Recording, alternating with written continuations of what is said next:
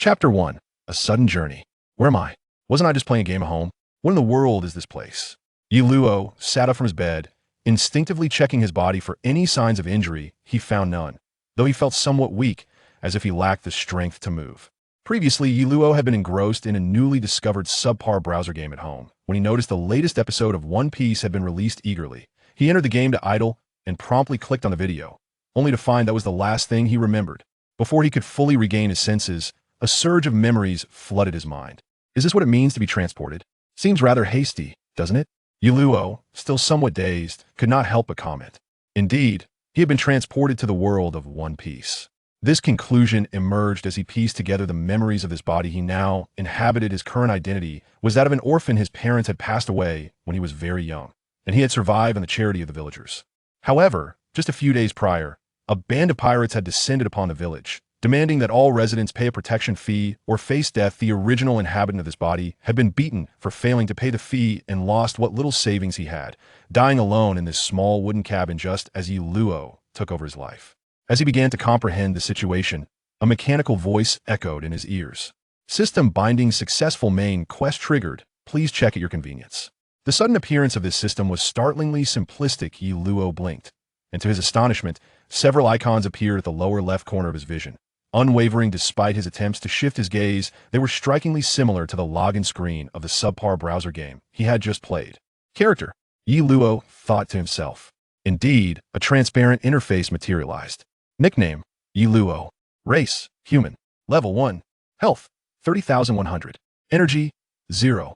Strength. 3. Speed. 2. Skills. None. Experience. 0-100. Combat power. 1. Overall evaluation. A frail, impoverished, and hungry human youth. Even being called a weakling would be a compliment. Yi Luo felt an overwhelming urge to lash out. He had been belittled by a mere system. And what did it mean to have a combat power of 1? He had no idea what the typical stats for an adult male would be, but his own were indeed pitiful. After dismissing the character interface, he opened the second icon, labeled Inventory. A grid of compartments comprised the inventory interface. Apart from the first compartment containing a small gift box, the rest were empty. Ah, there really is a novice gift pack, Yi Luo exclaimed, surprised by the discovery. Congratulations!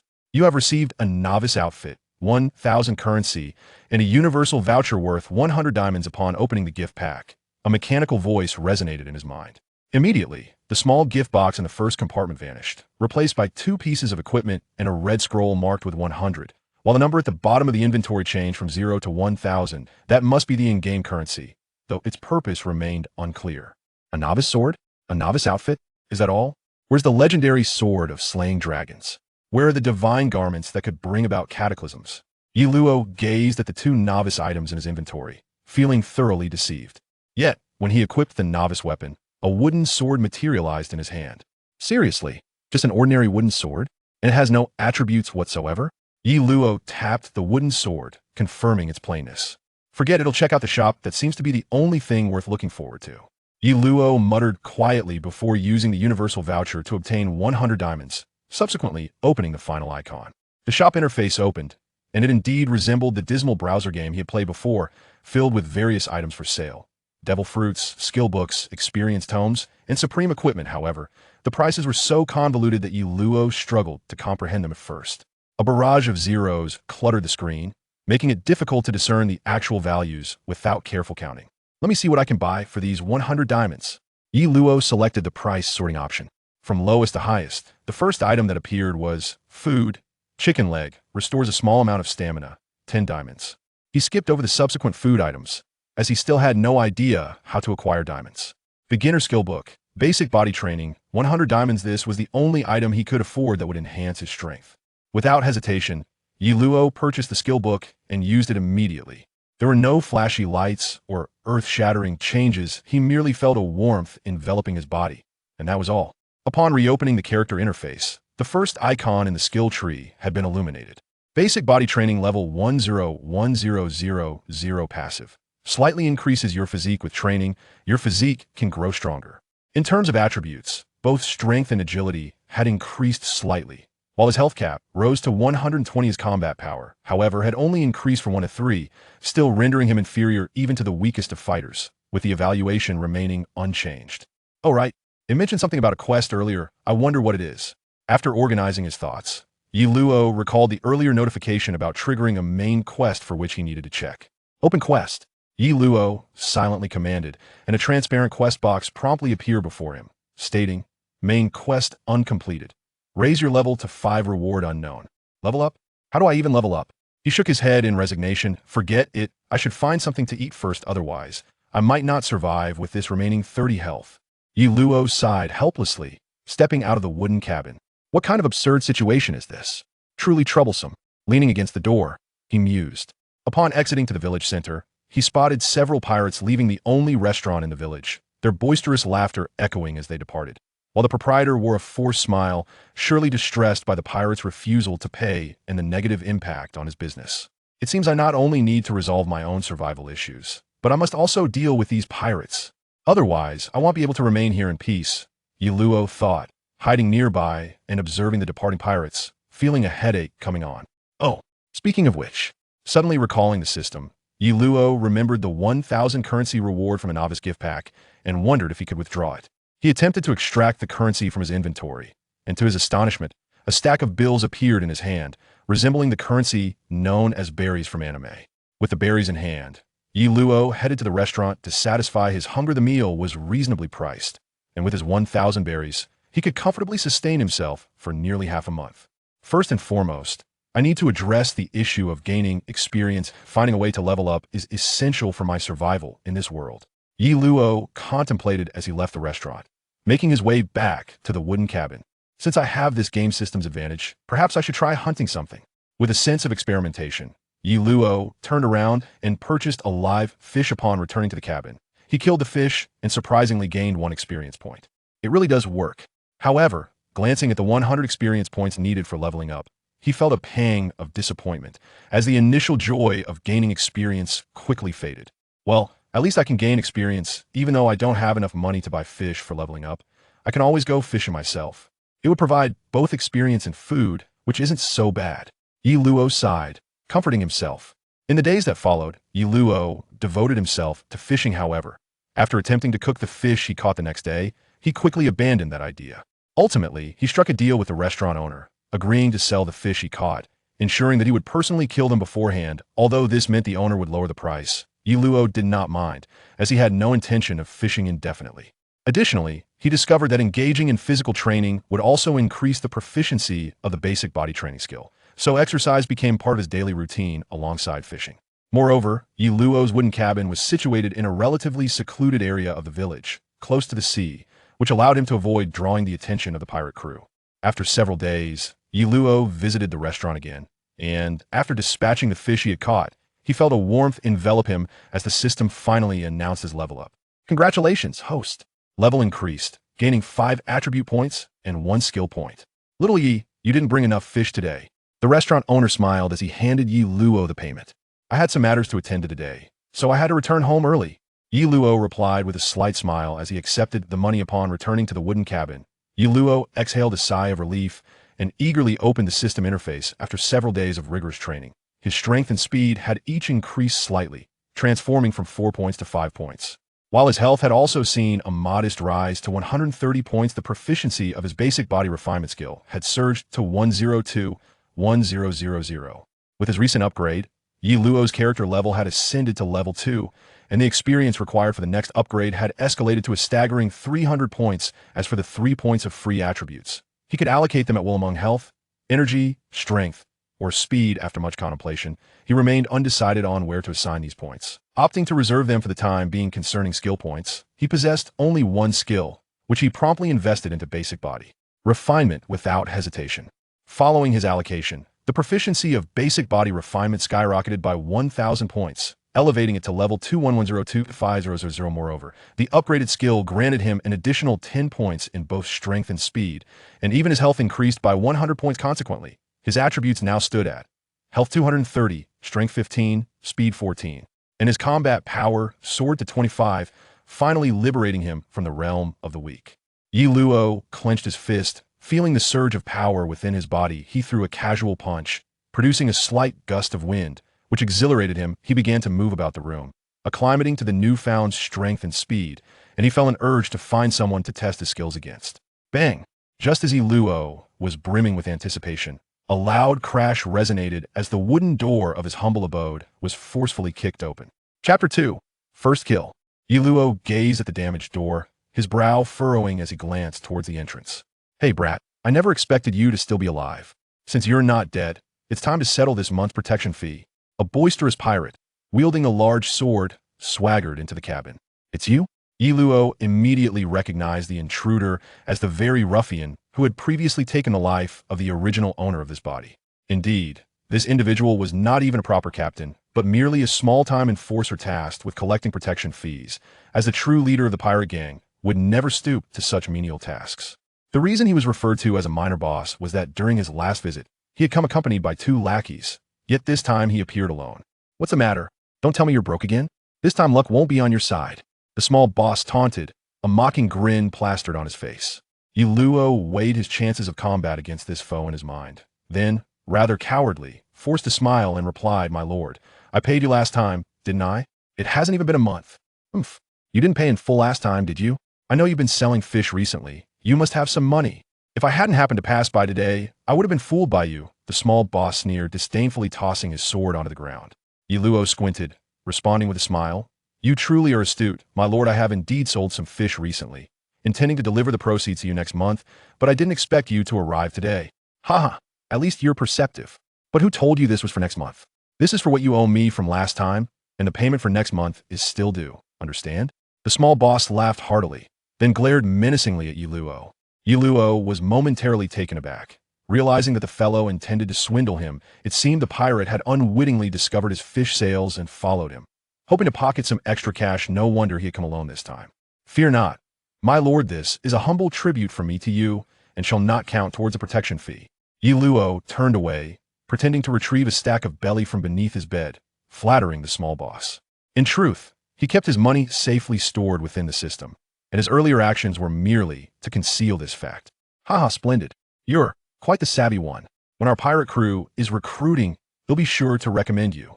The small boss, upon seeing the money in Yiluo's hands, laughed heartily and snatched it away.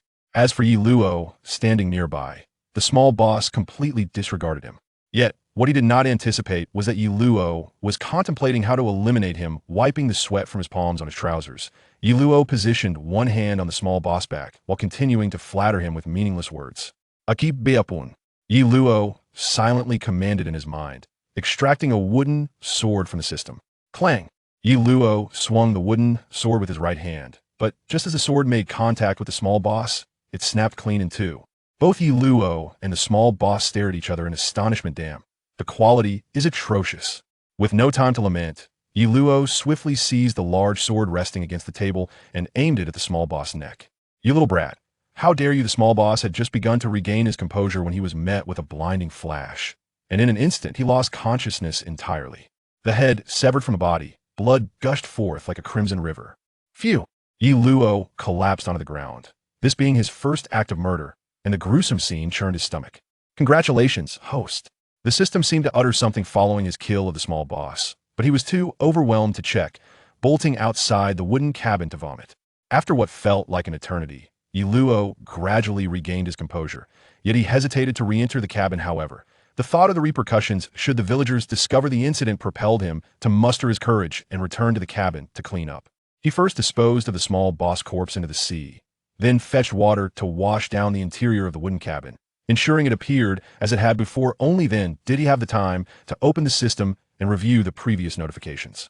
"Congratulations, host. For killing a pirate, you have earned 10 experience points. Accept side quest. Expel the invading pirates. Rewards: 100 diamonds, 100 experience points, 1,000 belly, and a random white weapon." As Yiluo perused the system's text, he stroked his chin in contemplation. Killing a pirate netted him 10 experience points, which was quite significant, especially considering he had already leveled up now. Even smaller fish yielded no experience, only the larger ones provided a meager return. Moreover, he had unexpectedly received a side quest, the completion of which promised not only experience and belly, but also the coveted diamonds. As for the white weapon, he held no expectations. Weapons were categorized by color into several tiers: rainbow, gold, purple, blue, green, and white, with the white weapons being the most basic, merely marginally superior to the wooden sword. Earlier, He had nearly fallen victim to the system's wooden sword had it not been for the considerable training he had undergone, augmenting his attributes. He surely would have been dispatched by the pirate's swift reaction. Even if the leaves are falling now, Iluo has realized that his attributes are unlikely to be inferior to those of this small pirate. However, the essence of combat awareness cannot be compensated for by attributes alone. Had he not caught his opponent off guard earlier, the outcome could have been quite uncertain. A few days later, the pirate crew residing in the village discovered that they had lost a member. Despite conducting searches and employing intimidation tactics throughout the village, they found no clues and ultimately chose to let the matter rest, leading Iluo to perceive them as nothing more than an inconsequential band of pirates. Luo, I leave these fish to you. A middle-aged man leaped from the fishing boat, smiling at Iluo, who remained on board. At that moment, Iluo, having recognized his shortcomings, took the bailee from the fallen pirate leader and paid the second month's protection fee before joining the village's fishing boats to venture out to sea. Fishing alone was dreadfully slow, so upon hearing of a boat that frequently set sail, Iluo quickly blended in and secured the responsibility of processing the catch. Frankly speaking, no one was keen on the task of killing fish. Now that Iluo was willing to shoulder it, the crew was more than happy to oblige. After a month of diligent effort, Iluo's experience points had reached level 4, with a proficiency of over 2,000 in basic body training. He had 1 skill point left, having initially possessed 2, but after investing in the second level of basic body training, he received 1,000 points of proficiency instead of an upgrade, which accounted for his current total. In terms of character attributes, each level up granted 5 points, leaving him with 15 points of free attributes. With his training, not only did his skill proficiency increase, but his character attributes also rose, albeit at a slower pace. Thus, he allocated 7 points to vitality, significantly enhancing his physical endurance, while 2 points each went to strength and speed. From the remaining 4 points, he spent 1 on energy attributes, but other than feeling a slight warmth in his stomach, he experienced nothing else, leaving him somewhat speechless. He understood that he had yet to master the method of utilizing energy. After finishing with the fish, Iluo returned to his small wooden cabin, his body weary. His experience points had reached 99, just shy of leveling up. After a refreshing bath, he closed the wooden door of his cabin and made his way to the village tavern. This place was favored by pirates, and Iluo intended to find a solitary pirate to achieve his level up. He was no longer the same as before, aware now of his considerable strength. After each upgrade, Iluo would test his physical capabilities. To put it dramatically, in the world of One Piece, if he were on Earth, he might be regarded as a minor superhero. At least, he had never heard of anyone being able to break a tree with a single punch. And now, he was entirely capable of doing so. Upon entering the tavern, he indeed found several pirates seated together. Hey, Luo, you're here. What is up? Are you treating us to drinks today? One pirate, clearly a bit inebriated, greeted Iluo with a flushed face. No problem. Would you all like to drink? It's on me. Iluo replied with a cheerful smile.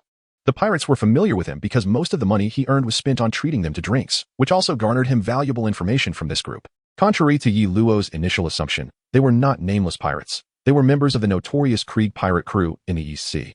Albeit they were all failures, those who had been injured in battle or had fled in fear, abandoned by the crew. Thus, this band of roughly 30 stragglers had congregated in this small village, imposing their will and seizing control. The tavern owner brought the drinks Iluo had ordered, and the pirates wasted no time indulging.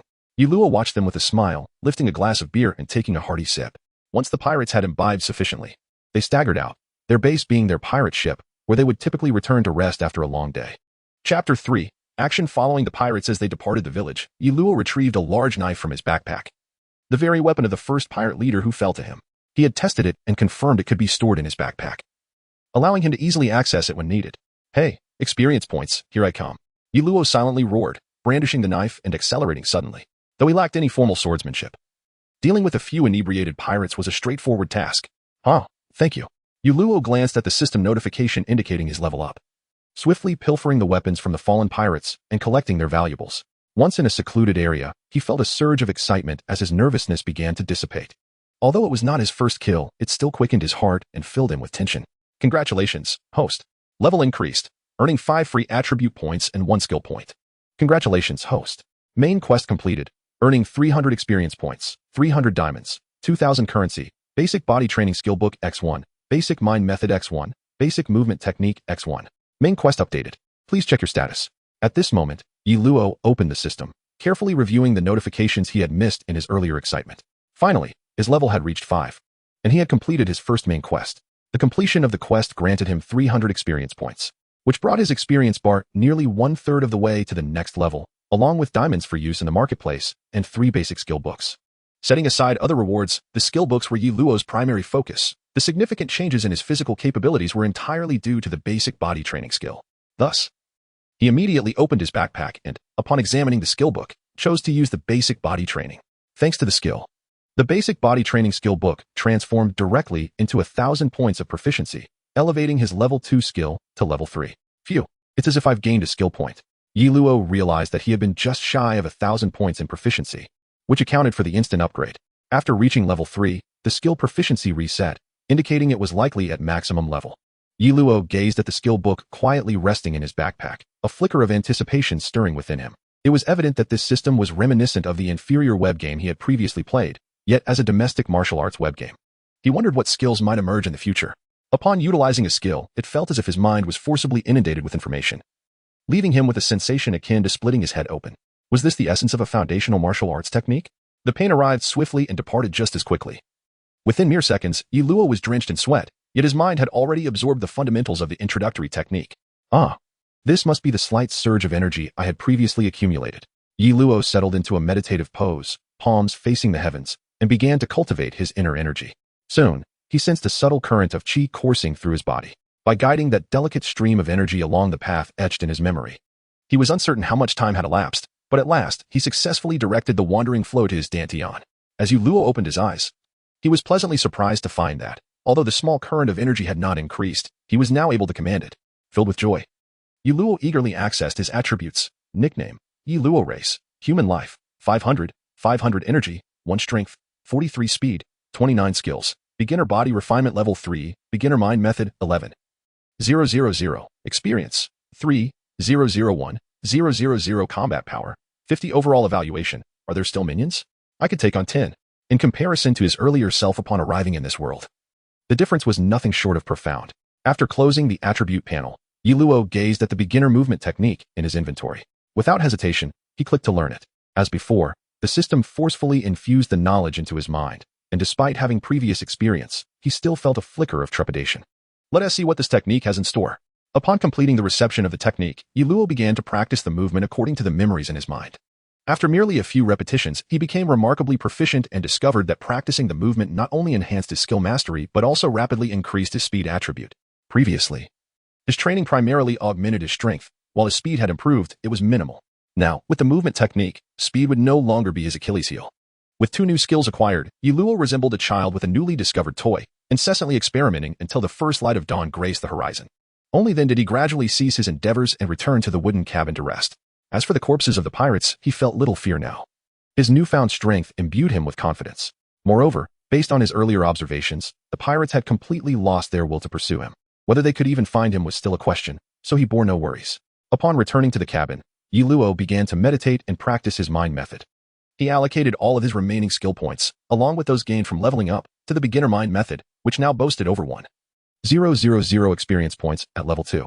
He also discovered that while practicing the mind method could not entirely replace sleep, it allowed his body to relax into a semi-sleep state. Thus, since his strength was still lacking, Yi Luo naturally opted to meditate instead of sleeping, only choosing to sleep when utterly exhausted. Furthermore, he invested all remaining attribute points into energy, elevating it to 12 points, surpassing double digits. The rationale behind this allocation stemmed from his realization that any energy absorbed into his dantian could be wielded with ease, whether applied to his arms or legs, thereby enhancing his power. Simple punches or movements, when augmented with energy, would see their impact more than double, and his speed would significantly increase as well.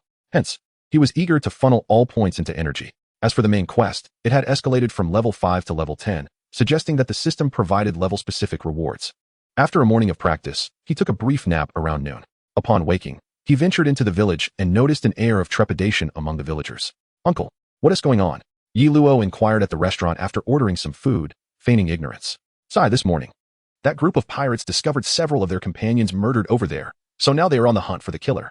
They VE declared that if we do not surrender the culprit, the protection fee will double, and anyone unable to pay will be executed." The restaurant owner lamented, his face etched with worry. "Really? Do those pirates have no clues? Who could possibly know who did it?" Yi Luo blinked, feigning astonishment. "There is nothing to be done. They're among the more reasonable pirates. Generally, when pirates invade a village, they massacre indiscriminately and rob everyone before moving on." The restaurant owner shuddered, seemingly recalling something dreadful. "What shall we do? Many of us hardly have any money, and now with the protection fee doubling, most won't be able to afford it." Luo furrowed his brow. The restaurant owner shook his head, remaining silent, likely feeling helpless. After all, managing to protect oneself was already quite an accomplishment. As Luo clenched his fist, he contemplated the likelihood of success should he take action directly. After finishing his meal, he returned to the wooden cabin, needing a moment of respite to rejuvenate his energy. That evening, he intended to launch a surprise attack.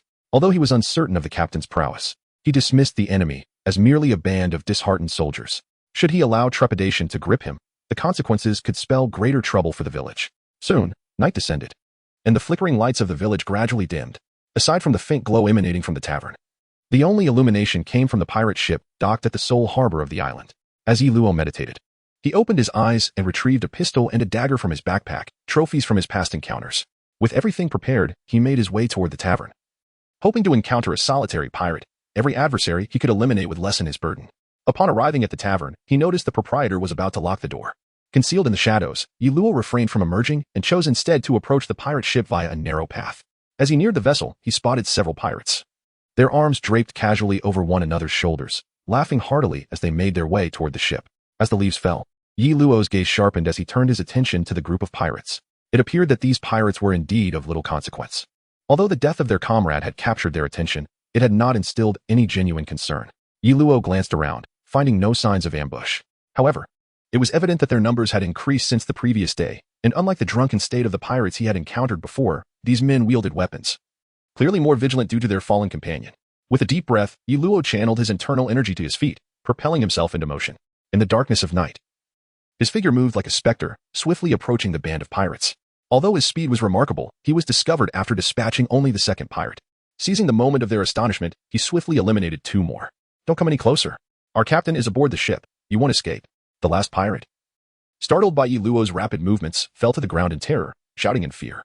With a scoff, Luo struck decisively, leaving no time to collect his spoils as he fled towards the nearby thicket. The ruckus had already drawn the attention of the pirates on the ship, who began to clamor and rush toward him under their captain's command. Chapter 4. Annihilation of the pirates. Damn it. Who is responsible for this? Scatter and search for them. The leader of the pirate crew, a burly man clad in armor, bellowed furiously upon discovering his fallen comrade lying in a pool of blood. "Captain, could it be the villagers who did this?" A bespectacled pirate ventured cautiously after inspecting the scene. "Those wretched peasants? Humph. I intended to keep them around for our sustenance, but they have proven themselves ungrateful. Gather everyone. We will search house by house. Once I find the culprit, I shall personally snap his neck." The pirate captain's brow furrowed as he shouted, just as the pirates assembled to head toward the village. A chilling scream echoed from the ship behind them. As the leaves fell, Luo stood at the ship's rail and smiled at the pirates before plunging headlong into the ocean. The few pirates left on board had already collapsed in pools of their own blood. Damn it, go capture him. Although they had not clearly seen Luo's features, such blatant provocation incited the pirates to roar and charge towards the pirate ship. With only a dozen remaining, they could confront him head-on after taking down a few more. Luo found a spot to climb ashore, quietly observing the furious pirates. There was no other choice. Even though Luo's physical prowess had improved significantly, life is singular and precious, so caution was paramount. He was not like those indestructible characters from anime. "Captain, it seems the enemy is not particularly strong, otherwise they wouldn't resort to such a piecemeal approach," remarked the bespectacled pirate, adjusting his glasses with an air of confidence. "Enough of this chatter. Find that little rat immediately. I want him torn to shreds." The pirate captain bellowed, glaring at the corpses laid out on the deck. With their numbers already diminished, losing half their crew without knowing the identity of their adversary only fueled his ire. Past battles had always involved open confrontation, relying on strength. If they could win, they would fight. If not, they would flee. This sneaky opponent was a first for him. However, the pirates had become more astute this time, opting to search as a consolidated force rather than splitting up. "Captain, we've scoured the vicinity with no sign of them, and everyone is quite fatigued. It's the dead of night, and we'd all prefer to sleep." The bespectacled pirate returned to report to the captain after a fruitless search. "What shall we do now?" The pirate captain had regained his composure and inquired. "Let's rest for the night. Everyone should stay together. At dawn, we will head to the village and use the villagers as leverage. I'm certain he will show himself." The bespectacled pirate grinned slyly as he spoke. The pirate captain nodded solemnly. "Very well. I shall deal with him personally come morning." Concealed in the grass by the shore, Luo was unaware of the pirates' plans but dared not leave, fearing they might trouble the villagers. Thus, he remained vigilant while recovering the internal energy he had expended earlier. As the first light began to break, Luo felt completely restored and noticed a slight increase in his internal energy. Checking his attributes, he confirmed that his energy had indeed grown. No wonder they say that battle is the best training. It would take ages to achieve such progress through solitary cultivation. Yi Luo noticed that his experience bar had exceeded 4/5 and murmured with a smile. Stowing his weapon in his backpack, Yi Luo once again entered the water, swimming slowly towards the pirate ship before stealthily climbing aboard. Indeed, they were all here. That imposing figure must be the captain. Peering through the glass from outside the cabin, he observed the disheveled pirate sprawled inside. 2 guards were dozing at the entrance, while a burly man clad in armor sat in the center, his head tilted, drooling in slumber. Taking a deep breath, Yi Luo drew the pistol he had previously seized, aiming it at the pirate captain. Although he had never used a firearm before, the distance was now manageable, and he should be able to hit his target. Bang, bang, bang. As the leaves fell, he relentlessly fired his pistol at the pirate captain until he had exhausted all his ammunition. Then, with a deft flip, he leaped to the upper deck. Seizing the moment when the pirates surged forth, he cast his handgun into the sea, creating the illusion of his desperate escape into the water. Captain, are you all right? That scoundrel. I shall not let him escape. As the leaves fell, Yi Luo listened to the cacophony below, massaging his temples, his head throbbing. It was quite embarrassing that he had failed to eliminate the target at such close range. His marksmanship truly felt like a disgrace. Have we located him? In Yi Luo's line of sight, the pirate captain emerged, clutching his arm. Phew, at least I managed to graze him. Otherwise, revealing my shortcomings would tarnish my reputation. Yi Luo breathed a quiet sigh of relief. Captain, we need not linger here any longer. Let us head to the village. He will undoubtedly show himself. The bespectacled pirate, now visibly agitated, urged the captain.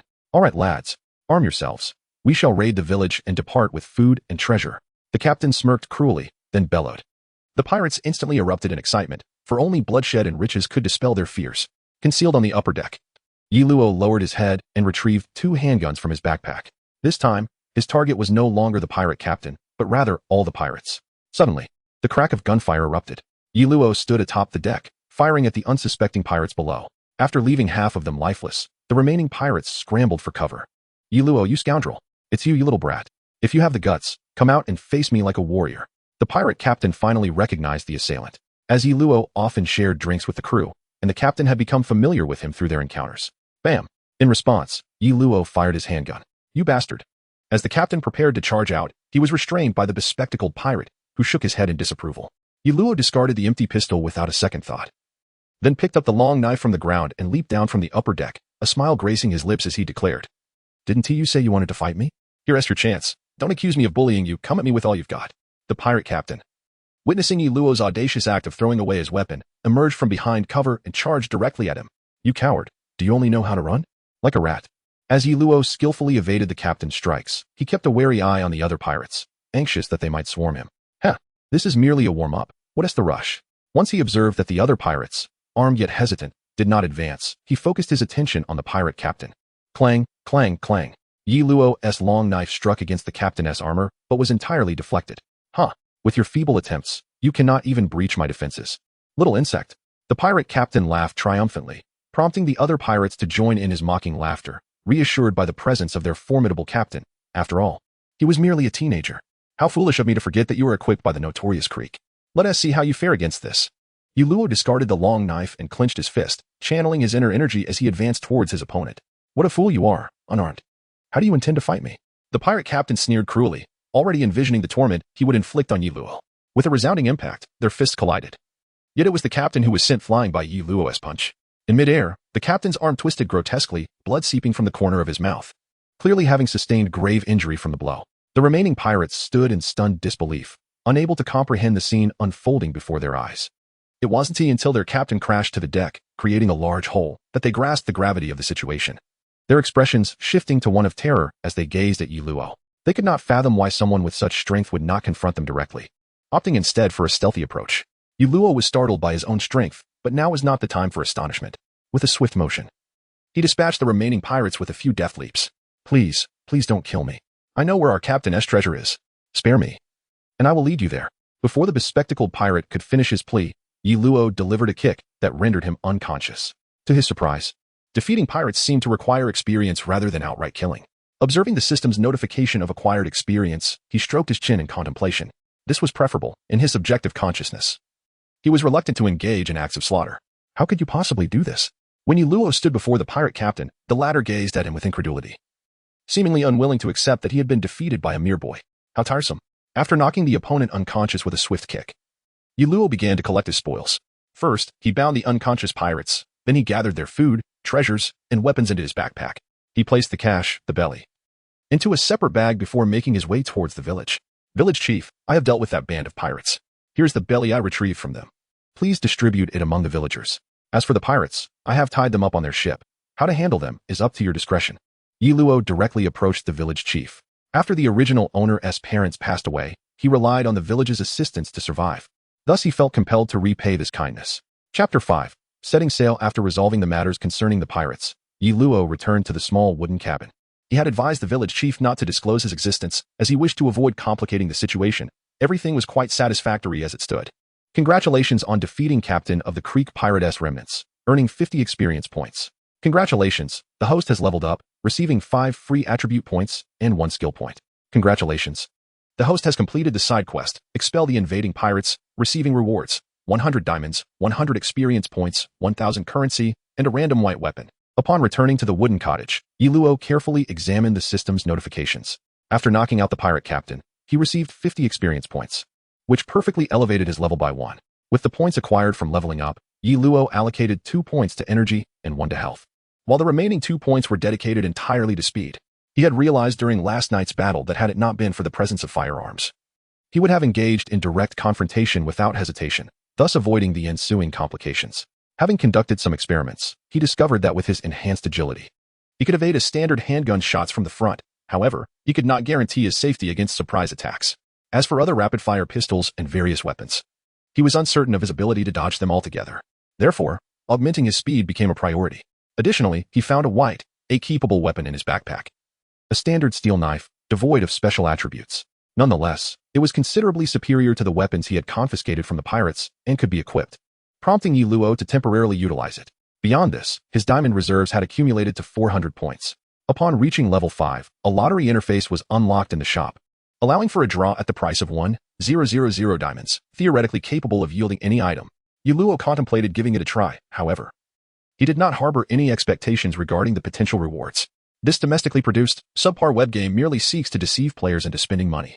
Yet, it had now become his crucial tool, one he felt compelled to employ. As for the rationale behind participating in the lottery, Yi Luo pondered this clearly. What alternative did he have? The profound martial arts and advanced techniques in the shop were far beyond his modest diamond budget. It seemed more prudent to test his luck. Who knows, perhaps fortune would smile upon him. After a day of rest, Yi Luo resumed his normal routine. Besides training, he occasionally ventured out to fish. With a modest amount of money, he had purchased a small boat, requiring no exceptional sailing skills as he could manage it alone. This tranquil lifestyle not only slowed his pace of training, but also resulted in a lack of triggered quests. Consequently, Yi Luo decided to master his basic identity before setting sail. Days later, after achieving the final increment in his agility proficiency, Yi Luo visited the village chief's home once more to discuss his plans to venture out to sea. Though there was a sense of reluctance, the chief remarked, "I knew you would eventually embark on this journey." Yi Luo smiled gently and bowed, saying, "I am truly grateful for everyone's care over the years. Due to the pirates' presence, I have found it difficult to greet you all properly, so I must entrust this to the village chief." The village chief smiled mysteriously and replied, "Go ahead. There is a gift I have prepared for you at the harbor." Yi Luo was taken aback and inquired, "What is it?" "A small boat.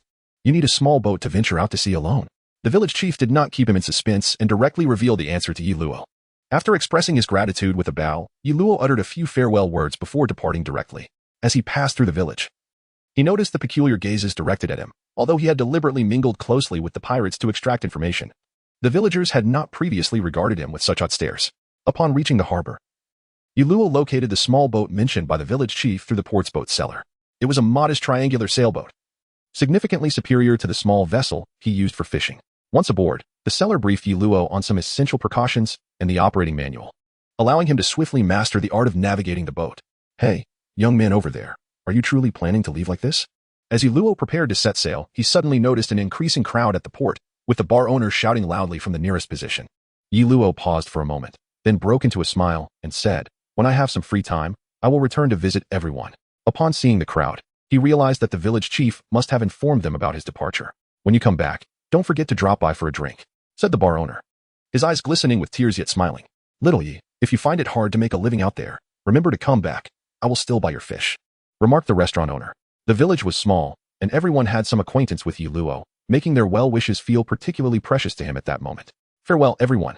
Until we meet again." Yi Luo dared not linger any longer, as parting was a poignant affair. Time flew by, and a few days had passed since setting sail.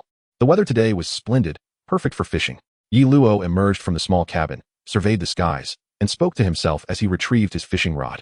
The cabin was modest, serving as his bedroom, while the deck was his only space to move around. He paid little attention to direction and navigation, as his backpack was stocked with ample food and water, allowing him to adopt a leisurely sailing approach. In truth, he was unable to decipher the nautical chart that the village chief had kindly placed in the cabin. Hence, he resorted to this aimless method of navigation. After fishing for a while without success, Yi Luo yawned and decided to lie down on the deck. He had spent the previous night meditating and was on the verge of reaching full proficiency in his primary internal energy. So, basking in the sun, he felt a wave of drowsiness wash over him. He was unsure how long he had been asleep when he was jolted awake by the sound of cannon fire.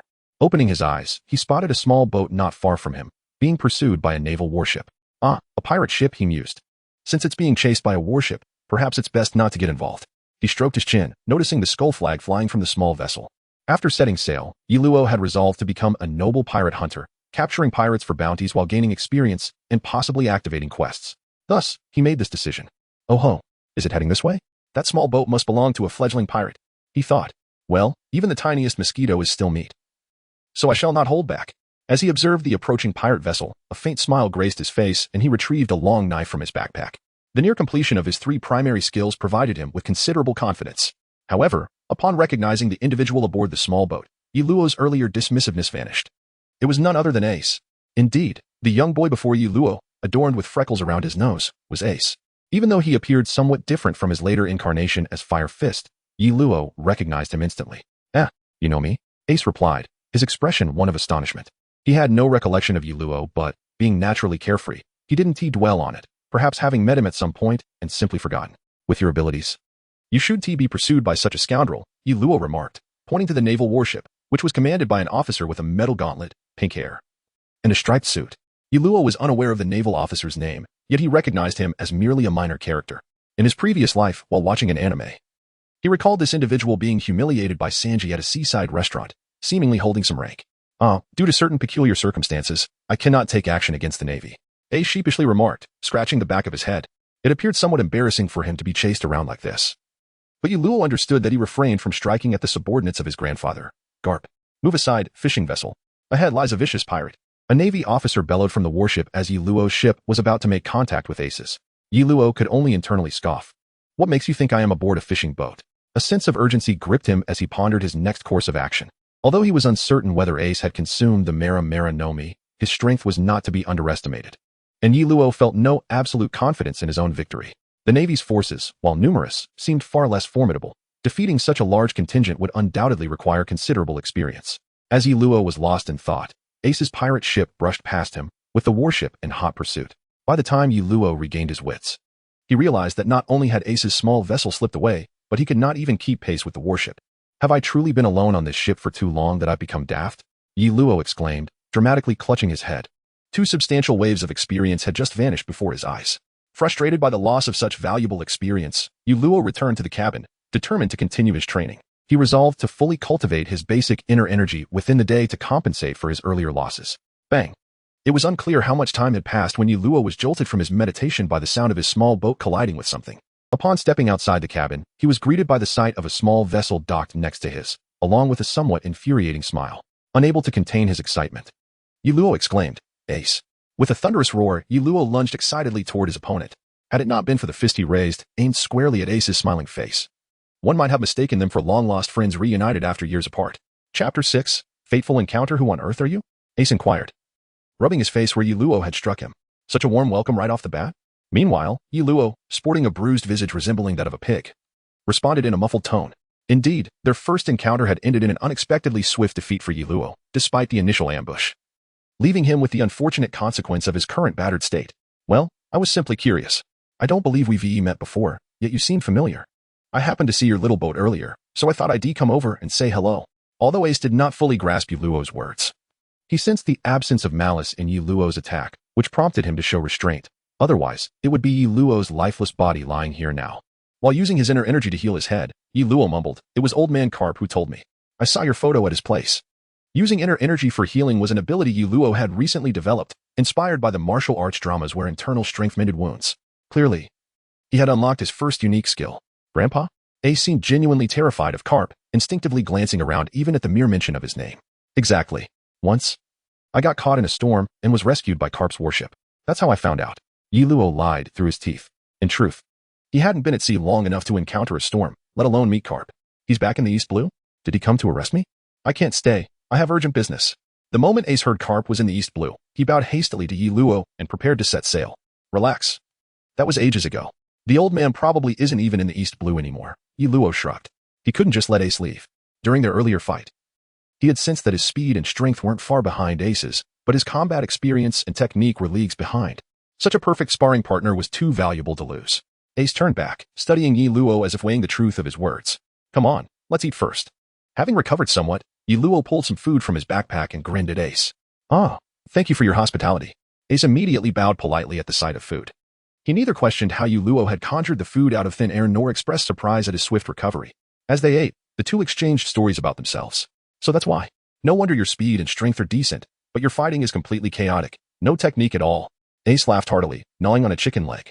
As Yi Luo sought counsel from Ace regarding his circumstances, Ace did not withhold his insights, diligently elucidating matters for Yi Luo. At times, the two even engaged in friendly sparring. Through the allure of delectable food, Yi Luo managed to persuade Ace to remain by his side, and thus, they embarked together toward the Grand Line. Hey, you're not still thinking about defeating me to seek out my grandfather, are you? Ace inquired, slightly breathless after one of their exchanges. After a period of rigorous training, Yi Luo had developed his skills to the point where he could hold his own against Ace, particularly with the presence of his internal energy, which often left Ace flustered. Although Ace was intrigued by Yi Luo's abilities, he found himself unable to grasp the concept of internal energy, failing to sense its existence even when Yi Luo attempted to explain it to him. Haha, you are my key to entering the Navy. It is only natural for me to pursue this path. Yi Luo replied, also catching his breath. From being thoroughly overwhelmed to his current prowess, Yi Luo's progress was undeniably swift. What is so great about the Navy? Come join me as a pirate. Pirates are the freest souls upon the sea, and my ship is in need of a first mate. What do you say, Yi Luo? Shall we embark on this adventure together? This marked Ace's first invitation to Yi Luo. As the leaves fall, a moment of daze envelopes me. Perhaps being a pirate is not such a bad idea after all. Moreover, the Navy possesses a myriad of experienced individuals as well. In the guise of a pirate, one can still confront fellow pirates, yet once one becomes a member of the Navy, engaging with one's own comrades becomes a forbidden act. As Yi Luo was about to speak, he suddenly heard the system prompt. Side quest triggered. Capture Ace and bring him to see Carp. Rewards: 1,500 diamonds, 1,500 experience, 100. 000 money, and one spin of the reward wheel. Upon reading the task rewards, Yi Luo's gaze towards Ace immediately shifted. With the prospect of 1,500 diamonds, plus the 400 he currently possessed, he was tantalizingly close to the threshold for 2 lottery draws.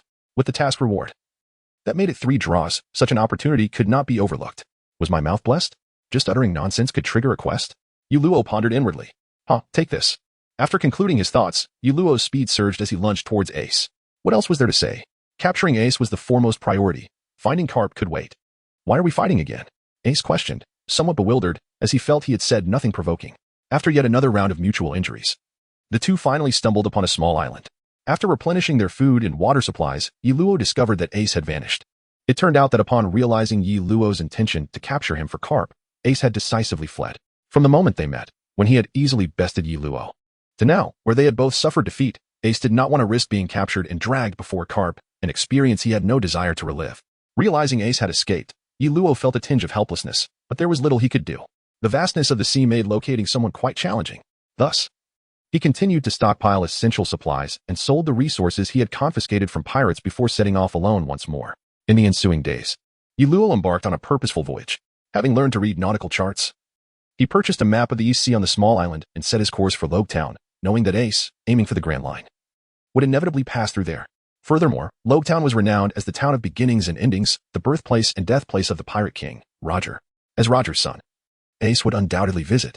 Originally, Yi Luo had contemplated visiting Kokoyashi village to see if he could confront Fisher Tiger and rescue the suffering villagers. However, the thought of potentially missing Ace made him abandon that idea, prompting him to head directly to Logetown instead. Along the way, Yi Luo dealt with any foolish pirates he encountered and occasionally went fishing, a skill he had picked up from Ace. This not only provided sustenance and experience, but also helped him build physical strength. However, after a close call while pursuing a large fish and nearly losing his ship, Yi Luo was more cautious about chasing after fish. According to Ace, his abilities were well-rounded but lacked a decisive finishing move, preventing him from delivering a lethal blow to opponents of similar strength or even those weaker than himself. His only unique ability was his internal energy, but lacking a secret technique. He felt his self-exploration was inadequate. Congratulations, host. Level up achieved. You have gained 5 free attribute points and 1 skill point. Congratulations, host. You have slain a pirate with a bounty of 3 million, earning 300 experience and 300 diamonds. Finally, level 8. What a journey. But this guy had a bounty of 3 million? Luo mused, kicking the pirate captain he had just dispatched. He was pleasantly surprised that the system had rewarded him with diamonds based on the bounty. Originally, he had planned to take this pirate, recognized by the system as having a 3 million bounty, to the Navy for a reward. However, the thought of keeping a corpse on his ship dissuaded him from that notion. But since capturing bountied pirates yielded diamonds, Luo stroked his chin, raising an eyebrow in delight. So how do we proceed now, sir? 2 pirates, whom Luo had intentionally spared, timidly inquired, having commandeered the paddles from the pirate ship to hasten their progress. Let us head straight to Lowtown. I have decided to become a bounty hunter, Luo declared enthusiastically to the 2 pirate slaves. Although the pirates wanted to laugh inwardly, they had no choice but to comply with Luo's imposing presence, reluctantly flattering him in hopes that he would keep his promise and release them upon reaching their destination. Now with 700 diamonds, he needed just 300 more. Finding a small pirate with a bounty of 3 million would suffice. Yet, he wondered if he would encounter one before arriving at Lowtown. Luo reasoned that Lowtown, being a hotspot for pirates aspiring to enter the Grand Line, would likely be the best place to find them, aligning perfectly with his goals. As for when Smoker began his tenure in Lowtown, Luo could not recall. He had not extensively studied the anime One Piece, only watching it for enjoyment, leaving many details hazy in his memory. However, one thing was certain, Ace had never met Smoker, as Luo distinctly remembered that their first encounter occurred after Luffy set sail, in Alabasta, at which point Ace was already the commander of Whitebeard's 2nd Division. Yet, plans often go awry. Just as Luo was making his way to Lowtown, he happened upon a naval warship, its bow adorned with a dog's head clutching a bone. Is that Carp's ship? Luo thought, a pang of discomfort shooting through him. This was not the sequence he anticipated. Chapter 7, Arrival at Lowtown. Is this the flagship of Vice Admiral Carp? Luo called out, instructing the 2 pirate slaves to steer closer to the warship. Who are you, kid? A hat-wearing officer, sword at his waist, inquired from the ship's rail. I am a friend of Ace, just here to say hello. Luo replied with a slight smile. Meanwhile, the 2 pirate slaves had completely fainted in fear. Vice Admiral Carp was a legendary hero of the Navy, known for pursuing the Pirate King. Come aboard. After the warship cast off its mooring lines, Luo climbed up the ropes. The naval soldiers showed no concern for Luo's intentions. After all, this was Carp's flagship. Who would be foolish enough to cause trouble here? Haha, I hear you're Ace's friend. Where is that rascal now? Boomed a burly elder clad in a dog-headed hat and a justice cloak, stepping forward. Is this the aura of a top-tier powerhouse? Luo gulped, though he understood Carp's character was as unreliable as Luffy's. The thrill of being in close proximity to such a figure quickened his heartbeat. The leaves fell without Luo responding to Carp's words, seemingly intimidated by Carp's imposing presence. Only the hat-wearing officer, who trailed behind Carp, lowered his hat and cast a curious glance at Luo, sensing the quickening of his heartbeat. I am currently pursuing him. Luo exhaled and declared directly. Carp shot Luo a glare, his formidable aura making it difficult for Luo to catch his breath. He is a pirate now, and I am a pirate hunter. It is only natural for me to pursue him. Luo retorted, his neck stiffened and teeth clenched. A pirate? That scoundrel dared to sneak out to sea as a pirate without my knowledge. In an instant, Carp's imposing aura surged and then dissipated, replaced by a hint of curiosity as he inquired, since you were in pursuit of him, why have you come to find me? He mentioned that you were his grandfather. So he never strikes first against the Navy. Luo replied, a touch of awkwardness in his voice. He was not adept at lying, especially in such a double-edged manner. Fearing that one day he would be exposed.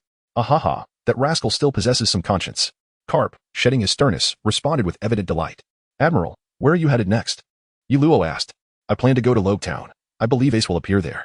Once I capture him, I will hand him over to you. When will you have the time to go to Lowtown? Luo pondered briefly, organizing his thoughts before speaking. I am currently on leave. I cannot discuss official matters. But I will swing by Lowtown on my return journey. If you encounter me, just hand Ace over to me, Carp said, a half-smile playing on his lips as he regarded Luo. Since that is the case, may I stay on your ship for a few days? Luo cautiously inquired. Aren't you headed to Lowtown? That is quite the opposite of my route. Carp replied, munching on a donut. It's only for a few days. It won't interfere with my duties. Luo shook his head in response. Very well, do as you wish. Carp considered for a moment before nodding in agreement. Luo did not expect that Garp would truly agree, and in his excitement, he called out loudly to all the Marines aboard the ship. I shall challenge each of you in turn. What? Such audacious words. Is this lad out of his mind? The Marines exchanged incredulous glances towards Luo, chattering among themselves. Garp cast a surprised glance at Luo, puzzled by the young man's intentions. If it was merely to hone his skills, there was no need to challenge even the ordinary Marines, especially considering his connection with Ace. His motives seemed rather opaque. However, Garp was unfazed. His absolute strength rendered him indifferent to such matters. Half a day later, Yuluo had defeated all the sailors on the ship and began to challenge the officers. A day later, save for the hat-wearing swordsman, all the Marines under Garp's command had succumbed to Yuluo's prowess. Although lacking in experience, this was still a notable achievement for Yuluo at his current stage. So this is the Marine 6 styles? Truly impressive. After numerous failures, Yuluo finally abandoned the notion of besting his opponent.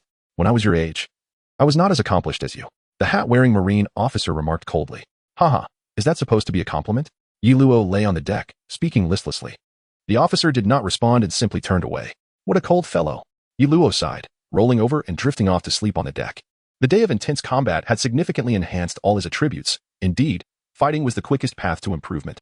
Sir, the swordsman, whom Yuluo referred to as the Cold Man, was now reporting to Garp about Yuluo's performance. Oh, so, this lad has potential? Garp chuckled. He possesses considerable promise. If he trains at headquarters, his future accomplishments may surpass mine. The cold swordsman replied, somewhat melancholic. Limited by his own talents, he knew that despite closely following Garp, his achievements would always be constrained.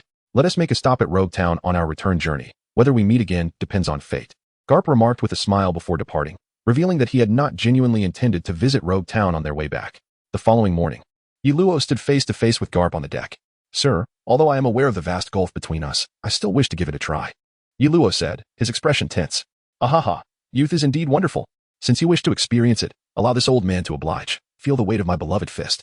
With that, Garp shed his cloak and charged directly at Yuluo. I can't evade, Yuluo thought, watching Garp's fist approach his head, his body entirely unresponsive to his commands. Move for me.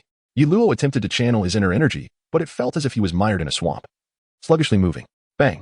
At the last moment, Yuluo failed to dodge, but he raised his fists, infused with inner energy, to block the blow. Interesting.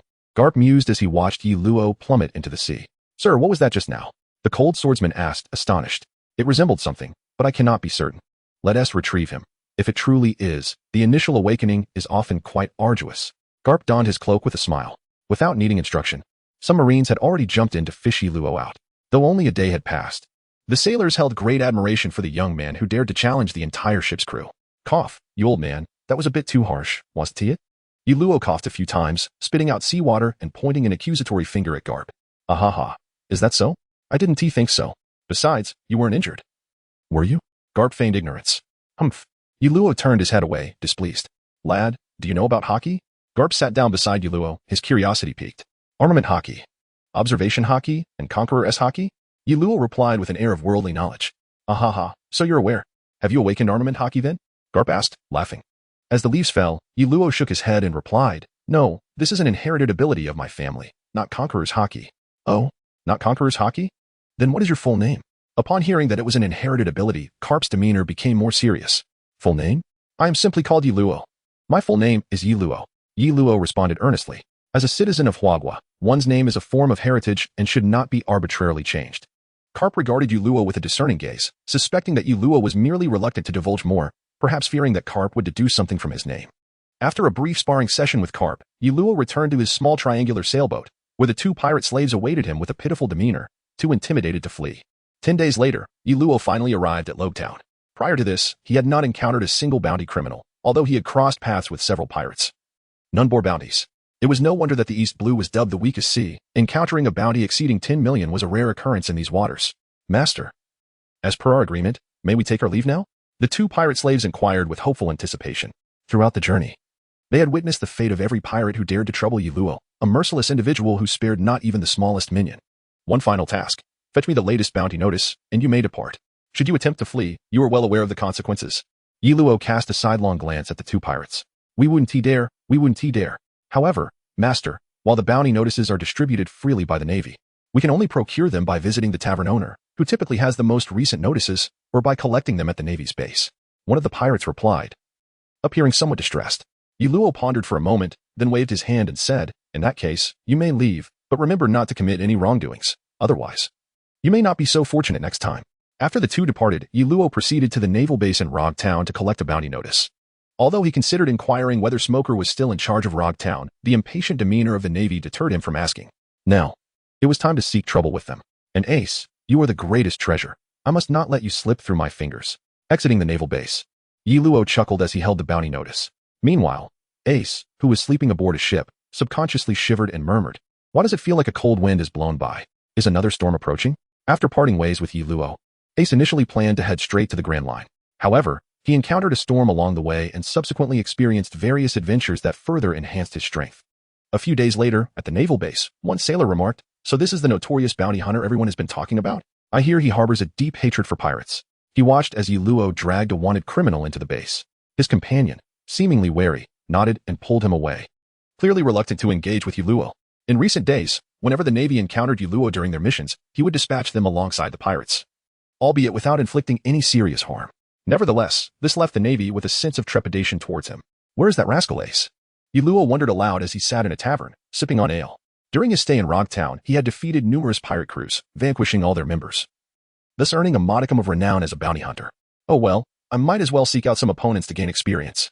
Ever since his battle with Carp and his aloof swordsman, Yi Luo had become increasingly obsessed with enhancing his strength, occasionally targeting the Navy as a source of experience points.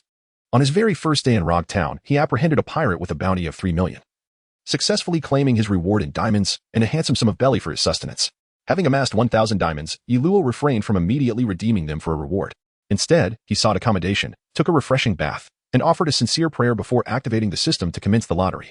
Though he believed such rituals to be mere formalities that would not influence the outcome, he could not help but indulge in them, having staked his entire fortune. In this lottery system, rather than spinning a wheel, one purchases a fortune bag for 1,000 diamonds. The moment the bag is opened determines the value of that expenditure. As Yi Luo opened the fortune bag, he felt a peculiar mix of excitement, anxiety, and anticipation. You have lost a fortune bag and gained a mid-level secret manual. The system's notification sent Yi Luo's heart racing.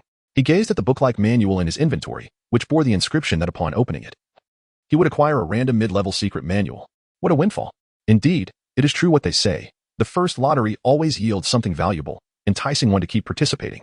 Yi Luo quickly navigated to the corresponding items in the shop. While there was no option to randomly acquire a mid-level manual, the least expensive mid-level manuals in the shop were priced in the thousands of diamonds, particularly those classified as technique manuals, which were worth tens of thousands. With his mouth watering, Yi Luo eagerly opened the manual, prompting the system to announce, "Congratulations, host. You have obtained the mid-level internal skill manual, Zixia Divine Skill." Overwhelmed with excitement, Yi Luo struggled to express his emotions, simply admiring the exquisite manual. He wished to compose a poem in its honor, yet found himself lacking in literary prowess, muttering, "I can conquer the world." However, when he attempted to study the manual, the system informed him that his foundational skills were insufficient for cultivation. At that moment, Yi Luo was utterly perplexed. Did he need to cultivate the Huashan heart method to practice the Zixia Divine Skill? After all, the Zixia Divine Skill originated from the Huashan sect in the Smiling Proud Wanderer. Upon closer inspection of the manual, Yi Luo discovered that the cultivation of heart methods was divided into 3 levels: beginner, intermediate, and advanced, followed by named internal skills. His newly acquired Zixia Divine Skill was an intermediate manual, which could only be learned after mastering the foundational intermediate heart method. Moreover, to learn the intermediate foundational skills, one must first max out the beginner skills. Currently, Yi Luo had maxed out all 3 of his beginner skills. But the issue lay in his lack of advanced skill books, leaving him stuck at the beginner level. Glancing at his experience bar, now at level 887, he recalled that before arriving in Rock Town, he had amassed considerable experience from battling Carp, successfully reaching over level 8. Along the way, he had defeated several pirates and the first bounty criminal upon arriving on the island, bringing him close to a full experience bar. As for skill points, he had accrued a substantial amount, having saved 4 points since level 5, as he had not had any skills to use them on. With no diamonds remaining, the only potential way to acquire the intermediate heart method was through the main quest.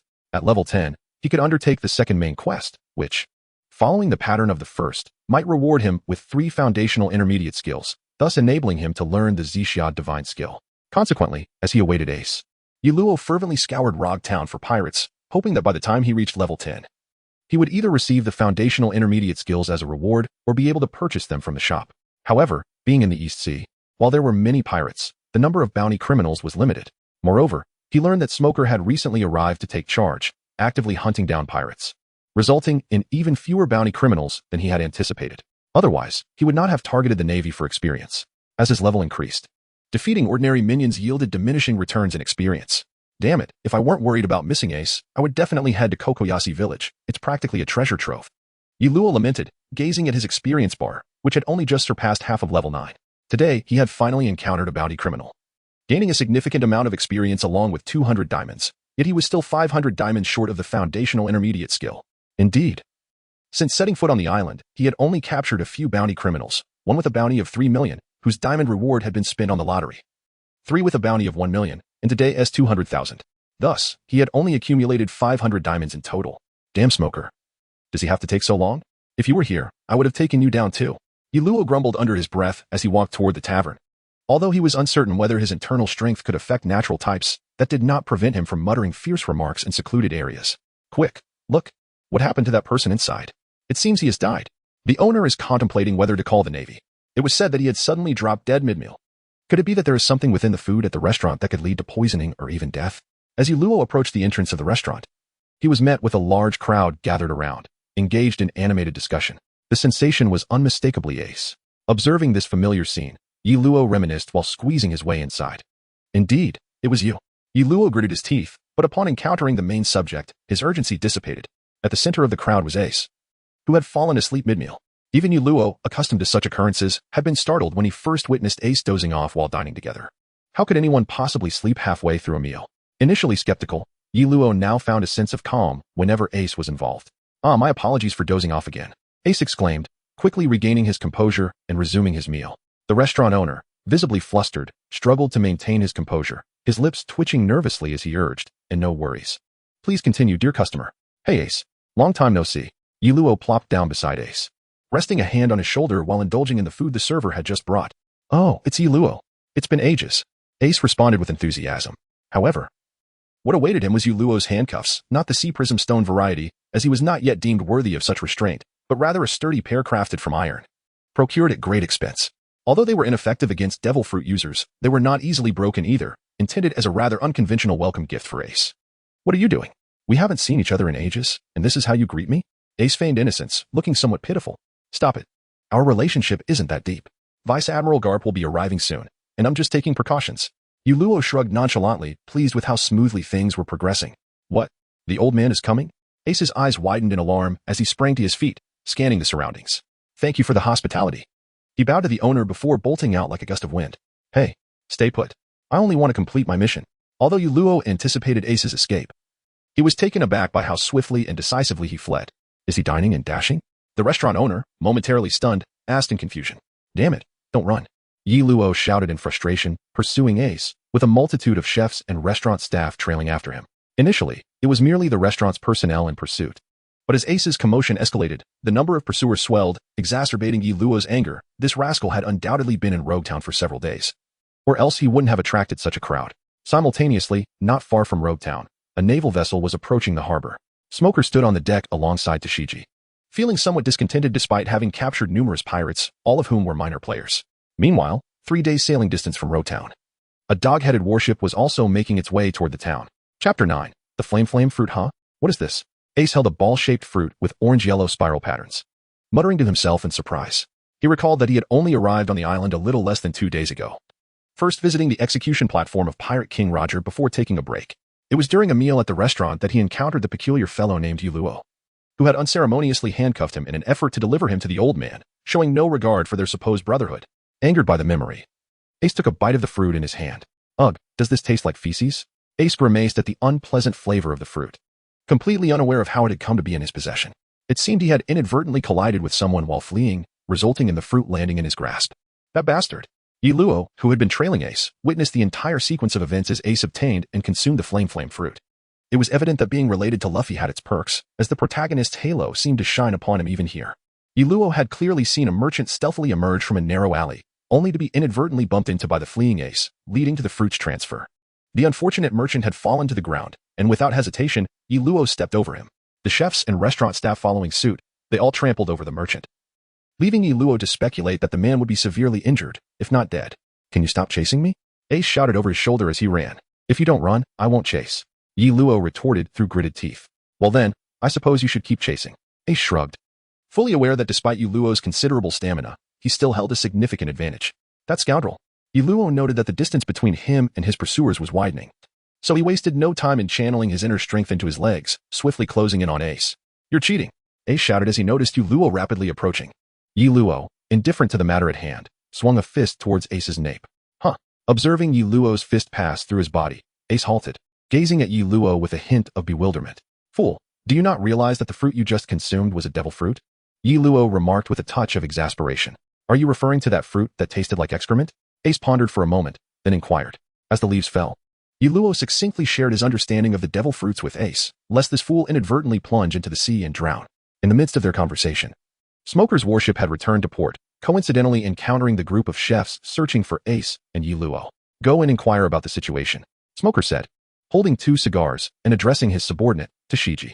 Yes, Colonel. Tashiji saluted before proceeding to gather information. Before long, she returned to report to Smoker. According to the descriptions provided, one of them should be the recently emerged pirate, Port Asti, Ace. While the identity of the other is unclear, they are likely Ace's companion. Port Asti, Ace? An intriguing character. Let us investigate, Smoker murmured, his gaze fixed on the direction in which Yi Luo and Ace had fled.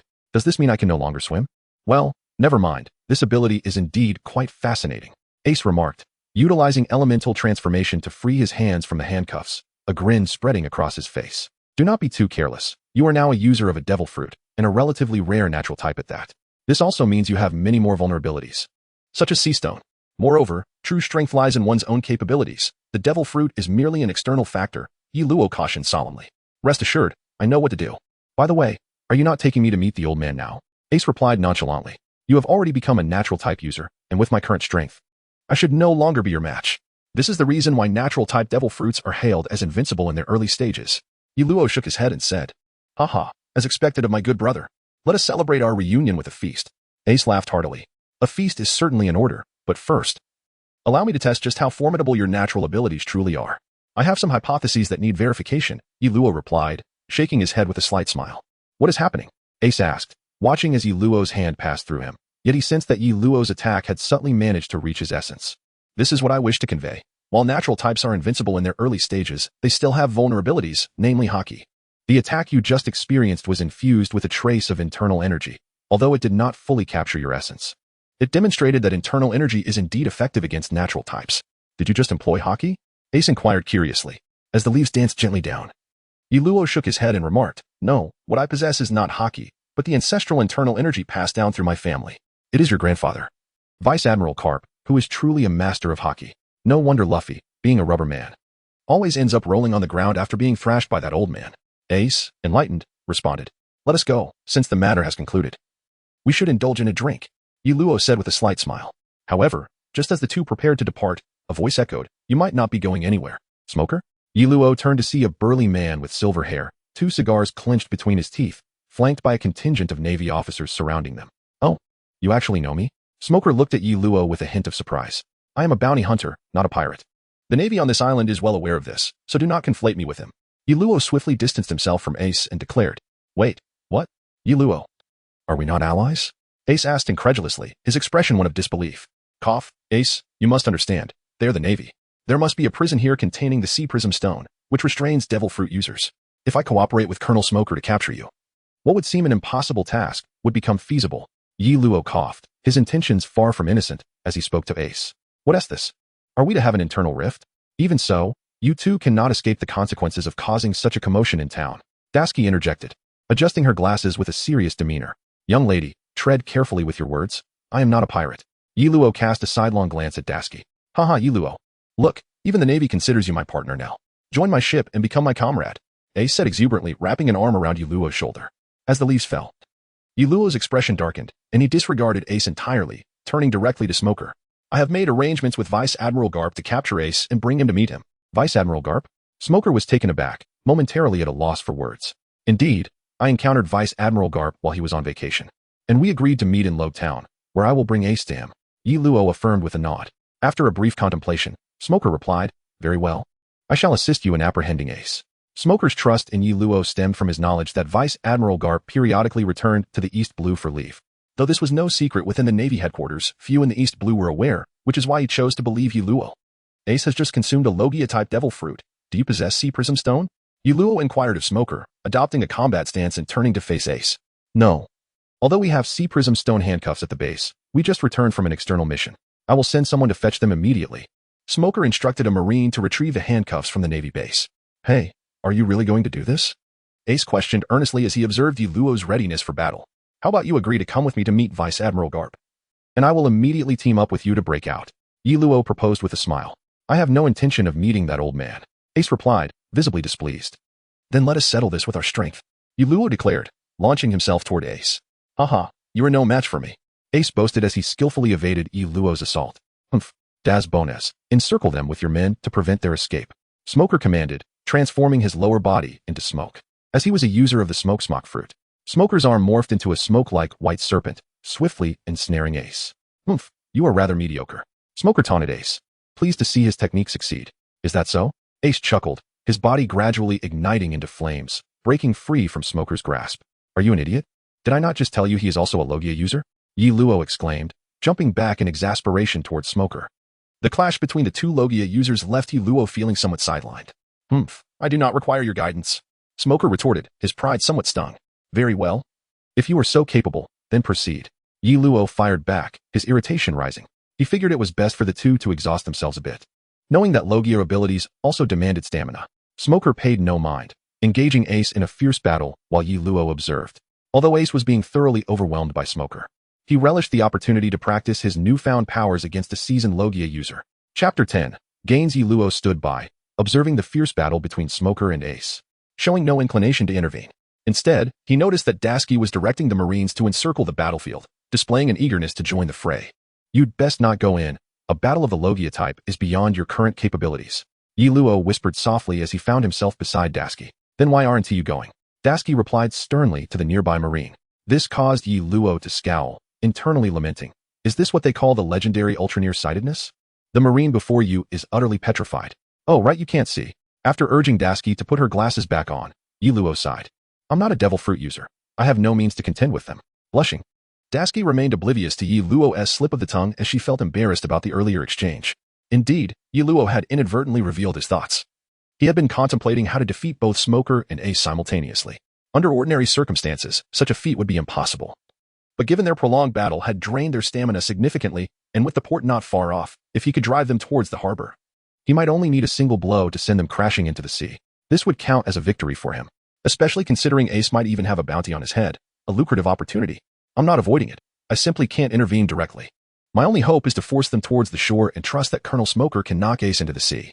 Then we would secure our victory. Luo shrugged as he offered his strategy to Dasky. Dasky glanced toward the direction of the naval base, seemingly calculating when the soldiers sent to retrieve the sea prism stone handcuffs would return. All right, I'll have those soldiers withdraw. You go help Colonel Smoker push Ace towards the port. Dasky quickly made her decision. Fine. But let us be clear. Ace is a target specifically requested by Old Man Garp, so you mustn't harm him. When Garp arrives, I will personally hand Ace over to him, Luo declared firmly to Dasky, making it clear that he would not act unless she agreed.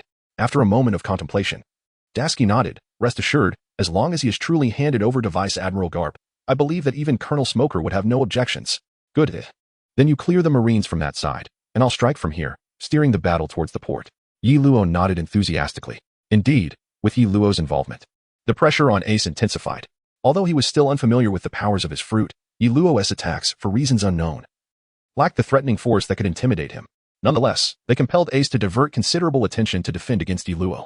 Meanwhile, Smoker quickly grasped Luo's intentions and coordinated with him to gradually shift the battlefield towards the harbor. Ace, having just acquired his fruit, lacked the deep understanding of the forbidden aspects of being a devil fruit user that Smoker possessed, making him unwittingly susceptible to the trap. So Ace, have you mastered the fruit's abilities yet? Luo inquired, noticing that the three had reached the port, mere meters from the sea, prompting him to halt and smile. Hee. Ace chuckled somewhat frivolously, as he had been contemplating an escape, given his considerable exhaustion and the proximity of the soldiers sent for the sea prism stone handcuffs. Smoker puffed on his cigar, glancing between Luo and Ace, uncertain of their relationship. He remained unsure whether Luo and Ace were orchestrating this ruse together to lure him to the port with the intent of eliminating him. As Luo observed Smoker's reaction, he swiftly grasped the situation, leaping out of the combat zone to obstruct Ace's escape route. Colonel Smoker, I understand your reservations about me. How about this? I'll block Ace's path while you engage him in battle. Sound good? Ace, realizing that Luo had cut off his retreat, understood that if he did not fight with all his might, he might truly face defeat. Fine. Smoker exhaled a few smoke rings, nodding as he transformed into smoke and charged again at Ace. Ace, wary of underestimating the situation, also transformed into flames to confront Smoker. Through their brief skirmish, Ace's mastery over the Mera Mera no Mi had significantly improved, which made Luo, who was watching, feel a twinge of unfairness.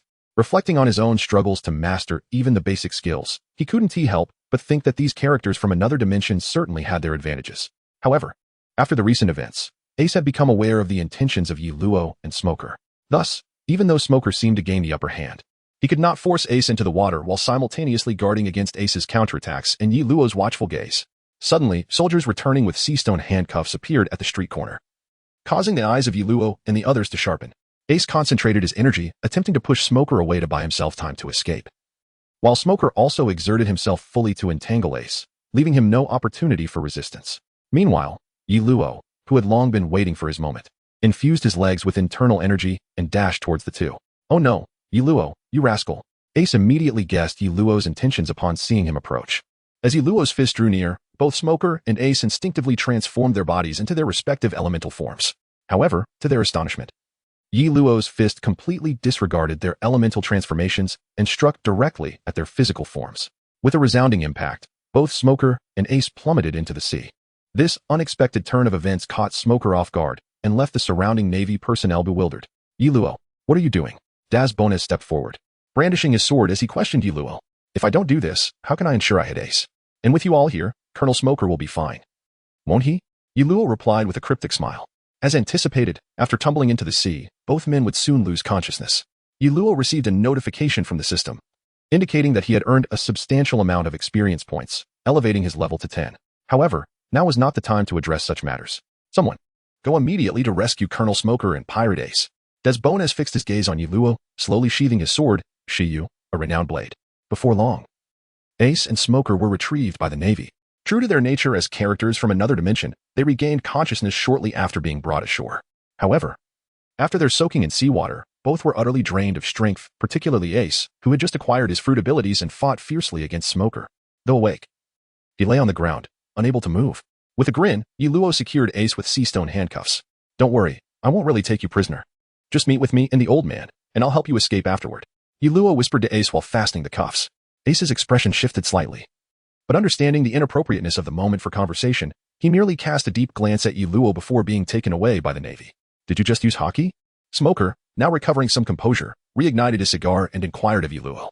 As the leaves fell, Yi Luo shrugged nonchalantly and remarked, "Who knows? Perhaps it's true. But it hardly concerns you." He had no desire to engage in further conversation with Smoker, a fellow user of natural abilities, and certainly would not disclose that he currently possessed only a single strike of power. "When Vice Admiral Garp arrives in Rogue Town, I shall hand over Ace to you. But for now, he must remain confined at the Navy base," Smoker said, taking a slow drag from his cigar. "That's fine, as long as I can transfer Ace. I shall not interfere further. After all, I am a bounty hunter, and I will have ample dealings with the Navy in the future. I hope you will take good care of me then, Colonel." Yi Luo felt quite pleased at that moment. Not only had he leveled up to level 10, but Ace's situation had also taken a turn for the better. Subsequently, Smoker led the Navy personnel back to the base, while Yi Luo returned to his inn. Eager to examine the rewards of his recent upgrade, he hoped the heavens would bless him with a tome of advanced internal martial arts, allowing him to cultivate the Zixia divine skill nestled in his backpack. "Congratulations, host. You have defeated the pirate Portgas D. Ace, earning 700 experience points and 500 diamonds. Congratulations, host. You have defeated Navy Colonel Smoker, earning 800 experience points. Congratulations, host. Your level has increased, granting you 5 free attribute points and 1 skill point. Congratulations, host. You have completed the main quest, earning 500 experience points, 500 diamonds, 5,000 currency, and 1 intermediate basic skill book. The main quest has been updated. Please check it yourself." Indeed, he had received an intermediate basic skill book, although it was but a single book and randomly selected from the categories of body training, movement techniques, or mental cultivation. The 500 diamonds acquired from defeating Ace brought his total to a perfect 1,000. Even if he did not obtain an advanced skill book, he could still purchase one from the shop. After bathing and changing, Yi Luo, with an expression of reverence, opened the intermediate basic skill book. You have used the intermediate basic skill book, acquiring 1 intermediate body training skill book. Detection indicates your basic body training skill can now be upgraded. Would you like to use the intermediate body training skill book? Chapter 11. Yi Luo's plan to his disappointment. The skill book was for body training, whereas what he truly desired was an intermediate mental cultivation skill. Had he drawn that, he could have saved his diamonds. It was clear he would have to purchase one from the shop. Use the intermediate body training skill book. There were no spectacular lights or celestial phenomena. Upon using the skill book, Yi Luo merely felt that his body had grown somewhat stronger. First, let me buy the mental cultivation skill to avoid procrastination. Yi Luo opened the shop and located the basic intermediate mental cultivation skill, clicking to purchase. You have lost 1,000 diamonds and acquired the intermediate mental cultivation skill. Detection indicates your basic mental cultivation skill can now be upgraded. Would you like to use the intermediate mental cultivation skill? The system's synthesized voice echoed once more. Upgrade. Yuluo exhaled deeply and confirmed. After using the skill book, he distinctly felt a surge of internal energy within him, channeling it into his hand as he lightly punched the air. The power had more than doubled. Yuluo's eyes brightened as he reveled in the changes brought about by his enhanced internal force. Next comes the Zixia Divine Skill. Suppressing his excitement, he directly used the Zixia Divine Skill manual from his backpack. Prerequisite skill level insufficient. Please upgrade the prerequisite skill. The system's emotionless voice rang out, infuriating Yuluo to the point he nearly overturned the table. Didn't I already possess the intermediate mental cultivation skill? Do I still need to max it out? While grumbling, he opened the icon for the intermediate mental cultivation skill, only to be startled by the requirement of 2,000 proficiency points for just the first level. This meant that even if he used skill points to upgrade, the first level of the intermediate basic mental cultivation would require 2 skill points. Glancing at his remaining 6 skill points, Yuluo gritted his teeth and allocated 1 point. You have used a skill point. Intermediate mental cultivation proficiency increased by 1,000 points. Yuluo sighed, realizing that his earlier hesitation to allocate 2 points was indeed a prudent choice. Yet, reality had once again reminded him that without investing, one could never rise to prominence within the game. After using another skill point, the first level of the intermediate mental cultivation quickly advanced to the second level, and his energy finally broke the 100-point barrier. He could feel a significant difference compared to when he battled Ace. He was no longer limited to a single strike against opponents with natural abilities. 6,000. My proficiency has indeed increased. Yuluo gazed at his proficiency at level 2, letting out a despondent sigh. He now had only 4 skill points left, and even if he allocated them all, he could not max out the skill. Prerequisite skill level insufficient. Please upgrade to prerequisite skill. As he observed his dwindling skill points, Yuluo, with a spirit of trial and error, attempted to use the Zixia Divine Skill manual once more. Unfortunately, the system denied him once again, reminding him to upgrade the prerequisite skill. I refuse to believe this. If worst comes to worst, I can become a grinding fiend. I've done it before, so what is there to fear?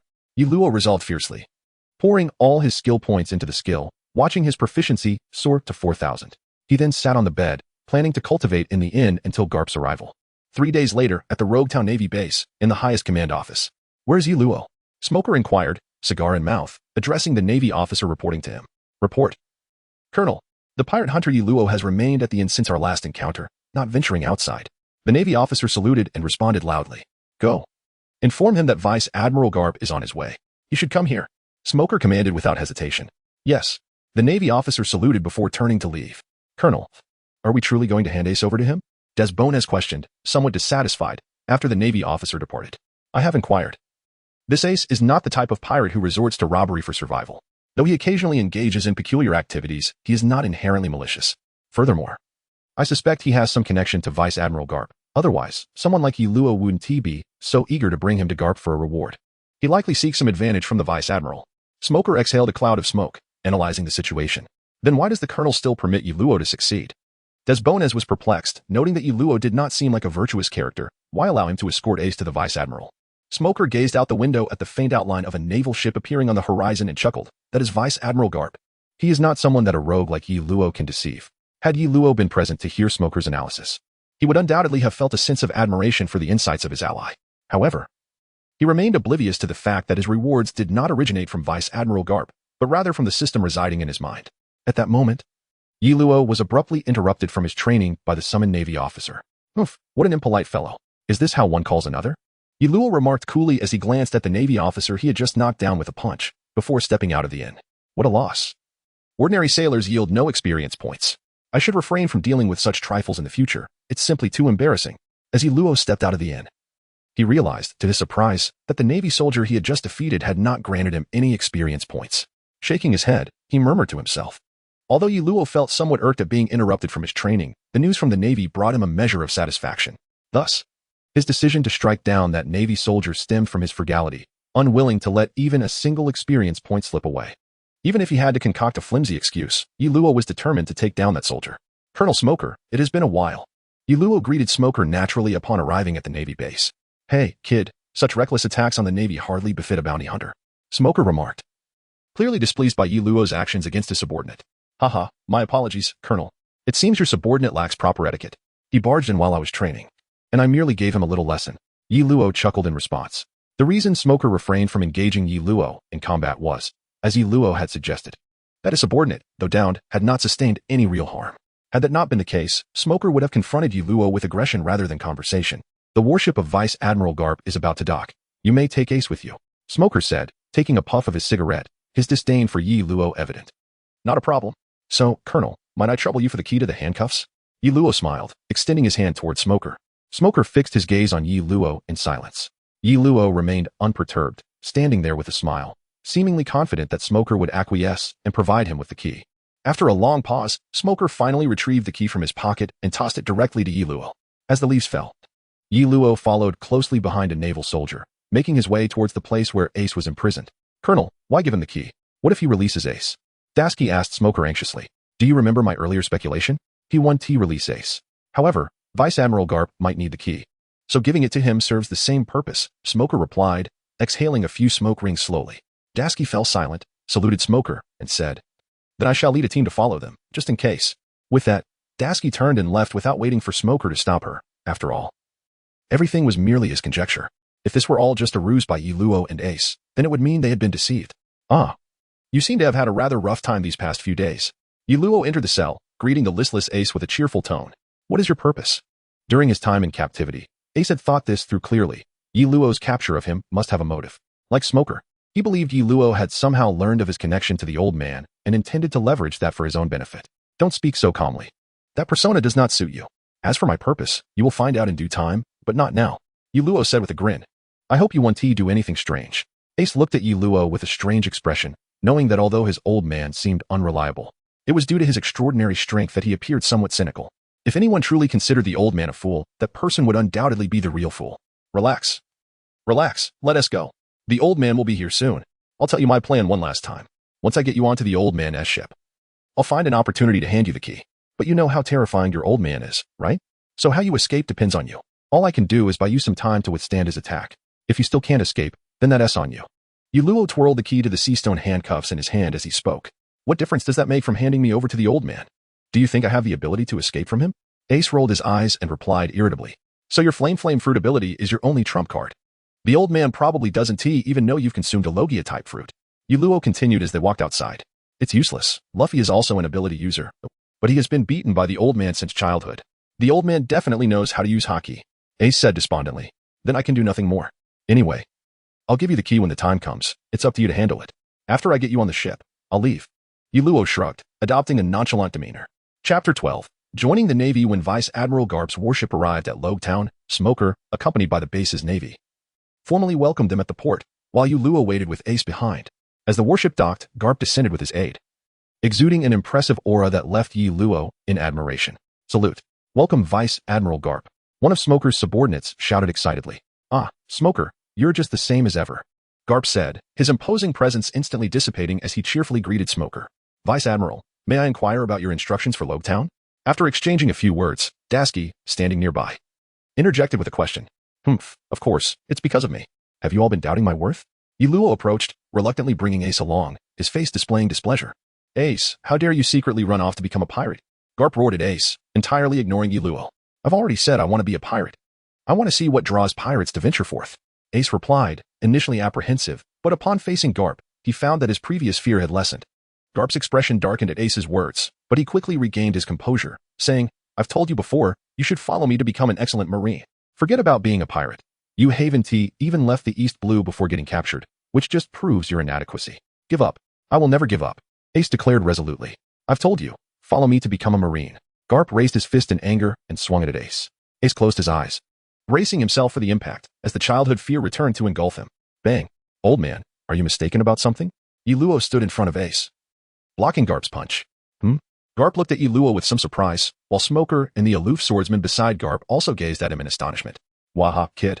Your strength has improved rapidly, but to block me, you're still not worthy. Garp laughed heartily, then suddenly vanished from before Luo, and a scream from Ace echoed behind him. As Luo observed Ace, who was rolling on the ground, moaning in pain with his head covered in lumps, he couldn't help but feel a wave of exasperation. Vice Admiral Garp, I assume our agreement has been fulfilled? Luo inquired. Noticing that the system had yet to confirm the completion of his task, Garp, still reveling in the satisfaction of having just dealt a blow to Ace, chuckled and nodded in affirmation. Indeed, our agreement stands completed.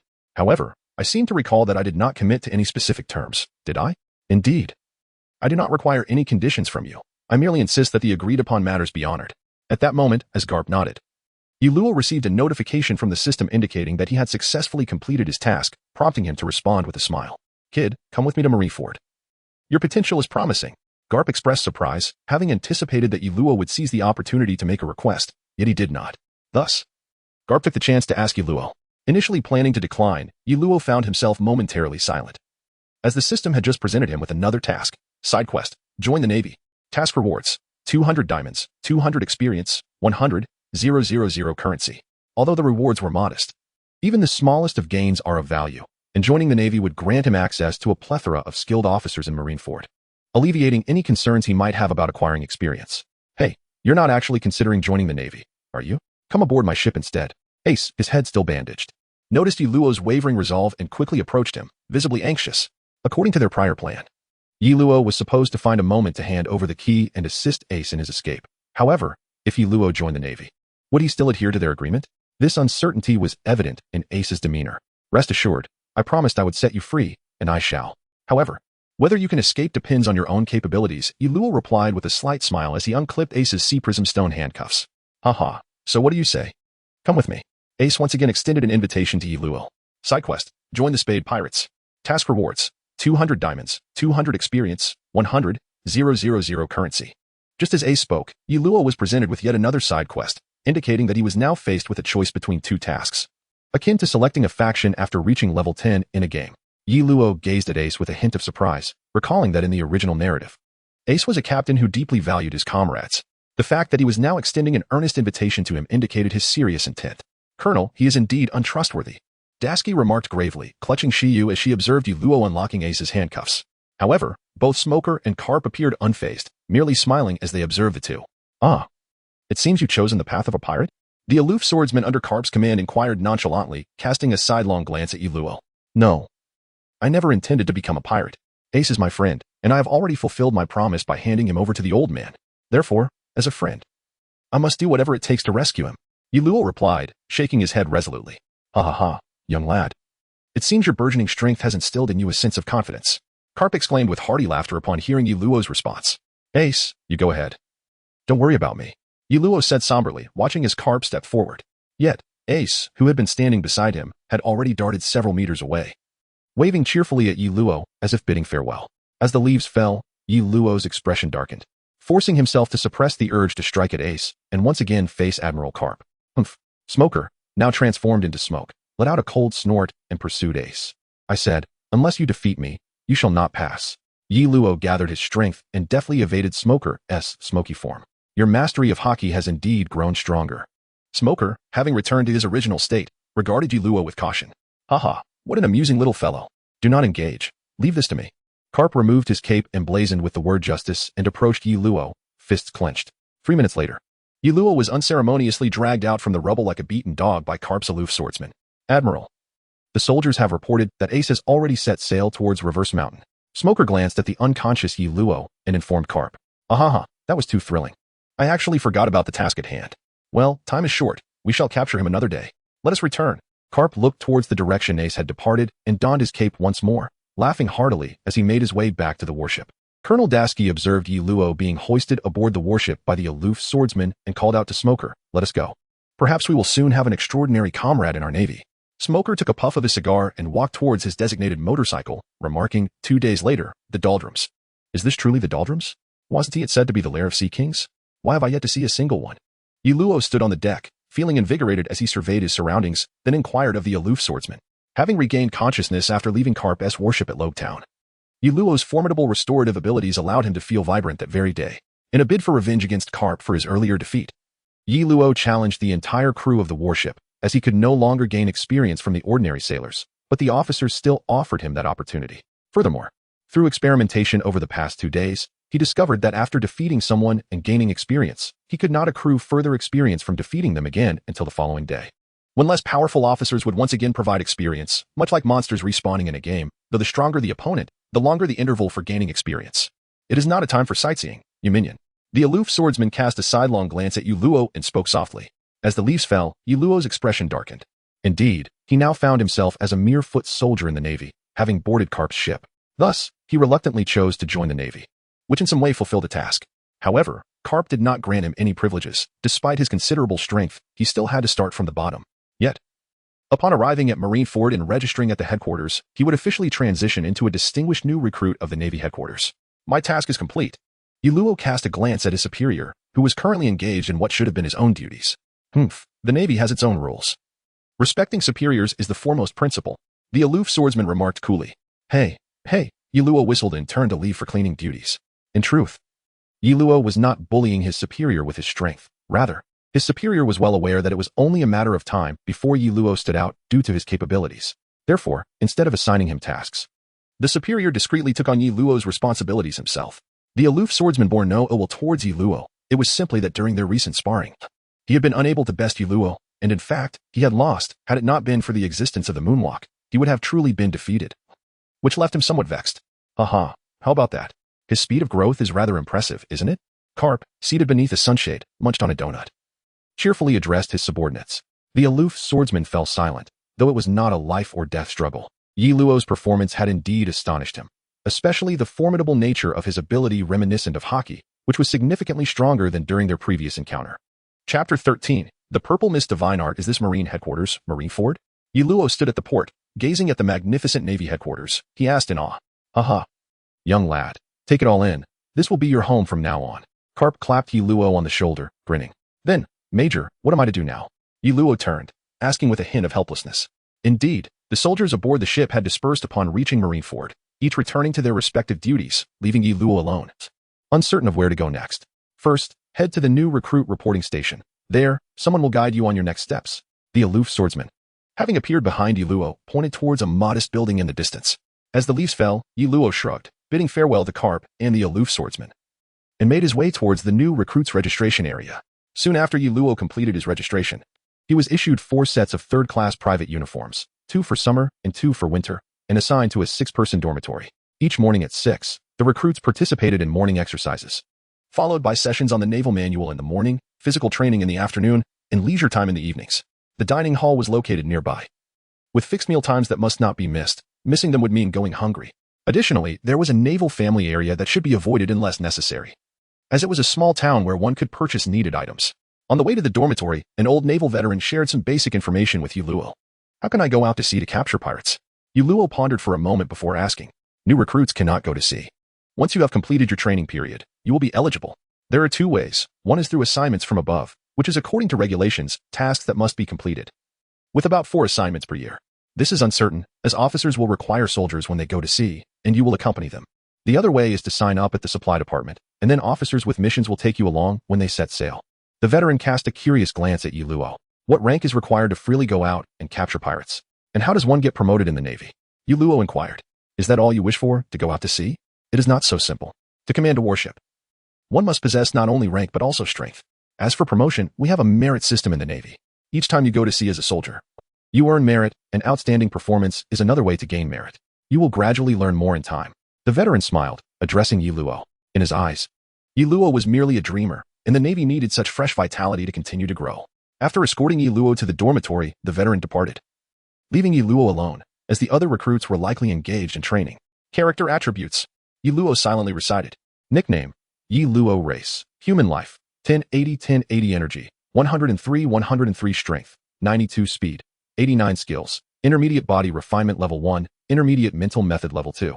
Beginner movement technique level 3 experience. 1,023 for 50. 000 combat power. 806 comprehensive evaluation. You are now considered a little Superman.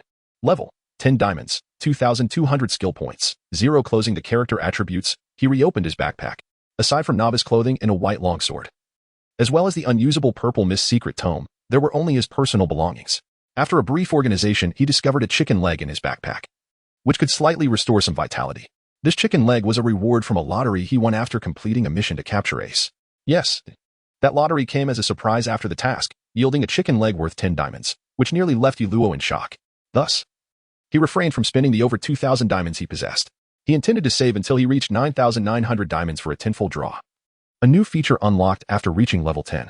Based on his speculation, the tenfold draw should have a guaranteed outcome, ensuring at least one good item. And the likelihood of receiving something valuable on the first attempt was considerable. Hence, he had refrained from purchasing the intermediate movement technique tome, waiting to accumulate enough for a significant draw. However, given the current information, he estimated that he would need to remain at the naval headquarters for quite some time before having the opportunity to set sail. Consequently, aside from system tasks, he would completely lose his source of diamonds. Therefore, he contemplated whether to first max out the foundational 3 skills, ensuring that he could learn any future tomes without fear of inadequacy.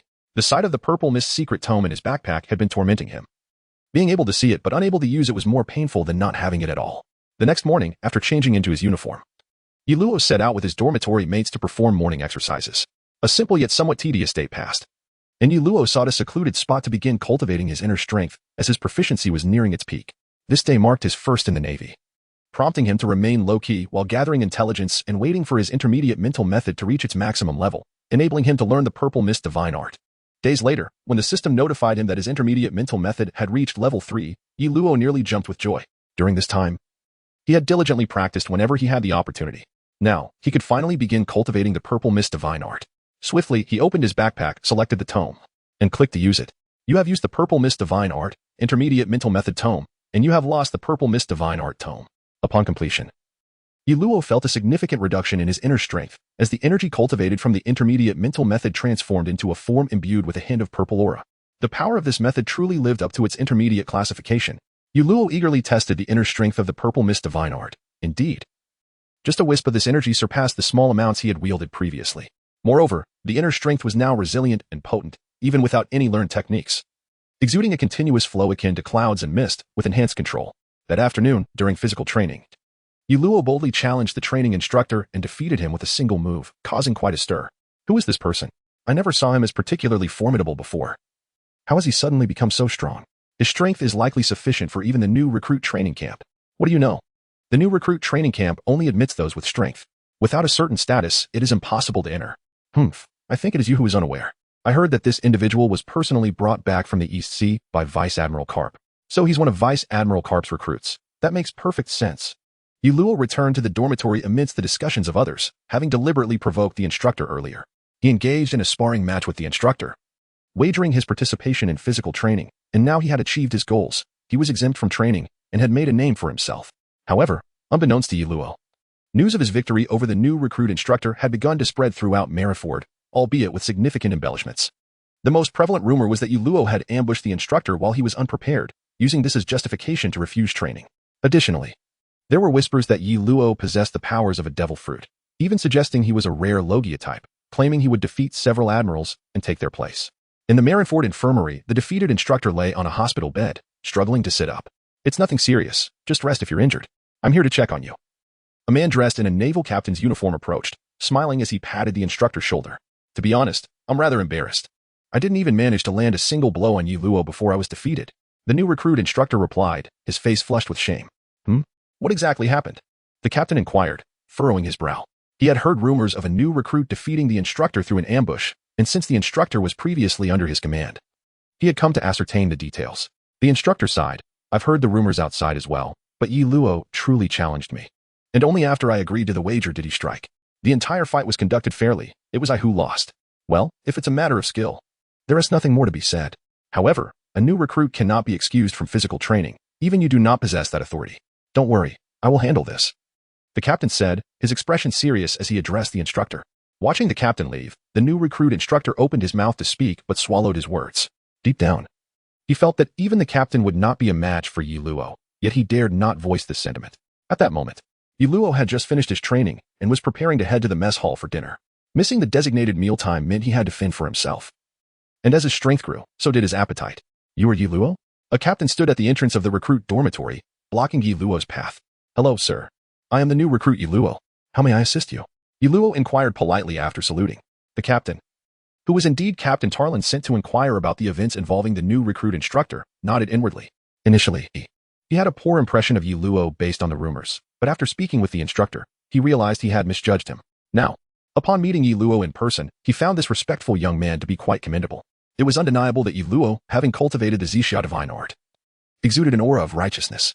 However, the recruit camp had never allowed exemptions from physical training, and the subordinate's mistake needed rectification. Thus, Captain Tarlin directly stated, I have heard that you defeated your instructor this afternoon?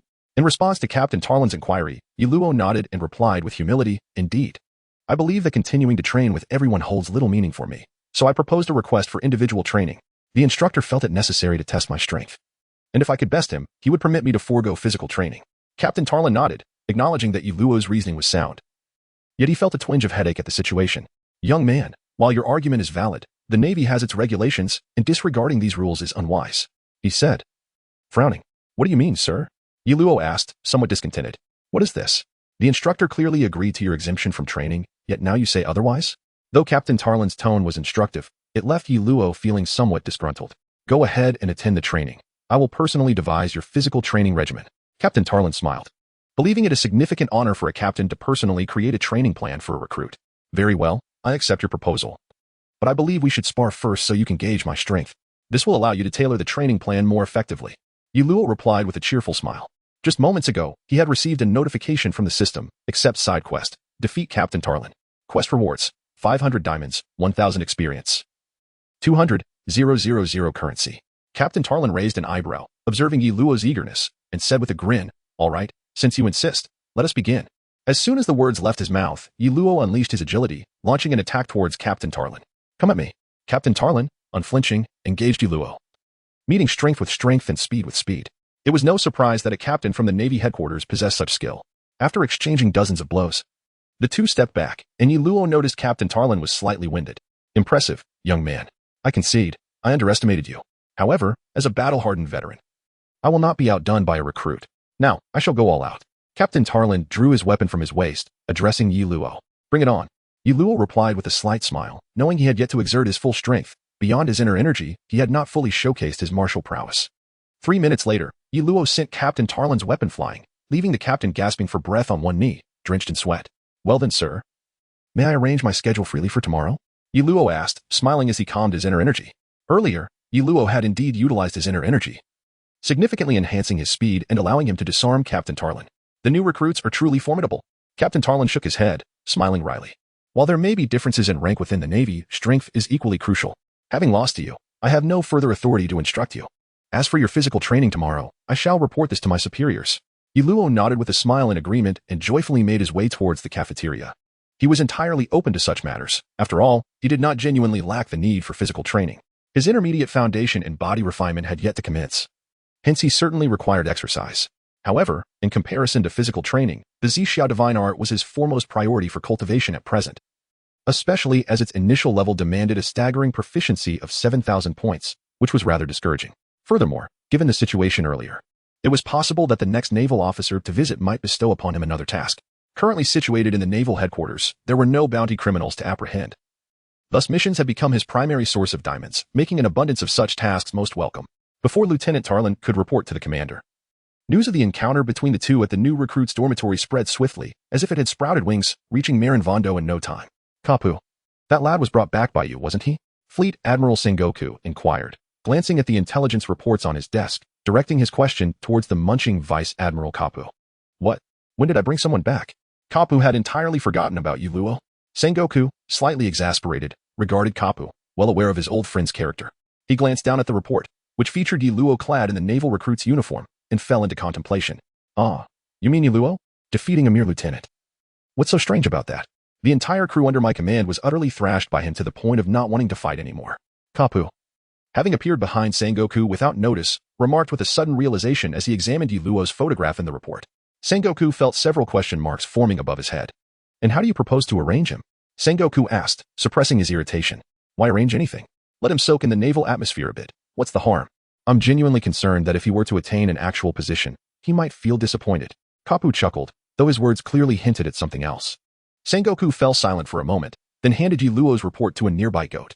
The goat bleated happily and promptly devoured the document Sengoku had offered. Meanwhile, Yuluo, dining in the cafeteria, distinctly felt the gazes of those around him. His exploits had already circulated, granting him a modicum of fame. After finishing his meal, he returned to the dormitory. Upon opening the door, the previously boisterous atmosphere fell abruptly silent, as his roommates, upon seeing him, hurriedly closed their mouths. "Am I interrupting your conversation?" Yuluo tilted his head and inquired. No. We were merely discussing your victory over Lieutenant Tarlin." "Yuluo, how formidable are you now? Can you defeat officers?" One of his roommates, who had a slightly closer rapport with Yuluo, hesitated before speaking. as the leaves fell. Yuluo chuckled softly while making his way towards his bed, remarking, "It's hard to say. The abilities of the officers vary, and since I have not faced them, I remain uncertain about my own strength." "Then why are you still in the recruit camp? With your capabilities, it seems quite feasible for you to be an officer." His roommate exclaimed excitedly, as if he himself had already attained such rank. "Being a naval officer cannot be achieved solely through strength," Yuluo replied with a wry smile. In truth, upon arriving at the naval headquarters, Yuluo was aware that his prowess would likely suffice to contend with the colonel, as he had previously encountered Smoker, who held that very rank.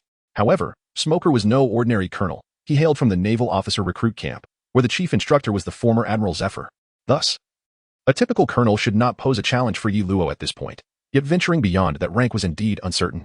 Simultaneously, the instructors at the naval headquarters recruit camp convened to discuss how to address Yuluo's situation.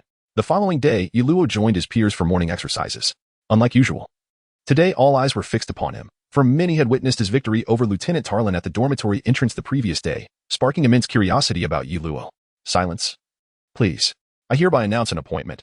Recruit Yuluo, step forward." The chief instructor for new recruits addressed the throng of trainees below, his voice resonating. "Yes." Upon hearing his name, Yuluo jogged forward. "Considering your abilities, all instructors of the recruit camp have cast their votes, and as of today, you officially graduate from the recruit camp. After the morning exercises, you may proceed to the logistics department to collect your new uniform and identification badge." The chief instructor smiled warmly at Yuluo. Yuluo was momentarily taken aback, not anticipating such an outcome. He had thought someone would come to educate him, perhaps allowing him to acquire a few more diamonds in the process. "Yes, thank you, chief instructor." After bowing respectfully, Yuluo prepared to return to the ranks. "With your strength, once you officially join the Navy, your promotion should come swiftly. I hope you remain true to your principles, dedicating yourself to assisting the common folk and embodying the justice that resides within you," the chief instructor said, a look of satisfaction on his face as he patted Yuluo on the shoulder. Yuluo felt a sense of confusion, despite undergoing daily indoctrination courses about the Navy. He had become entirely immune to such brainwashing after experiencing the information explosion era on Earth. Often, during classes, he found himself meditating and cultivating instead. Consequently, he had no concept of the Navy's alleged justice, and he found it far more repugnant to witness the Navy cloaking itself in righteousness while engaging in actions more despicable than those of pirates, as he had observed in anime back on Earth. Nevertheless, all of this was of little consequence to Yuluo at present. His primary focus was to enhance his own strength. As for the future, whether he would continue in the Navy or eventually part ways remained uncertain. After morning exercises concluded, Yuluo arrived at the military supply office. Upon completing the necessary procedures, he was assigned to serve under a major named Branu. He paid little mind to this, promptly submitting an application for deployment.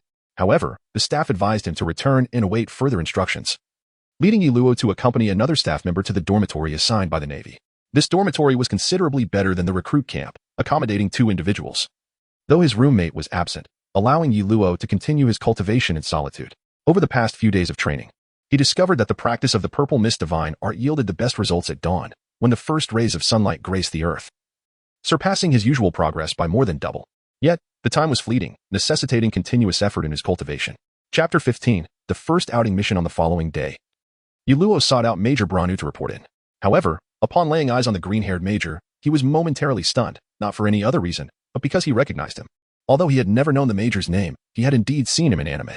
This was the very individual who presided over the meeting to set the bounty on Luffy after his first reward, humorously dubbed the Meeting King by fans, and the sole officially designated Secretary of the Navy.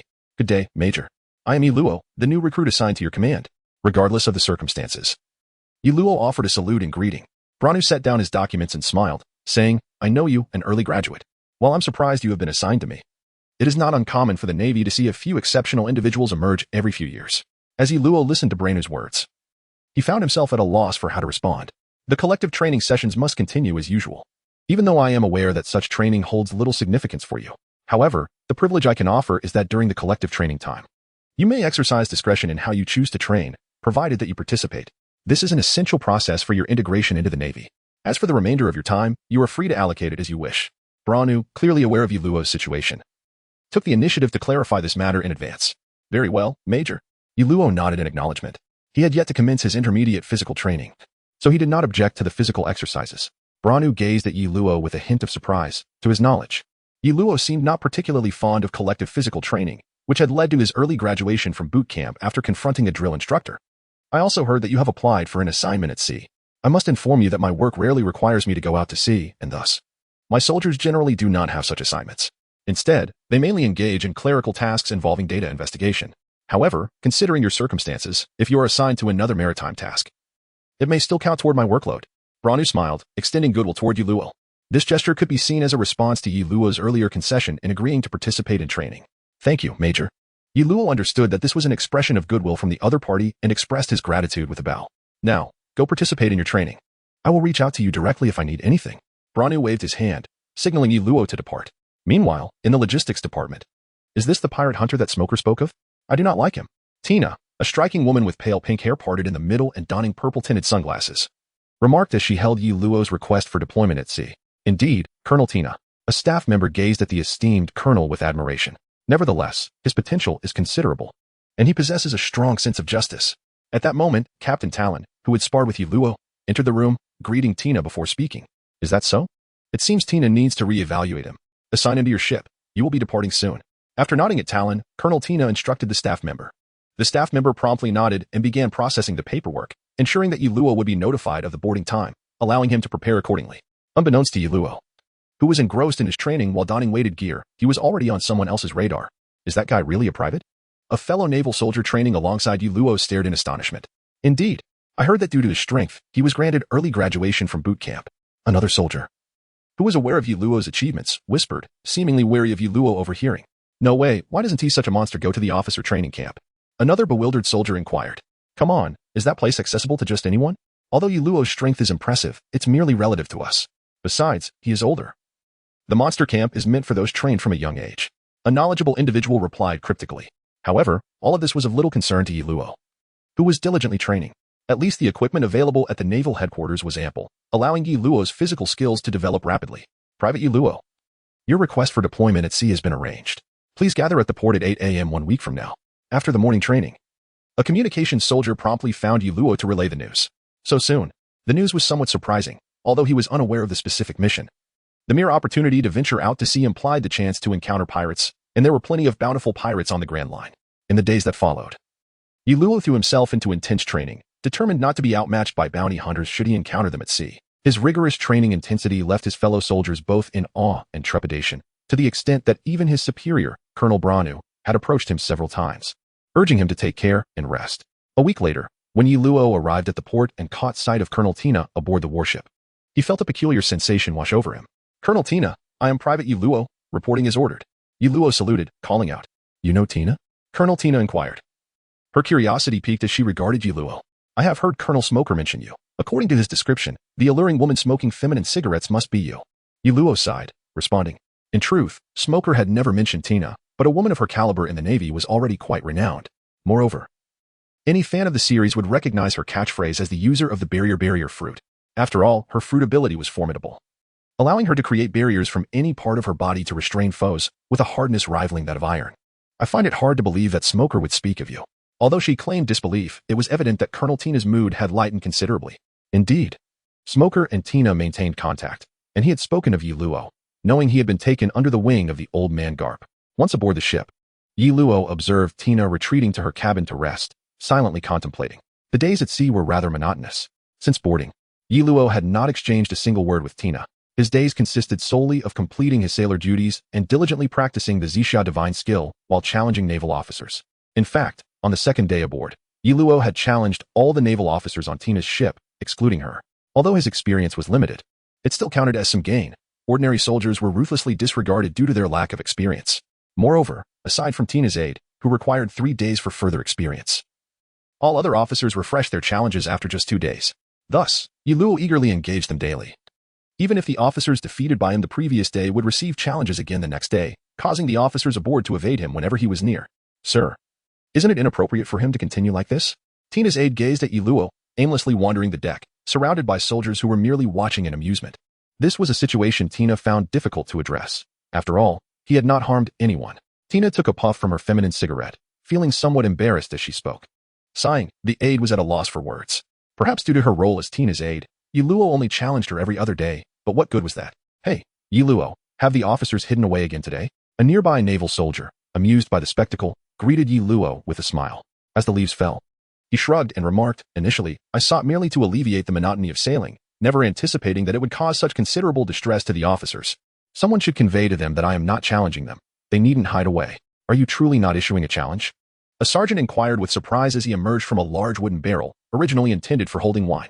The sudden appearance of his companion startled Yi Luo, who chuckled and remarked, "Indeed, I won't challenge you anymore. However, I must say, your hiding spot is quite elusive. I searched for quite a while without success. If you could easily find me, how would I maintain my reputation?" replied the sergeant with a hearty laugh, his arm draped casually around Yi Luo's shoulders. "All right, but you must ensure there is plenty of food and drink." Yi Luo responded with a resigned smile. He felt equally helpless about abandoning the challenge. With so few officers aboard, it felt somewhat embarrassing to constantly take advantage of them, especially since the rewards were not particularly generous. Thus, Yi Luo decided to forego the challenge altogether. After nearly 10 days of sailing, the warship finally reached its destination. This time, Tina had emerged to hunt down the notorious pirate, Jack the Lone Wolf, who had a bounty of 55 million. The adversary was exceedingly cunning, having ravaged several villages and a small kingdom while evading the royal forces. Ultimately, seizing the opportunity when the army vacated the capital, he committed a heinous act of robbery, resulting in the tragic demise of the entire royal family. Consequently, the headquarters dispatched me to capture the Lone Wolf. As they approached the targeted bay, Tina succinctly outlined the mission. Recent intelligence indicated that the Lone Wolf was recuperating on a nearby island. The plan was to first sink his pirate ship before landing to apprehend him. After briefly assigning tasks, Tina pointed towards the faint silhouette of the island ahead and instructed, "Yi Luo, I am aware of your considerable strength. However, once the battle commences, I hope you refrain from acting recklessly." After issuing her orders, Tina sought out Yi Luo privately. She understood that individuals of his caliber often preferred to operate independently, much like Smoker, yet she wished for him to exercise caution, particularly aboard her vessel. "Yes, Commander. However, if possible, may I be entrusted with capturing that Smoker? His indiscriminate slaughter of innocent civilians is utterly reprehensible." Yi Luo feigned a righteous demeanor, motivated by his own agenda. "We shall assess the situation as it unfolds," Tina replied with a nod of approval. Moreover, with Yi Luo's prowess alongside her own, the likelihood of success for this mission appeared to be exceedingly high. After all, she was the commanding officer. Even if Yi Luo succeeded in apprehending the Lone Wolf, the accolades would predominantly accrue to Tina. As they neared the island, Tina refrained from launching an immediate attack. Instead, she dispatched an advance party to the shore to ascertain the enemy's whereabouts and determine if any civilians remained in the vicinity. "Commander, we have arrived at the island, but there are no signs of life in the village. The pirate ship has been confirmed as the Lone Wolf's flagship." Tina stood on the deck, listening intently to reports relayed through the phone book. Yi Luo, taken aback, glanced at Tina. Based on prior intelligence, the adversary was an exceptionally ruthless pirate, and it was likely that the island's inhabitants had already been slaughtered. "Remain in position and prepare the main cannon to target the pirate ship." Tina's expression darkened. After ensuring the advance team was on standby, she commanded the warship to unleash its firepower upon the Lone Wolf's vessel. The naval cannonade was formidable, and with a concentrated barrage, the anchored pirate ship was swiftly sunk. "All hands, prepare to disembark."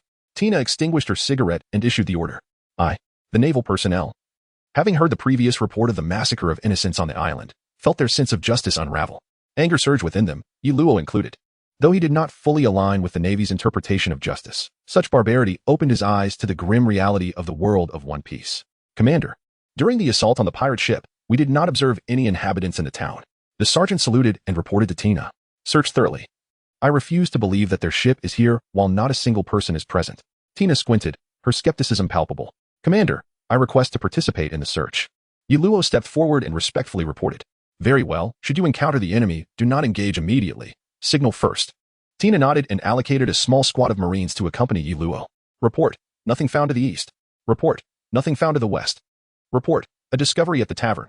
As Yi Luo ventured forth, the messenger accompanying him bore a communication device, ensuring that the Navy would be privy to any developments at all times. "Let us proceed in that direction." Yi Luo gathered all the information, noting that aside from the discovery of a hidden passage in the tavern, there were no other significant findings. He then turned to gaze at the imposing mountains behind the town and spoke in a low voice. "Captain Yi, should we report to the colonel first?" suggested a naval soldier. "Time is of the essence. With no leads in the town, it is likely the enemy is concealed within the mountains. Since we have just arrived, they cannot have fled far. Any further delay could prove detrimental." Yi Luo explained, his brow furrowed. "I concur with Captain Ye's assessment, but is our number not too scant?" chimed in another naval soldier, one who often shared drinks with Yi Luo, with a grin. "Very well, you stay behind while I scout ahead. If I encounter the enemy, I will signal you. Even if they spot me, my prowess enables me to escape." Yi Luo contemplated before stating his plan. "That is unacceptable. Colonel Tina has instructed us to follow your lead." The soldiers protested in unison. "Then if we do encounter the enemy, prioritize your retreat and summon reinforcements. I shall hold them off." Yi Luo conceded reluctantly, realizing he had to adapt his strategy. Initially, he had intended to pursue and eliminate the foe himself to claim the bounty entirely. Half an hour later, Yi Luo's team finally discerned signs of human activity within the mountains. Quickly, inform Colonel Tina. Leave 2 to guard this spot, while the rest follow me, he commanded, invigorated by the discovery. Ah, how swiftly you have found us. However, notifying the other Navy personnel will not be so simple. Before the messenger could contact Tina, a bald pirate, flanked by 4 or 5 henchmen, encircled Yi Luo's team. Who are you? Yi Luo inquired, eyeing the unfamiliar pirate before him. Haha, all Navy soldiers. No wonder you do not recognize our second-in-command. Behold, before you stands the vice-captain of the Wolfpack Pirates, Red Wolf Weiss. One of the pirate henchmen exclaimed upon seeing the naval attire. The bounty of 17 million on Red Wolf Weiss. Yi Luo's fellow soldiers gasped in astonishment, clearly aware of the notorious figure. Indeed, you possess a modicum of discernment to know my name, boasted the bald pirate, brandishing a knife and stroking his gleaming head with pride. With a bounty in place, let us indulge in an appetizer before the main course. Protect yourselves. Yi Luo offered a strange smile before vanishing from sight in an instant. You scoundrel, open fire. With no hesitation, Yi Luo charged at the bald pirate, inciting him to order his crew to commence shooting. However, Yi Luo was no longer the same as he had been in the East Blue. The firearms posed little threat to him now. Bang, bang. The pirates quickly unleashed a barrage of gunfire, while the Navy soldiers who had accompanied Yi Luo retaliated with equal fervor, taking cover and returning fire. With Yi Luo drawing the full attention of the pirates, they swiftly dispatched 2 of their number, allowing the remaining pirates to regain their composure and engage in battle with the ordinary Navy soldiers. Yet, the disparity in numbers and weaponry soon turned the tide against the pirates. Meanwhile, Yi Luo closed in, smiling as he addressed the bald pirate. Are you a fool? By firing your weapons, do you not alert the Navy and the town to our predicament? Seizing the moment as Red Wolf Weiss faltered, Yi Luo channeled his inner strength into his hand and struck at the pirate's chest. You scoundrel! Red Wolf Weiss, caught off guard, raised his knife to shield himself, hoping to deflect Yi Luo's blow. With a resounding crash, Yi Luo's fist shattered the weapon, striking Weiss squarely in the chest, sending him flying several meters away, where he lay struggling before falling still. Signal Colonel Tina, leave the injured behind, and those unscathed, follow me onward. Yi Luo commanded, effortlessly dispatching the remaining pirate henchmen. Yes. Following the skirmish, Yi Luo had established his authority among the soldiers. Having traversed the underground passage from the tavern to the foot of the mountain, Tina, upon noticing the signal from the mountain, fixed her gaze and commanded, advance at full speed. When they arrived at the site of Yi Luo's encounter with the pirates, 2 lightly injured naval soldiers had already arranged the pirate corpses in neat rows. Who can inform Tina of what transpired? Were you not the first to search ahead? How did this confrontation arise? Where's Yi Luo? Tina inquired, her brow furrowed in concern. She had explicitly instructed him not to act recklessly. Now, he dared to venture alone. What if the pirates had laid a trap? Report to the colonel. The 2 soldiers left behind recounted the recent events. Very well.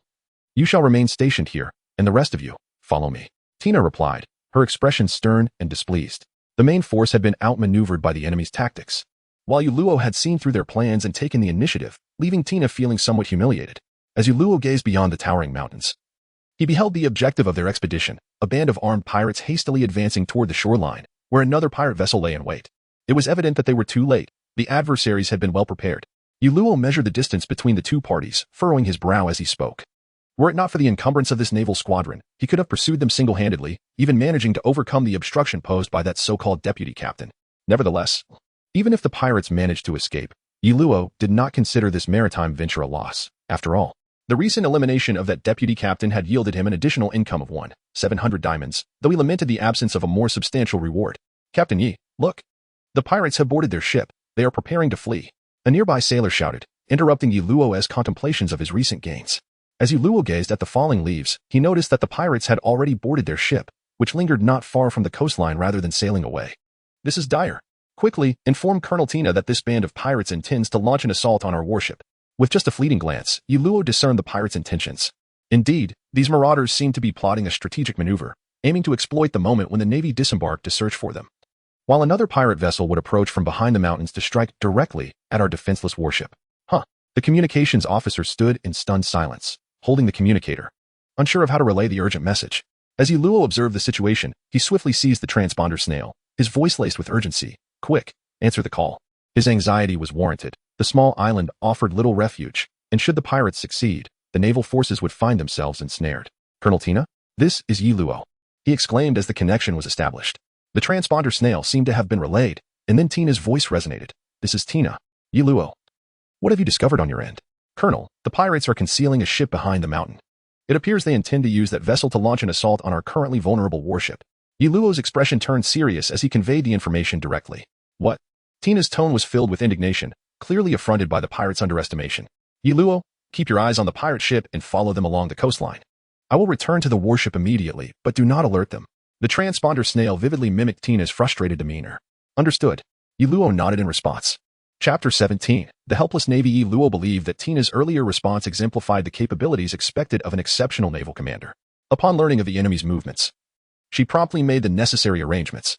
You shall return to the ship immediately. I will monitor the pirates along the coastline. I will take the transponder snail to ensure I can contact Colonel Tina at any moment. After hanging up, Yiluo addressed his team members. Only the communications officer seemed somewhat conflicted, as protocol dictated that the transponder snail should not leave his possession. However, given the current circumstances, the communications officer understood that accompanying Yiluo would only be a burden, leading to his inner turmoil. Originally, such a team would not require a communications officer. Perhaps Tina had sent him specifically due to her awareness of Yiluo's connection with Carp. Rest assured, I will explain everything to Colonel Tina afterward. Any repercussions shall fall upon me. Yiluo discerned the communications officer's thoughts and patted his shoulder reassuringly. The communications officer, feeling somewhat awkward, sheepishly scratched his head and expressed his gratitude. Thank you, Captain Yi. After parting ways with his team, Yiluo surged forward at maximum speed. Although he had yet to master light-footed techniques, his agility, enhanced by internal energy, allowed him to move remarkably swiftly. Soon, he approached the coastline but chose to conceal himself rather than venture out. Simultaneously, Tina, receiving Yiluo's warning, led her main forces back while maintaining communication with the naval ship's garrison, remaining vigilant against any sudden pirate attacks. Colonel Tina. The pirates have reached the designated location and are currently observing the garrison personnel aboard the ship. Yiluo, hidden in the shadows, reported the situation while monitoring the pirates' movements. Excellent. Keep a close watch on them. If they show any signs of fleeing, notify me immediately. Tina sat in the ship's cabin, gazing out at the tranquil sea. Just moments ago, they had arrived at the naval ship ahead of the pirates and were now fully prepared to ensnare them. Report, Colonel. We have spotted the pirate ship approaching us. Soon, a naval officer rushed to inform Tina. After a moment's contemplation, she commanded, raise anchor and slowly retreat, luring the pirates to pursue us. If they showed no response, the pirates might become suspicious. Now that the pirates had been detected, the garrison personnel would instinctively seek to protect themselves before calling for assistance from Tina and her crew. As anticipated, upon noticing the naval ship's apparent retreat, the pirate vessel accelerated toward them. Good. Once within range, open fire and close in on the pirate ship. Tina smirked, observing the pirates taking the bait. The Navy swiftly entered combat mode. Meanwhile, hidden along the coastline, Yiluo watched as the pirate ship neared the naval vessel, suddenly realizing he had overlooked something crucial. As the naval cannons fired upon the pirate ship, Yiluo's eyes widened in shock as he exclaimed, "Damn it! My diamonds!" Indeed, if the pirate ship were to sink, the bounty would be lost to him. Although he had never attempted it, for Yiluo, who was in desperate need of diamonds, risking 500 diamonds was a luxury he could not afford. Watching the pirate ship attempt to turn and flee under the naval onslaught, he wished he could simply fly over. However, despite the proximity of the two vessels to the coastline, swimming over would be too late. Damn it. Wasn't it agreed that I would deal with the pirate captain? What happened to trust between people? Yiluo cursed Tina while aimlessly pacing back and forth. Boom. At last, the pirate ship was struck by the advancing naval vessel, sustaining damage that rendered it incapable of escape. Forget it. Yiluo finally spotted a small wooden boat and, seeing the pirate ship hit, paddled furiously toward it, hoping to capture the lone wolf, Jax, before the ship sank. Look, isn't that Captain Yi? What is he doing? The Navy noticed Yiluo rowing toward the pirates. Could it be? Tina pondered thoughtfully, exhaling a plume of smoke while observing Yiluo's frantic rowing. Boom. Damn it. Stop right now. The naval vessel, closing in on the pirate ship, fired another shot, causing some pirates to jump overboard in desperation. Yiluo felt the urge to curse. The wooden boat's limited speed meant he would likely miss the final capture. One more shot. Tina, sink that ugly pirate ship. Everyone, prepare to rescue any pirates in the water. Leave no one behind. Tina commanded with poise from the deck. Thanks to her adept command, the Navy had nearly zero casualties while capturing the wolf pack pirates, leaving her in high spirits, completely disregarding Yiluo still struggling in the water. The sailors sprang into action. By the time Yiluo arrived, the pirate ship had already sunk, and the main pirate leaders were being captured aboard the naval vessel. Although some minor pirates might have escaped in the chaos, the Navy was no longer concerned. Colonel Tina, was it not agreed that I would capture the pirate captain? Yiluo, climbing aboard the naval ship, questioned Tina with a displeased expression. Are you questioning Tina? Tina took a puff of smoke, regarding Yiluo with interest. I wouldn't dare. Yiluo glared at her, though his imposing demeanor belied his words. Rest assured, Tina will accurately report your contributions. You will receive full credit for this mission. Furthermore, Tina has promised you the capture of the pirate captain. Tina replied with an understanding expression. Assuming Yi Luo was merely worried about his achievements being overlooked. I care not for accolades. What about the pirate captain? Since he has been captured, I wish to challenge him, if that is permissible. Yi Luo, still harboring a glimmer of hope, made his request to Tina. Tina, puzzled by Yi Luo's intentions, began to wonder if he was not merely anxious about recognition, but rather a battle enthusiast. Reflecting on Yi Luo's previous challenges to naval officers, she now considered the possibility that he was indeed simply a combat fanatic. Bring the lone wolf, Jax, to me. Once Tina grasped Yi Luo's intentions, she nodded and ordered Jax, the leader of the Wolfpack pirates, to be brought forth. Now, what weapons do you require? Do not hesitate, Yi Luo provocatively declared as he personally released Jax's handcuffs. Jax, initially resigned to his fate, was surprised to find himself brought forth to battle the Navy. Licking his lips with a bloodthirsty expression, he seized a knife from a nearby sailor and charged at Yi Luo without hesitation. Humph. Worthless. How does such a weakling command a bounty of 55 million? In less than 10 minutes, the battle was decisively concluded. Jax lay unconscious on the deck, while Yi Luo emerged with nothing but experience, gaining not a single diamond from the pirate's bounty, which only served to deepen his frustration. Enough. The bounty was merely a result of his malevolent actions, not a true reflection of his strength. It is time to return. Let us attend to the matter in the small town. Upon seeing Jax unconscious, Tina explained briefly to Yi Luo and then gestured for the Marines to carry him away. Ma'am, this incident must be reported to headquarters. Tina's aide stepped forward and whispered to her. Regardless, we must first attend to their bodies. I cannot simply leave them as they are, Tina remarked, cigarette in mouth, gazing at the deserted town on the distant island. The aide sighed softly and turned to arrange the necessary tasks. Yi Luo found himself utterly bewildered, unable to comprehend the discourse unfolding around him. The notorious Yu Lauda and his band of marauding pirates had mercilessly slaughtered the entire populace of the quaint town. Their lifeless bodies now heaped in the very heart of the settlement, with neither the elderly nor the children spared. Observing Yi Luo's confusion, a naval officer discreetly pulled him aside and whispered an explanation. What? Yi Luo gasped in astonishment. Though he had harbored suspicions prior, he could not bring himself to believe such a heinous act could occur, for it seemed counterproductive to the pirates' interests. After all, retaining the villagers as laborers would be far more advantageous, much like his previous village, which, under pirate dominion, had managed to avoid unwarranted bloodshed as long as they paid their dues. Furthermore, such atrocities would undoubtedly be concealed by the world government, as the ramifications would be too detrimental. Thus, the bodies and the island itself would likely be disposed of. The naval officer, noticing that this was perhaps Yi Luo's inaugural encounter with such grim realities, continued to speak softly, his expression unwavering. Yi Luo abruptly turned his head, gazing at the Navy officer with disbelief as he questioned, why? Although he had known from watching anime that such actions were commonplace for the world government, experiencing it firsthand still left him struggling to accept it. Even in death, people were denied the dignity of a proper burial. It was simply too cruel. For the sake of stability under the world government, for the peace of the world, this is the only course of action. If you find it unacceptable, then eradicate all pirates. Only then will such tragedies cease to occur, Tashiji remarked coolly, exhaling a slow stream of smoke as she stepped forward. Yi Luo clenched his teeth, refraining from voicing a rebuttal, even though he understood that while the act was perpetrated by pirates, it was inextricably linked to the inaction of the world government, which sought only to conceal and gloss over the turmoil. However, engaging in a debate with Tina at this juncture seemed utterly futile, prompting Yi Luo to turn away and retire to his cabin for some rest. Colonel, the Navy officer who had just spoken with Yi Luo appeared eager to offer an explanation, but was interrupted by Tina's dismissive gesture. Let him rest aboard the ship. Such matters are understandable, Tina remarked, her demeanor untroubled by Yi Luo's conduct, and she expressed a sense of satisfaction. Chapter 18. 10 consecutive draws before long, all Navy personnel, save for Yi Luo, congregated in the town center, where the lifeless bodies of the villagers lay heaped together. The officers labored in somber silence, methodically transporting the corpses and arranging them with care. Tina, it is time, remarked her aide, his voice laden with gravity as he surveyed the rows of bodies draped in white cloth. Wait. Just as Tina was poised to issue a command, Yi Luo approached alongside the leader of the Wolfpack pirates, the solitary wolf Jax. Yi Luo, what are you doing? Jax was the pirate specifically named for retrieval by the higher-ups. Tina's aide felt an ominous premonition as he observed Yi Luo escorting the lone wolf Jax, prompting him to voice a warning in an attempt to deter Yi Luo. Yi Luo glanced at the silent Tina beside him, then smiled and disregarded his aide. With a swift motion, he kicked Jax to the ground, declaring, Demon, your sins cannot be absolved by mere death. The lives of so many innocent civilians demand retribution, and today I shall take your head to honor them. Jax, sprawled on the ground, laughed maniacally. Ha! They were merely commoners. They should feel honored to be part of my bounty. Stubborn fool, go repent in hell. With that, Yi Luo swiftly dispatched the leader of the Wolfpack pirates, the lone wolf Jax.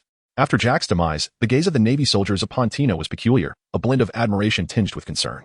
Now that it's done, there's no need for hesitation. You cannot compare to Smoker in this regard. Tina remarked with a smirk as she took a drag from her cigarette. But, Colonel, the orders from above were to bring the entire Wolfpack pirate crew back to Justice Island for trial, the aide replied, his expression darkening. Jax, the lone wolf, resisted fiercely, but he was ultimately killed by the soldiers under Yi Luo. That is sufficient. Now, let's bury the villagers in the back mountain and leave. Tina waved her hand, decisively concluding the matter.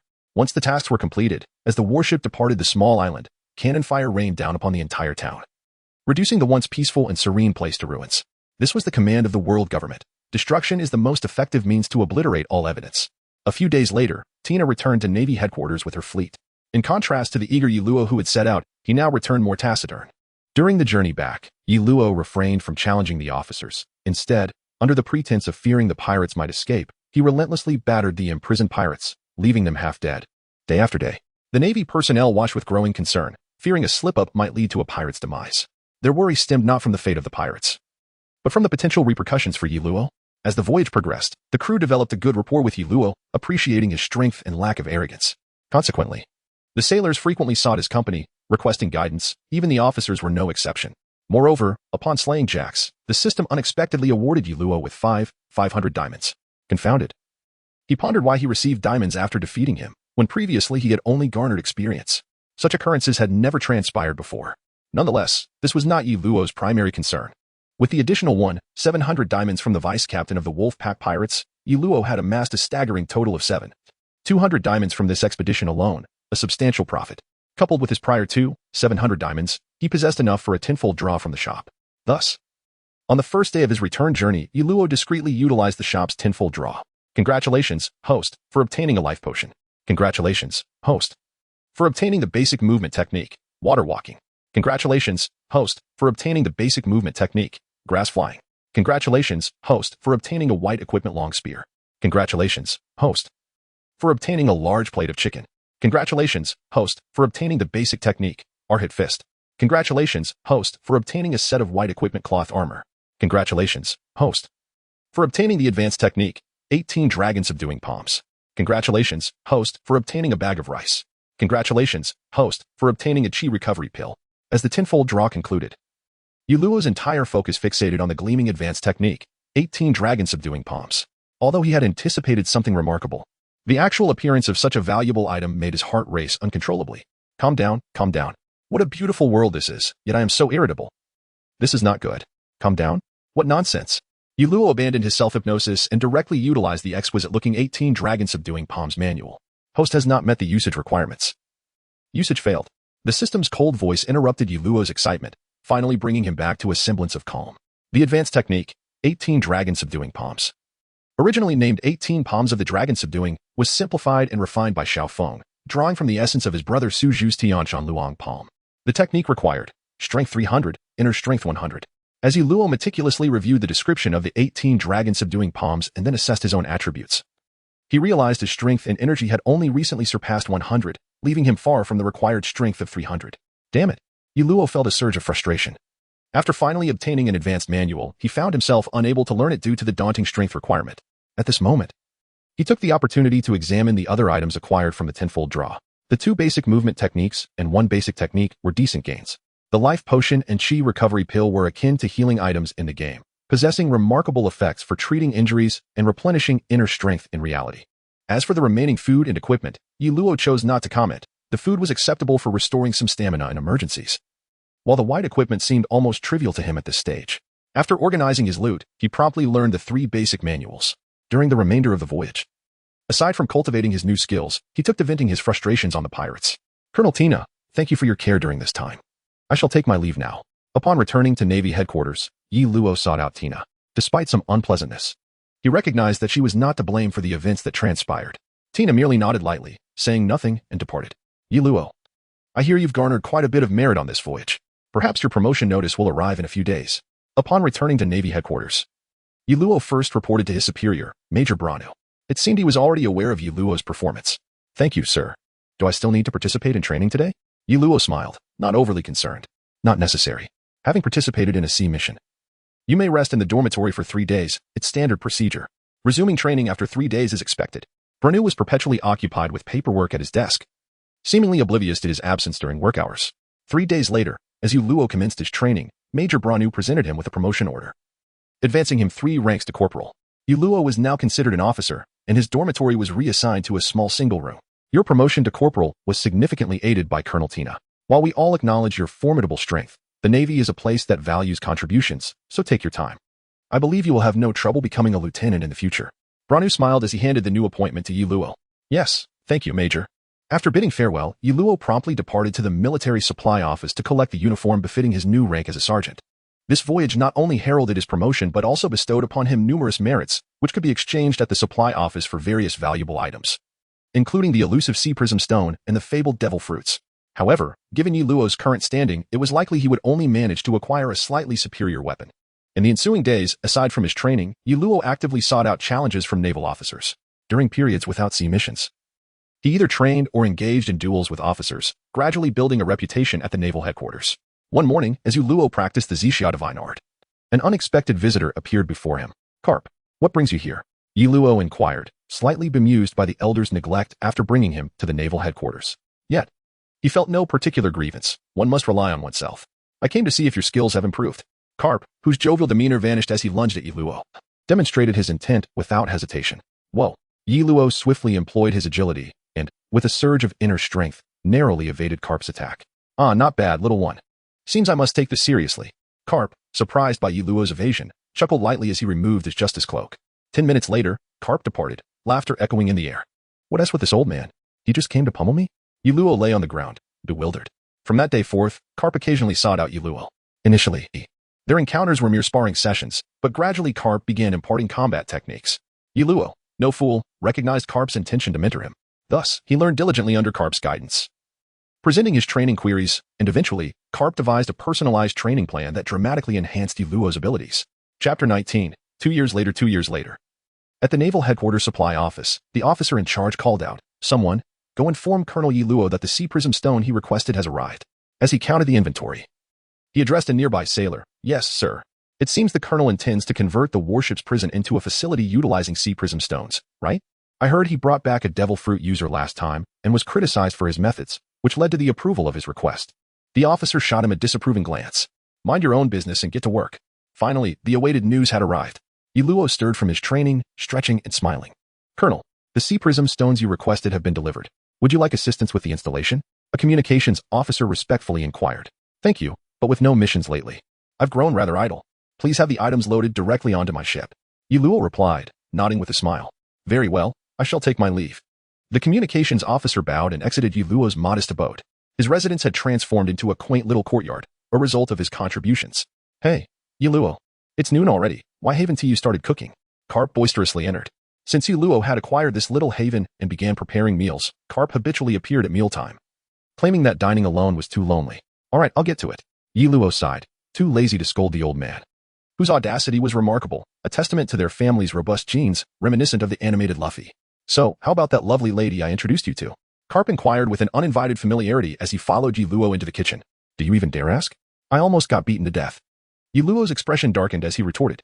Carp, feeling guilty about his frequent visits, had playfully suggested a beautiful, kind, and strong girlfriend for Yu Luo. The first introduction had been to the formidable Vice Admiral Tina, who, while stunning, was well known for her past with Smoker.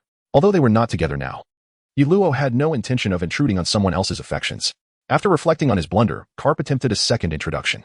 This time to a woman Yu Luo had never met, who, upon a mere introduction, sent him fleeing in terror. "Momoko Chiharu, currently a rear admiral at the naval headquarters." Carp explained. "Yes, that's right, the future candidate for admiral and sister to the esteemed chief of staff Crane." Yu Luo surmised that Carp's absence during recent meals must have been due to a fierce reprimand from Crane, a contemporary of Carp and Fleet Admiral Sengoku. If she intervened, Carp would have no choice but to comply. "Well, I thought Chiharu had impressive skills and was quite beautiful," Carp defended, feigning innocence.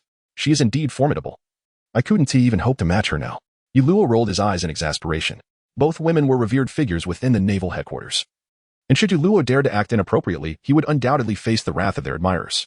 Not to mention, the fellow Rear Admiral Chaho was among Momoko's suitors. Given Yu Luo's current prowess, facing Chaho would likely result in a swift defeat.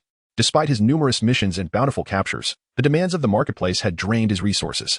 "By the way, has Fleet Admiral Sengoku approved my application for a post in the Grand Line? And could you refrain from picking your nose in the kitchen?" Yi Luo asked, casting a disapproving glance at Carp, who was indeed indulging in such a habit. Huh? You submitted another application? Carp exclaimed, suddenly serious. Yes. I suspect you've been whispering ill of me to Sengoku, which is why my application was denied, leaving me here to cook for you. So, I went directly to the fleet admiral and submitted my own request.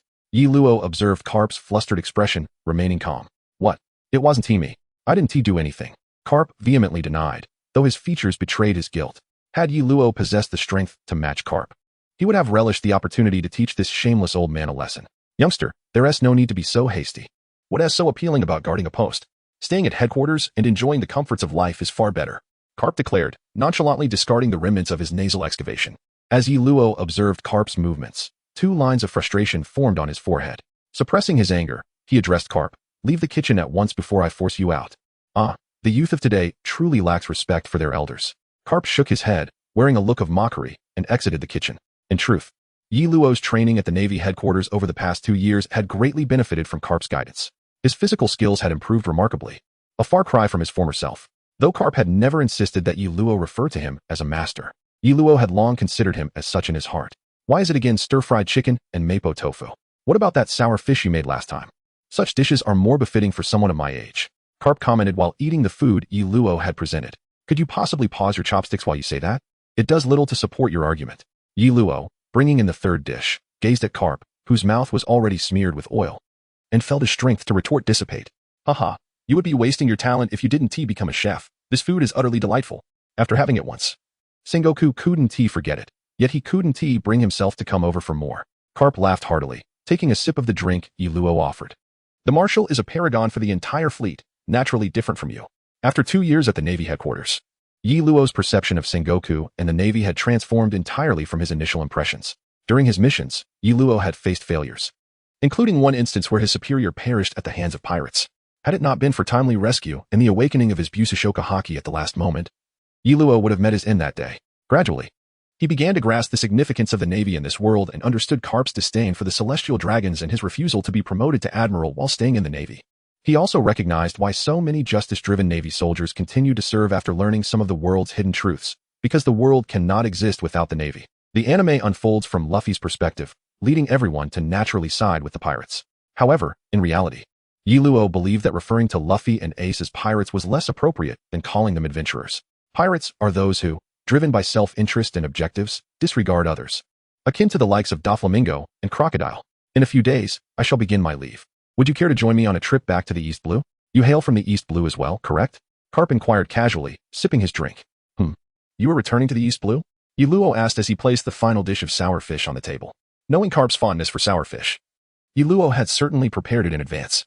Despite Carp's occasional unreliability, Yi Luo had always held deep respect for him, particularly as Carp had personally instructed him in physical training.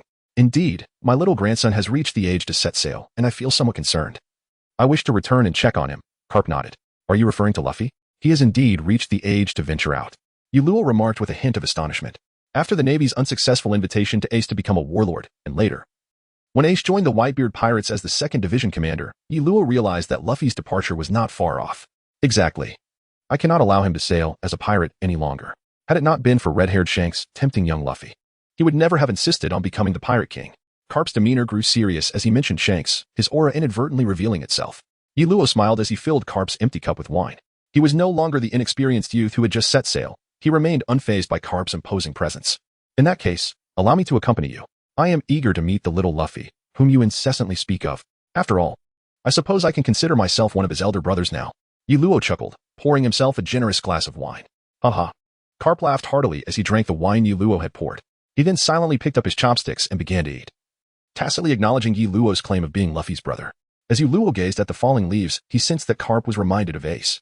Recently, during a mission, Yi Luo encountered Ace. Despite their differing allegiances, Yi Luo harbored his own sense of justice and plans, leading to a conversation with Ace that felt akin to an old friendship rekindled. Chapter 20. Journey to the East Sea. However, Yi Luo was on a mission when he set sail, and thus, the amiable gathering with Ace did not escape the notice of many Marines.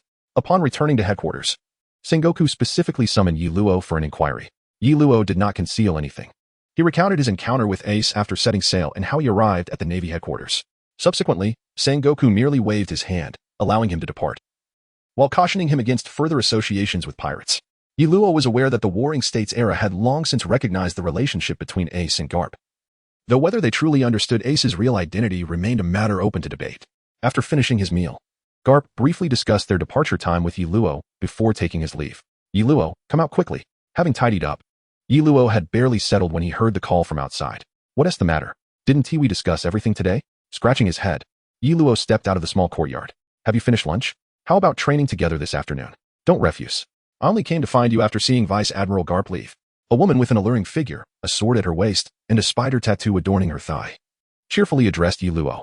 Luo felt a pang of discomfort in his teeth, acutely aware that his opponent had anticipated everything, even the reasons he might offer for refusal.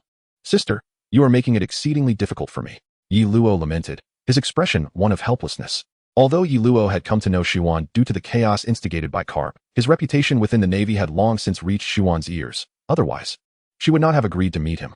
Rest assured, it is merely a straightforward training session. Nothing untoward will occur, Xuan assured, adjusting the Kenpyra at her waist. Indeed, it was the enchanting Momo rabbit Xuan who had come seeking Luo. Luo shrugged. Seeing Guion feigning ignorance, he decided not to press the matter.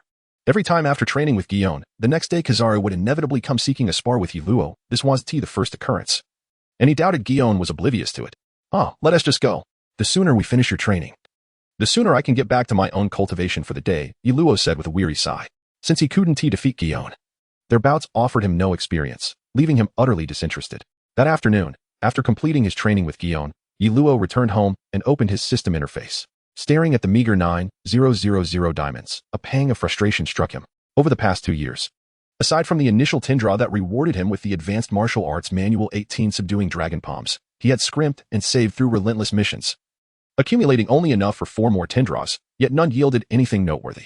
Left with no choice, he halted the draws and focused on maxing out his 3 foundational skills to advanced levels, which cost him another 16,000 diamonds.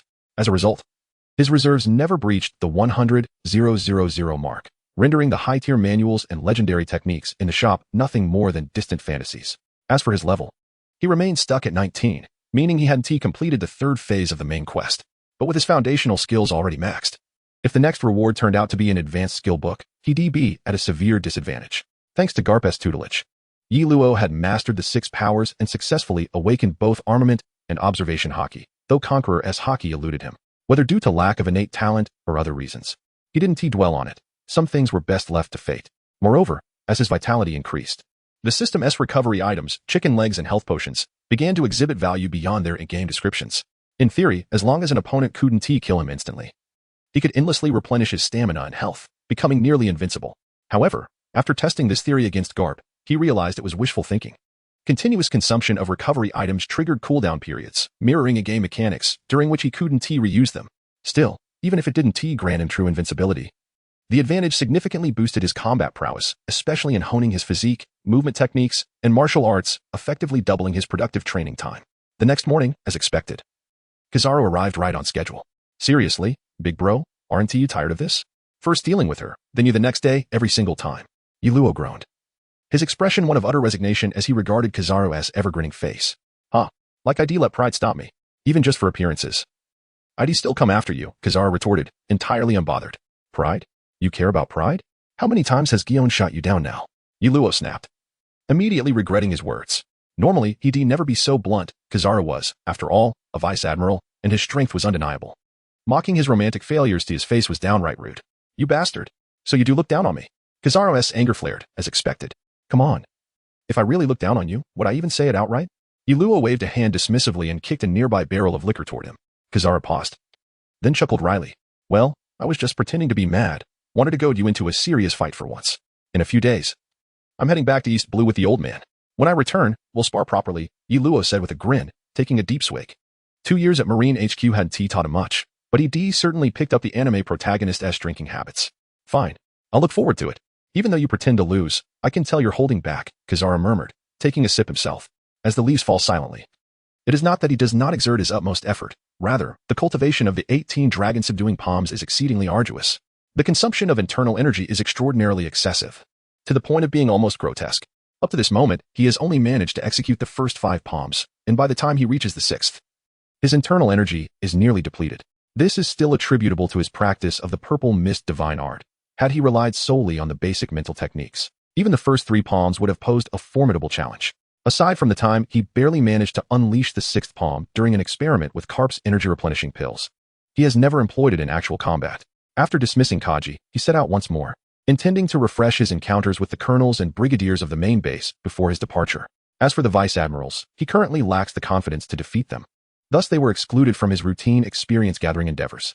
Furthermore, he had no intention of engaging with officers below the rank of colonel. The experience gained would be minimal, and it would tarnish his reputation to bully his subordinates.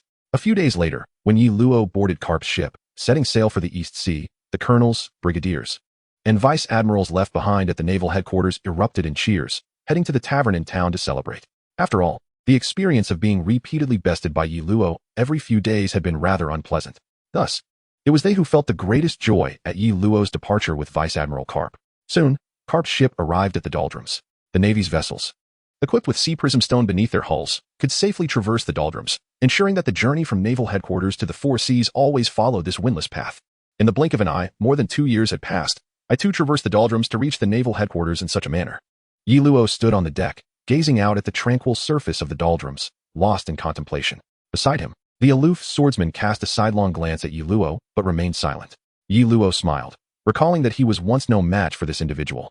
Yet now the roles had entirely reversed.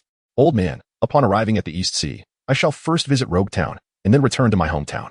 Will you head straight back to Windmill Town? Where shall we rendezvous? Yi Luo inquired as he returned to the cabin, addressing Karp, who was indulging in a donut. It was rather amusing to see the old fellow attempting to set a record for donut consumption. Yi Luo found himself at a loss for words. Could such a record truly exist in this world, or was it merely a fabrication of the old man's imagination? Oh, then I shall return to Windmill Town and remain there until the end of the holiday. You may come to find me there when the time comes. Karp yawned, speaking lethargically. As the leaves fell, Yi Luo pursed his lips. Despite having existed in this world for quite some time, he recalled that this time, Karp had not encountered Luffy. Well then, if I cannot find you in Windmill Town, let us rendezvous at Locktown. Do not forget. Yi Luo nodded, dismissing Karp, for he found the old man unreliable regarding such mundane matters. He spoke in front of the aloof swordsman merely to ensure that Karp would be reminded later. Their journey through the calm belt was uneventful, and the dog-headed ship emerged in the East Sea. En route, they encountered a merchant vessel bound for Locktown. After greeting the captain, Yi Luo decided to board the merchant ship to reach Logtown, while Karp's dog-headed ship continued directly to Windmill Town. Admiral, we shall arrive at Logtown within a day, the merchant captain said with a hint of deference. So slow? Yi Luo frowned in response. The naval ships, with their superior mobility and firepower, were incomparable to ordinary pirate vessels, let alone this small merchant ship. Apologies, but we have quite a bit of cargo aboard, which slows our progress, the captain said, somewhat anxiously, fearing Yi Luo's displeasure. No matter, it provides a chance to enjoy the scenery along the way. By the way, how's the security in the East Sea these days? Is Logtown still as it once was? Fortunately, with no pressing matters, Yi Luo engaged the captain in conversation. Though the East Sea is deemed the weakest of the oceans, our security is the best among all. Even those with bounties exceeding 10 million are few and far between.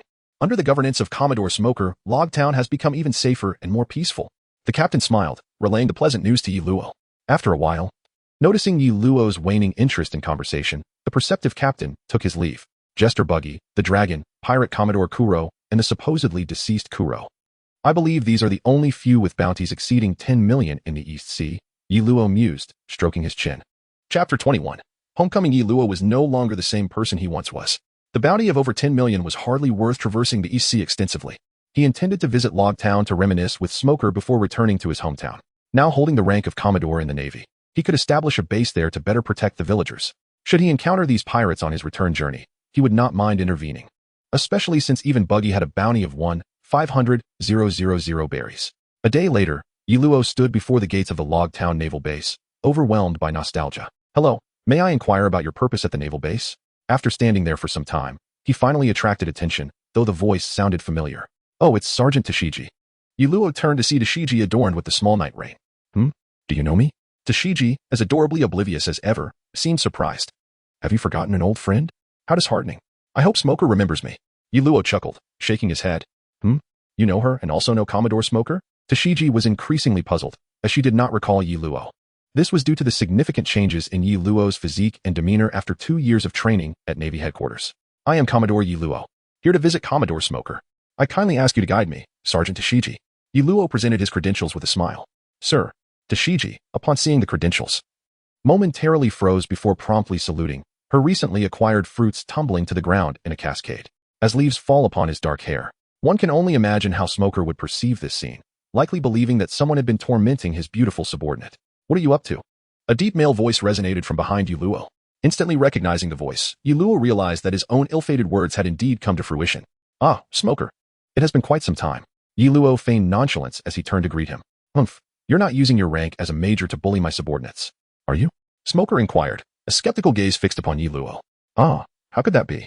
Corporal Dasky is simply delightful. Yuluo laughed heartily, attempting to mask his discomposure.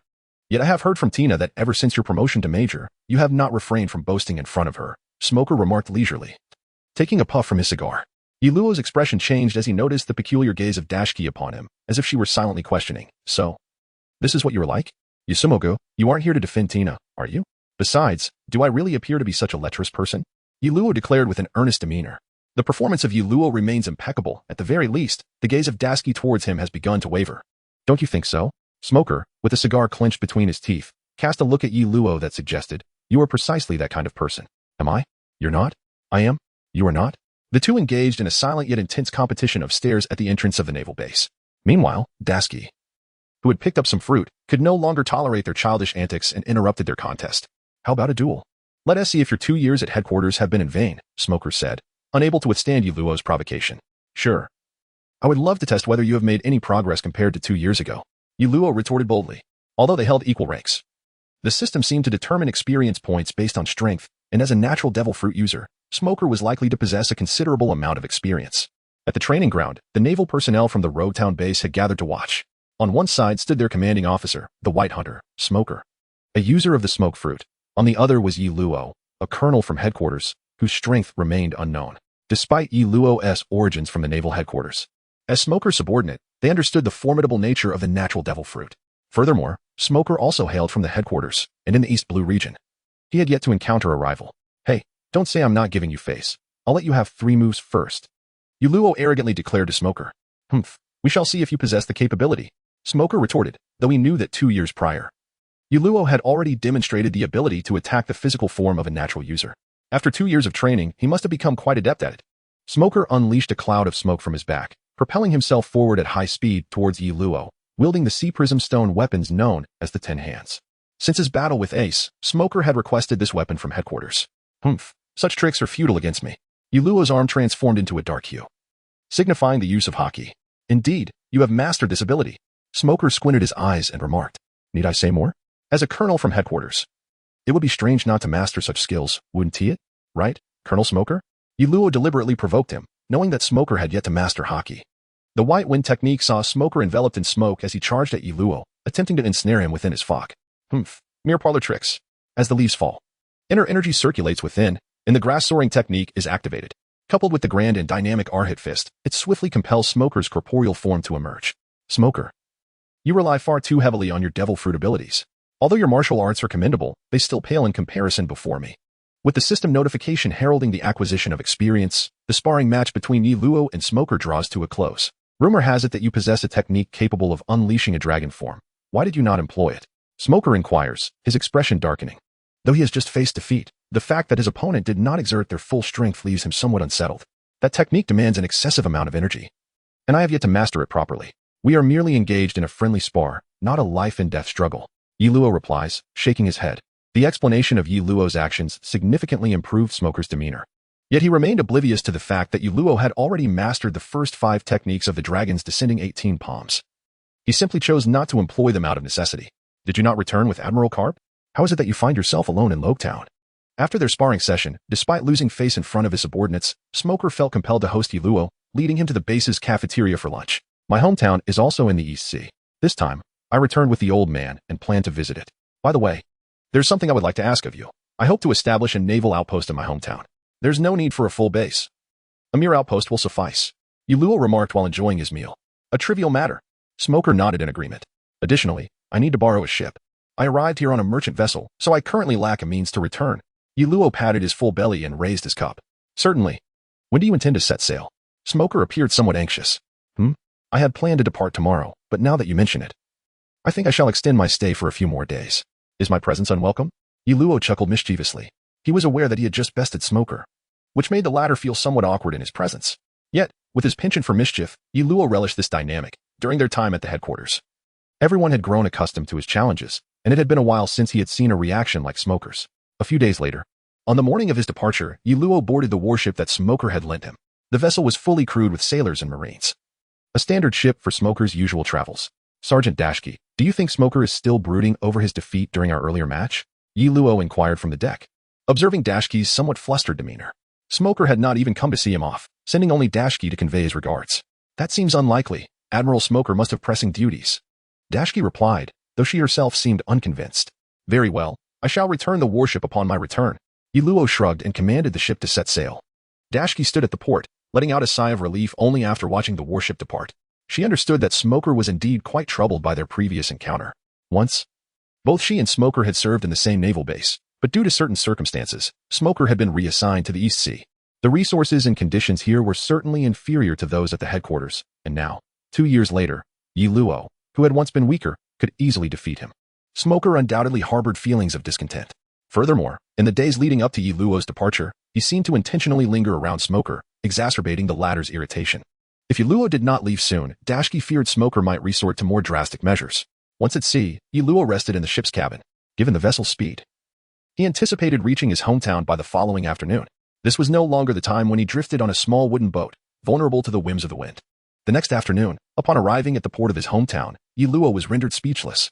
The port, clearly ravaged by cannon fire, bore no signs of human life, leaving him momentarily stunned. Contact Smoker and inquire about the situation on this island. The rest of you, disembark.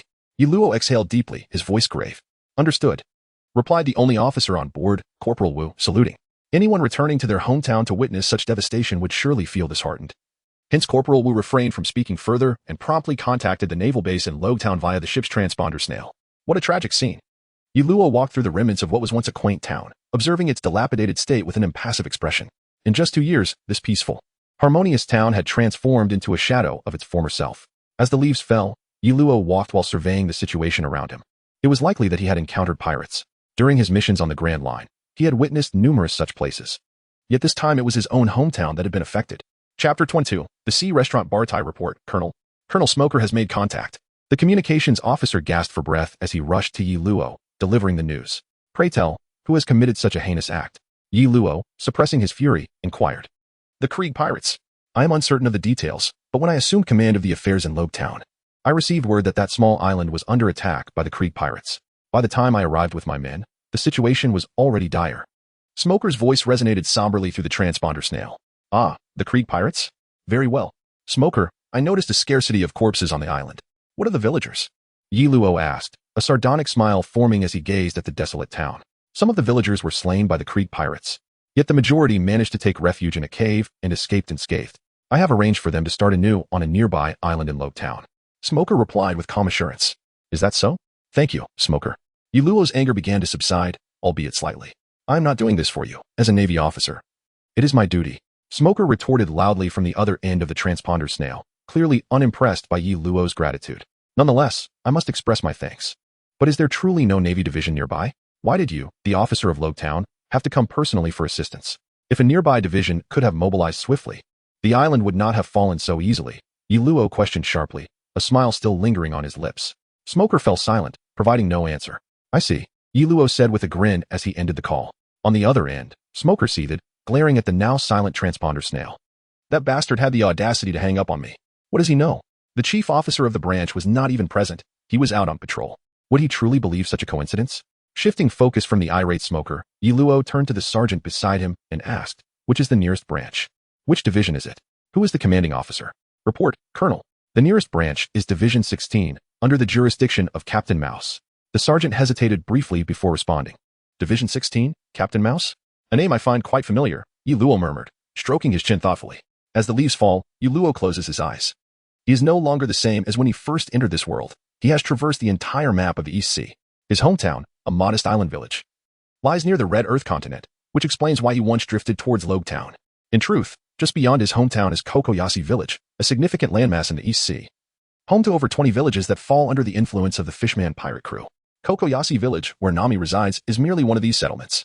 Let us proceed directly to the 16th Division, Yiluo declares as he opens his eyes. He has devised a plan to deal with the cowardly and greedy Mouse Colonel. Initially, he was astonished that any division would dare to ignore pirates. causing Smoker to dispatch forces from the distant Logue town. However, upon discovering the identity of this timid mouse colonel, matters become considerably simpler. Yes, the warship accelerates towards the 16th Division. Meanwhile, Carp has already set sail. Upon arriving at Windmill Village, he learns that Luffy has already embarked on his journey, leading to a reprimand from the town mayor for forgetting his grandson's birthday. Consequently, Carp hastily departs in pursuit of Luffy. At that moment, Luffy has landed in Shell's town alongside Kobe, where he encounters his first companion, the pirate hunter Zoro. The two create chaos at the Navy base, defeating the corrupt Colonel Monka. Monka, once a fervent young Navy officer, had his fate altered when he faced the cunning crocodile, resulting in the demise of his entire fleet. Left in a daze, Monka was hypnotized by Zango, leading him to mistakenly believe he had captured Crocodile. He handed over the imposter to the Navy, subsequently becoming a lieutenant of the 153rd Division. However, Zango's hypnosis transformed his character, instilling in him a sense of arrogance and entitlement. He came to believe that those in power were the greatest in the world, and he sought every means to ascend to the rank of colonel, ultimately becoming the de facto ruler of both the 153rd Division and Shell's town. After being defeated by Luffy, Monka's son, Balumabur, remained at the Navy base as a jack-of-all-trades, while Luffy pretended to sever ties with Kobe to avoid entangling him in his ambitions of becoming a Navy officer. A day later, Carp, in pursuit of Luffy, also lands in Shell's town, receiving a request from Logue Town to bring Monka to face justice. That day, the legendary Marine Vice Admiral Monkey D. Carp earned Monka the moniker of Axe God. This title, however, was merely a jest among the Earth's maritime fans. To test Kobe and Balumabur, Carp deliberately allowed himself to be struck by Monka's axe. Should the pirates of the Grand Line or even the New World learn of this, they might genuinely regard Monka as an axe god, given Carp's formidable reputation as Iron Fist Carp. Accompanied by Kobe and Balumabur aboard the warship, Carp heads directly towards Logue Town, knowing well that Luffy would inevitably pass through there, intending to ensnare him. Meanwhile, Luffy, through the clown Buggy, encounters Nami, a thief who specializes in robbing pirates. After dealing with Buggy, they cross paths with the cunning crocodile, who had feigned death. Following a series of battles, they recruit Usopp into their crew. Shortly thereafter, they meet Zoro's companions, Johnny and Joseph, who, having suffered from scurvy, are rescued by Luffy and his crew. Ultimately, they decide to change course and head to the floating restaurant Baratai. Upon arriving at the 16th Division, Iluo finds no sign of the Mouse Colonel. According to reports from the Navy personnel, the Mouse Colonel has set out for a patrol at sea, but his exact location remains unknown and requires contact via the transponder snail. In order to avoid alarming the snake in the grass, Iluo refrained from displaying any overt intentions, nor did he instruct the Navy of the 16th Division to contact the rat, for he was uncertain whether these naval officers were complicit with the rat. Upon returning to the warship, Iluo pondered for a moment before reaching out to Smoker. Since locating Colonel Rat proved futile, it would be prudent to seek out the Creek Pirates instead. The Creek Pirates, you say? It was rumored that he had set sail for the Grand Line a few days prior, thus pursuing him would necessitate venturing into the Grand Line. Iluo, where are you now? At that time, Colonel Rat, the commanding officer of the 16th Division, was patrolling elsewhere and was not present at the division, resulting in a lack of immediate assistance. On the other end of the transponder snail, Smoker spoke in a grave tone, fearing that Iluo might stir up trouble for the 16th Division. If he were to launch an attack on the division, it would be tantamount to declaring war against the Navy itself. Iluo contemplated for a moment, refraining from responding to Smoker, and instead inquired, "Are you familiar with that renowned maritime restaurant in the East Blue? The maritime restaurant? Baratai? Why do you ask?" Smoker questioned with curiosity. As the highest-ranking officer in the East Blue Navy, he had indeed visited Baratai. Under normal circumstances, he would have readily divulged information to Iluo. But given the current situation, he found it perplexing that Iluo was seeking a restaurant rather than pursuing the Krieg Pirates or Colonel Mouse. "Just tell me." Iluo's impatience was palpable. Despite his awareness that Krieg would encounter Mihawk in the Grand Line and subsequently retreat to the East Blue, he was uncertain about the timing.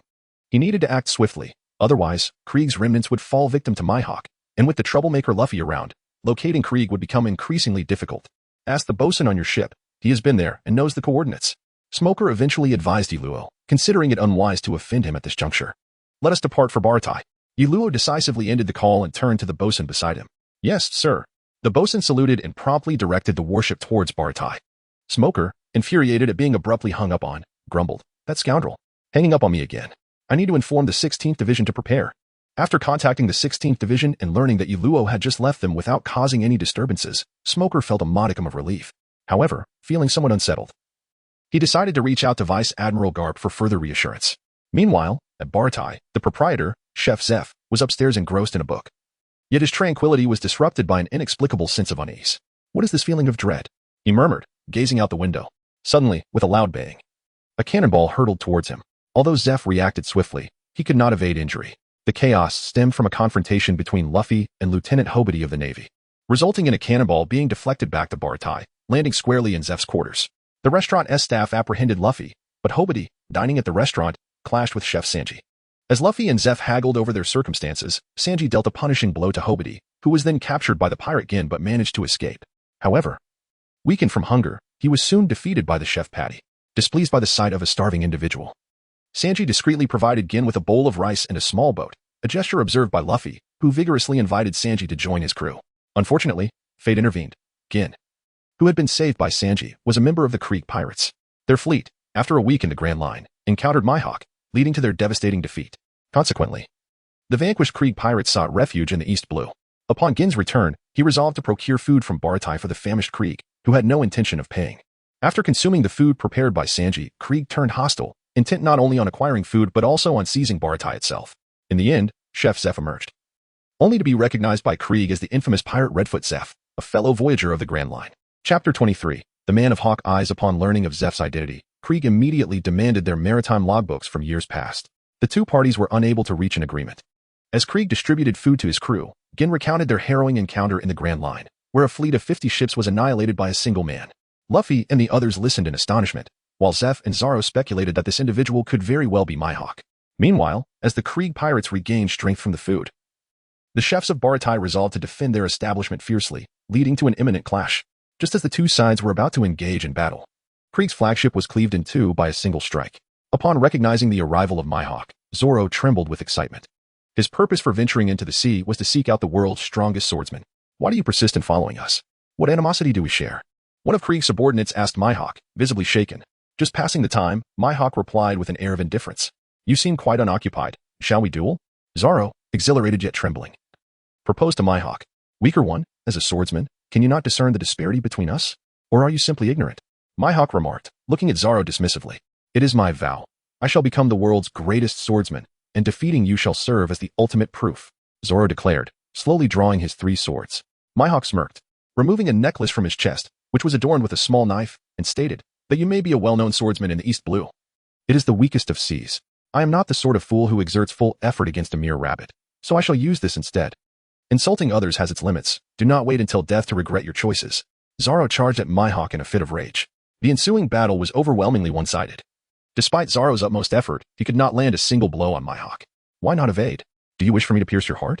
Mihawk asked as his small knife penetrated Zoro's body. I do not know. I just feel I cannot retreat. Otherwise, everything I have persevered for will be lost. Zoro coughed blood as he spoke. Indeed, that signifies defeat. Mihawk stated. Then I shall retreat, even less. Zoro replied with an odd laugh. Is death preferable? Mihawk inquired seriously. Death is even better. Zoro answered without hesitation. Such resolute determination, Mihawk thought inwardly, retracting his small knife and drawing the black blade from his back. Boy, state your name. This acknowledgement from Mihawk signified recognition of Zoro's strength, as he chose to wield the world's strongest black blade to impart a lesson to Zoro.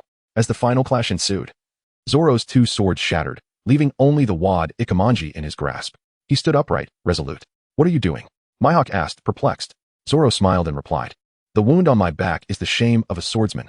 Well said, Mihawk exclaimed, delivering a slash from Zoro's left shoulder to his right abdomen. Immediately, a duo of bounty hunters rushed to Zoro's aid, while Luffy charged directly at Mihawk. Oh, a friend of the young swordsman? Do you also wish to comprehend the world? Mihawk regarded Luffy with curiosity. Your worldview is not something you can teach, Luffy declared boldly. Shichibukai Dracul Mihawk. At that moment, a marine clad in a coat of justice appeared on the wreckage of the Krieg pirate ship, speaking in a calm tone. The Navy? Mihawk glanced curiously at the newcomer. Brother. At this moment, Zoro was rescued by the pirate hunter duo onto a small boat, while Usopp was attending to Zoro's urgent needs. Although Luffy was curious about the unexpected presence of a Navy officer, he felt a surge of joy upon glancing at Zoro, as Mihawk had just informed him that Zoro was not dead. After a great deal of effort, they had finally caught up. The Krieg pirates had certainly proven to be a challenge to locate. Standing atop the sail was naturally Yi Luo. Who might you be? Krieg pondered whether he was simply cursed to be constantly troubled by these mysterious individuals. We shall deal with your trivial matters later. However, regarding the warlord of the sea, Mihawk, although you may no longer be considered a pirate, I still advise you to refrain from confronting him. Despite knowing that Mihawk posed no threat to Luffy, Yi Luo nonetheless expressed his concerns to Hawkeye. Oh, to my knowledge, he is a pirate, is he not? When did the Navy begin to protect pirates? Mihawk chuckled lightly. Although Luo held the rank of colonel, he was still not on equal footing to spar with the formidable Mihawk. Though he is a pirate, he is my brother, and I will not allow you to harm him. Luo gradually approached Luffy, shielding him behind himself. The words spoken by Luo astonished everyone, including Luffy. A naval colonel, and yet he still claimed to be a pirate? The looks cast at Luffy were filled with bewilderment. Huh? My brother? Who are you? Luffy questioned with a perplexed expression. Cough, cough. Luffy, can you hear me? Zoro, who had just regained consciousness from his stupor, shouted towards the sky while holding his sword. Wadikamanji. Huh, is that you, Zoro? Are you alright? I can hear you. Luffy's attention was instantly captivated by Zoro. Have I worried you? If I cannot become the world's greatest swordsman, it would surely trouble you, Zoro said, spitting out a mouthful of blood. While the bounty hunter duo nearby were already tearfully urging him to refrain from continuing. I will never lose.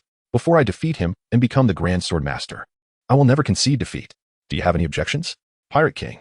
Zoro gasped, delivering his declaration in one breath. Hee, none at all. Luffy replied with a cheerful grin. Quite the team. Mihawk chuckled softly, turning to leave. Hey, Hawkeye, aren't you here to claim my head? The head of the East Blue Overlord. At some point, Krieg appeared behind Mihawk, brandishing a pistol. You? Sorry, I'm not interested. Today was quite enjoyable. But I must return to sleep. You might want to consider how to deal with the Navy over there. Mihawk glanced at Luo, chuckling lightly as he boarded his small vessel. The Navy? It was only after Mihawk's reminder that everyone recalled the presence of a naval officer. By the way, who exactly are you? Luffy curiously inquired of Luo, who stood beside him. Colonel of the Navy Headquarters, Purple Dragon Luo. Luo smiled as he proclaimed his name. His purple mist technique had grown remarkably powerful, causing a purple glow to emanate from his face when he channeled his internal energy, coupled with the inherent effects of his dragon-subduing 18 palms. He had earned such a title. You are the recently emerging genius of the Navy Headquarters. Regarded as the most likely of the younger generation to ascend to the rank of Admiral, the Purple Dragon Colonel, Mihawk, now aboard a ship, turned curiously upon hearing Luo's self-introduction. Indeed, and I oppose the Shichibukai system. Luo stated firmly, locking eyes with Mihawk without flinching. The Shichibukai? To me, they are irrelevant. Mihawk chuckled lightly as he set sail. Once he departed, Luo finally relaxed, realizing he was not a match for Mihawk at the moment. Why did you say you were my brother? I don't seem to know you, Luffy asked, picking his nose with a calm demeanor, suppressing the urge to kick this rascal. Luo, noticing the striking resemblance to Garp, smiled and replied, I have shared a cup of brotherhood with Ace. He mentioned that he has a younger brother. And I am also a disciple of your grandfather. Ace, have you met Ace? How is he doing now? Luffy exclaimed excitedly at the mention of Ace, completely overlooking Garp in the process. Luo nodded with a smile and said, he is doing quite well now. When you venture to the New World, you should encounter him. We can discuss our conversation later. For now, I must address the immediate trash. After speaking, Luo turned to Click and softly inquired. Pirate Captain Click? Do you remember the massacre on Fire Island 2 years ago? Fire Island? Which one are you referring to? I have wiped out so many islands that I can hardly recall. Click chuckled, clearly dismissing Luo. Fire Island? That was a peaceful and tranquil place. But 2 years ago, a group of pirate deserters landed there. Most importantly, it is my hometown. As Luo spoke, he approached Click. Oh, so it is that dilapidated little island? There was nothing of value there, so I effortlessly eliminated them all. Click seemed to recall the battle from 2 years prior, where many of his men had fled. He later hunted them down one by one, ensuring their demise. However, a dozen deserters who escaped to a small island were unexpectedly eliminated by the island's residents. Enraged, Click ordered the slaughter of the entire town. Even if they were deserters, they were still members of his crew, not mere civilians to be trifled with. It appeared that the island's inhabitants were few and the resources scarce. So they did not linger long, leaving destruction in their wake before departing. As the leaves fell, Luo sighed, realizing that it was not the adversary who had spared the hidden villagers, but rather that they had gone unnoticed. The villagers who remained in the town must have harbored a deathly resolve, determined to prevent the others from perishing at the hands of the pirates. Jifu, aboard the bluefin tuna, shook his head and turned back to the cabin, leaving the gathered chefs in a state of perplexity. Old man, where are you going? Sanji inquired, astonished. Let us go? Did you not hear what that man from Mihawk said? Such a formidable navy, renowned even in the Grand Line and New World, cannot be matched by a so-called East Blue tyrant like Kuro. Jifu continued without looking back. Is it truly that formidable? The chefs exchanged incredulous glances towards Luo, who had by then captured the defeated Kuro, akin to a lifeless dog.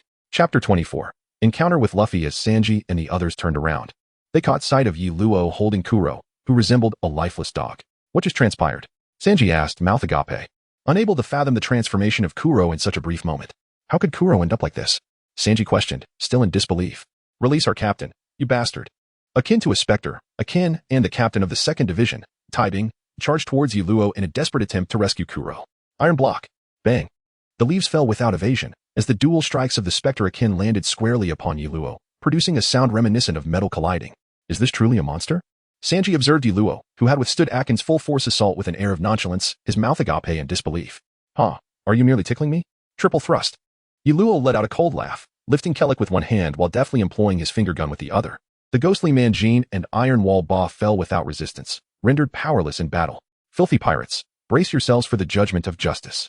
As the leaves fell, Yiluo executed the moonwalk, lifting Cleek directly into the sky. Storm Dragon Slash. A powerful slash erupted from Yiluo's kick, striking the already battered flagship of Cleek and sending it plummeting to the ocean's depths. Is this the might of the Grand Line? No wonder the Cleek pirates could not endure even a week before collapsing in defeat. The chefs at Bartai stood agape, astonished by the vanishing wreckage before them. At that moment, a naval warship approached swiftly from the distance. Luffy, weren't you supposed to be out at sea as a pirate? Why are you dressed like a restaurant server? Yiluo descended from the sky, holding Cleek, and inquired of the bewildered Luffy. Huh? Oh, that. I accidentally damaged this restaurant and am working here to pay it back. I initially intended to defeat those pirates as compensation, but that's no longer possible, Luffy replied, a look of dejection on his face. Yiluo felt a pang of frustration. Indeed, this fellow was no genuine pirate. During his time in the Navy, he had yet to hear of any pirate who damaged property and then stayed behind to work off their debts. At least Ace, Luffy's brother, had never been seen paying for his meals. Ah, my apologies. I must personally capture this rascal. However, I can assist you with your compensation. But you mustn't claim to be a pirate, or I shall find myself in quite the predicament. Yiluo pointed towards a naval ship in the distance and spoke to Luffy. Really? Really? You will truly help me with the compensation? That's just too cool. Luffy, having only caught the first part of the conversation, excitedly shed his work clothes. Who is the owner here? I shall take responsibility for my brother's debts. Yiluo cheerfully inquired of the chefs at Baratai. No need for that, Navy officer. You have already rendered a significant assistance. Please, come in and enjoy a meal. Zeph emerged with a smile, evidently having stepped in to cook personally. The owner seems somewhat familiar, Yiluo mused, sizing up Zeph. He muttered quietly, which sent a wave of anxiety through the chefs at Baratai. They had learned from Creek that their boss was once a fearsome pirate who had traversed the Grand Line. If the terrifying Navy officer before them recognized him, they would have no means to resist. Ah, perhaps I've seen him somewhere before, that isn't important now.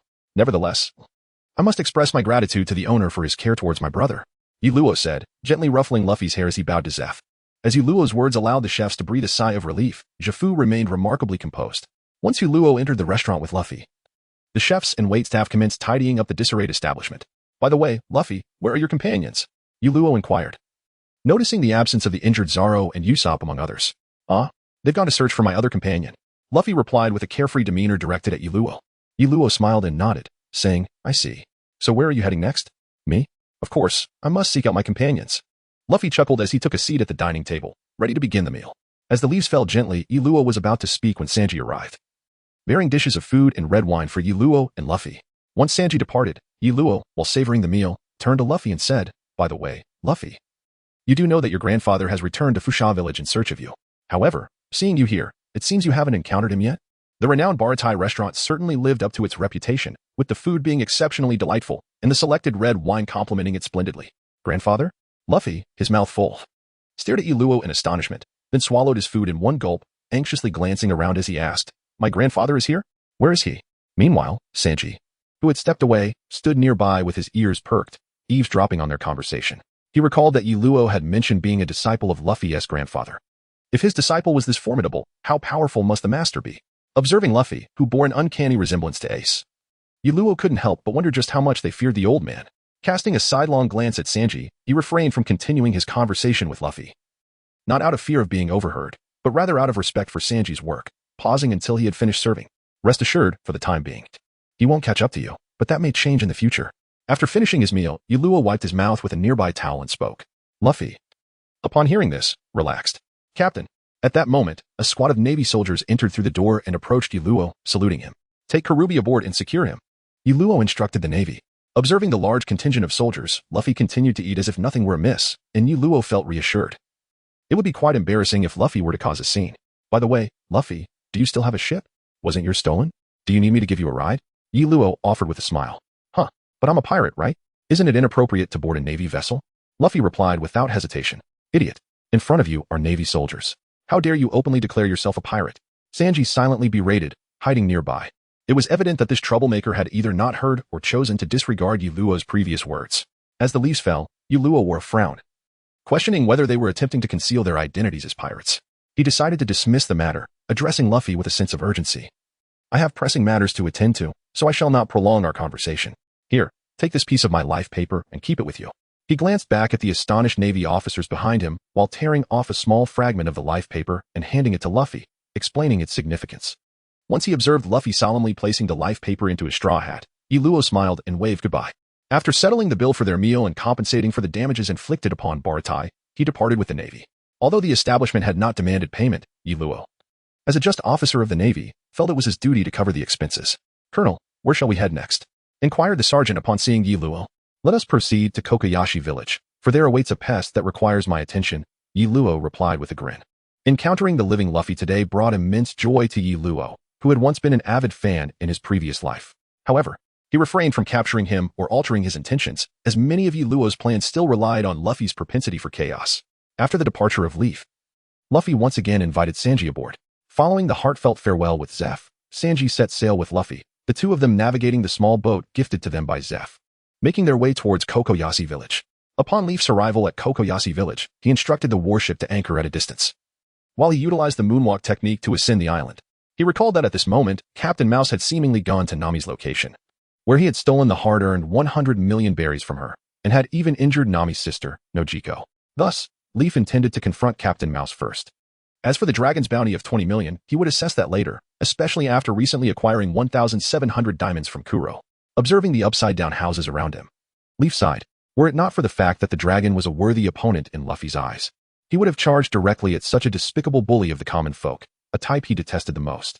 As for Jinbei, one of the 7 warlords of the sea, Leaf did not believe this whale-shark fishman would protect the dragon upon learning of his misdeeds. If it came to that, Leaf would not hesitate to engage him in battle.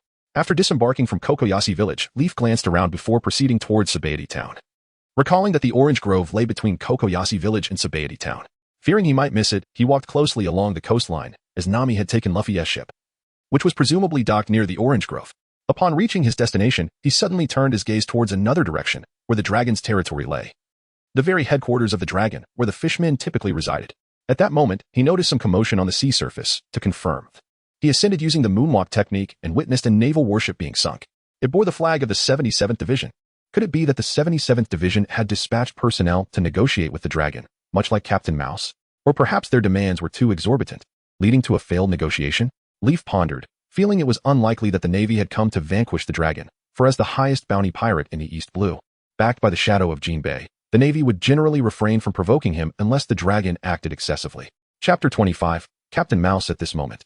In the waters at the entrance of the dragon's domain, the warship of the 77th Division was sunk by the fishmen, the majority of whom returned to the dragon's territory to celebrate. You have worked hard. The dragon, seated in the main position, had not participated in the confrontation himself, only sending 3 subordinates to dispatch the warship to the depths of the sea. Surprisingly, the Navy of the 77th Division had genuinely come to subdue the dragon, even deploying Brigadier Pudding, the commander of the division. Unfortunately, they did not even breach the gates of the dragon's territory before being completely annihilated. Haha. We are very familiar with this area. As long as we have the sea charts drawn by Nami, we are invincible, chuckled Octopus Hachi. By the way, didn't you promise Nami that once she had 100 million berries, you would grant her freedom and return the village to her? The long-mouthed fishman Cho inquired of the dragon. Of course, I will uphold the monetary agreement to the death. The dragon replied with a sinister smile, his intentions unclear. Just as Leaf was preparing to descend, he unexpectedly spotted Luffy and his companions on the road from Sabaody town to the dragon's territory. How did he arrive before me? Leaf was perplexed, having lost track of the specific plot details from earlier, only recalling that Luffy had assisted Nami in defeating the dragon, after which Nami had boarded the ship. Never mind, I should head to the Orange Grove first, even if I don't encounter Captain Mouse here. He will eventually emerge to issue a bounty on Luffy. Leaf smiled, recalling that Luffy's first bounty notice had likely been prepared by Captain Mouse after reporting to the headquarters, possibly even crafted personally by his former superior, Lieutenant Brandil. Soon, upon arriving at the Orange Grove, Leaf discovered a blue-haired beauty with tattoos picking oranges. Are these oranges for sale? They look delicious. Leaf approached and greeted her softly. Nojiko was taken aback, glancing at the unfamiliar figure who had entered the grove, and asked, "An outsider? What's going on today? Suddenly, so many people have arrived." Indeed, before coming here, Leaf had deliberately changed out of his naval uniform, now appearing merely as a somewhat handsome youth. What's the matter? Are the oranges not for sale? Leaf inquired with a frown. If you wish to eat, feel free to pick some yourself. I'm not sure how you got here, but I advise you to leave this island quickly. Nojiko replied softly. Oh, I truly appreciate it, but I'm not one to take from others for free. If there's anything I can assist you with, please don't hesitate to ask. Leaf smiled slightly. No need. Just leaving promptly after picking the oranges would be the greatest help you can offer me. Nojiko turned away, her back to Leaf, speaking coldly. Her tone had lost its earlier warmth, as if she had sensed Leaf's ulterior motives. With a nonchalant shrug, Yiluo strolled directly towards the orange grove, casually selecting a few delectable-looking oranges before returning to Nokigao's side to savor his treat leisurely. Having enjoyed the oranges, shouldn't you be on your way? Nokigao inquired coldly, observing that Yiluo had no intention of leaving. You don't think of me as the villain, do you? If that were the case, you should have fled or surrendered at the first opportunity. Yiluo chuckled, finding a comfortable spot to sit down. Who exactly are you? And what is your purpose for being here? Nokigao demanded, eyeing Yiluo warily. I am, in fact, a naval officer. However, my visit to this island is for personal matters. I happened to pass through here and felt quite fatigued, so I decided to take a brief respite. The oranges here are quite delightful. Yiluo peeled open a second orange and began to enjoy it. A naval officer? Nokigao was taken aback, not expecting such an identity. After a moment of contemplation, he asked, Are you from the warship we saw earlier? The children in the town sent out a distress signal, and I did not expect you to actually arrive. But given the current state of your forces, you must be aware of the horrors here, no? Nokigao's words left Yiluo momentarily speechless, a grim expression crossing his face. Initially, he had assumed that disreputable naval officers had come to negotiate with the tyrant, only to discover that it was indeed a righteous naval force. Had he known, he could have rushed over to save some of them. It was too late to dwell on that now. Just as Yiluo was about to speak, a wooden stick was pressed against the back of his head, accompanied by a female voice. Who are you, and why are you here? Nami, wait. This is a naval officer. Nokigao interjected anxiously, trying to halt Nami's advance. Oh, a naval officer? Then where is your uniform? A naval officer going into battle would never be without their attire. Nami scrutinized Yiluo, her vigilance unwavering. I assure you, I am indeed a naval officer. However, I came here for personal reasons and thus did not wear my uniform. Yiluo replied with a casual shrug. It was evident that both Nokigao, who had previously trusted him, and Nami had lost faith, their eyes fixed warily on him, ready to respond to any sudden movements. Very well, if you do not believe me, may I take my leave? Yiluo stood up, brushing off the dust from his trousers, a smile gracing his lips. The two remained silent, merely observing him. State your intentions, and I will allow you to depart. Nami finally broke the silence. All right, it's only because you're little Nami. Yiluo turned back to glance at the stubborn Nami, exclaiming with a hint of exasperation, I am here seeking Colonel Mouse. I have heard rumors of his collusion with the tyrant, and so I ventured here in hopes of finding him. We have some personal grievances, which is why I refrained from wearing my naval uniform. Colonel Mouse? Nami furrowed her brow. Having spent so much time in the tyrant's domain without encountering naval personnel, she directly informed Yiluo, your information must be mistaken. No naval officers have ever set foot here, and even if they did, they would not return. Just like those who came before. Oh, indeed, I see now. After some thought, I pondered whether it might be prudent to apprehend the tyrant, as he has been wreaking havoc in the East Blue for quite some time. Even Jinbei should not be allowed to indulge the fishmen. Yiluo stroked his chin thoughtfully. Nami was taken aback, recognizing Jinbei's name, having heard it mentioned in conversations among the tyrant's crew. Do you possess the ability to defeat the tyrant? He is one of the fishmen. Nami asked, astonished. What's this? Planning to inform the tyrant? You seem to be one of their subordinates, Yiluo remarked, pointing at the tattoo on Nami's arm with a smile. No, Nami is not. Just as Nami instinctively covered her tattoo, Nokigao stepped forward. He sensed that this self-proclaimed naval officer might become their savior, and any misunderstanding towards Nami could prove detrimental. Ah, never mind, what a hassle. Thank you for the oranges, but I shall take my leave now. Yiluo lamented, rubbing his head in frustration before turning to depart. Wait, Nokigao called, rushing after Yiluo. Nami, initially inclined to follow, halted as she touched the tattoo on her arm and turned back towards the cabin. Nokigao dashed out in pursuit of Yiluo, only to find that he had vanished without a trace, prompting him to return to the small house in the orange grove. There, he discovered Nami sleeping at the table. Beside her the gloves she had worn to tend to her injured hand. After some contemplation, Nokigao left again, aware that Nami's emotional turmoil revolved around Luffy and the others, prompting him to persuade them to leave. Not long after Nokigao departed, Nami awoke from her slumber, just as the town's guard, a Jien, and a group of naval officers appeared. Squeak, squeak. I am Colonel Mouse of the 16th Division of the Navy. Is the criminal known as Nami here? The lead officer inquired, a smile on his face as he regarded Nami. Oh, the Navy? A criminal? I am a pirate. Indeed a criminal, but I am part of the tyrant's crew. As a colonel, I trust you understand what that implies. Nami replied, momentarily taken aback, though the name Colonel Mouse sounded somewhat familiar, as if she had heard it before. A pirate? Squeak, squeak. We have not received any intelligence regarding pirates in this area. Conversely, we have heard of thieves. Even if you have stolen treasures from pirates, a criminal is still a criminal, and stolen goods are considered contraband. Thus, it is our duty as the Navy to reclaim them, Colonel Mouse declared with an air of entitlement. What did you say? Is that the Navy's responsibility? Nami could hardly believe her ears. Search the premises. The Navy disregarded Nami, intent on entering the cabin to conduct a search. How dare you? Who gave you permission to enter? Stop right there. Is this what the Navy is supposed to do? Don't you have more pressing matters to attend to? Like eradicating pirate crews? Nami shouted, brandishing a stick and knocking down several naval officers who attempted to enter the cabin. Squeak, squeak. Ignore her. And do not engage with her. Continue searching. Colonel Mouse regarded the furious Nami as if she were a mere jester, chuckling at her frustration. Colonel, there seems to be an issue with this field. One of the sailors reported. Dig. Colonel Mouse commanded, his expression brightening. How dare you touch Aunt Belmere's orange grove with your filthy hands? Nami exclaimed, her fury boiling over as she struck down several naval officers near the grove. Yet the Navy persisted, undeterred, as they seemed to have knowledge of the significant wealth Nami had hidden away. Is this how the Navy treats a young girl? The money Nami stole was meant to redeem the town. Ajien, the town's guard, could no longer hold back, raising his voice in protest. What, Ajien? Are you aware of this? The Navy showed little reaction, though Nami was momentarily stunned. Fool. This is such an obvious matter. How could we not know? We learned the truth from Noki Gao long ago, Ajien quietly stated, adjusting his hat. Indeed, if you and the Navy cannot protect us, then leave. Noki Gao, having rushed over after informing the Straw Hat crew of the situation, stepped forward as well. Chapter 26. Nami's tears squeak, squeak. Have you all been too naive? 100 million berries is not merely an orange. Can you not find it? Anyone who dares to obstruct us aside from Nami shall be shot on the spot. Colonel Mouse exhibited a triumphant smile, issuing commands to the Navy. Upon hearing this, Nami shuddered and exchanged a glance with Nokigo. Recalling the stranger who had claimed to be a Navy officer and had mentioned Colonel Mouse's collusion with the dragon, they had driven him away. But now they feared the consequences. Do not touch those treasures. As Nami lingered in her thoughts, the Navy finally discovered the treasure she had buried. Nokigo attempted to intervene, but was shot by a Navy officer. Nokigo, Aiken and Nami rushed forward to assess his injuries. Considering your thievery, I shall overlook your crimes. But we, the Navy, will seize these stolen goods. Colonel Mouse sneered down at Nami, who was crouched beside Nokigo. You scoundrel. It was the dragon. He never intended to uphold his end of the bargain. He sent you here, didn't he? Nami glared at Colonel Mouse with hatred. What are you talking about? Who is this dragon? I don't know him. Colonel Mouse, startled, instinctively averted his gaze from Nami. At that moment, Nami's heart was consumed by anger and guilt. If only she had not chased that Navy officer away, perhaps he would have dealt with Colonel Mouse. For some inexplicable reason, she felt that the man had the capability to resolve the situation. The dragon! The dragon! Villagers, drawn by the commotion, began to inquire about the unfolding events.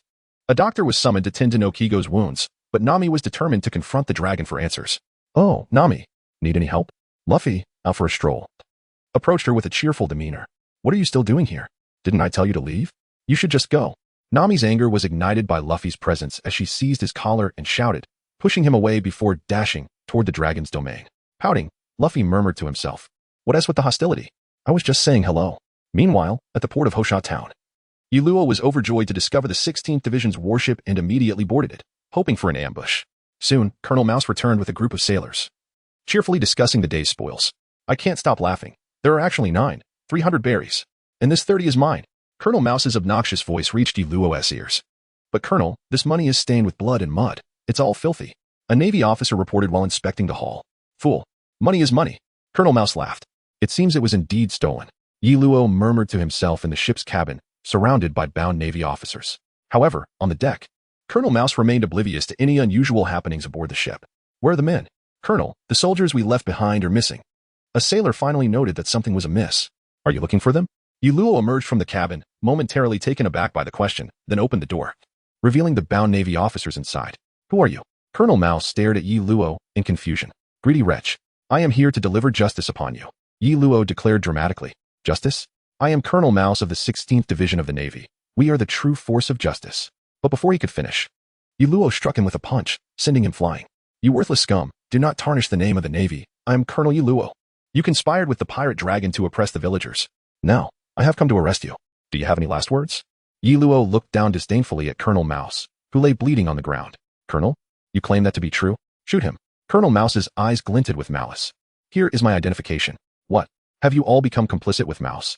Iluo presented his Navy credentials to the bewildered sailors. Do not listen to his nonsense. If we eliminate him and pin the blame on the dragon, we can continue our duties as the Navy.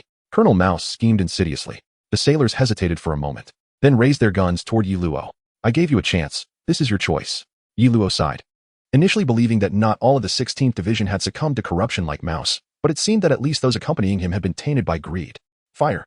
Colonel Mouse sensed an ominous turn of events and shouted urgently, "Shave. Finger gun. Come forth, and let us cleanse this place."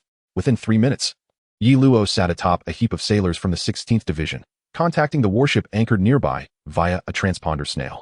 "Colonel, all members of the 16th Division have been detained, and we have gathered sufficient evidence." A sergeant under smoker saluted Yi Luo. "Do not touch that 9,300,000 berries. It represents the tears and blood of the villagers of Caucasia. Return it to them. Leave a few to guard the ship. The rest follow me." The dragon's domain no longer has any purpose.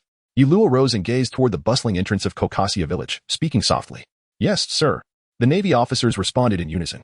At that moment, in the dragon's domain, Nami hurried back, having understood the implications of her previous conversation with the dragon. She was terrified that the villagers would recklessly rush to their doom. "Though we have made a pact that as long as I do not give up, none of you may either. Today. Those vile scoundrels have so cruelly toyed with my kindness, and we cannot forgive them. Does anyone dissent?" Defense Officer Aiken stood at the village entrance, loudly addressing the assembled villagers. "Who could possibly dissent? Let us go. How long can we endure their tyranny?" The villagers were all prepared for a fight, shouting in unison, "We will not allow them to continue bullying our Nami." The villagers' furious roars seemed to be their only outlet for the pent-up frustration within. "Everyone, wait a moment. Just a little longer. I will try once more. With my newfound experience, it should be much easier." Nami spoke with a smile concealing her inner turmoil, addressing the villagers. "Nami, little Nami." The villagers looked at her with complex expressions, tears gradually blurring their vision. They understood her intentions, but enough was enough. "You alone have borne the weight of our village's lives, fighting valiantly thus far. Thank you for your efforts. For you, joining them would be more painful than carving your flesh with a knife. Leave the village now." Aiken stepped in front of Nami, gently stroking her head as he spoke softly. "What?" "Mr. Aiken." Nami still has something to say, but the injured no Kigo chuckled. "You have not only a belly full of schemes, but also dreams. Go fulfill it. Do not do this. I can no longer bear to see anyone else harmed by them. It will lead to death." Nami, with tears in her eyes, struggled out of Aiken's embrace, drawing her dagger and shouting at the villagers. "I understand." Aiken stepped forward, grasping Nami's dagger, causing blood to flow instantly, startling Nami. "It is futile, Nami. Our resolve is unwavering." The villagers cheerfully addressed Nami, urging her to step aside. "Nami, make way. Let us embark. Even if victory eludes us, we must demonstrate our resolve." Aiken, wielding his weapon, was the first to pass by the almost dazed Nami. "Oh, let them know the consequences of bullying our dear Nami." The villagers shouted with fervor. Seated on the ground, Nami attempted to obstruct the villagers, brandishing a dagger as she caught sight of the dragon gang's tattoo on her arm. Filled with anger, she thrust the dagger towards her arm, but before the blade could pierce her skin, someone seized her hand. "Why haven't you left yet? Did I not tell you? This is none of your concern. So go. Just go." At that moment, Nami resembled a solitary wounded creature, trying to conceal her pain as she licked her wounds in solitude. The arrival of Luffy seemed to peel away her layers of concealment, leaving her flustered and fearful. Reluctant to reveal this vulnerable side of herself, Luffy stood quietly behind Nami, remaining still until she regained her composure. "Luffy, help me." Memories of their delightful adventures flooded back to her. Although Nami wished to shield Luffy from the turmoil, the villagers' actions left her feeling utterly powerless. Luffy removed his treasured straw hat and placed it atop Nami's head, then bellowed with fervor, of course, as Nami held the hat. She recalled Luffy's words about it being his most cherished treasure, stirring a whirlwind of emotions within her. "Let us go." With an air of determination, Luffy advanced towards the Dragon's domain, prompting the Straw Hat crew to rise in unison and follow him. Tears streamed down Nami's face uncontrollably, as if a dam had broken. He is already taking on the role of captain. At some point, a figure named Yalu appeared behind Nami, watching Luffy advance. He draped his cloak of righteousness over her shoulders and smiled, saying, "Is it you?" Nami gasped, turning to face Yalu, who donned a naval officer's uniform. "I heard a little cat had lost something, so I brought it back for her. And look, I'm a Navy officer. This is my uniform." Yalu tossed a chest containing Nami's treasures towards her, proudly showcasing his naval attire. Chapter 27. The Origins of the Dragon. What is this? Nami gazed at the recovered chest, bewildered by the situation. "Isn't this your lost treasure? I got it directly from the rat. I haven't touched it. Don't think you can demand a higher price." Yalu observed Nami's expression, recalling her character, and his face darkened. In disbelief, Nami stared at Yalu, then furiously stood up, gripping his collar and shouting, Why didn't you show up sooner? It has already come to this. What does it matter if you return the treasure now? Why don't you go and confront the dragon? Aren't you part of the Navy? Don't you represent justice?" The falling leaves hindered the advancing naval soldiers, allowing Nami to clutch the collar of his uniform and vent her pent-up fury. "Indeed. This is a fault of our Navy. However, dear Nami, you must understand that in this world, many live in sorrow and injustice far beyond your plight. At least you are alive, while countless others are struggling for survival. Our navy is not omnipotent. We are merely ordinary individuals who harbor a sense of justice. Leaf recalled the ordinary people persecuted by pirates along the Grand Line, and a wave of despondency washed over him. The navy behind him stood in neat formation. Their once proud demeanor diminished, having witnessed the tragedy of Kokoyashi village firsthand.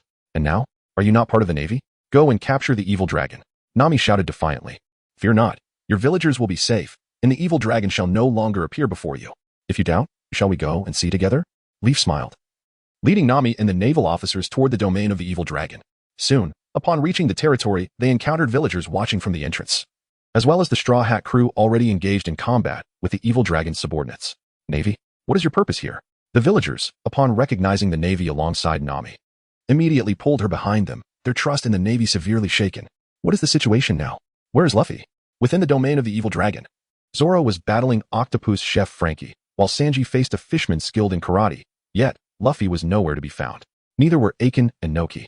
The villagers exchanged glances with Leaf and quietly explained to Nami that Luffy, in his foolishness, had gotten his foot stuck in a rock and was cast to the seabed by the evil dragon, while Aiken and Noki had ventured into the ocean to assist him. As the leaves fell, Yi Luo chuckled, remarking on the unexpectedly fierce battle. Only a troublemaker like Monkey D. Luffy would engage in such antics. Had an ordinary person acted so recklessly, they would have met their demise countless times over. Surround this area. Not a single fishman shall escape. Additionally, command the warships to come here. Yi Luo commanded the navy behind him.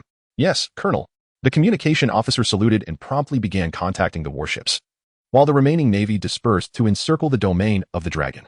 The villagers, unaware of the navy's intentions, turned their attention towards the unfolding events, growing increasingly uneasy as they witnessed the navy's actions. What are they planning?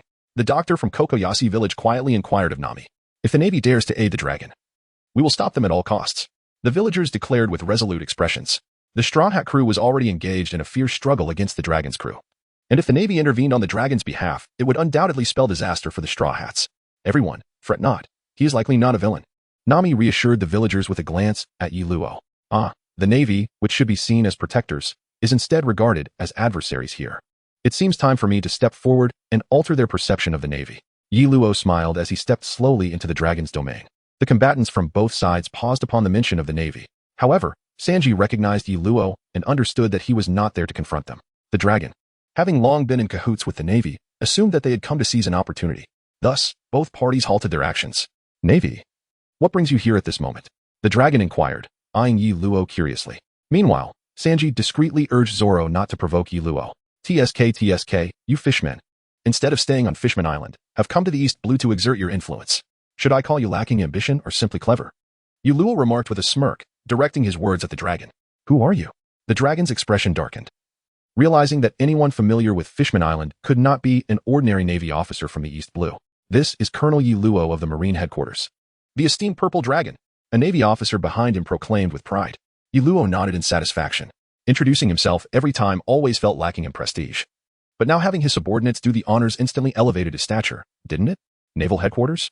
I never imagined a mere pirate like me could attract the attention of a rear admiral from headquarters. Arlong burst into raucous laughter. You misunderstand, I'm not here for you. Yi Luo replied with a faint smile before turning to Sanji. Where's Luffy? Sanji gestured toward the seawater pool connected to the ocean and said. He was thrown into the depths by him, pointing at Arlong. Yi Luo, feeling a slight headache, rubbed his temples and addressed Sanji. Could you kindly descend to rescue him? Sanji nodded and promptly leaped into the water. As the karate fishman prepared to follow suit, Yi Luo turned towards him and warned, you would do well to remain still. Otherwise, I would not hesitate to eliminate you. The karate fishman glanced at the dragon, awaiting his command. Merely a bunch of lowly beings. And you truly intend to oppose me?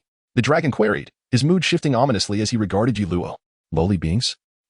Are you attempting to amuse me before fleeing? Yi Luo retorted, incredulous.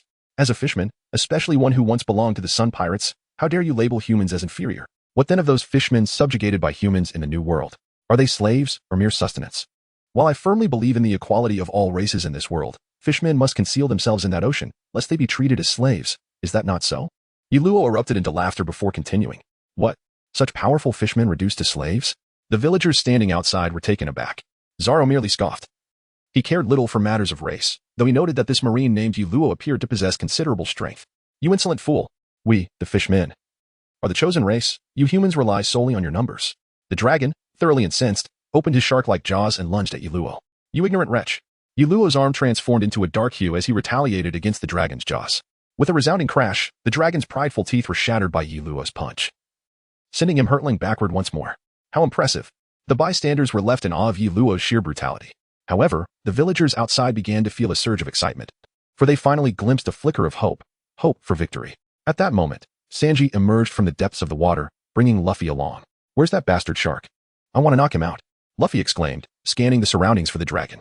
Ah, Luffy, a pleasure to see you again. Yuluo greeted him with a smile. What was that? Yuluo? Or was it Leaf? Luffy responded, finally recognizing Yuluo and returning the greeting with a grin. As the leaves fell, they adorned his head with dark lines, and this fellow proved to be even less reliable than he. It was Yuluo, the one whose name means fallen leaves. Alas, the pain is excruciating. You scoundrel. The malevolent dragon, having been sent flying by Yuluo, crawled out from the pile of rubble and addressed him. Ah, it's you. What does I send you flying? Upon spotting the dragon, Luffy instantly perked up, disregarding Yuluo, and bellowed at the dragon. Hehehe, one lowly creature or another. Just watch as I vanquish you all. The teeth that Yuluo had just shattered began to regrow, and the dragon fixed his gaze on Yuluo, declaring, Is that so? You don't even qualify to be my warm-up. Yuluo chuckled as he prepared to confront the dragon. Wait, he has mine, Luffy interjected, his expression serious. Very well, but after you defeat him, I shall take him into custody. Yuluo shrugged and nodded nonchalantly. As the leaves fell, signaling a withdrawal from involvement, Luffy and the evil dragon resumed their fierce battle. Meanwhile, the octopus, Shaba, and Zoro were equally determined to engage in combat, while Sanji and the fishmen skilled in karate claimed their own territory to fight. Is Luffy going to be all right? Nami inquired with concern. It's merely an ordinary fishman. If he can't even handle this, he ought to reconsider being a pirate. Honestly, he should return with me to join the Navy. At least I could protect him. Yellowah, standing beside Nami and observing the battle, replied with a smile. Is it you? At that moment, Nokigao and Ajien approached. They had just rescued Luffy's head from the depths of the sea, preventing him from drowning. Indeed. Look, I'm wearing Navy attire this time, Yellowah said playfully, showcasing his uniform to Nokigao. Navy? What are you doing here? Ajien asked, his expression tinged with suspicion as he regarded Yellowah. You explain. I dislike repeating what I've said. Yellowah's demeanor shifted to a more serious tone in response to Ajien, prompting him to turn to Nami. Soon, Nami clarified the situation to Nokigao and Ajien, who then apologized to Yellowah, saying, I apologize, Colonel. It seems we misunderstood. Not a problem. Look. The outcome is evident. Yellowah pointed at Zoro and Sanji, who had swiftly dealt with their opponents, a smile gracing his face. What about Luffy? Is he going to be okay? Nami asked, her gaze fixed on Luffy, who was being overpowered by the evil dragon. Rest assured. Although I am uncertain of his exact strength, he should have no trouble dealing with the evil dragon. Yellowah responded cheerfully. Chapter 28, Hometown as anticipated. The battle against the evil dragon concluded with Luffy's victory. Though it was a hard-fought triumph, when Luffy delivered the final blow that shattered the evil dragon's domain and proclaimed, Nami, you are my comrade. Yellowah knew the ordeal had come to an end. That evening, during the celebratory feast, everyone exuberantly reveled in their newfound freedom. Oh, getting another tattoo? Yellowah called from outside the window, observing the doctor of Kakochia village transforming the evil dragon tattoo on Nami's arm into a pattern resembling an orange windmill. Isn't it improper to spy on a beautiful girl getting a tattoo? Of course, if you're willing to part with some belly, I wouldn't mind. Nami teased, sticking out her tongue at Yellowah. Ah, you truly are the same. You seem so lively. I'm here to bid farewell. Yellowah replied with a grin. So soon? Why not wait until dawn to set off? Nami asked, taken aback. While it was ultimately Luffy who saved Kakochia village, Nami recognized that had it not been for Luffy, Yellowah might have eradicated the evil dragon upon landing. She had come to understand the connection between Luffy and Yellowah and suspected that Yellowah had intentionally left the evil dragon for Luffy. After all, Luffy is a pirate now. It would be quite remarkable if I didn't arrest him, and joining him on his voyage might invite unwelcome gossip. Yellowah shrugged and chuckled. Is that so? Nami observed the Navy, celebrating harmoniously alongside Luffy and the others outside. Of course. Otherwise, what would your dream be? As Yuluo was about to articulate his thoughts, he was interrupted by Nami. Dreams? Yuluo paused, gazing at Nami, who was intently focused on him. He chuckled softly and replied, You might not believe my dream. Why not? This time, it was Nami who looked puzzled. Luffy, why don't you share your dream? Instead of responding to Nami, Yuluo turned to the just-arrived Luffy. I want to become the Pirate King, Luffy declared earnestly, holding 2 large meat skewers, his belly round and full. Well, to become the Pirate King, you first need to find a woman who can be a Pirate King too. Yuluo recalled the famous Pirate King trope from his past life. So, what kind of person do you think deserves the title of Pirate King? Naturally, Yuluo did not divulge his inner thoughts, but continued to smile and inquire. The freest person, of course. Luffy replied matter-of-factly. Haha, I knew it. The freest person, indeed. However, to truly sail the seas without constraints, your current strength is insufficient. Yi Luo exclaimed, slapping his thigh and laughing heartily. I'll definitely become stronger in the future, Luffy declared childishly, sticking out his tongue at Yi Luo. What about Nami's dream?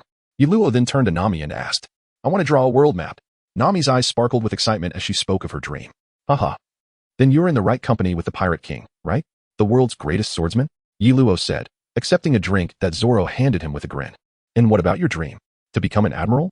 Zoro, wrapped once more in bandages, approached with a large barrel of liquor. An admiral? That's too easy. It doesn't qualify as a dream. Yi Luo shook his head after taking a sip of his drink. So, do you wish to eradicate all pirates in the world? Sanji, with a cigarette in his mouth, approached without anyone noticing. That's unrealistic too. Pirates cannot be completely eliminated. Yi Luo glanced at Zoro, who was arguing with the doctor, shaking his head again while taking another sip. That guy, clearly injured, still dared to drink in front of the doctor, truly courting death. You are the strangest Navy officer I've ever encountered. Sanji exhaled smoke, fixing his gaze on Yi Luo. Is that so? But I find your eyebrows quite memorable. Where have I seen them before? The North Sea? Or somewhere else? Ah, I can't recall. Yi Luo winked playfully at Sanji. Upon hearing Yi Luo's words, Sanji fell silent, no longer speaking. What's wrong? Do you want to hear my tale of defeating the Fishman pirate cruise officer? Usopp, sounding somewhat tipsy, chimed in. Haha. What a fascinating fellow. Unbeknownst to them, the members of the Straw Hat crew had gathered around Yi Luo. My dream is to create a world where everyone is equal, where the Navy truly protects everyone and is not met with hostility in certain places. Yi Luo smiled as he shared the concealed aspirations of his heart, looking at the pirates who chased their dreams. Oh, that's quite admirable. Luffy's eyes sparkled, while Yi Luo's words sounded a bit audacious. Achieving such equality seemed more challenging than eradicating all pirates. After all, to ensure equality and for the Navy to protect everyone, there could be no pirates left at sea. Nonetheless, both Luffy and Nami believed that was indeed Yi Luo's dream. I'm starting to like you, Yi Luo. Join my ship, Luffy said earnestly. Fool. Even if I were to board your ship, how would you accommodate me? Until you surpass your grandfather's strength, refrain from making such offers. Yi Luo chuckled. Oh, I see. Then forget it. Luffy thought for a moment and decisively abandoned the idea. This only piqued the curiosity of his companions about who Luffy's grandfather was, as Luffy appeared visibly fearful whenever he mentioned him. Luffy, since you defeated the dragon this time, I won't capture you, but next time we meet, I won't hold back. So be cautious. After a casual chat, once Nami had finished her tattoo, Yi Luo stood up, preparing to take his leave. Why? Luffy asked, puzzled. It's my rule. On the seas, any pirate I capture, as long as they haven to oppress civilians, committed random robberies, or indiscriminately killed innocents, I can let go. Provided they defeat a pirate crew that has done any of those things, Yi Luo explained with a smile. How can you ensure they will meet those conditions? Sanji furrowed his brow and inquired. Not every pirate crew I capture behaves like them, especially those attacking other crews. Haha, pirates who don't oppress civilians, don't kill innocents, and don't rob ordinary people. I believe they will keep their word. Yi Luo chuckled as he turned to leave. Only the Straw Hat crew, deep in thought, remained behind, while Luffy, oblivious, continued his assault on the food. I have a feeling we will meet again one day, Zoro murmured, gazing at the departing naval ship. Humph, you're not a woman, so what intuition do you have? Sanji, irritated by Zoro's demeanor, quickly countered, escalating their quarrel into a physical confrontation. After several encounters, the rest of the crew had become accustomed to it. After parting ways with Luffy, Yi Luo headed straight to Logtown. After handing over the dragon and the members of the 16th Division to Smoker, he set off again. This time, he did not board a naval ship but instead procured a small triangular sailboat. With Krieg and Captain Mouse aboard, he set sail. This should be the place. Yi Luo compared it against his compass, confirming the small island ahead. The compass worked fine in the 4 seas, but upon entering the Grand Line, one had to rely on record pointers and permanent pointers, making Yi Luo feel somewhat out of his element. It seems this place is developing well. After landing on the island, Yi Luo quickly arrived at the town. There was a Navy contact point, but he didn't recognize many familiar faces, mostly young strangers. As for Krieg and Captain Mouse, Yi Luo had tied them up and knocked them out, leaving them in the ship's cabin. Boss, bring me some of your specialties. And add some wine. Yi Luo casually entered a restaurant and instructed the server. Certainly, just a moment. The server promptly complied, calling into the kitchen as per Yi Luo's request. It seems your business isn't thriving, Yi Luo remarked, observing the empty restaurant. Indeed, it's not great. At this hour, it's not mealtime, so not many people come to eat. Moreover, there are hardly any outsiders like you visiting the town, so most folks eat at home. The server smiled. Then why not open up some trade routes? Yi Luo inquired with curiosity. If customers want information, why not go to the tavern? It's crowded there, and you might find the news you seek. The server smiled, not directly answering Yi Luo's question. Yi Luo was taken aback. He had not anticipated the waiter would respond in such a manner. Soon, as the dishes arrived, he began to eat, refraining from further inquiries. However, As he was about to settle the bill and depart, he noticed a group of naval officers outside, with the waiter engaged in conversation with them. What could this mean? It appeared he had been mistaken for someone quite peculiar. Furrowing his brow, Yi Luo rose and made his way outside. Wait a moment, who are you? What brings you to this small island? The leading naval officer inquired. Is this some sort of secret base? Are travelers prohibited from landing? Yi Luo tilted his head, questioning the naval officer. This is not a secret base. However, we suspect you may be a pirate, so kindly prove your identity. For certain reasons, this island does not welcome pirates. Although the Navy did not provide a detailed explanation, they nonetheless offered Yi Luo some clarification. Yi Luo nodded in acknowledgement of the Navy's actions and remarked, my hometown was plundered by pirates. I heard from the Navy in Rogue Town that the remaining residents were relocated here, so I came to have a look. Chapter 29. Commemoration. Which island was your hometown? The Navy officer inquired, momentarily taken aback. Phillip Island, Yi Luo replied with a smile. Though it may not be well known, I believe you are familiar with it. He surmised the reason for the Navy's inquiry. The inhabitants of this island likely shared similar experiences with his own hometown, making them particularly sensitive to outsiders. Phillip Island? The attendant paused, then hurried into the restaurant. Moments later, a middle-aged man followed him out. Are you Yi Luo? The man asked, scrutinizing Yi Luo for a moment before uncertainly calling his name. Uncle Jim, you haven't changed a bit. Yi Luo greeted the middle-aged man with a smile. Yi Luo, is it really you? It has been so long. How did you find your way here? Uncle Jim exclaimed with hearty laughter. This restaurant owner, Uncle Jim, was the first person Yi Luo visited after his arrival in this world and the one who purchased his fish after each fishing venture. I recently returned to the East Sea and wish to check in on everyone. I learned from the Navy in Rogue Town that you are all here. Yi Luo explained with a smile. Uncle Jim's expression shifted from joy to a somber demeanor, but soon he embraced Yi Luo and said, if the others knew you were back, they would be thrilled. Come, let's go inside. Xiao Kuei, hurry and inform everyone that Yi Luo is in my restaurant. The attendant, Xiao Kuei, nodded eagerly and dashed towards the town center, while the Navy officers exchanged glances, preparing to leave. Gentlemen of the Navy, my ship is anchored at the reef over there. It carries gifts that I brought along. Could you kindly assist me in retrieving them? Yi Luo suddenly turned back as he reached the door, addressing the departing Navy. The lead officer furrowed his brow but nodded in agreement. Where are the items located? My vessel is a small triangular sailboat. The items are in the cabin. I appreciate your assistance. Yi Luo replied, showing them his credentials as a Navy captain. The Navy officers were momentarily taken aback, then immediately saluted. Yes, sir. What is this? Uncle Jim asked, scratching his head in curiosity. After leaving the town, I joined the Navy and recently completed my training at headquarters, so I returned to see everyone. I didn't expect. Yi Luo waved his captain's credentials, then tucked them away, realizing that this was not the time for boasting. Come, sit down. I will prepare some food, and when everyone arrives, we can share stories of the past 2 years. Uncle Jim said warmly. Uncle, please sit down, no need to fuss. Besides, I already ate earlier. Will I get to see the town mayor this time? Yi Luo asked, pulling at Uncle Jim, sensing a hint of sadness in his demeanor. Realizing Uncle Jim's stiffness, Yi Luo understood that it might be difficult to see the old mayor again. What exactly happened back then? Can you tell me? Yi Luo asked gravely. Sigh. That is all in the past. Why do you ask so much? Uncle Jim chuckled awkwardly. Why not tell him? He has the right to know, does he not? A woman entered, her tone cold. Behind her, many familiar faces of Yi Luo emerged. Who are you? Yi Luo inquired, noticing the hostility from the young woman. She is the granddaughter of the old mayor. She has been living in Rogue Town with her parents since the incident, often coming to visit us, Uncle Jim explained. I see. It appears that I bear some responsibility for the devastation wrought upon the island by Krieg. Yi Luo nodded solemnly. Little Leaf. And Annie called out gently. And Anda. I know. Had I not slain the pirate who ruled the island back then, perhaps Krieg would not have retaliated, leading to the destruction of our hometown, Yi Luo replied. His head bowed in sorrow. Little Leaf, do not speak that way. Even if that had not occurred, given Krieg's nature, our town would likely have faced a similar fate. Uncle Jim comforted, patting Yi Luo on the shoulder. Moreover, we discovered a cave near your cabin, which allowed many to survive. However, the village chief. Uncle Jim hesitated, as he was one of those strong men on the protection list. Back then, aside from the elderly, the strong men and young men of the town had prepared to go out to protect the women and children. However, the old mayor refused, stating that the rebuilding of their hometown required their strength, and that the task of dying should be left to the old folks. Fortunately, Krieg did not search thoroughly, and the knowledgeable pirates had already been dispatched by Yi Luo prior to this, allowing them to escape. As everyone reminisced with Yi Luo, the granddaughter of the village chief stood silently to the side, unable to forgive Yi Luo, even knowing that he was not solely to blame. Report, sir. The individuals you requested have been brought. At that moment, several Navy officers appeared, escorting Krieg and Colonel Mouse into the restaurant. The leaves fell gently as Yi Luo inquired. Is there a place here to honor our fellow villagers? The naval officer responded, Esteemed sir, the heart of the town serves as the memorial site. This small island has sheltered those who have survived the tyranny of pirates. Thus, a grand memorial has been erected at the town's center for the villagers to pay their respects. As the leaves fell gently, Yi Luo nodded in agreement, believing that this matter had been exceedingly well handled by Smog, far surpassing the capture of a few pirates. A large group escorted Yi Luo to the heart of the town, where 5 modest cottages stood, each representing an island ravaged by plunder. Uncle Jim led Yi Luo to the second cottage, and upon entering, he beheld dozens of small gravestones, each inscribed with the names of those who had passed away. Closest to the entrance stood the gravestone of the former town mayor.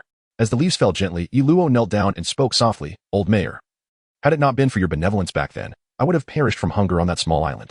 I never imagined that my blunder would lead to your untimely demise.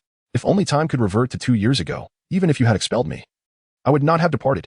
Absorbing this moment into his very being, Yi Luo's respect for the old mayor stemmed from the depths of his heart, which is why he felt such fury upon learning of the island's pillaging.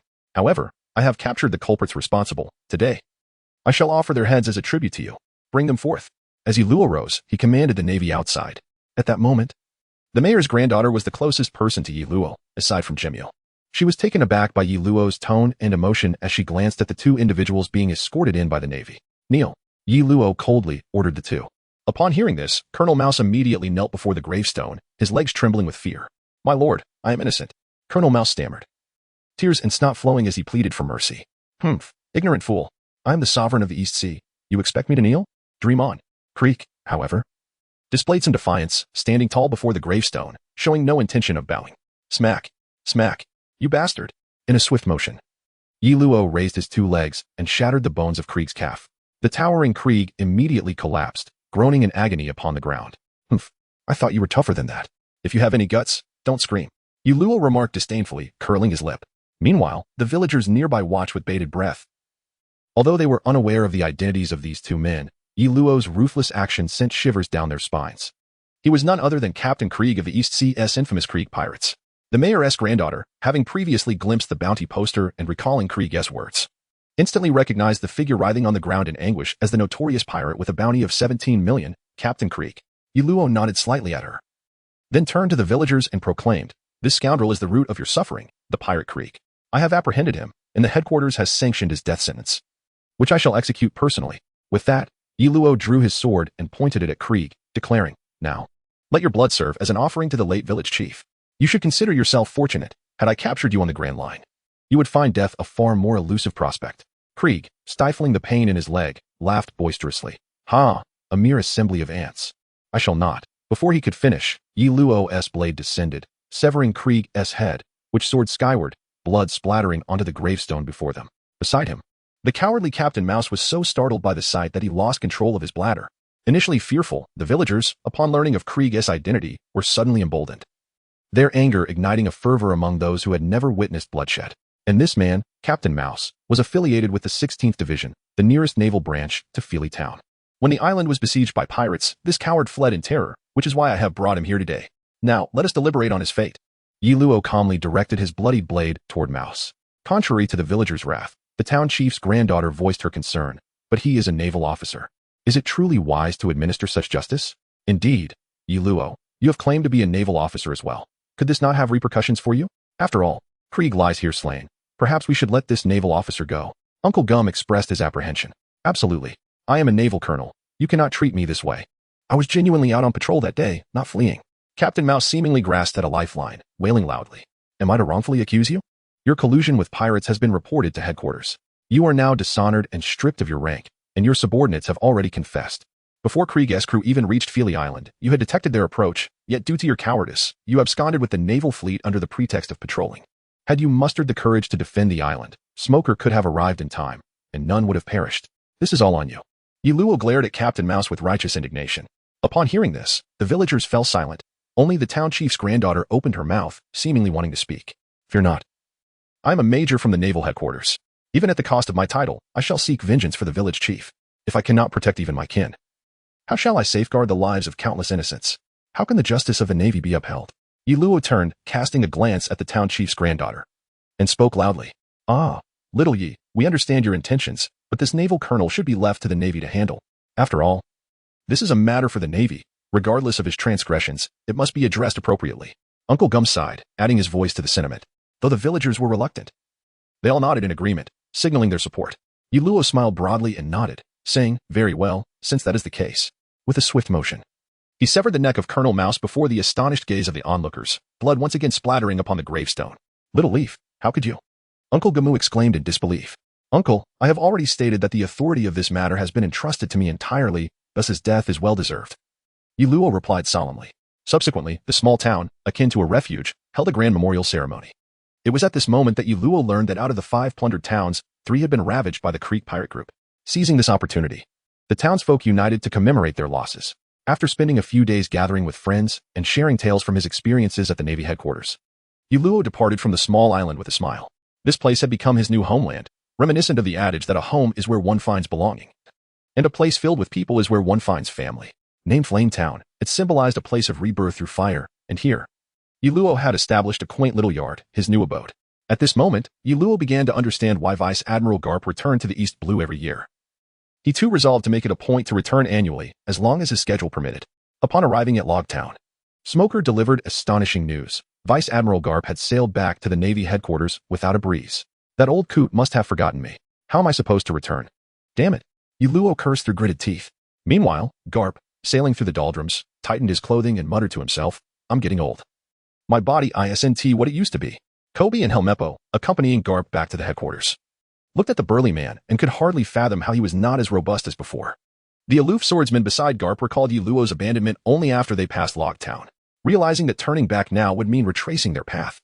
He chose to forget about it altogether. With Yiluo's abilities, he would surely find his way back to the headquarters. What should I do now? Can you lend me a warship to return to the headquarters? Yiluo glanced at Smoker's vessel, knowing it was capable of traversing the doldrums. Not a chance.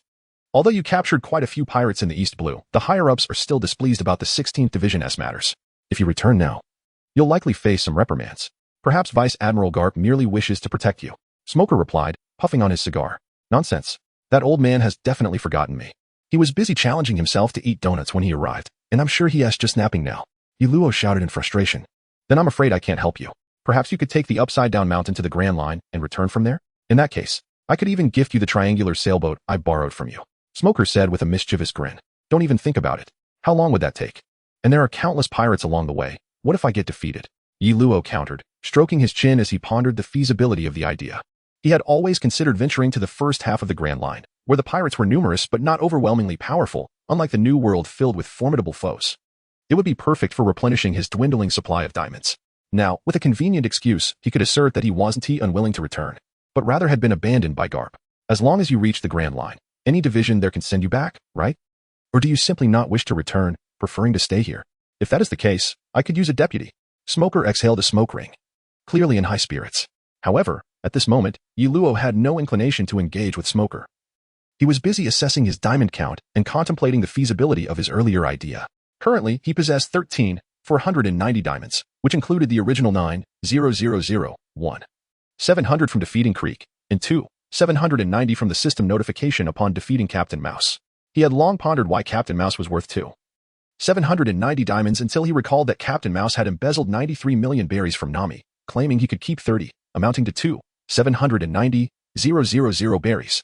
Although he had returned that money to Nami and she had shared it with the villagers of Kokoyasi, the system had still rewarded him with that sum upon defeating Captain Mouse. What should I buy? Yiluo mused as he browsed the marketplace, leaving Smoker's office, entirely oblivious to Smoker's previous remarks.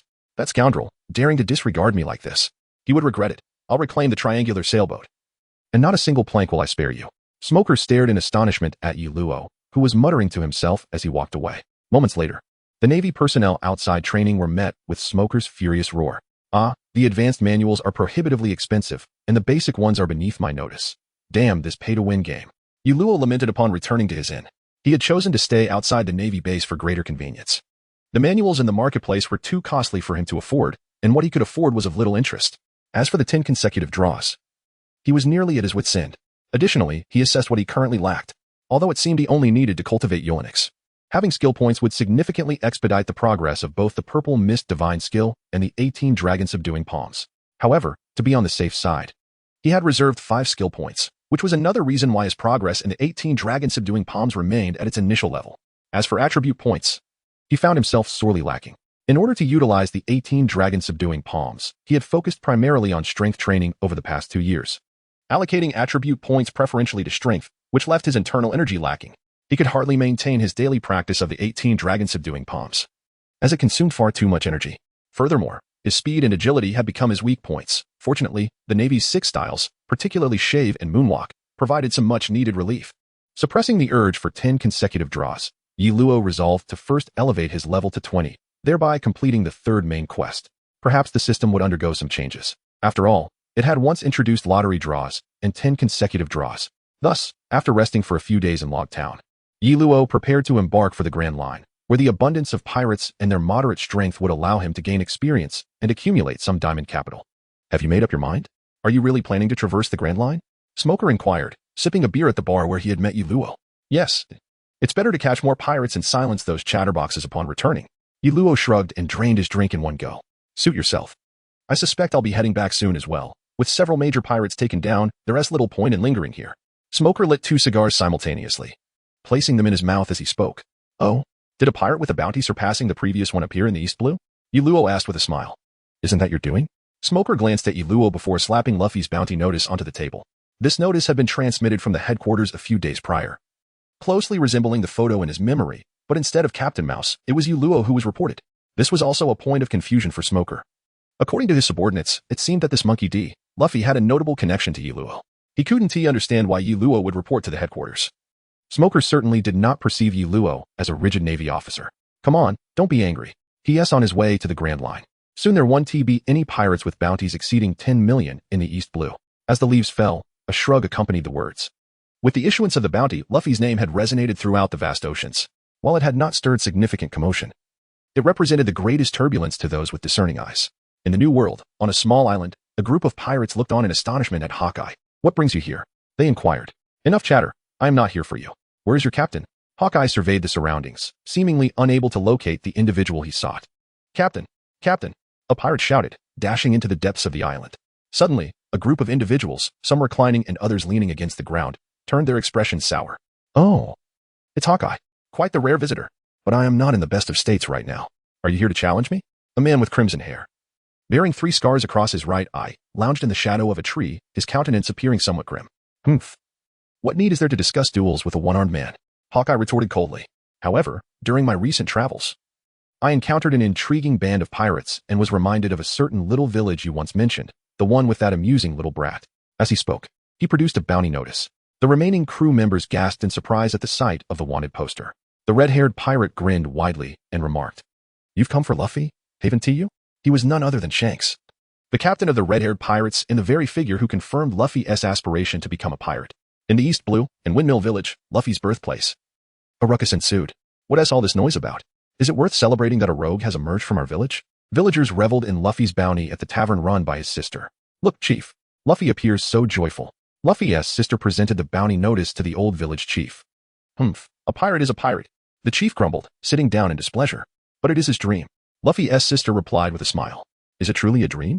Or is it fate? The old chief murmured, raising his cup, though his words went unheard amidst the clamor of the tavern. Meanwhile, in Logtown, Smoker and Leaf were drinking when Tashigi entered, whispering something in Smoker's ear. He glanced at Leaf, contemplating how to address her. What are you staring at? I have no interest in men. Leaf sipped her drink and pouted. As if to shield herself from him, Smoker felt a surge of frustration at her words, adding 2 more lines to his forehead. However, recalling Tashigi's earlier conversation, he suppressed his agitation and said to Leaf, Drink here by yourself. The triangular sailboat is at the port. Leave whenever you wish. I have official business to attend to. With that, he tossed a stack of berries onto the table and departed with Tashigi. I'll see what you're up to. Leaf downed her drink in one go, tossed the berries to the bartender, and muttered to herself. All right, I'm just curious. I couldn't escape the allure of intrigue. Although eavesdropping on Tashigi's words was not in her nature, as she respected others' wishes, should she uncover the truth by her own means, it would not be her fault. Not long after Smoker's departure, Leaf followed suit. Utilizing her observation hockey, she trailed Smoker, confident she would not lose him. Gradually, Leaf discovered Smoker had arrived at the execution platform, which was now enveloped by a multitude of Navy soldiers. This sight astonished Leaf, for Luffy was currently captured by the clown buggy, seemingly on the brink of execution. Beneath the platform, amidst a crowd of spectators, Zoro and Sanji were desperately attempting to rescue Luffy, thwarted by Buggy's crew and another pirate crew. Captain, shall we engage now? A Navy officer inquired of Smoker. Fool. What is the hurry? Let those pirate dogs tear each other apart. When have I ever allowed pirates to leave this town? Smoker, cigar in mouth, spoke with disdain. At that moment, Luffy bellowed from the platform, I am the man who will become the pirate king. Yet Buggy, suppressing him, erupted into laughter. Ha ha ha. Just watch. This man is doomed. All units prepare. Smoker raised his hand from the second floor, seemingly signaling Luffy's execution. Only Leaf noted the change in weather. Dark clouds began to gather ominously above the execution platform. Zoro, Sanji, Nami, I'm sorry. I'm about to die. Luffy suddenly exclaimed, laughing loudly. Idiot. Don't say foolish things. Sanji shouted angrily. Is he actually laughing? Smoker was taken aback, reminiscent of the time he witnessed the execution of the Pirate King, Gold. Roger, didn't he realize? Mastering armament and observation haki has become imperative. Leaf maximized her observation haki but still could not locate the figure she sought. With a resounding crack, a colossal bolt of lightning struck the execution platform, igniting it in flames. As rain began to pour, Luffy picked up his straw hat and exclaimed, "Yeah, I'm alive. What a stroke of luck. Do you believe in gods?" Sanji asked Zoro, bewildered. What nonsense. Run now. I sense a great commotion coming. Zoro coolly replied as he sheathed his three swords. Meanwhile, the pirates, including Alvida, stared in shock at Luffy, who remained unharmed, and at Buggy, who had turned charred from the lightning strike. Captain, should we mobilize now? Another Navy officer asked Smoker once more. How can he be laughing? Where are they running to? Smoker pondered aloud before addressing his soldiers, which way to the westport. The vanguard has already moved out. First, handle this situation. We cannot let the citizens remain in danger. Though Smoker longed to capture Luffy, he decided to focus on apprehending Buggy and his crew given the chaos in the square. I'll take care of this. Leaf emerged from the shadows, smiling at Smoker. To Shiji, let us go catch that Straw Hat kid. Smoker mounted his smoke-powered motorcycle, a contraption called the Bairoya. As the leaves fell, Luo smiled, acknowledging that Luffy was undoubtedly out of reach. However, Buggy and the pirate who had consumed the slippery fruit could indeed provide him with some diamonds. Shave, finger pistol barrage. Luo was not a user of natural powers, and thus his speed in capturing these minor henchmen could not match that of Smoker. Yet, with the combination of his internal energy and agile footwork, the might of the Marine's 6 styles was beyond what Buggy and Alrita could withstand at this moment. Truly, as a colonel, he managed to quell the disturbance with remarkable swiftness. After Luo had defeated all the pirates, the Marines bound them with ropes. Keep an eye on them. I will assist Smoker. With a flash, Luo darted westward, employing the moonwalk technique from the Marine's 6 styles. Colonel Luo is simply magnificent. He is incredibly powerful. The Marines gazed in admiration as they watched him depart. Smoker. Upon Luo's arrival, he found that Smoker had already subdued Luffy. However, just then, a figure suddenly appeared behind him, so swiftly that even Luo could not discern how it had come to be. Storm. With a wave of the figure's hand, a powerful tempest erupted, scattering Smoker's smoke and propelling Luffy toward his comrades. Ha ha ha. Go on, if that is how you choose to operate. The figure laughed heartily. Dragon, why are you assisting that brat? Smoker inquired, clearly recognizing the identity of the figure. What reason could possibly prevent a man from setting sail? The man known as Dragon replied, gazing in Luffy's direction. Indeed, but isn't it rather inappropriate for you to reveal yourself in such a manner? Luo approached Smoker, fixing his gaze upon Dragon. He recognized who stood before him, the leader of the Revolutionary Army, known as the world's most notorious criminal, Monkey D. Dragon, who was also Luffy's father. Oh, do you intend to capture me? You may certainly try, young Marine. Dragon turned to face Luo. Though his entire form was shrouded in a cloak, Luo could still glimpse the tattooed visage of Dragon. Smoker, I wish to fight with all my strength. Assist me in the aftermath. Luo locked his gaze on Dragon and addressed Smoker. If you perish at his hands, I lack the ability to save you. Smoker replied gravely. Dragon-Subduing 18 Palms. Wrath of the Dragon. Luo wasted no words, settling himself and channeling his internal energy, launching the first strike of the Dragon-Subduing 18 Palms directly at Dragon. Oh, an intriguing technique, Dragon remarked, observing the golden, dragon-shaped energy surge forth from Luo's hands with surprise. Dragon-Subduing 18 Palms, flying dragon in the sky. Without waiting for Dragon to counter the first strike, Luo unleashed his second palm. The Dragon-Subduing 18 Palms was such a technique, unyielding and formidable, each strike exhausting his strength. An unending barrage that ultimately overwhelmed his opponent within the supreme martial art. However, this technique drained considerable internal energy, and at present, Luo could not fully express its essence. To master it, he must execute the entire sequence effortlessly, with surplus energy remaining. When practiced to profound depths, the force would fluctuate between strength and weakness, inhaling and exhaling, merging rigidity with softness, both powerful and gentle, light and heavy, flowing at will. That would signify true mastery. Dragon Claw Fist. Dragon, concealed within his cloak, did not evade. Rather, he charged directly at Luo, intent on meeting the Dragon-Subduing 18 Palms head-on. Chapter 32, The Doldrums. Boom. As the leaves fell, the formidable Dragon-Subduing 18 Palms clashed with the dragon's techniques, resulting in a tremendous explosion. What was that? The Straw Hat crew, who were fleeing, seemed to have noticed the situation behind them. Forget about that. Luffy, hurry, get up here. Nami, already on the ship. observed clearly that a Navy officer was engaged in combat with a mysterious figure. However, she was not concerned with these matters. They were struggling for their own survival. And anyone who could shield them from the Navy was a cause for celebration. With determination, Yiluo did not concede. The immense force of the impact caused a slight trickle of blood to escape from the corner of his mouth. Excellent. Dragoness Claw. The dragon's hand transformed to exhibit only 3 fingers, launching a dragon-shaped energy strike that effortlessly dispersed Yiluo's own energy. Dragon-Subduing 18 Palms, soaring to land. Gritting his teeth, Yiluo unleashed his 4th move. At this point, his internal energy was nearly depleted. Even the restorative capabilities of the Zixia divine art could not keep pace with the consumption of the dragon-subduing 18 palms. Dragon Hook Claw. Yiluo clearly observed the dragon's arm changing color, indicating the use of haki. The dragon's claw struck directly against the 4th palm. Yet Yiluo's energy could only withstand for less than 5 seconds before being shattered by the dragon's force. Yiluo spat out a mouthful of blood. Smoker attempted to catch him, but the rain in the sky interfered with his abilities, scattering his smoke. In a moment of despair, he could only watch as Yiluo was struck into the sea by the dragon. Hey, Luffy, isn't that your brother? Nami, with keen eyes, spotted the Navy officer being struck by his opponent and falling into the sea, right in their direction. What should we do? Should we rescue him? Zoro looked at Luffy. Yes. Luffy nodded firmly. Without mentioning Yiluo's bond with Ace, they could not simply stand by and watch someone who had aided them in the past perish. However, Luffy, the storm is too fierce right now. Even if we go down, we might not be able to save him and could endanger ourselves. Usopp said, trembling with fear. I'll go down. Luffy is a devil fruit user. It won't help if he goes. Sanji declared, removing his shoes and loosening his tie. Wait, Sanji, Usopp is right. The storm is too strong. You need to tie a rope around your waist.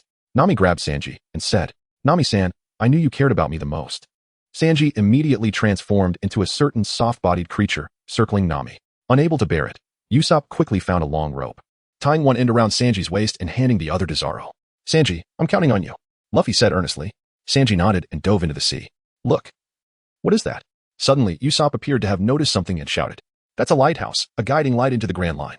Nami's eyes brightened with excitement. Huh? At that moment, Zoro, holding the rope, felt a pull, as if the rope had reached its limit, but Sanji seemed to be progressing. After a while, the tension relaxed, indicating that Sanji had untied the rope. What happened? The others gathered around, inquiring. Zoro calmly replied, It seems the cook has untied the rope. He probably discovered the opponent. Sure enough, shortly after, Sanji finally resurfaced, seemingly carrying someone under his arm. Sanji, grab me. Luffy stretched out his arm towards Sanji. After considerable effort, they finally pulled Sanji and Yiluo aboard. He should be fine. He has just fainted. Nami examined Yiluo's injuries and informed Luffy. In a flurry, they carried Yiluo into the cabin, allowing him to rest. Once they were finished, Sanji brought over a large wooden barrel and cheerfully proposed, Let us hold a ceremony to celebrate. To find the legendary sea, all blue, Sanji first placed his hat on the barrel. My goal is to become the Pirate King. Luffy followed suit. The world's greatest swordsman. Zoro coolly placed his foot up as well. I want to draw the world map. Nami, beaming, joined in. I want to become a brave warrior of the sea. Usopp trembled, mimicking the others. Set sail. Towards the Grand Line. They all shouted in unison. Having completed their ceremony, the Straw Hat crew entered the cabin to first check on Yiluo's condition. Then, Nami appeared to be contemplating how to enter the Grand Line. It seems the entrance to the Grand Line is a mountain. Nami expressed her thoughts. What? A mountain? How do we get in? The others looked bewildered. According to the nautical chart, there is a canal at Reverse Mountain. Nami pointed at the map earnestly. Nonsense. Even if there is a canal, we can't climb a mountain. Usopp exclaimed, frustrated. But the chart shows it clearly. Nami insisted, pointing to the map. This is troublesome. Can't we just bypass the entrance? Zoro grumbled, finding it too complicated. You are mistaken. Entering through the entrance is the only way to truly experience it. Luffy, with a serious demeanor, chastised Zoro. Indeed, there is a significant reason. And it is rare for Luffy to be serious, Nami thought, feeling relieved. It feels exhilarating to enter through the entrance. Luffy stated, looking a bit daft. That's not the reason. Nami angrily punched Luffy, thinking that his seriousness was utterly foolish. However, while they were arguing, Usopp gazed outside the cabin and exclaimed, Huh? Why has the wind stopped? It was just a torrential downpour. Yeah, the weather looks fine. Sanji nodded, observing the outside. Could it be? Have we entered a calm zone? Nami turned around in astonishment, seeing the tranquil scenery outside. Calm zone? What is that? Luffy asked curiously as he stepped out of the cabin. Look. It's still pouring on the other side. Yet here, it is completely calm. How strange. Sanji stood on the deck, looking across. Hey, you lot. Are you still wasting time chatting? Hurry and stow the sails, then row the ship into the storm. Nami shouted angrily at the group. Why should we head into the storm? Isn't it nice here? Usopp protested. Yet, seeing Nami on the verge of exploding, they all sprang into action. What a troublesome bunch. What kind of ship am I on? Nami sighed, exasperated. Wow, the weather is so nice. A certain oblivious swordsman emerged from the cabin, stretching. Nami's face darkened as she yelled, don't you realize that our ship is drifting south? Row it back now. Oh, if that's the case, doesn't that mean we are entering the Grand Line? Zoro, usually directionally challenged, finally grasped the situation. If it were that simple, everyone would do it. The Grand Line is sandwiched between two narrow sea areas, that's the sea we are in, a windless zone. Nami succinctly explained. So, it's just a lack of wind. What does it matter? We can still row through. Zoro asked in confusion. That is because the doldrums. Nami's words were abruptly cut off as the entire ship suddenly shook, as if it had been thrust into the sky by some unseen force. All eyes widened in terror at the immense sea creature that had appeared before them, leaving their faces pale with fright. Indeed, the doldrums were the nesting grounds of colossal sea kings. Nami had already collapsed in tears, clutching the mast. By the side of the ship, Usopp had fainted from fear, while Zoro, Sanji, and Luffy stood rigidly, clutching their paddles. Listen, when that monster sinks back into the sea, we'll paddle with all our might toward the storm. Zoro declared, his voice barely above a whisper. Understood. No one questioned further, nor did anyone dissent. Unfortunately, their vessel had come to a halt right beside the colossal creature's nostrils, and with a single sneeze, it sent them flying into the air. Fortunately, they landed in the direction of the storm, and once they hit the water, the crew quickly paddled back toward the tempest. By the time they returned to the stormy area, exhaustion had overtaken them, and Usopp remained unconscious, having fallen overboard during their flight. Had it not been for Luffy's timely intervention, he would have been consumed. We're back. How wonderful. Even Luffy, typically fearless, felt a profound sense of joy upon returning to the storm. Now do you understand why everyone wanted to enter? Nami asked weakly from the deck. Got it. Zoro replied with a lackluster tone.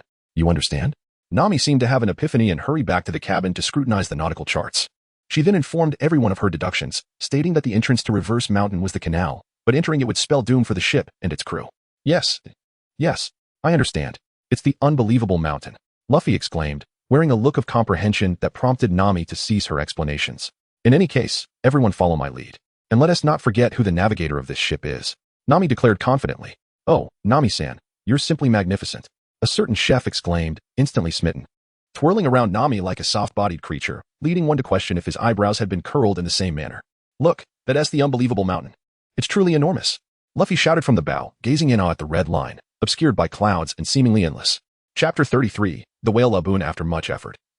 The Going Merry finally brought the Straw Hat crew into Reverse Mountain. Watching the currents rise, Luffy could hardly contain his excitement. However, as they reached the summit, the currents began to descend. While this posed no immediate danger, it was undeniably thrilling. Nami-san, there's a mountain ahead. Sanji called from atop the mast, spotting a vast shadow looming ahead. It can't be. Beyond Reverse Mountain, there should be an expanse of ocean. Nami replied, bewildered. It's a whale. Usopp trembled, adjusting his glasses. What? A whale of that size? Luffy exclaimed, peering ahead. Just then, a resounding roar echoed from the whale, sending everyone into a panic. Now is not the time for this. We must think of a way to avoid a collision. The ship was in chaos, with Usopp, Sanji, and Zoro rushing to the now broken helm, trying to maneuver the ship. Their efforts seemed futile until Luffy clapped his hands, suddenly struck with an idea, and dashed toward the cannon. A cannon? The others gasped in surprise, not expecting Luffy to consider using the cannon's recoil to steer the ship. Yet, attacking such a massive creature might yield little difference from crashing into it. With a loud bang, the ship halted. But the ram at the bow was shattered in the process, infuriating Luffy. Quick, escape, Zoro urged, noting that the whale had not yet noticed them. It's likely too large. This minor attack is no more bothersome than a mosquito. Desperate to escape before they were detected, Nami and the others took up their paddles and began to row cautiously yet swiftly. As the ship passed underneath the whale's eye, it roared once more, the sound echoing painfully in their ears. Even the leaves in the cabin seemed to stir, as if they too could hear the whale's cry. What have you done to my VIP seat? Luffy shouted, elongating his arm to strike the whale's eye. That idiot. Fool. We're doomed. The others looked on in despair as Luffy attacked the whale, their hearts sinking. Indeed, though the weak spot was struck, it caused no real harm. The whale's gaze shifted downward, now aware of their presence. Run. It's noticed us. Luffy, however, defiantly shouted at the whale. Bring it on, you bastard. Shut up already. The others kicked Luffy, finally silencing him. But to their horror, the whale opened its mouth wide and swallowed the small ship whole, with only Luffy managing to escape by using his arm to evade capture, climbing into the whale's mouth. How do you all feel about this? I think we've been swallowed by the whale, Sanji remarked, puffing on a cigarette. After being engulfed, they stumbled into a tranquil sea. You ask how I feel? I think I must be dreaming. Zoro replied softly, gazing at a small cabin ahead under the clear sky and seagulls. This place bore no distinction from the ocean outside. Had they not known they had been swallowed, they would have assumed it was merely an ordinary expanse of water. After their harrowing adventure, Sanji and the others finally encountered the local inhabitant, an elderly man adorned with flowers, who emerged from the cabin to assist them in dealing with the king of the octopuses. Is that a flower? No, it's a person, Sanji observed, scrutinizing the old man. However, the elder ignored them, tidying up after the octopus and taking a seat outside the cabin with a newspaper, showing no intent to engage with Sanji and the others. Bastard, at least say something. Sanji fumed at the old man's rude demeanor. If you're looking for a fight, we have cannons. Usopp quivered, attempting to sound brave. You'd best reconsider. It could be fatal, the old man replied coolly, casting a sidelong glance. Oh, who do you think would die? Sanji inquired, raising an eyebrow in interest. Me. The old man replied without hesitation. You're talking about yourself? Sanji shouted angrily, feeling as if all his efforts had fallen flat against soft cotton, his frustration palpable. Enough of this. Please tell us who you are and where we are. Zoro, with a tranquil demeanor, halted Sanji and smiled at the old man, saying, when inquiring of others, one should first introduce oneself. Is that not a matter of courtesy? The old man cast an ominous glance at Zoro. Indeed, my apologies. I'm Crocus, the keeper of the Twin Cape Lighthouse, 71 years of age, blood type AB, and a Gemini. Before Zoro could finish, the old man abruptly began his self-introduction, nearly provoking Zoro to draw his sword in exasperation. However, gradually, Sanji and the others pieced together their surroundings. They were indeed within the belly of the whale. Usopp even noted that the sky above was merely painted, not its true form. Yet soon, the calm sea began to stir again. According to the old man, the whale, named Abu, was once more ramming into the red line. After stating this, he plunged into what resembled the acidic waters of the whale's stomach, swimming towards a large door. At that moment, Luffy had also fallen into the acidic ocean alongside Mr. 9 and Miss Wednesday. Eventually, Sanji rescued Luffy and the others, while the old man administered a tranquilizer to the whale. However, Mr. 9 and Miss Wednesday sought to attract the whale's attention. Following some chaos, Crocus recounted the reason behind the whale's relentless assault on the red line, guiding them through a passage he had opened, allowing them to escape Laboon's belly and re-emerge into the ocean. Upon their arrival, they discarded the captured villains, Mr. 9 and Miss Wednesday, overboard, permitting them to swim away. At the lighthouse, Crocus elucidated the perils of the Grand Line to Luffy and his companions, expressing astonishment at their lack of a log pose and preparations before embarking on such a treacherous journey, a sentiment tinged with mockery. After hearing Laboon's tale, Luffy audaciously proposed a duel with Laboon, instilling fear in the hearts of the remaining crew members. Yet, when Luffy inscribed the Jolly Roger of the Straw Hat Pirates on Laboon's head, it signified that their pact was sealed, and Laboon would refrain from ramming the red line with his head henceforth. Once this was concluded, the group finally relaxed. Sanji commenced preparations to cook the exquisite elephant tuna he had brought from Logtown. As they dined, they listened to Crocus impart foundational knowledge about the Grand Line, completely overlooking the fact that a patient lay in the cabin. Ultimately, Luffy and his comrades received the log pose from Crocus, inviting Mr. 9 and Miss Wednesday to join them, officially commencing their adventure on the Grand Line. However, the unpredictable weather of the Grand Line nearly drove Nami to madness. One moment it was sunny, the next it snowed heavily, followed by a tempest. After enduring such tumult, everyone, except for the unconscious Leaf and the sleeping Zoro on deck, was utterly exhausted. Mr. 9 and Miss Wednesday, your name seems somewhat familiar, Zoro remarked, seated before the two unwelcome guests, stroking his chin. However, after Nami forcefully subdued Zoro, their pirate ship finally arrived at Whiskey Peak, an island adorned with colossal cacti. Thank you for bringing us back. We shall take our leave here. Mr. 9 and Miss Wednesday exclaimed, leaping into the sea and swimming away upon seeing the island.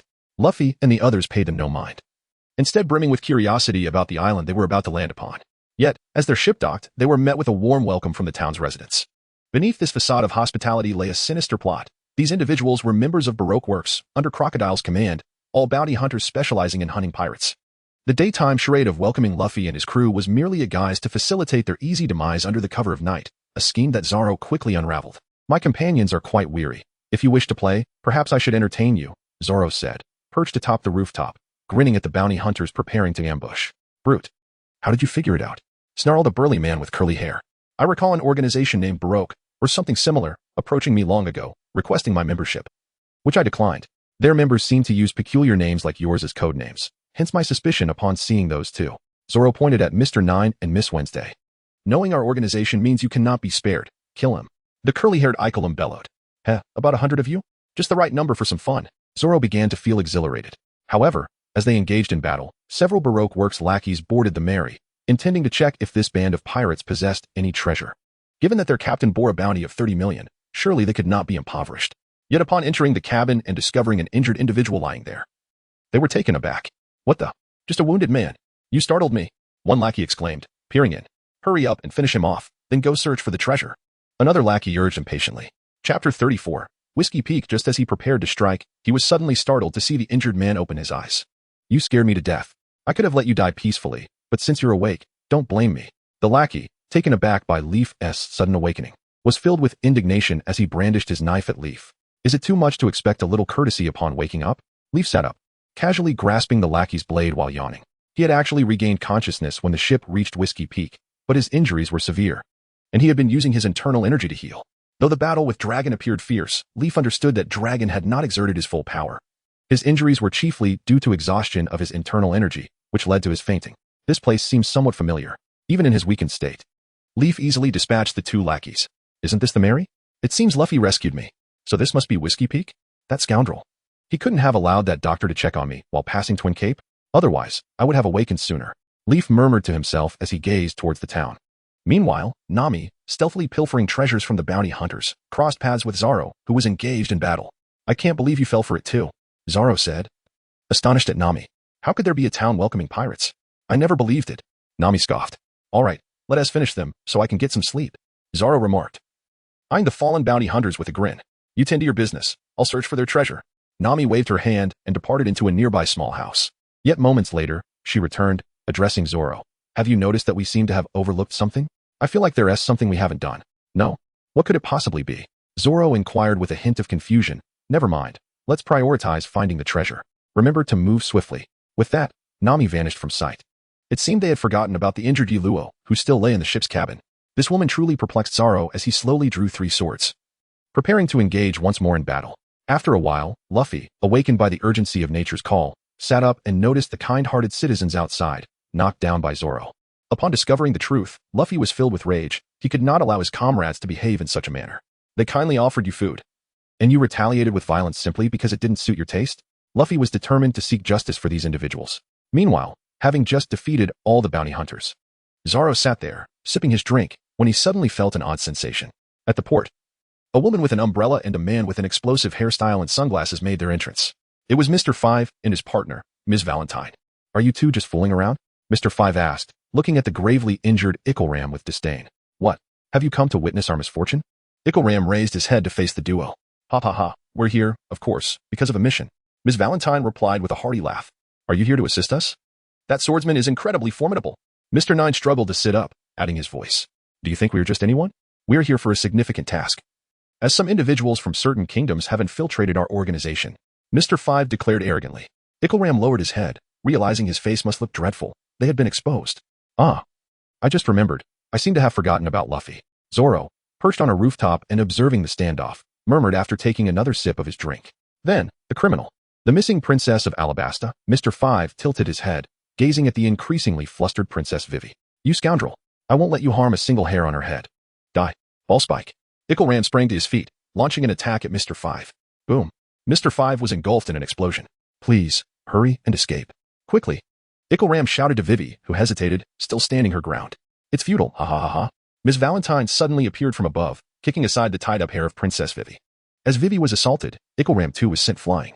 Vivi immediately glanced over, witnessing Mr. Five emerge unscathed from the flames, continuing. The criminals are none other than the captain of the Royal Guard of Alabasta, Ram, and the Royal Princess, Nefertari Vivi. In the name of the Baroque Works boss, I shall eliminate both of you. What? You're a princess? Mr. Nine exclaimed in surprise at his partner. Don't underestimate us. Vivi glared at Mr. Five, aware that escape was unlikely. Even though I don't understand what's happening, we need to flee. We've been partners for too long for this to be a joke. Mr.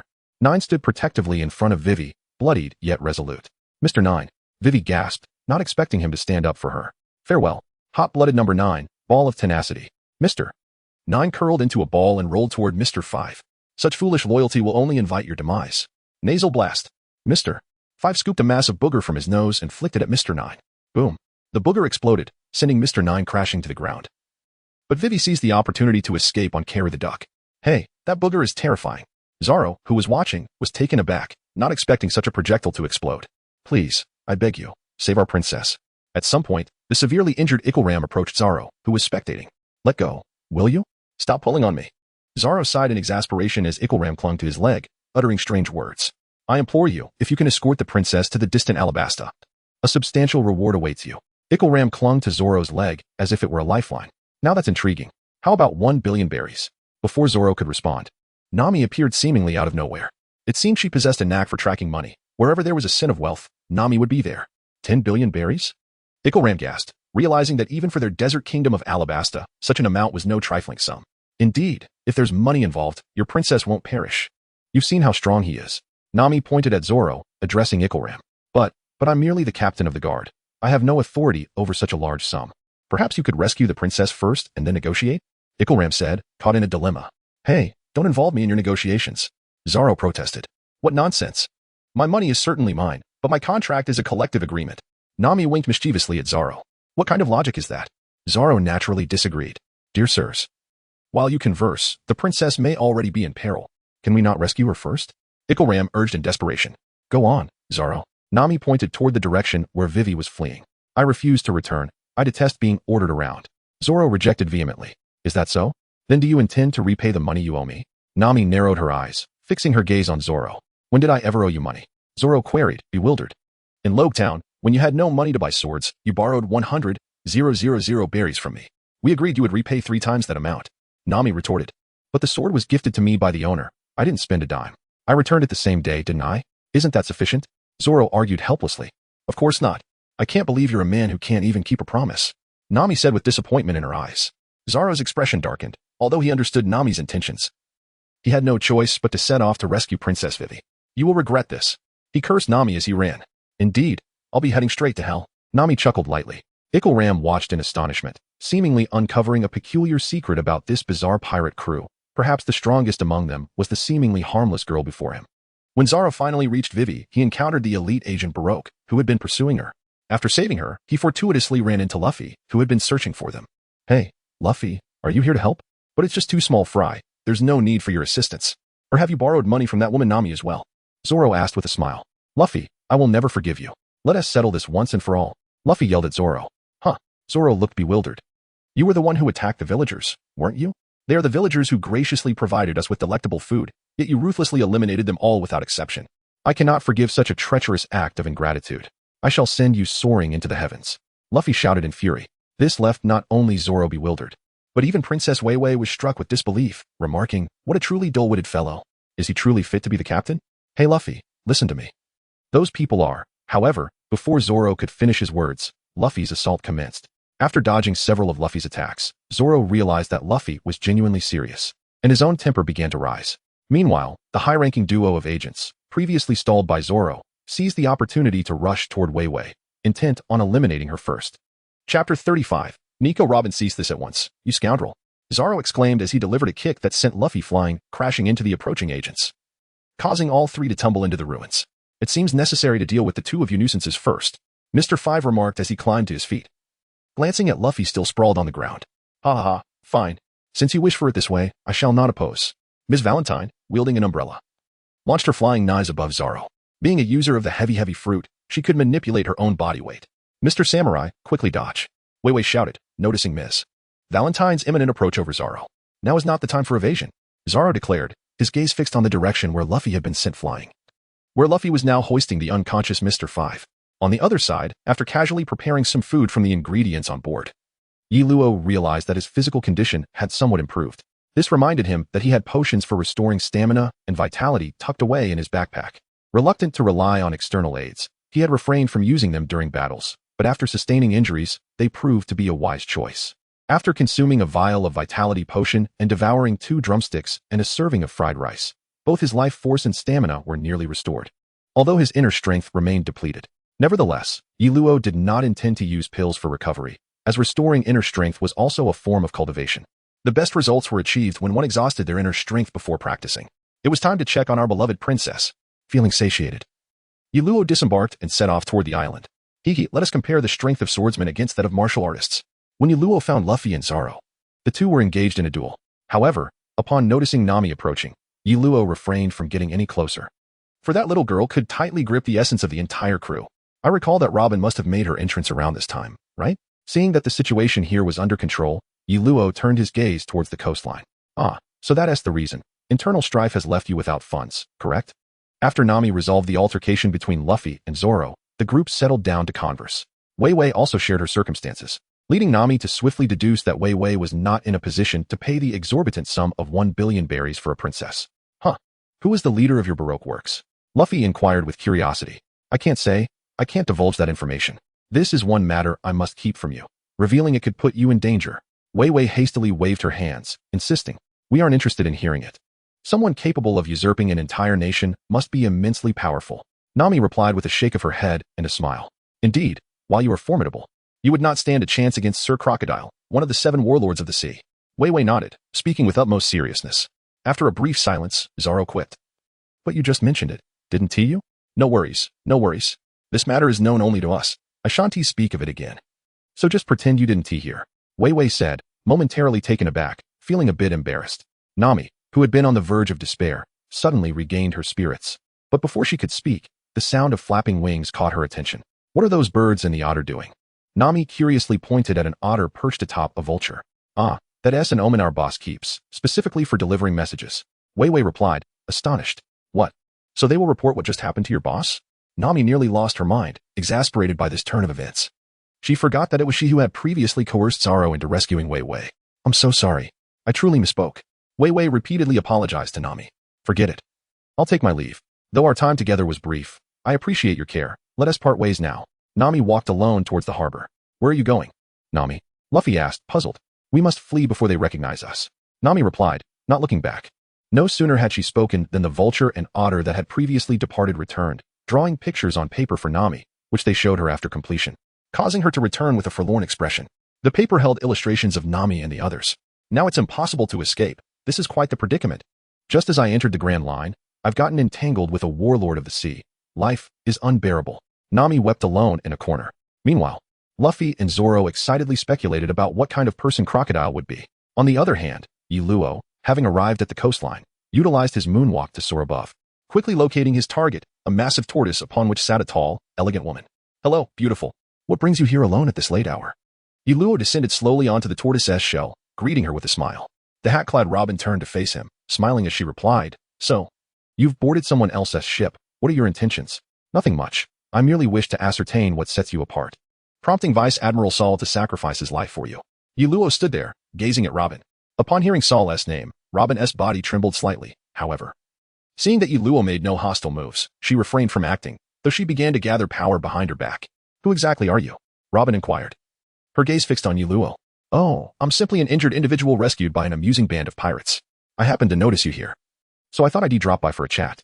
Luo waved his hand, signaling Robin to relax. Just a casual visit? Robin asked incredulously. Indeed. Seeing you unharmed has put my mind at ease. Your absence would be a significant loss to this world. Luo chuckled. What is your true purpose? Robin felt an air of mystery surrounding Luo, making him hard to read. Worry not. My intentions are merely to extend a greeting. Time is of the essence. So I shall take my leave. Until we meet again. With that, Luo leaped into the air and departed. Moonwalk. A conqueror? Robin's eyes narrowed as she observed Luo's technique. Meanwhile, standing on the coastline, Luffy was bidding farewell to Ikaram, cheerfully remarking on how entertaining he found him. When suddenly the vessel Ikaram was on erupted in an explosion, setting the surrounding waters ablaze. The expressions of those on the shore darkened, and Luffy clenched his fists, angrily declaring, Very well. I shall remember this. Luffy, wake the other two. We must leave immediately. Pursuers may have already arrived. Zoro urged, his expression serious. Wei Wei, let us go. If we are discovered, all will be lost. Nami said, noticing Wei Wei standing motionless. Yet as she watched the silent Wei Wei biting her lip, Nami felt a pang of sympathy, recognizing the strength within the girl. It's all right. Luffy and the others are incredibly strong. We will safely escort you to Alabasta. They liberated the entire East Blue with just 4 people. The warlord of the sea is certainly no match for them. Nami comforted Wei Wei warmly. After a chaotic yet successful departure, Luffy and his crew set sail, with the boisterous Usopp and Sanji lying quietly on the deck after receiving a succinct explanation from Nami. Be cautious while sailing. Avoid the rocks, especially after narrowly escaping our pursuers. Robin, whom Luo had encountered earlier, appeared on the Going Merry, greeting Luffy and the others from the railing. Who are you? Everyone, except Wei Wei, exclaimed in surprise.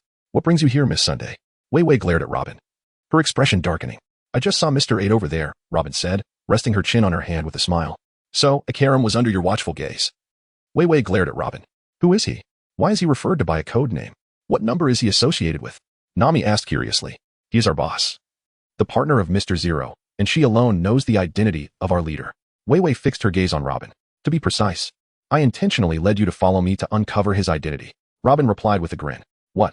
So you're a good person after all? Luffy pouted, expressing his dissatisfaction. I know. So you informed the boss that we have learned his identity, correct? Wei Wei shouted. Huh? Still a villain. Luffy judged people's character with remarkable ease. What is your true intention? With a hint of anger, she shouted at Robin, which caused her to momentarily lose her composure, for not long ago. She had posed a similar question to someone else. Shaking her head, she used her abilities to send Usopp and Sanji, who had just awakened with weapons drawn, tumbling down. Smiling as she said, please don't aim such dangerous things at me. Ah, so it turns out you are a beautiful lady. Sanji, upon seeing Robin's face, was immediately smitten. Had he known Robin was a woman earlier, he certainly would not have pointed his weapon at her. Fear not, I have not received any orders to eliminate you. It seems you are indeed unfortunate to have stumbled upon a princess being hunted by Baroque works. Robin remarked with a smile. Is that so? I don't perceive their misfortune at all. Perhaps it is they who have incurred the wrath of Sir Crocodile. As the cabin opened, a familiar figure emerged. One that Luffy and the others recognized. Chapter 36, The Huaxia and Lena, Yi Luo. Luffy and his companions exclaimed excitedly. Indeed. The person who had just re-entered the cabin was Yi Luo. Hey there, beautiful, it's nice to see you again. Yi Luo greeted Robin before turning to Luffy, saying, I never expected to be saved by you. What do you call this situation? Haha, don't mention it. Luffy waved his hand, thinking Yi Luo was expressing gratitude.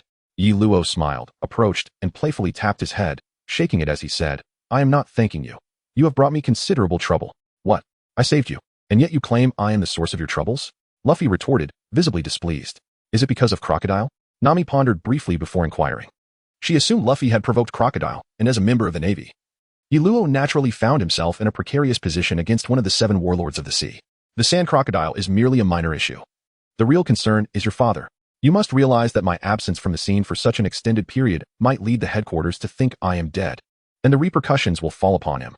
Yi Luo pointed at Luffy, his tone tinged with exasperation. He had initially hoped to find an opportunity to contact Dragon in Logtown, as his plans required considerable assistance from the Revolutionary Army.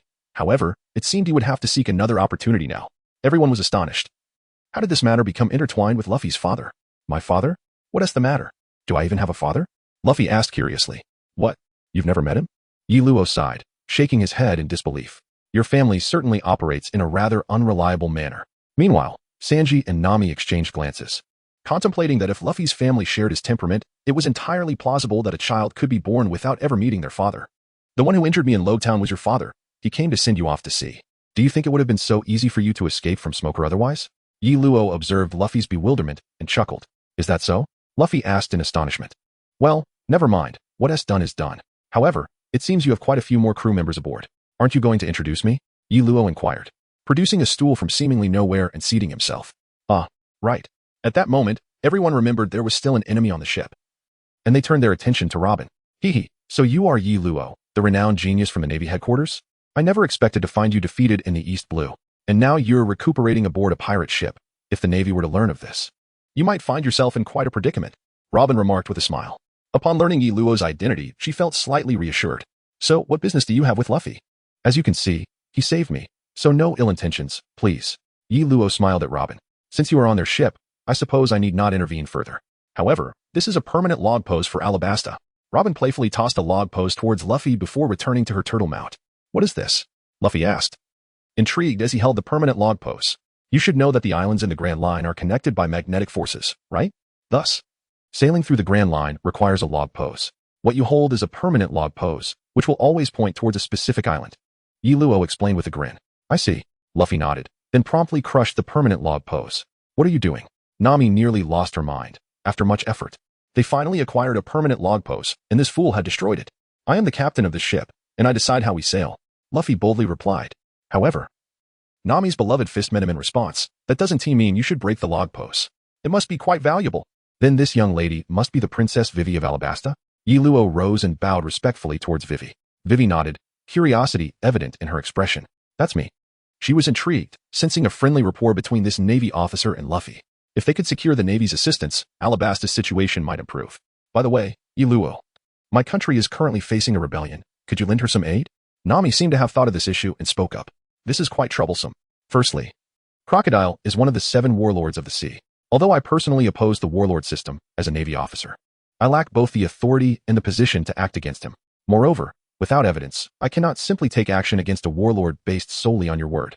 Yi Luo replied, shaking his head upon hearing Nami's concerns. I see. Both Nami and Vivi expressed their disappointment.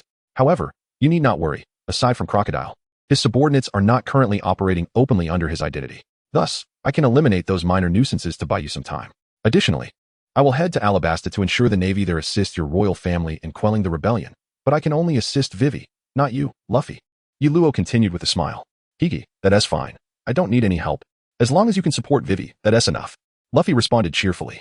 Alright then, I have already imposed upon you long enough. Please find a small island to drop me off at. I need to contact headquarters, otherwise the blame for the assassination of a headquarters colonel will fall upon your father. Yuluo chuckled as he addressed Luffy. Ah, Yuluo, are you leaving already? Nami expressed her reluctance. What a powerful ally. To leave without having done anything is such a loss. Nami felt a deep sense of dissatisfaction. As the leaves fell gently, Yuluo spoke. Your next destination should be the small garden. I am not suited for that place, as there are two troublesome individuals there. If I go, I cannot help but attract their attention, so it's best if I refrain from visiting. The small garden, huh? I am growing increasingly eager. Luffy cheerfully replied. Upon reaching a nearby deserted island, Yuluo bid farewell to Luffy and the others, then fashioned a small raft from the island's trees, setting sail towards the nearest Navy base. His decision to part ways with Luffy was partly to maintain Luffy's growth rhythm, and partly because he needed to return and inform headquarters. Otherwise, he might be treated as a missing person, which would be quite troublesome. At Marine headquarters, Marine Admiral Sengoku inquired, is there still no news from Admiral Yuluo?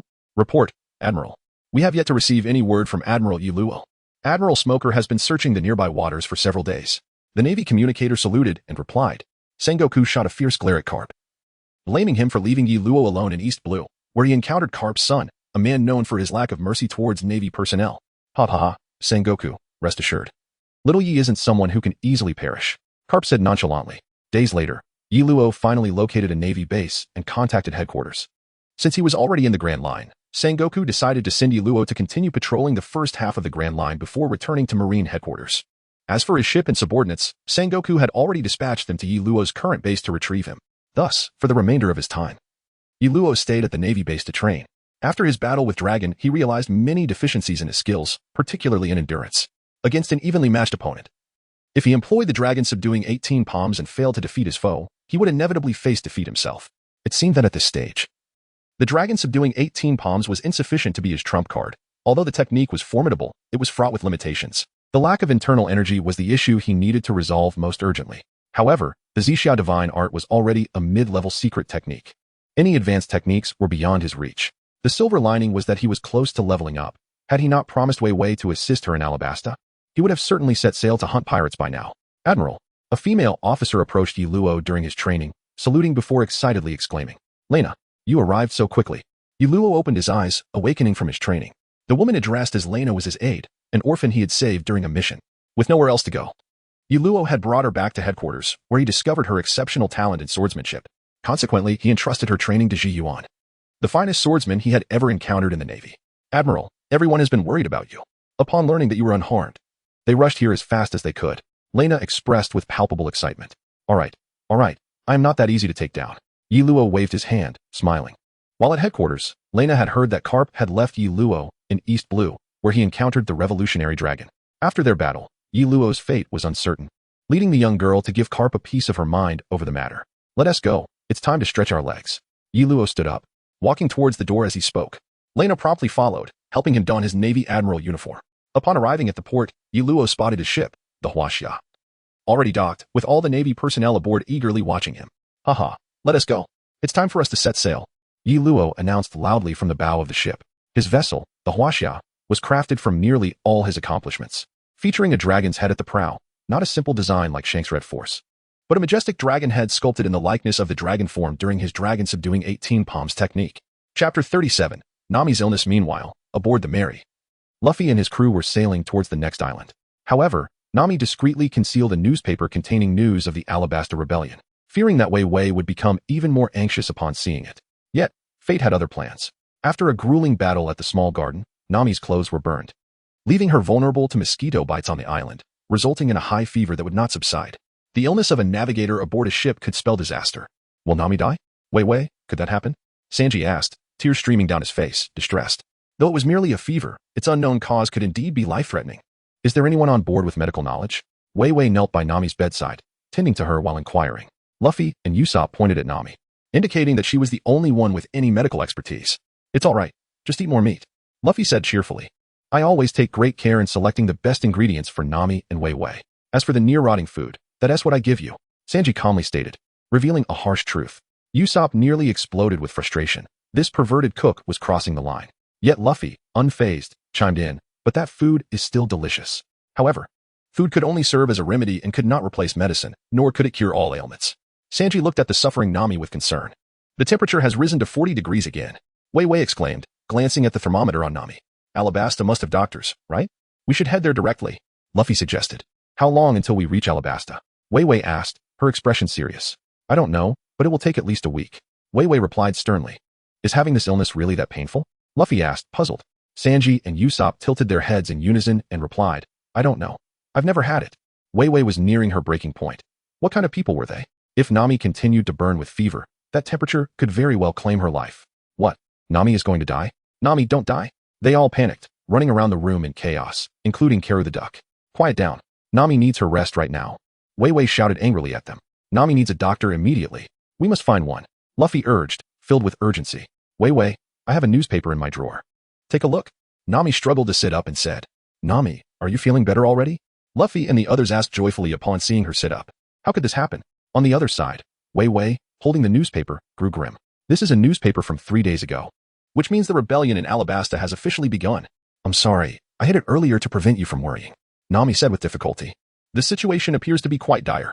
Luffy listened to Wei Wei's explanation of the events reported in the newspaper, his expression remaining impassive. As long as you understand me, Luffy. We must hurry to Alabasta, so don't worry about me, Nami said, struggling to rise from her bed. But you look unwell, Nami. You need a doctor. Usopp urged. It's fine. Thank you for your concern. I know my body. Nami smiled and walked towards the door. As she stepped outside, she glanced at Zoro, who was exercising by the ship's railing. Why are you out here? Aren't you supposed to be resting? He asked. The course has already deviated. What do you think? Nami replied, realizing the ship had strayed from its path. The ship has been sailing straight. You should go back and lie down. Zoro frowned. I can't leave this to you. That's why I came out. It's so frustrating, Nami exclaimed. Suddenly, she noticed a change in the air. The scent has shifted, she said, holding her forehead as she checked the weather. Nothing's wrong. It's clear skies. Zoro looked around and confirmed the weather was fine. No, we must head south. Full speed ahead. Adjust the sails, port side to the wind. Nami commanded. Everyone, including Zoro, sprang into action, questioning her orders but ultimately obeying. Wow, Luffy approached Nami and felt her forehead, quickly retracting his hand and exclaiming, Nami, you're burning up.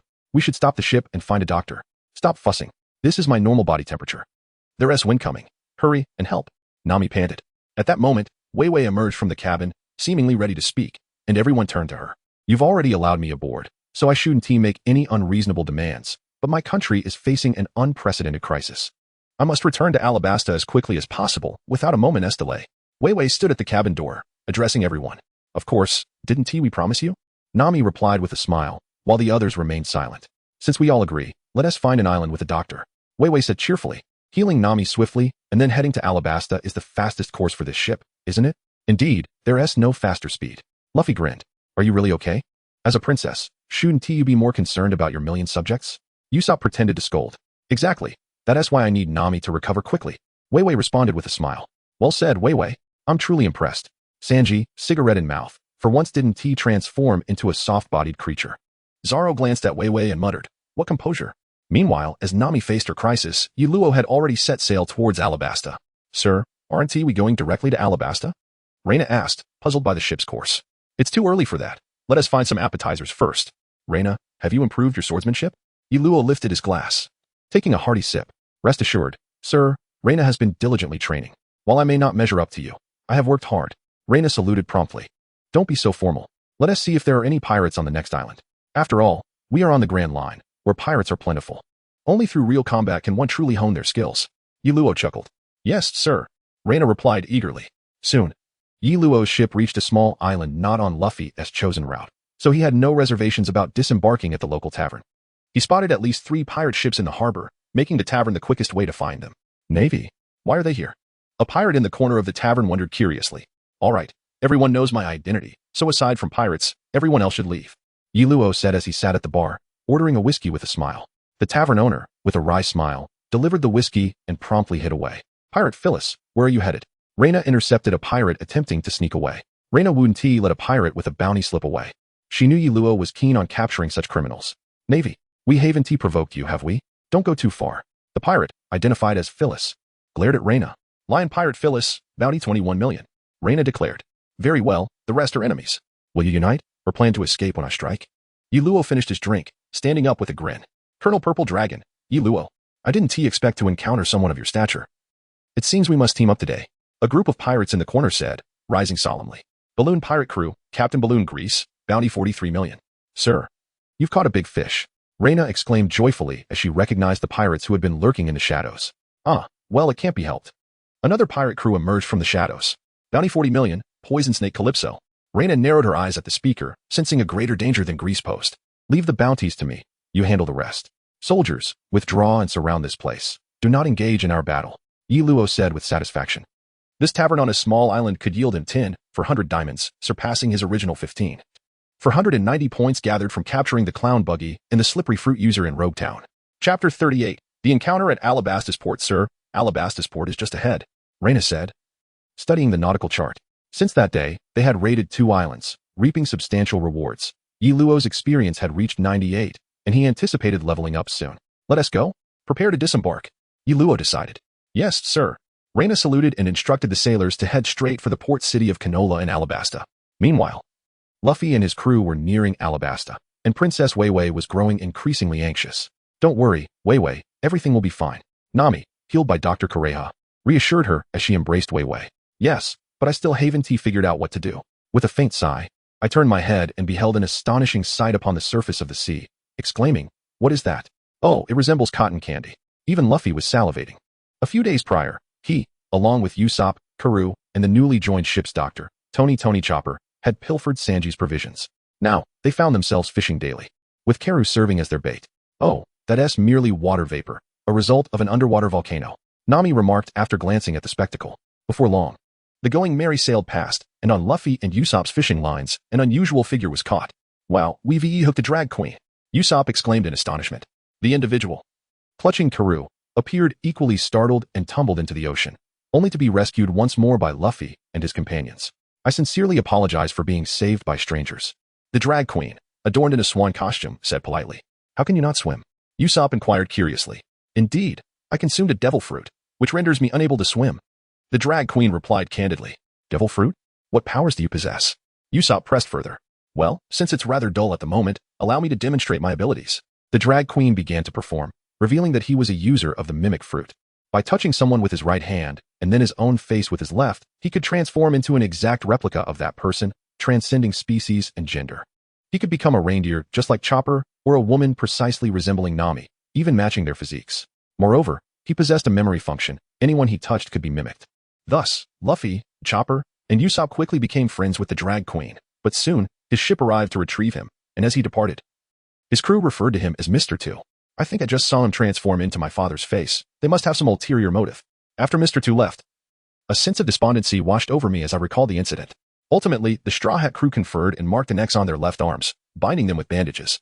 However, before they could reach shore, a crowd had gathered at a restaurant in the port city of Oilseed in Alabasta. I heard someone suddenly died while eating. What? Could it be poisoning? Is there something wrong with the owner's food? I don't know, but the restaurant owner has been in business for quite some time. I've never heard of such an occurrence. Just then, Yi Luo, who had accompanied Lena, felt an ominous premonition.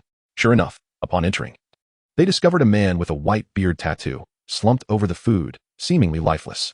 Sir, that tattoo caught Lena's attention as well. This bastard. Yi Luo angrily approached and slapped the man on the back. Huh?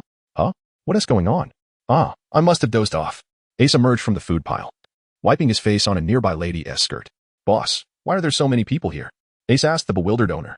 The owner's lips twitched, unable to admit it was because everyone thought Ace had died. Ace, you idiot. Why did you show up again? Yi Luo, standing behind Ace, said with a hint of exasperation. Oh, Yi Luo, long time no see.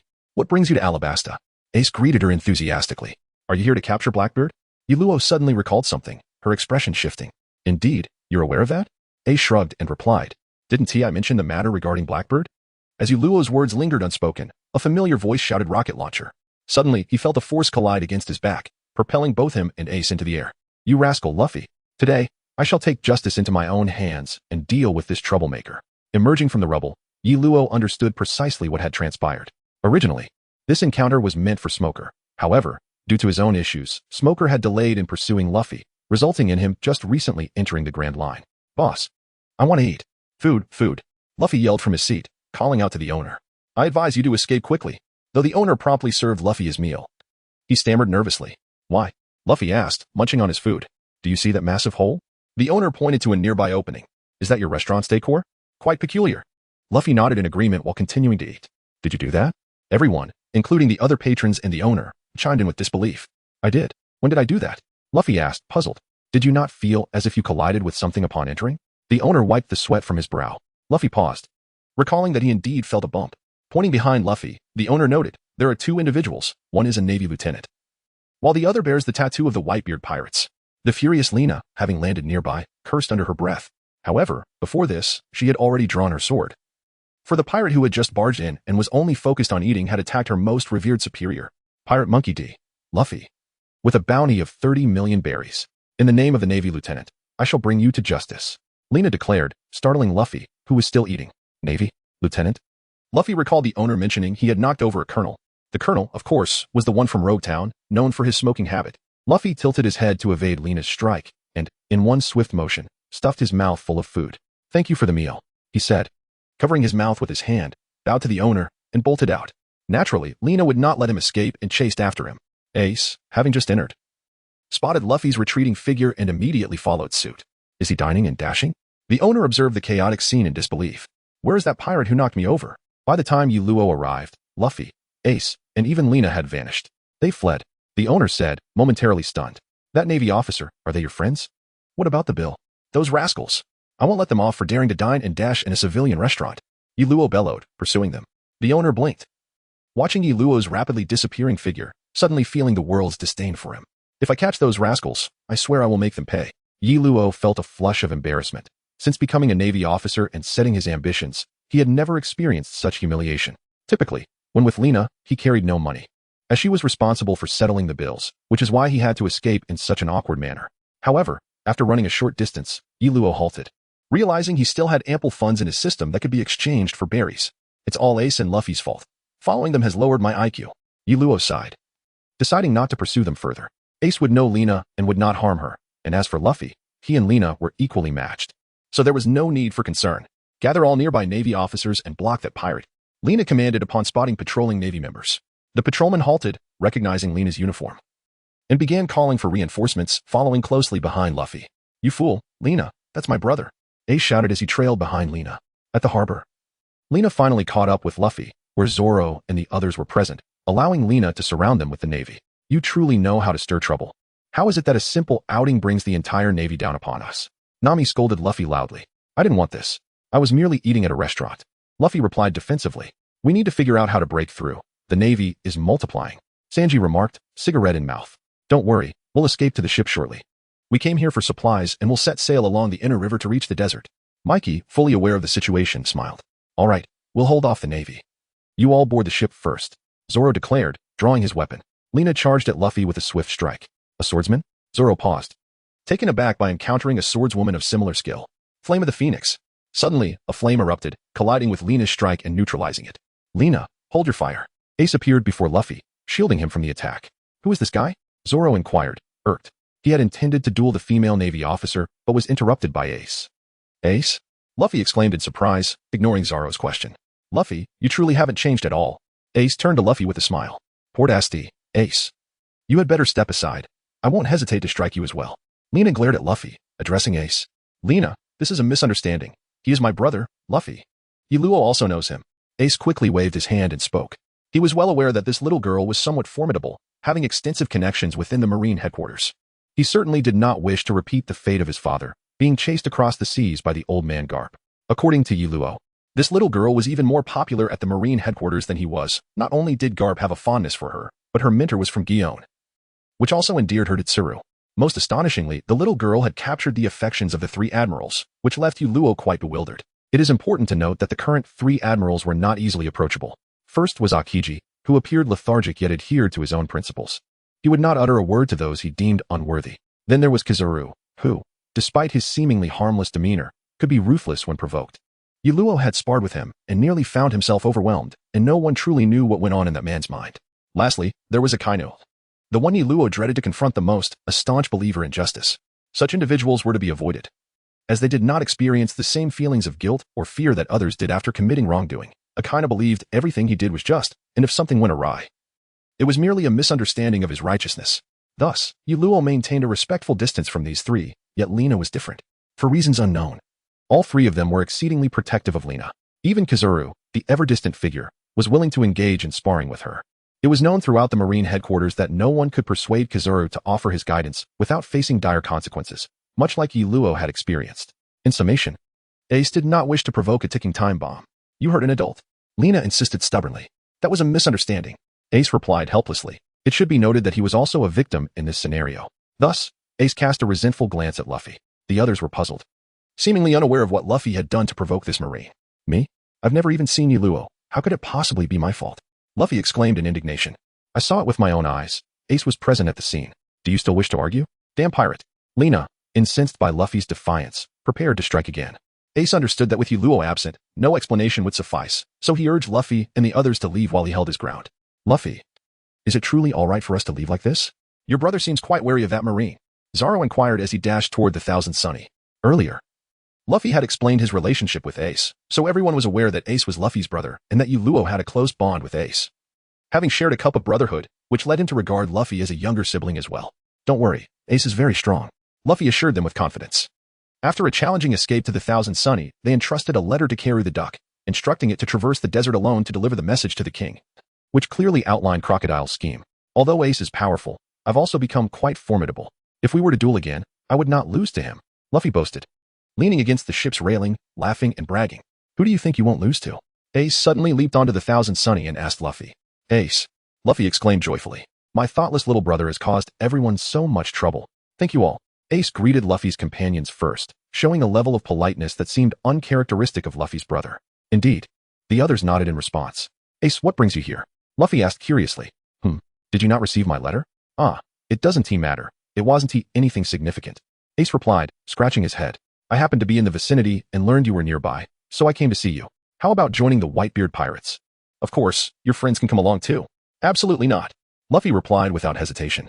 Haha, I knew you would say that. Don't mind me, just pretend I didn't say anything. Ace chuckled. Whitebeard? So your tattoo is genuine? Usopp asked, astonished. Indeed, it is a source of pride. I will help him become the Pirate King, not you, Luffy. Ace replied with a grin. No worries, we can settle it with a fight later, Luffy said casually. Ace smiled but remained silent.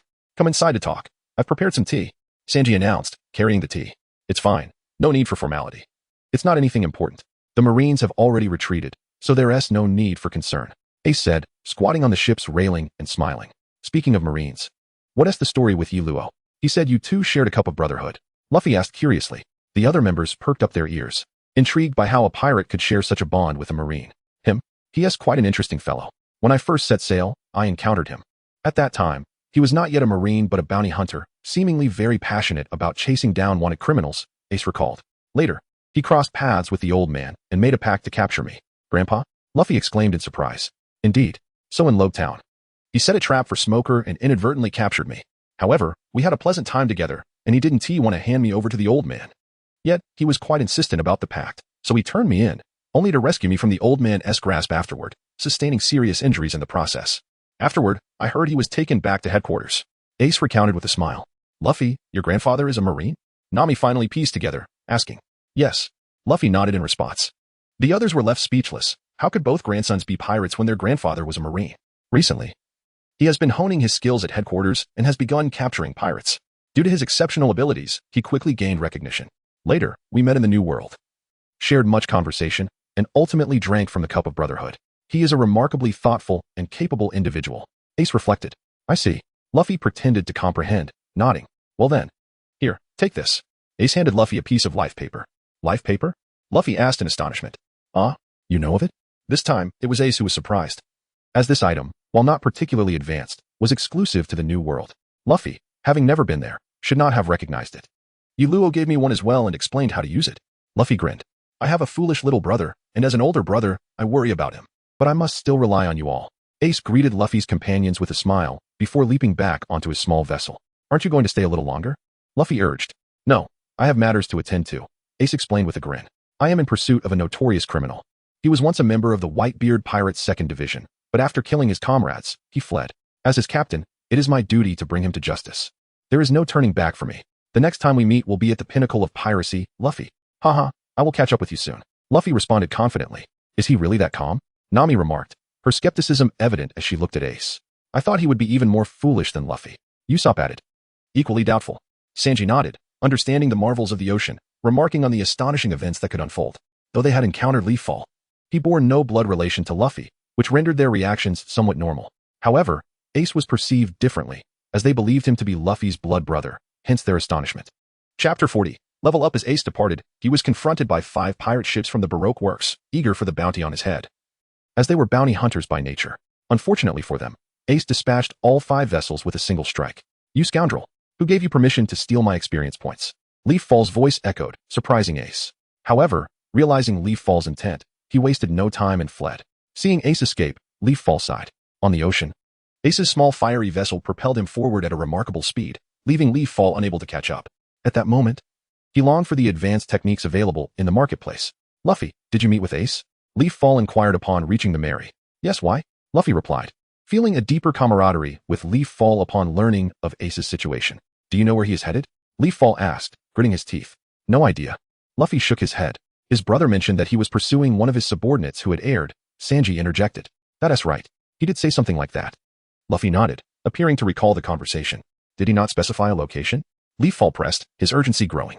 No, Luffy exclaimed. How could you let him go? Blackbeard is not an easy target to capture. Leaffall scolded, tapping Luffy on the head. Ah, it's fine. Ace is incredibly strong. He just took down 5 pirate ships with a single punch. Luffy beamed. Would you still feel that way if I told you that Ace might be in grave danger? Do you even know who they are? Blackbeard was once part of Whitebeard's crew. Luffy, your strength is still insufficient. Leaffall admonished. Luffy's expression gradually turned serious as he donned his hat, declaring, I will surpass all of you. Fool, is that the main point? Forget it. I initially intended to lend you a hand, but Ace's situation is urgent. I will send my lieutenant to assist you. You might remember the female lieutenant at the port. Her name is Lena. Her skills are mediocre, so do not expect much from her. I must pursue Ace, otherwise he will encounter significant trouble. After speaking, Leaffall departed using Moonwalk. Do you think our strength is truly lacking? Luffy pondered aloud after Leaffall's departure, noting that this was the second time Leaffall had mentioned their inadequacies. Sanji and Zoro remained silent, with Sanji hailing from the renowned Vinsmoke clan of the North Sea, having encountered many strong individuals. Zoro, having battled Mihawk, was well aware of the vast gulf and strength within the world. It's fine, Luffy. You are younger than them. In a couple of years, I firmly believe you will be their equal. You aspire to become the Pirate King. Do not lose heart. Nami encouraged Luffy. I think Luffy is impressive. Chopper, the ship's doctor, chimed in with admiration. Ah, I am now eagerly anticipating Crocodile. Let him test my mettle. Luffy's eyes narrowed as he gazed toward the rain-soaked horizon. After departing the Mary, Leaffall sought out Lena, instructing her to assist Luffy in quelling the rebellion in Alabasta before continuing alone. Although Lena was somewhat reluctant, she was willing to comply with Leaffall's orders, especially since safeguarding the Alabasta kingdom was a duty of the Navy. Thus, she led her forces straight to the capital of Alabasta. Leaffall, now alone, did not immediately seek Ace, knowing the two would reunite. Instead, he headed straight to the gathering point of the Baroque's high-ranking agents, the Spider CAF, intending to bolster his experience there, especially since some of those agents had bounties on their heads, providing him an opportunity to earn rewards. However, before reaching the Spider CAF, he encountered several pirates along the way. After swiftly dispatching them, he unexpectedly leveled up, prompting him to forego his original destination and instead find a nearby inn to assess his gains. Congratulations, host. Level increased, gaining 5 free attribute points and 1 skill point. This was the unchanging notification that followed every level up, followed by the rewards for completing the main quest. Congratulations, host. Main quest completed, earning 1,000 experience points, 1,000 diamonds, 500, 000 currency, and a basic secret manual. To his surprise, it was not an advanced basic skill, but rather a leap to a basic secret manual. Was this due to having maxed out his 3 basic skills, or was it simply how the system operated? As Luo gazed at the rewards, he found himself somewhat perplexed.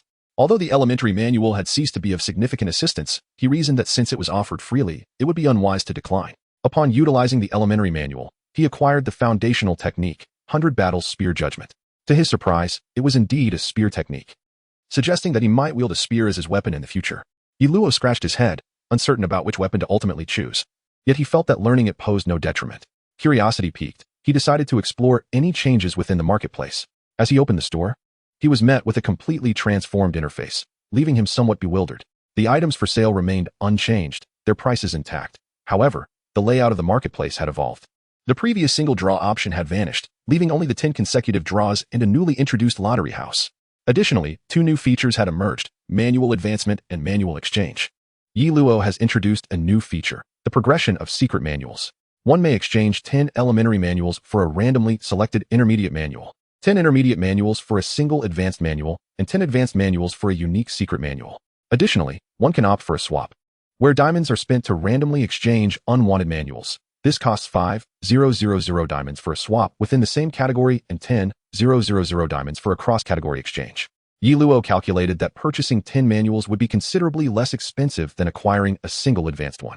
However, considering that tasks sometimes reward manuals, it remains a commendable feature. For instance, had he not learned the recently acquired manual on marksmanship, he could have retained it for future use when advancing to intermediate manuals. After reviewing the new functionality, Yi Luo reopened the newly launched lottery house and discovered that it bore little difference from its predecessor, aside from the meticulous categorization of each lottery type. If Yi Luo wished to draw a manual, he could simply select the manual roulette, ensuring that only manuals would appear, while other items would be excluded. Nonetheless, within the several roulettes, both the manual and treasure roulettes required 10,000 diamonds per draw. Thus, Yi Luo hesitated to guarantee what he might obtain. Although other roulettes were somewhat less costly, he found himself lacking in need, as he was not genuinely engaged in gaming. Consequently, many items held little value for him. Chapter 41. Treasure: should he purchase an item or attempt to spin of the wheel? Glancing at his diamonds, which had surpassed 30,000, acquired through previous raids on pirates, Yi Luo decided it would be wiser to wait until he amassed 120,000 to directly purchase the advanced manual he had long coveted, the one-stroke crossing the river by the Grandmaster Demo, valued at 120,000 diamonds. However, upon viewing the newly opened roulette, he felt an irresistible urge to take a chance. Just once, he would draw from both the manual and treasure sections, after all. It would only cost 20,000 diamonds. If necessary, he could always seek out Crocodile for trouble again. He recalled that after being stripped of his warlord title, Crocodile's bounty had been reinstated to over 80 million, about the equivalent of one lottery draw. Yi Luo stroked his chin thoughtfully and ultimately resolved to proceed with the extraction. After a refreshing bath and a change of attire, he first opened the secret manual for the extraction. You have utilized 10,000 diamonds, securing an opportunity for a secret manual extraction. By employing the secret manual extraction, you have obtained the intermediate movement technique, treading on snow without a trace. Yi Luo was taken aback. It turned out to be a manual on intermediate body techniques. What does this mean? Shouldn't I be seeking the advanced ones? Is it merely a stopgap to make do with the intermediate? He hesitated, uncertain whether to store this manual for future advancement or to utilize it immediately. It seemed that fortune was not on his side today. Should he even proceed with the extraction of this treasure? Yi Luo stroked his chin, ultimately deciding to go ahead with the draw, as he was still unaware of what treasures might encompass. After one extraction, he would have a clearer understanding. You have spent 10,000 diamonds and gained a chance to draw a treasure. Upon using the treasure draw, you have obtained 1 bottle of Xianbing Bihua wine. As the leaves fell, Yi Luo was left in a state of astonishment. A whole flask of wine. Indeed, it was a flask. Observing the Xianbing Bihua wine that was extracted from the backpack, Yi Luo stroked his chin. The bottle was visually appealing, adorned in a jade green hue, intricately engraved with the 4 noble plants: plum, orchid, bamboo, and chrysanthemum. However, considering Yi Luo's current capacity for alcohol, he feared it would be consumed in but a single sip. Yet, he refrained from hastily indulging. Instead, he scrutinized the Xianbing Bihua wine after putting it away. The description read, Xianbing Bihua wine, crafted from Jiujiu pills and flame elixir. Each sip must be refined with one's internal energy to enhance one's cultivation. Could it truly be a treasure that augments internal energy? Yi Luo's eyes widened in disbelief as he read the description once more. It was indeed authentic. A treasure that could enhance internal energy, something not available in the marketplace. It seemed life truly was a gamble. With renewed vigor, Yi Luo excitedly retrieved the Xianbing Bihua wine and eagerly took a sip. What a fine wine. It was exquisitely sweet, reminiscent of the white liquor from his past life, yet devoid of its harshness, making for a delightful experience. As the wine coursed through him, his internal energy ignited like fire. He swiftly remembered the instructions and began to refine it with his internal power. After a brief moment, Yi Luo opened his eyes again, gazing at the Xianbing Bihua wine on the table, his eyes gleaming with excitement. Just that one sip equated to several days of arduous cultivation, alas. The flask was too small, and the increase in internal energy seemed limited. Nevertheless, having discovered that such treasures could be drawn, he deemed it worthwhile. Suppressing the urge to finish the Xianbing Bihua wine in one go, Yi Luo hesitated, contemplating the remaining 11,549 diamonds. He yearned to draw for another treasure. If the treasure wheel contained items not purchasable in the marketplace, then spinning this wheel would undoubtedly be the most advantageous choice. He resolved to take the plunge. What were diamonds? After all, small investments yield great returns. If need be, he would disregard the consequences and clear the bounties at the Baroque workshop first. Yi Luo thought fiercely. Oh, please, grant me another treasure that enhances internal energy. He was nearly at the point of imploring the heavens. You have used the treasure draw and obtained a dragon blood pearl one. Dragon blood pearl? What on earth is that? It sounds quite majestic. However, it likely isn't something that enhances internal energy. Yi Luo quickly opened his backpack to investigate. Dragon blood pearl, a mutated form of the dragon pearl, effects unknown. Can be refined within the body. Effects unknown? Yi Luo gazed incredulously at the system's description. Yi Luo retrieved the dragon blood pearl from his backpack, observing a blood-red orb that emitted a faint glow, far less impressive than he had anticipated. How was he supposed to incorporate this into his body? Should he consume it directly? He found himself in a quandary, but recalling that treasures in novels often recognize their masters through blood, he pricked his fingertip and allowed a few drops to fall upon it. The blood dragon pearl shimmered momentarily, absorbing the blood before returning to its previous state. Was he truly meant to ingest it? After a moment of contemplation, he decided to use a dagger to make a small incision on his left arm, bringing the dragon blood pearl closer to the wound. He wanted to test whether the pearl could continuously absorb his blood. If so, would he be courting death by attempting to store it within himself? To his astonishment, upon nearing the wound, the blood dragon pearl seamlessly melded into his body. By the heavens! Yi Luo gasped, hastily inspecting his own physique. Ultimately, he discovered the pearl nestled beside his heart, seemingly not draining his blood. Otherwise, he would have been left a mere husk. Was this artifact a filter, or did it possess other functions? After observing for a time, he noted that the blood flowing from his heart directly reached the pearl, undergoing some form of filtration before circulating throughout his body and returning to the heart, thus creating an endless cycle. Ah, my strength! Yi Luo clenched his fist, feeling a subtle increase in his physical prowess. He quickly opened his character attribute panel and was pleased to see significant enhancements in both strength and speed. It seemed this pearl was perpetually filtering his blood, fortifying him. With narrowed eyes, he scrutinized his attributes. Though they had not dramatically changed, he sensed a gradual strengthening in his physique, albeit faintly. Let me try channeling my internal energy. After considerable observation, Yi Luo was convinced that the pearl posed no threat to him, and he began to guide his internal energy towards it. However, the dragon blood pearl appeared indifferent to his internal energy, showing no reaction. He dared not provoke it too much. Should it explode, he would undoubtedly be the first casualty. Today's harvest is commendable. It seems time to seek out some bounty hunters. Yi Luo stretched and mused to himself. Just as he prepared to rise, he suddenly froze. He had clearly inflicted a cut on his arm, yet it had vanished, leaving only a faint white mark. What kind of recovery speed was this? Could it be the effect of the blood dragon pearl? Once again, he grasped the dagger and made another incision on his arm. Blood trickled forth, albeit at a much slower pace than usual, and after only a brief moment, the flow ceased. Wiping away the blood, he watched in amazement as the wound gradually healed. At long last, I possess a physique that rivals those characters from the anime world. This treasure is truly extraordinary, Yi Luo exclaimed, laughing maniacally. During his time at the Navy headquarters and while capturing pirates, he had noted the extraordinary recovery abilities of the people in this world. Take Zaro, for instance. After being struck by Mihawk, he sustained a grave injury, yet managed to walk away after a simple bandage, continuing to fight in Cocoa Village. If it had been Yi Luo, without effective treatment, he would undoubtedly have perished. This was indeed his shortcoming. As Cap's wise words suggested, his body required further strengthening. Having spent 20,000 diamonds to acquire the ice crystal blue fire wine for enhancing internal energy and the blood dragon pearl for bodily fortification, what more could he desire? That night, Yi Luo remained awake, practicing the intermediate agility technique, snow tread, before converting an entire jug of ice crystal blue fire wine into his internal energy. He then refilled a jade wine vessel with a fresh batch of wine. Although it lacked the energy-enhancing properties, it served as a splendid accessory for display. The next morning, Yi Luo set off again, altering his course towards Rain Base. While he couldn't recall if the remaining members of Baroque Works had bounties, one individual was guaranteed to have one, Nico Robin. He remembered her initial bounty of 79 million, and thus he fixed his sights on her. Having previously captured bounty hunters, he knew the system only rewarded him once for each capture, regardless of whether he chose to kill or release them afterward. However, just as Yi Luo stepped into Rain Base, the long-awaited system notification chimed. Side quest: capture the pirate crocodile. Reward: 10,000 diamonds, 10,000 experience, 1,000,000 currency, and a random lottery draw. Having spent far too long at headquarters, nearly forgetting what the quest notification sounded like, Yi Luo's eyes sparkled as he gazed at the largest casino in Rain Base, the very stronghold of Crocodile.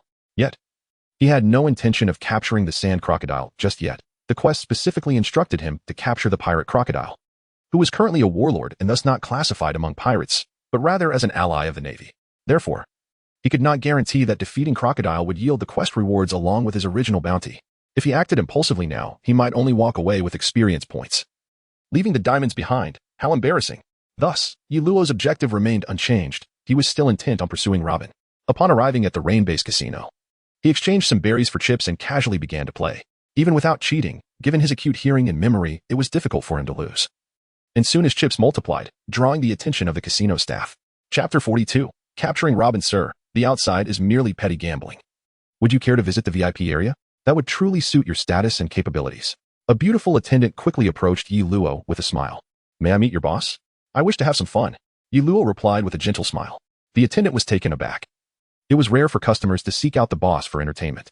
Even in the outer area, they often engaged in subtle cheating, but once inside, regardless of winnings, the casino would ensure all profits were returned. Engaging with the casino owner was a guaranteed loss. I'm afraid I cannot answer that right now. I must consult the boss. The attendant quickly regained her composure and replied with a smile. Are you assessing my qualifications or doubting my capabilities? Yi Luo chuckled, gesturing for her to lead the way. Not at all. It's just that our boss is often away from the establishment, so I cannot provide an immediate answer. The attendant said with a giggle, covering her mouth. In no time, they arrived at a room labeled VIP. Please wait a moment. I will consult the boss to see if she is available to entertain you. The attendant bowed and exited the room. Inside, aside from Yi Luo, several other patrons occupied tables, casting only a glance at him before continuing their gambling endeavors, clearly indifferent to his presence. As the leaves fell, Yi Luo nonchalantly walked over to the sofa and sat down. Soon, a male attendant approached with a glass of red wine, inquiring what Yi Luo desired. Shaking his head, Yi Luo asked, what games are available here? The attendant explained that the chips started at 100,000 berries, with a poker area where rules could be negotiated among guests, and a dice area primarily for guessing high or low, lacking in distinction. Lastly, there was a section for various gambling devices. If guests were interested, they could explore and inform the attendants, who would assist in finding like-minded players in the lounge. Yi Luo nodded, impressed by the grandeur of the largest casino in the Rain District. Rising, he made his way to the dice area, confident in his ability to discern the numbers by sound. Although the casino employed methods to cheat, Yi Luo was not there to win. He merely wished to see Robin. After a while, he placed his chips on the smaller number and smiled at the dealer, who was soon followed by other gamblers placing their bets. Yi Luo, unconcerned about winning or losing, thought it was quite delightful. Possessing inner strength made it exceedingly easy for Yi Luo to cheat in the casino, but initially, he had no intention of doing so, placing his bets casually. However, after a few fortunate wins, the dealer began to target him, which frustrated Yi Luo. You wish to target me? Very well, I shall play along. Utilizing his inner strength, Yi Luo quickly amassed chips worth several million. The dealers, having changed multiple times, found themselves unable to thwart him, oblivious to how he achieved his success. The dice were theirs, and the mechanisms had been inspected. Yet, the outcomes remained inexplicably incorrect. Shall we not proceed? Yi Luo smiled at the dealer, who was wiping sweat from his brow. The surrounding gamblers laughed, exclaiming how fortunate Yi Luo was. Unable to be stopped. Just as the dealer was about to reveal the dice, Robin's voice resonated from behind Yi Luo. Just a casual game, a mere hobby. Not my main pursuit. Is your boss present? Yi Luo chuckled, glancing at the dealer as the dice were uncovered. I am the manager here. Robin replied with a slight smile, taking the seat vacated by the dealer. In that case, please convert these into cash. I will wager all on small. Yi Luo handed his chips to a nearby beautiful attendant, smiling. Robin nodded at the attendant, casually shaking the dice, asking, is there anyone else wishing to bet? The surrounding gamblers glanced at one another, with most choosing to follow Yi Luo's lead, while a few, sensing something amiss, left with their winnings. Once everyone had placed their bets, Robin smiled and unveiled the dice, saying, it seems I have won this time. Although the crowd expressed dissatisfaction at the outcome, blaming Yi Luo, he paid them no mind and followed Robin as she departed. The remaining gamblers, filled with doubt regarding him or the casino, were of no concern to Yi Luo. What brings a Navy officer like you here? Robin asked, narrowing her eyes in the VIP room of the casino. Naturally, I am here to capture pirates. Yi Luo replied with a smile. Pirates? My boss is no pirate. Robin chuckled in response. Indeed, which is why I am here to capture you. As soon as Yi Luo's words fell, he lunged toward Robin. Though Robin's combat ability was not high, her flower fruit presented complications, necessitating a preemptive strike. As Robin retreated, she attempted to counterattack to buy time, knowing Crocodile was watching. With a single punch, Yi Luo sent Robin flying, causing the arm she had formed to dissipate. Demon Child Nico Robin, I hereby formally arrest you, Yi Luo declared, looking down at Robin sprawled among the rubble. Navy, it seems you have overstepped. This is my domain. As Yi Luo's words echoed, a mound of sand appeared before him, gradually taking the form of Crocodile. Sandy Croc, I advise you not to meddle. She is not someone you can control. Yi Luo glanced at Crocodile, ignoring him as he prepared to leave with the injured Robin. Have you mistaken something?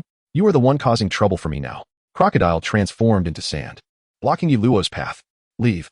I do not wish to converse with you at present. Do you truly believe you have a chance to waste my time? Yi Luo's growing strength imbued him with greater confidence. Robin had just demonstrated this. Even his recently learned skill had proven significantly faster than before, not to mention the changes in his energy and physique. Is that so? Navy, you have successfully provoked my ire, and you will pay for it. Crocodile's words were cut short as Yi Luo delivered a punch that obliterated his head. Although he had employed some inner strength, he inexplicably failed to grasp Crocodile's physical form. Is this a power akin to hockey? Is that your confidence? Crocodile, reformed, inquired, observing Yi Luo. Ah, I see. You escaped quite swiftly. Yi Luo realized that Crocodile had elementalized his head just before being struck, hence the illusion of invulnerability to attack. However, Yi Luo understood that Crocodile did not possess the advanced observation haki, as his previous strike had merely been a casual attempt. It seems your boss values you highly. I did not wish to engage with him just yet, considering he is a warlord of the sea and an ally of the Navy. However, since he seeks his own demise, I cannot be blamed. You will have to wait here. Yi Luo stated, releasing Robin, who had been defeated but did not receive any experience or rewards from the system. Thus he had no intention of letting her go. Crocodile was not the type to sit idly by, so as Yi Luo released Robin, he immediately launched an attack. What an intriguing fellow. Let us play. Yi Luo smiled slightly, his fists changing color as he leapt to avoid Crocodile's crescent-shaped slash. Armament hockey. Crocodile's gaze sharpened. As a Logia user, he was deemed invincible in the Grand Line, especially in his desert domain. Yet, the only ability that could counter him was hockey. Originally, he assumed Yi Luo's hockey was unrefined, but he was taken aback by the display.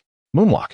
With a leap, Yi Luo swiftly changed direction midair, landing a punch on Crocodile's unsuspecting face, sending him flying several meters away. Ah, a concealed talent. I wondered how you dared to act so recklessly in my territory. However, armed hockey alone will not suffice. After rolling a few times, Crocodile stood up, wiping the blood from the corner of his mouth. A small sand tornado forms in Crocodile's hand and is hurled toward Yi Luo. Such a futile move should not be displayed. With a skillful movement, Yi Luo evaded the sand tornado, which failed to graze the hem of his clothing. Is that so? Then let us try this. Before closing the distance, Crocodile touched the ground with his right hand and shouted, "Erosion cycle." Instantly, the surroundings, including the buildings, began to decertify from Crocodile's position. Yi Luo, noticing Robin retreating, approached her and lifted her into the air using Moonwalk. Consider yourself fortunate today, but do not expect such luck always. Yi Luo broke through the rooftop and departed with Robin. Crocodile, observing Yi Luo's departure, chose not to pursue but instead retrieved a special transponder snail, seemingly contacting someone. Once outside the casino, Yi Luo released Robin, stating, "You cannot leave just yet. You must accompany me for a while." Although Robin was unclear about Yi Luo's intentions, she had no choice but to follow him. Chapter 43. Encounter Marine. What exactly is your objective? After leaving the rain base, Robin appeared somewhat relaxed and inquired, "You need not concern yourself with my goals. Just know that you will be free soon," Yi Luo replied, shaking his head. Moments ago, after exiting the rain base, he received a system notification, granting him 7,900 diamonds and 2,000 experience points. Although this experience did not match Robin's bounty, Yi Luo understood it reflected her relative strength. After all, Robin's bounty stemmed not solely from her abilities but also from her skill in deciphering ancient texts. Initially, Yi Luo believed this was not the ideal moment to confront any members of the Straw Hat Pirates, considering their potential for growth and increasing bounties. Defeating them later would yield greater rewards. However, the appearance of the treasure wheel made him impatient, prompting his actions against Robin. By dawn, you may leave. If the Sand Crocodile inquires, tell him I released you after receiving a call. Having received the diamonds, Yi Luo had no intention of actually detaining Robin. Her abilities would likely prove valuable to him in the future. Why? Robin frowned and asked, "Do not ask too many questions. Knowing too much may be detrimental to you. Moreover, Crocodile is not a suitable ally. Leave him as soon as possible. Your companions await you." With that, Yi Luo departed. Now that he had acted against Robin, Yi Luo intended to deal with the remaining high-ranking agents as well. However, as he left, a massive tortoise carrying a wagon was advancing toward the rain base, less than a day's journey away.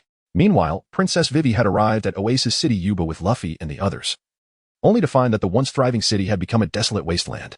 The rebel forces were no longer present, having relocated to the Oasis City of Caterlia, situated near the canola flowers. By nightfall, the Baroque Works agents finally arrived at the rain-based casino, reuniting with their boss, Crocodile.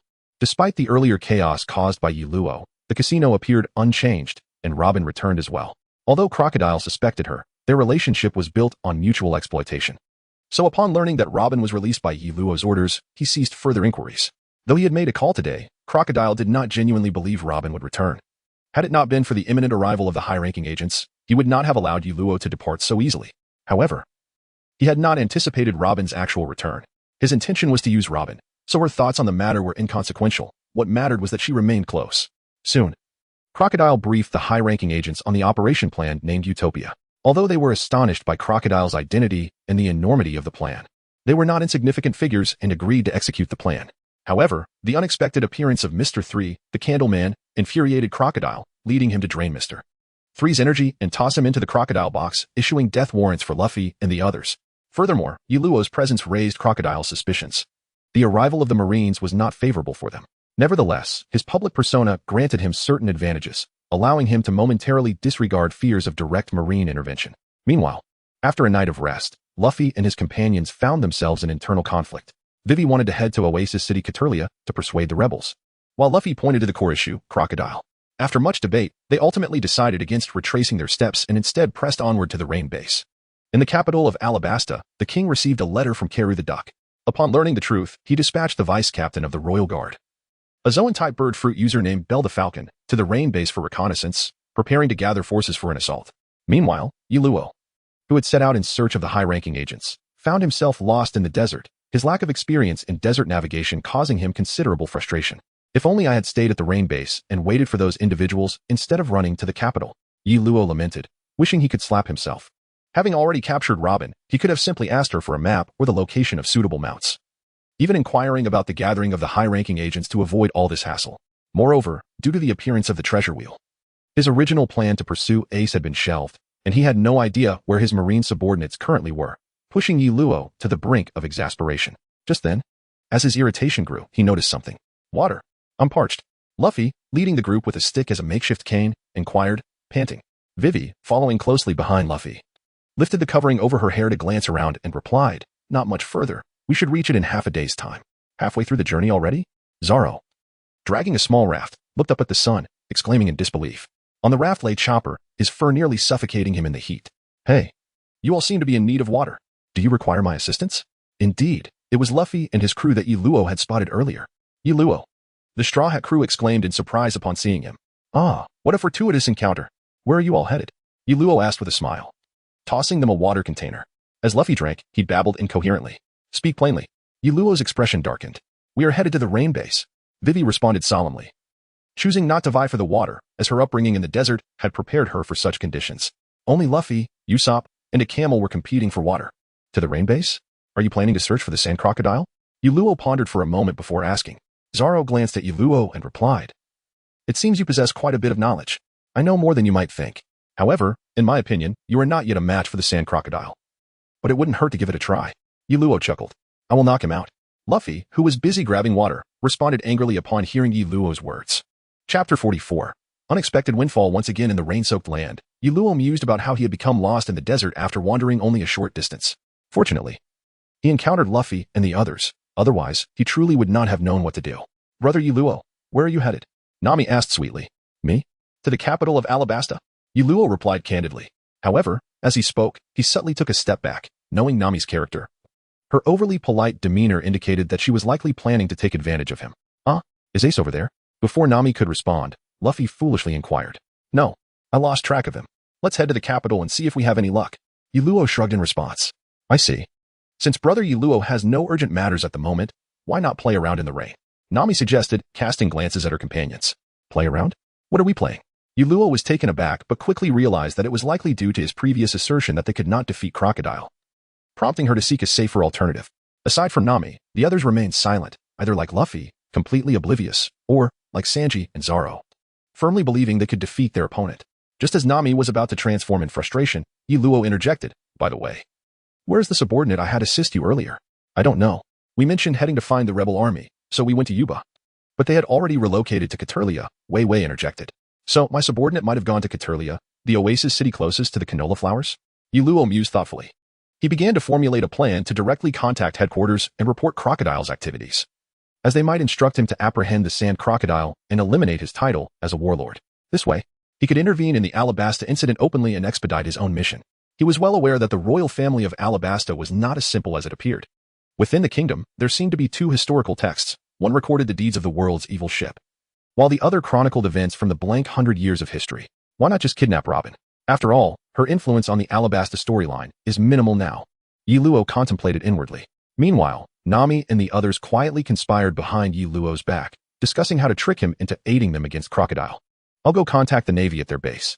I won't leave today. If you need me, come find me, provided Luffy isn't afraid of being captured by me. Yi Luo smiled, ignoring the incredulous expressions of the Straw Hat crew as he made his way to the Navy's communication point in the rain. Through the Navy's assistance, Yi Luo finally reached Lena, who had indeed gone to Caterlia, where she encountered the rebel army. However, the rebels did not trust the Navy, leading to a near confrontation between Lena and them. Ultimately, the Navy had to withdraw and await Princess Wei Wei's arrival. After receiving Yi Luo's contact, Lena immediately reached out to headquarters to report the situation.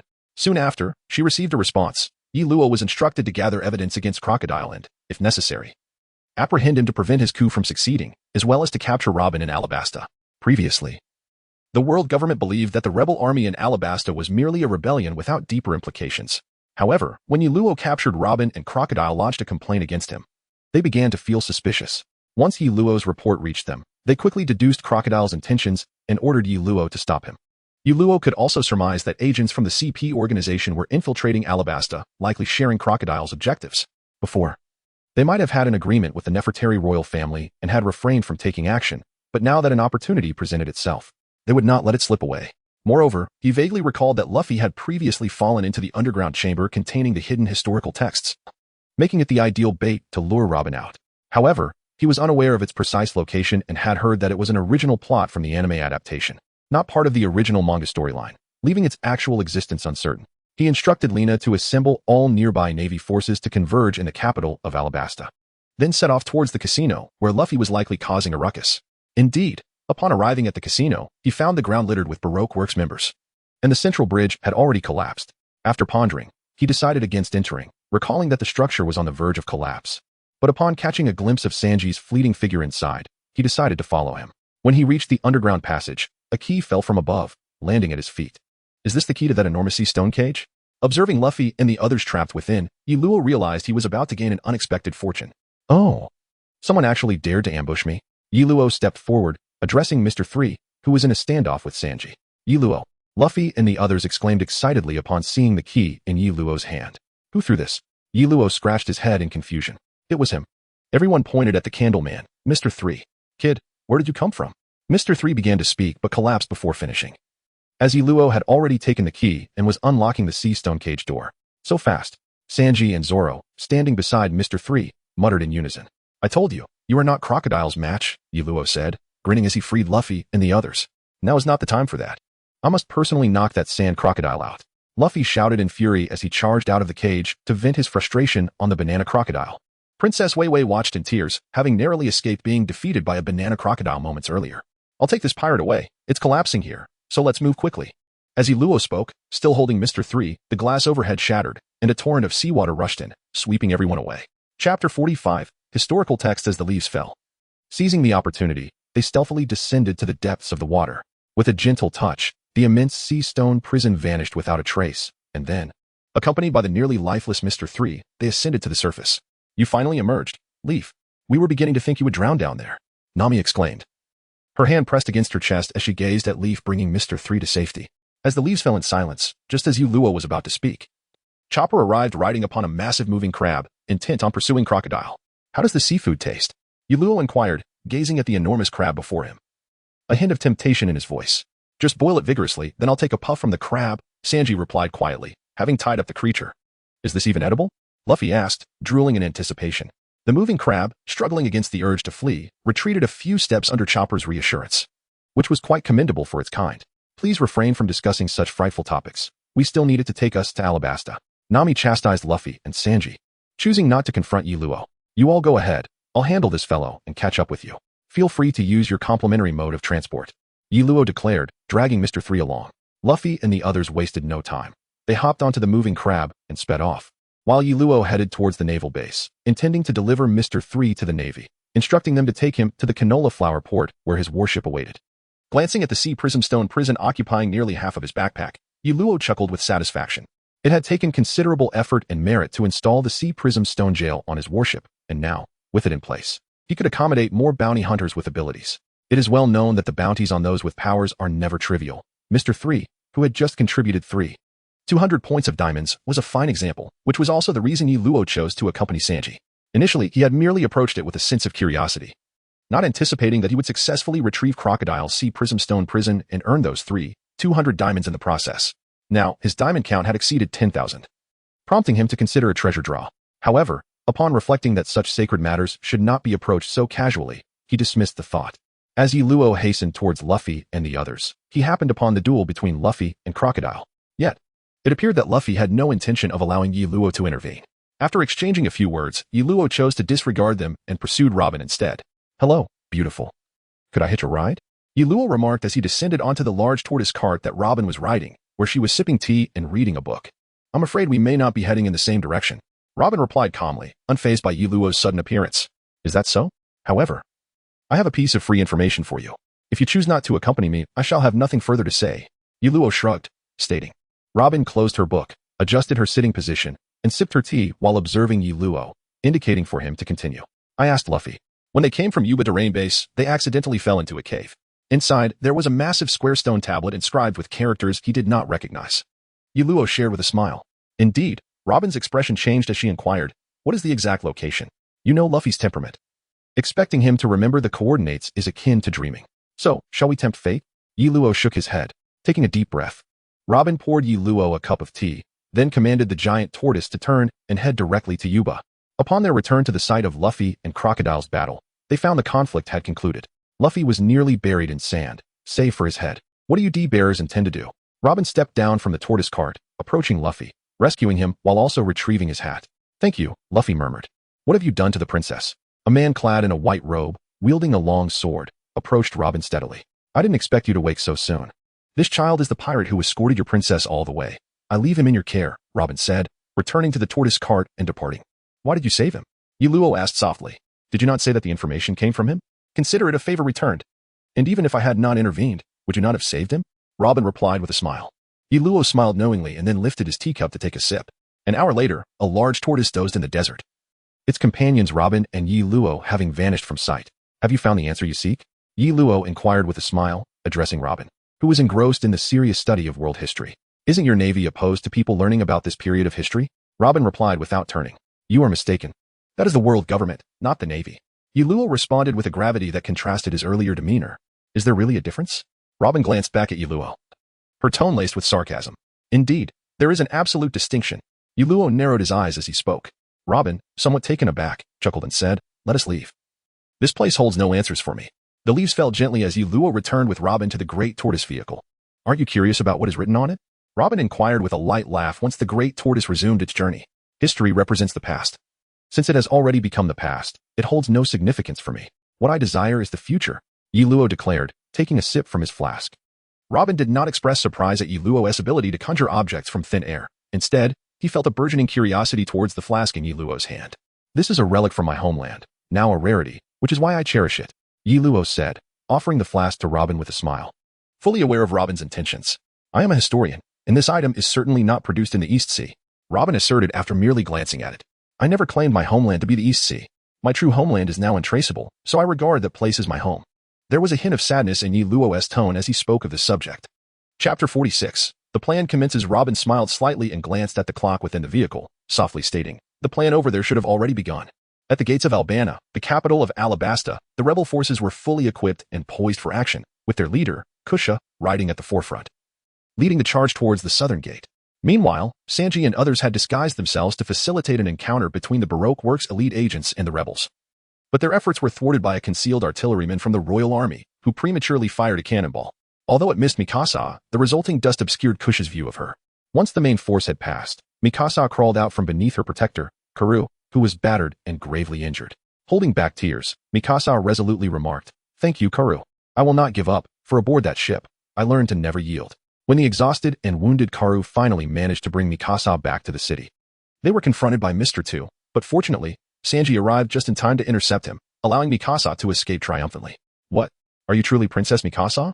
The vice-captain of the Royal Guard, Gaka, asked in astonishment upon seeing her. "Indeed, it is imperative to detonate this palace. My father once said that the most important aspect of a nation is its people. If the people perish, the kingdom ceases to exist. Only by destroying this palace can I compel everyone to halt, providing me the opportunity to explain. Mikasa spoke calmly. Please abandon this foolish notion, Princess Mikasa. The king is absent. Otherwise, he would never forgive your impulsiveness. Gaka responded with composure. Lord Gaka, please do not make a grave misjudgment. Mikasa replied earnestly. At that moment, her fierce aura startled Gaka, reminding him of the king's words, and he slowly knelt on one knee, saying, I shall heed your command, your highness. It seems we have indeed arrived a bit late. Yuluo remarked, frowning as he surveyed the capital, now a battlefield, alongside Robin. What will you do now? Robin's demeanor had softened considerably towards Yuluo, perhaps due to the acquisition of a significant historical artifact. I must contact the navy. Such chaotic fighting cannot continue, as it is ultimately the civilians who suffer. Yuluo responded softly. In that case, I shall take my leave. Robin smiled slightly and rode off on the great tortoise. As the leaves fell, Yellowlaw made his way to the naval assembly point, where Lena had long awaited his arrival. Report, sir. The entire navy of Alabasta is gathered. Please issue your orders. Upon seeing Yellowlaw, Lena immediately approached and bowed respectfully, though this assembly comprised the entirety of the navy. Their numbers paled in comparison to those engaged in battle within the capital. Thus, our singular objective was to provide aid to the wounded and detain them to prevent further conflict. The rest shall be entrusted to me. Yellowlaw instructed the assembled navy outside the western gate. Understood. The sailors responded in unison. Additionally, ensure your own safety. Lena will accompany you. As Yellowlaw donned the naval uniform handed to him by Lena, he proceeded towards Albana. Meanwhile, within the palace, Mikimi and Gaka stood atop its heights, engaged in conversation while waiting for the explosives to be set. Suddenly, a bloodied soldier rushed in to report, Sir, there has been an incident within the palace. Before Mikimi and Gaka could react, a voice, familiar to Princess Vivi, rang out. Do not act recklessly. Ms. Wednesday, after all, this place is about to become my home. Crocodile. Princess Vivi turned towards the source of the voice, witnessing Crocodile holding the severely injured king, a twisted smile adorning his face as he regarded Mikimi and Gaka. So, you are the sand crocodile, Crocodile? I advise you to release the king. Gaka stated sternly, hand resting on the hilt of his sword. Gwahaha. What qualifications do you have to speak to me? Merely because you possess a Zoan-type devil fruit? Crocodile queried, amusement evident in his gaze. Where's Mr. Luffy? How did you come to be here? Mikimi asked, though her suspicions lingered, disbelief shadowing her query. Dead. Crocodile replied nonchalantly. Impossible. Mr. Luffy could not have perished so easily. I refuse to accept it. Princess Vivi shouted in indignation. No one can enter from outside. I have barred their way. At that moment, Robin emerged from the shadows. Addressing Crocodile. Where have you been? Why are you slower than I? Crocodile inquired, casting a glance at Robin.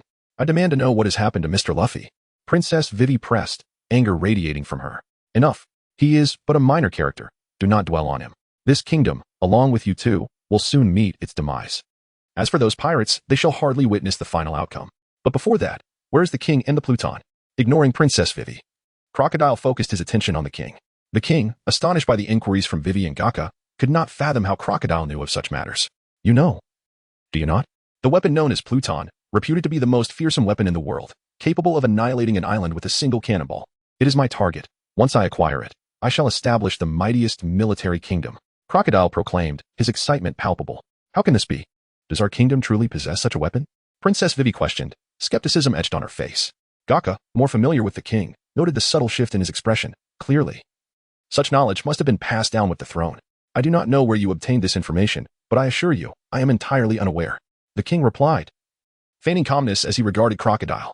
Is that so? To assist you in quelling the rebel forces, I have specifically commissioned a bomb powerful enough to obliterate 5 kilometers, which will land in the heart of Albana in half an hour. With a bang, the entirety of Albana shall transform into a different spectacle, Crocodile remarked with a grin. You madman, why would you do such a thing? Where have we wronged you? Princess Vivi shouted at Crocodile. Yet, Crocodile paid her no mind, instead inquiring of the king. Now, can you tell me where the historical texts are located? Chapter 47. A gathering of forces. Nefertari Cobra paused in contemplation before stating, if I lead you to them, will you spare my people? Of course, my objective is not the destruction of your nation. Crocodile nodded in response. Very well, I shall take you there. King Cobra acquiesced, seemingly resigned to his fate. I apologize, your majesty, princess. I can no longer endure this. Gaka transformed into his hybrid form, glaring fiercely at Crocodile. Wait, Gaka! Princess Vivi interjected, realizing the futility of confronting Crocodile. He was not an opponent Gaka could hope to defeat. Gaka, allow us to handle this. Just then, the palace gates were breached, and the elite guard's Razor Claw unit rushed in. Shall I join the fray? Robin readied herself for battle, only to be halted by Crocodile. Wait, something is amiss with those 4. As their commander, Gaka was the first to notice the peculiar behavior of his subordinates. I apologize, Gaka. But this man, even if he is a warlord, has instigated this rebellion, and we shall make him aware of the pain and fury of this kingdom, the 4 soldiers declared, rushing towards Crocodile with extraordinary speed. Fools. In pursuit of temporary power, they have imbibed the water of life, a substance that consumes one's vitality. They have mere minutes left to live. Gaka seethed, torn between anger at their recklessness and his own impotence. Wahaha. A gaggle of pitiful weaklings. The elemental form of Crocodile is far beyond their capabilities. Gaka watched, disheartened, as his once elite soldiers fell. Wahaha. Truly an amusing kingdom. Come. Let us take our king to seek the historical texts. Crocodile appeared beside Robin, grinning. You fiend. Stop right there. Gaka surged towards Crocodile with newfound speed. Gaka. Princess Vivi attempted to intercept him, but Gaka moved too swiftly. Gaka, do not sacrifice yourself. The king implored, straining to be heard. Even you wish to perish for him? Crocodile evaded Gaka's strike, calmly questioning. I merely wish for you to comprehend the wrath of this kingdom, even at the cost of my life. Gaka retaliated, delivering a powerful blow that struck Crocodile's head. Yet, as the owner of the San fruit, Crocodile was impervious without the use of haki, rendering Gaka no match for him. In but a single clash, Crocodile's curved blade pierced through Gaka's body. The sound of cameras clicking resonated, drawing everyone's attention. Now, the evidence is secured.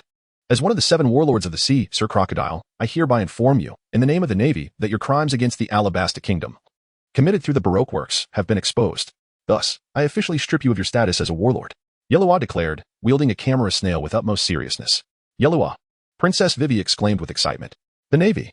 It is you once again? Clockter frowned as he gazed at Yeluo. I am Nefertari Cobra, King of the Kingdom of Alabasta. Allow me to formally introduce myself. Colonel of the Navy, Yeluo. Yeluo bowed towards the captured King Cobra, who was under Robin's control. Mikasa, he killed Mr. Luffy. Sand Crocodile killed Mr. Luffy.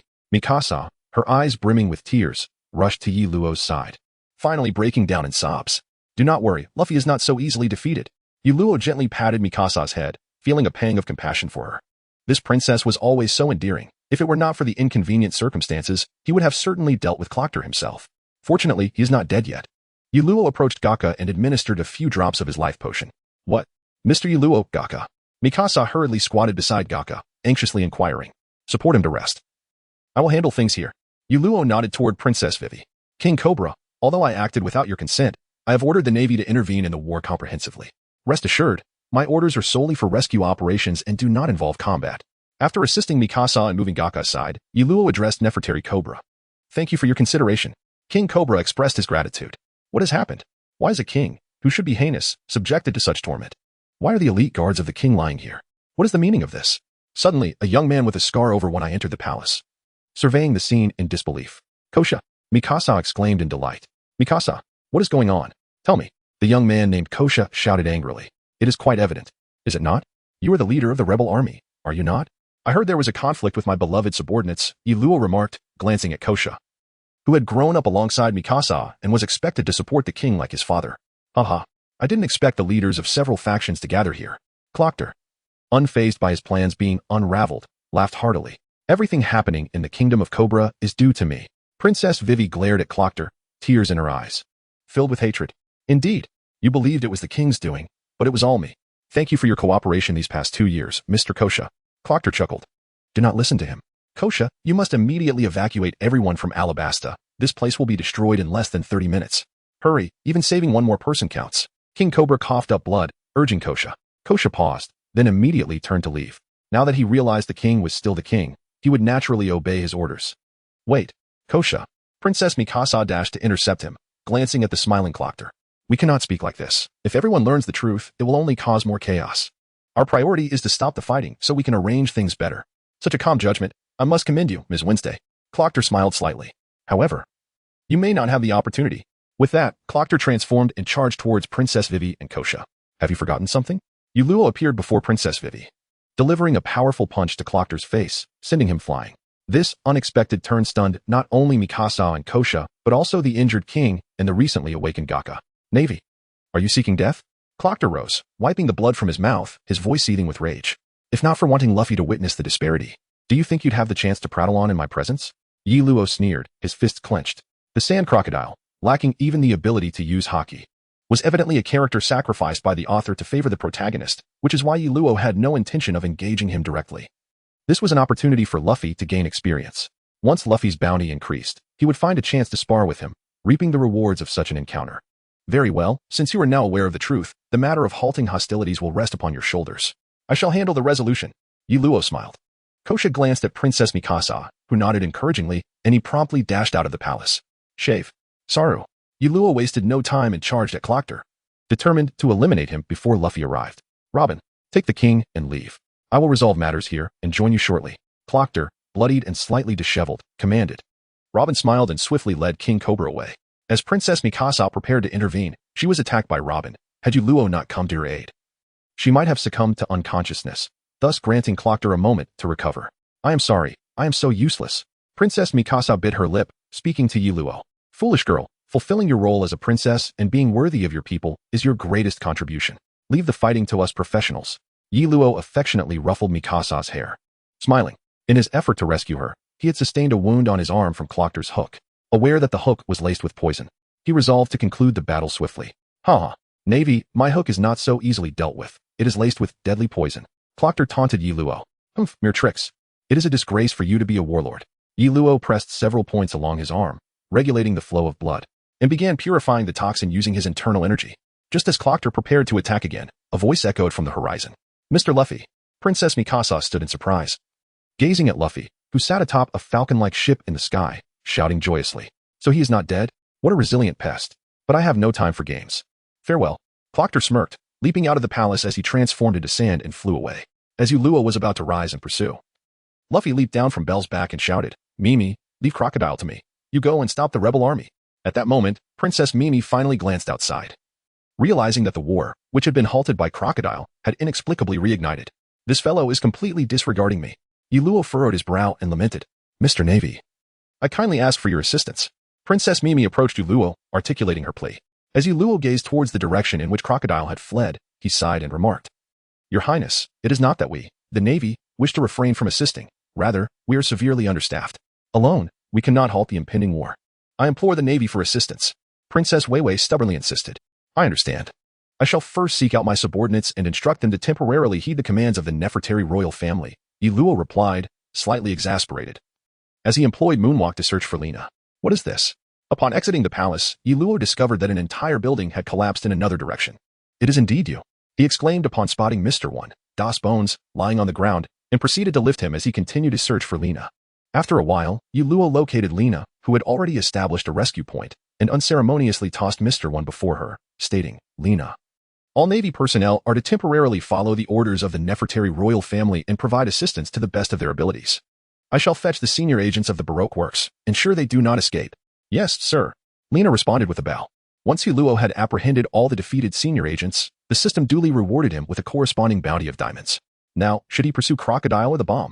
After a moment of consideration, Yi Luo resolved that finding Crocodile first was paramount, for Princess Weiwei ultimately required the bomb to avert the war. Thus, upon arriving at the underground passage, he found Crocodile and Luffy engaged in fierce battle, with Robin collapsed nearby. Shay finger gun.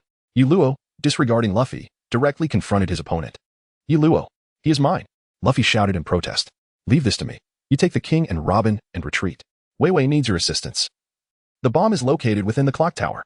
Yi Luo urged Luffy, fearing that Princess Weiwei would struggle to locate the bomb. Luffy, taken aback, glanced at Crocodile before rushing to the king's side, lifting him and Robin in preparation to depart. Did I not instruct you to leave? Crocodile, bloodied and furious, glared at Luffy and bellowed. Your opponent is now me. 18 Dragon-Subduing Palms. The dragon's regret. With a flurry of 3 consecutive moves from the 18 Dragon-Subduing Palms, a colossal dragon head materialized, transforming into a great dragon that surged towards Crocodile. Desert Greatsword. Erosion Cycle Desert Tornado. Crocodile, refusing to yield easily, unleashed his own powerful techniques in retaliation against Yi Luo. As Luffy emerged from the underground with both the king and Robin in his grasp, he suddenly felt an explosion of energy behind him, turning to witness a massive golden dragon colliding with the enormous tornado of sand. Chapter 49 concluded as tranquility returned. Luffy stood in astonishment before the underground tomb that had been breached by the explosive clash of their techniques. Why are you still here?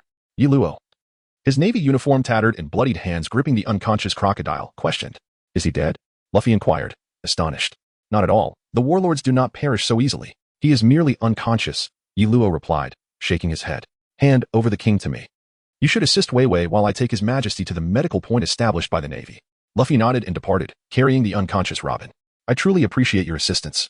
Navy, Cobra expressed, supported on Yi Luo's back. That is only to be expected, Yi Luo smiled in response. Before long, Yi Luo arrived at the rescue point, where he noticed the enormous bomb launched from the clock tower. What is that? Nearby Navy personnel looked up in alarm at the massive bomb in the sky. Sir, Lina hurried to Yi Luo's side. Have we still failed to prevent it? We had just engaged Crocodile. King Cobral sighed, closing his eyes in despair. No, it is not over yet. Yi Luo whispered. What? Cobral asked, astonished. The bomb is ascending. Yi Luo squinted, his voice grave. Why? Cobral questioned, bewildered. As the leaves fell, Yi Luo sprang into action, ascending a short distance with his moonwalk before landing, addressing King Kabura. You have some fine subordinates. I witnessed that great bird in a white robe ascending while carrying a bomb. Bell. King Kabura exclaimed in astonishment. The tremendous explosion scattered the dust above Albana. And a figure seated in the bell tower, momentarily dazed, finally mustered all her strength to shout. Please, cease fire. The war has ended. Please, cease fire. The war has ended. She repeated this plea tirelessly. Suddenly, a young boy wearing a straw hat appeared beside her, echoing her cries. Below the bell tower, the followers of the straw hat began to mimic Princess Wei Wei's shouts, joining in her desperate calls. After the deafening blast subsided, the crowd gradually began to hear her voice, and they started to lower their weapons. As the dust settled, a gentle rain began to fall from the sky. And even the rebels and revolutionaries still engaged in sporadic fighting began to comprehend the situation, their frenzied emotions slowly dissipating. Royal Army, lay down your weapons. Gaka, dragging his injured body, supported the king as they emerged from the Navy's rescue point, shouting loudly. Lord Gaka, Your Majesty. The soldiers of the Royal Army looked on in disbelief. Rebels, lay down your weapons. Ikelam, supporting Kosha while cradling a child, also emerged, calling out. Captain Ikelam, Leader Kosha? The rebels were equally astonished. Soon after, Kosha and the child in Ikelam's arms recounted what they had witnessed, and a wave of regret washed over the crowd. Regret is natural, and sorrow is inevitable. We have lost so much, yet gained nothing in life. The king slowly stepped forward, asserting, however, this signifies progress. The war has occurred, and it has concluded. No one can erase the past, but what is paramount is how we continue to survive after the war. Your Majesty, Your Majesty. The rebels dropped their weapons, weeping uncontrollably, while the royal army beside them also laid down their arms, secretly wiping away their tears. O people of Alabasta, we must unite and rebuild our homeland. Kabira shouted, disregarding the emotional scene around him. Long live Your Majesty. Long live Alabasta. The citizens of Alabasta collectively raised their voices, marking the end of the tumultuous war that had swept across their desert nation. Are you saying that the Lord reported the situation truthfully to headquarters? In the palace, Kabira arranged resting quarters for Yi Luo, Lina, and others. Indeed, such a significant event cannot be concealed. Yi Luo nodded in affirmation. But the Lord handled everything excellently and thwarted Crocodile's conspiracy. Lina inquired, puzzled. That is all in the past. It no longer concerns me. Let everyone rest. And then we shall set sail? Yi Luo plopped down onto the sofa, smiling. Are we not going to arrest the Straw Hat crew? Lina hesitated before asking. Now is not the time. Besides, we owe them a debt of gratitude for their assistance. Yi Luo shook his head. Yes, my lord. Following the incident, Lina's perspective on the Straw Hat crew had significantly improved. They were, after all, not the malevolent pirates she had once believed them to be. Report. At that moment, a Navy soldier entered, calling out. What is it? Yi Luo looked up and inquired. Colonel, the warship dispatched by headquarters has arrived at the port. Shall we proceed? The soldier responded loudly. How could they arrive so quickly? Very well. Inform everyone that the break is over. Gather all the bounty criminals. We shall set sail for the port tomorrow. Yi Luo stood up, and Lina promptly draped the cloak of justice over him before following him out the door. Lina, you go to the Navy liaison point, assemble the soldiers, and wait for me at the southern gate tomorrow morning. Yi Luo instructed as he made his way toward the palace hall. Lina paused for a moment but then replied with a salute. Yes, my lord. Soon, Yi Luo found King Kabura, and the two engaged in discussions in the study for the entire day. Meanwhile, during the battle with Crocodile, Luffy had also succumbed to poison. And with his energy depleted, he fainted after aiding Princess Wei Wei, despite Yi Luo's timely intervention. Zaro, have you been training again? Chopper, the ship's doctor, shouted upon seeing Zaro enter. Don't worry, my body belongs to me. I know how to train. Zaro waved his hand dismissively. I meant for you to not train at all. Chopper was on the verge of exploding. Oh, that felt so good. At that moment, Luffy finally regained consciousness. Oh, Luffy. You're awake. The Straw Hat crew rejoiced at the sight of their captain. What? I was unconscious for 3 days? That means I missed 15 meals. Luffy exclaimed in shock upon learning of his 3-day slumber. Chapter 50. Returned to headquarters. To Yi Luo's surprise, it was Tina, the Navy colonel, who greeted him upon his arrival in the port city with his troops. Tina is here to congratulate you. Not only have you successfully eliminated a warlord, but you've also received a promotion. This has been extraordinarily fortuitous for you. Tina smiled. Oh, are those old geezers doubting my integrity? Rest assured. My report has laid everything out clearly. I have not deceived them, merely enjoyed some good fortune. Yi Luo chuckled as he settled into a lounge chair beside Tina. As a pioneering opponent of the Seven Warlords system within the Navy headquarters, Yi Luo's stance on the matter was evidently clear. This was the reason he had refrained from reporting on Crocodile's activities. The lack of sufficient justification could result in his recall by headquarters, leading to his replacement and overseeing the situation here. However, once Crocodile dispatched his high-ranking agents, the situation had essentially solidified, especially with Robin's involvement. Neither the world government nor the Navy would remain passive observers. This is your promotion letter. Tina should now refer to you as Brigadier General. Tina casually tossed the appointment letter from headquarters to Yi Luo, took a puff from her cigarette, and smiled. Well, since you're here, I'll leave the matters of Alabasta to you.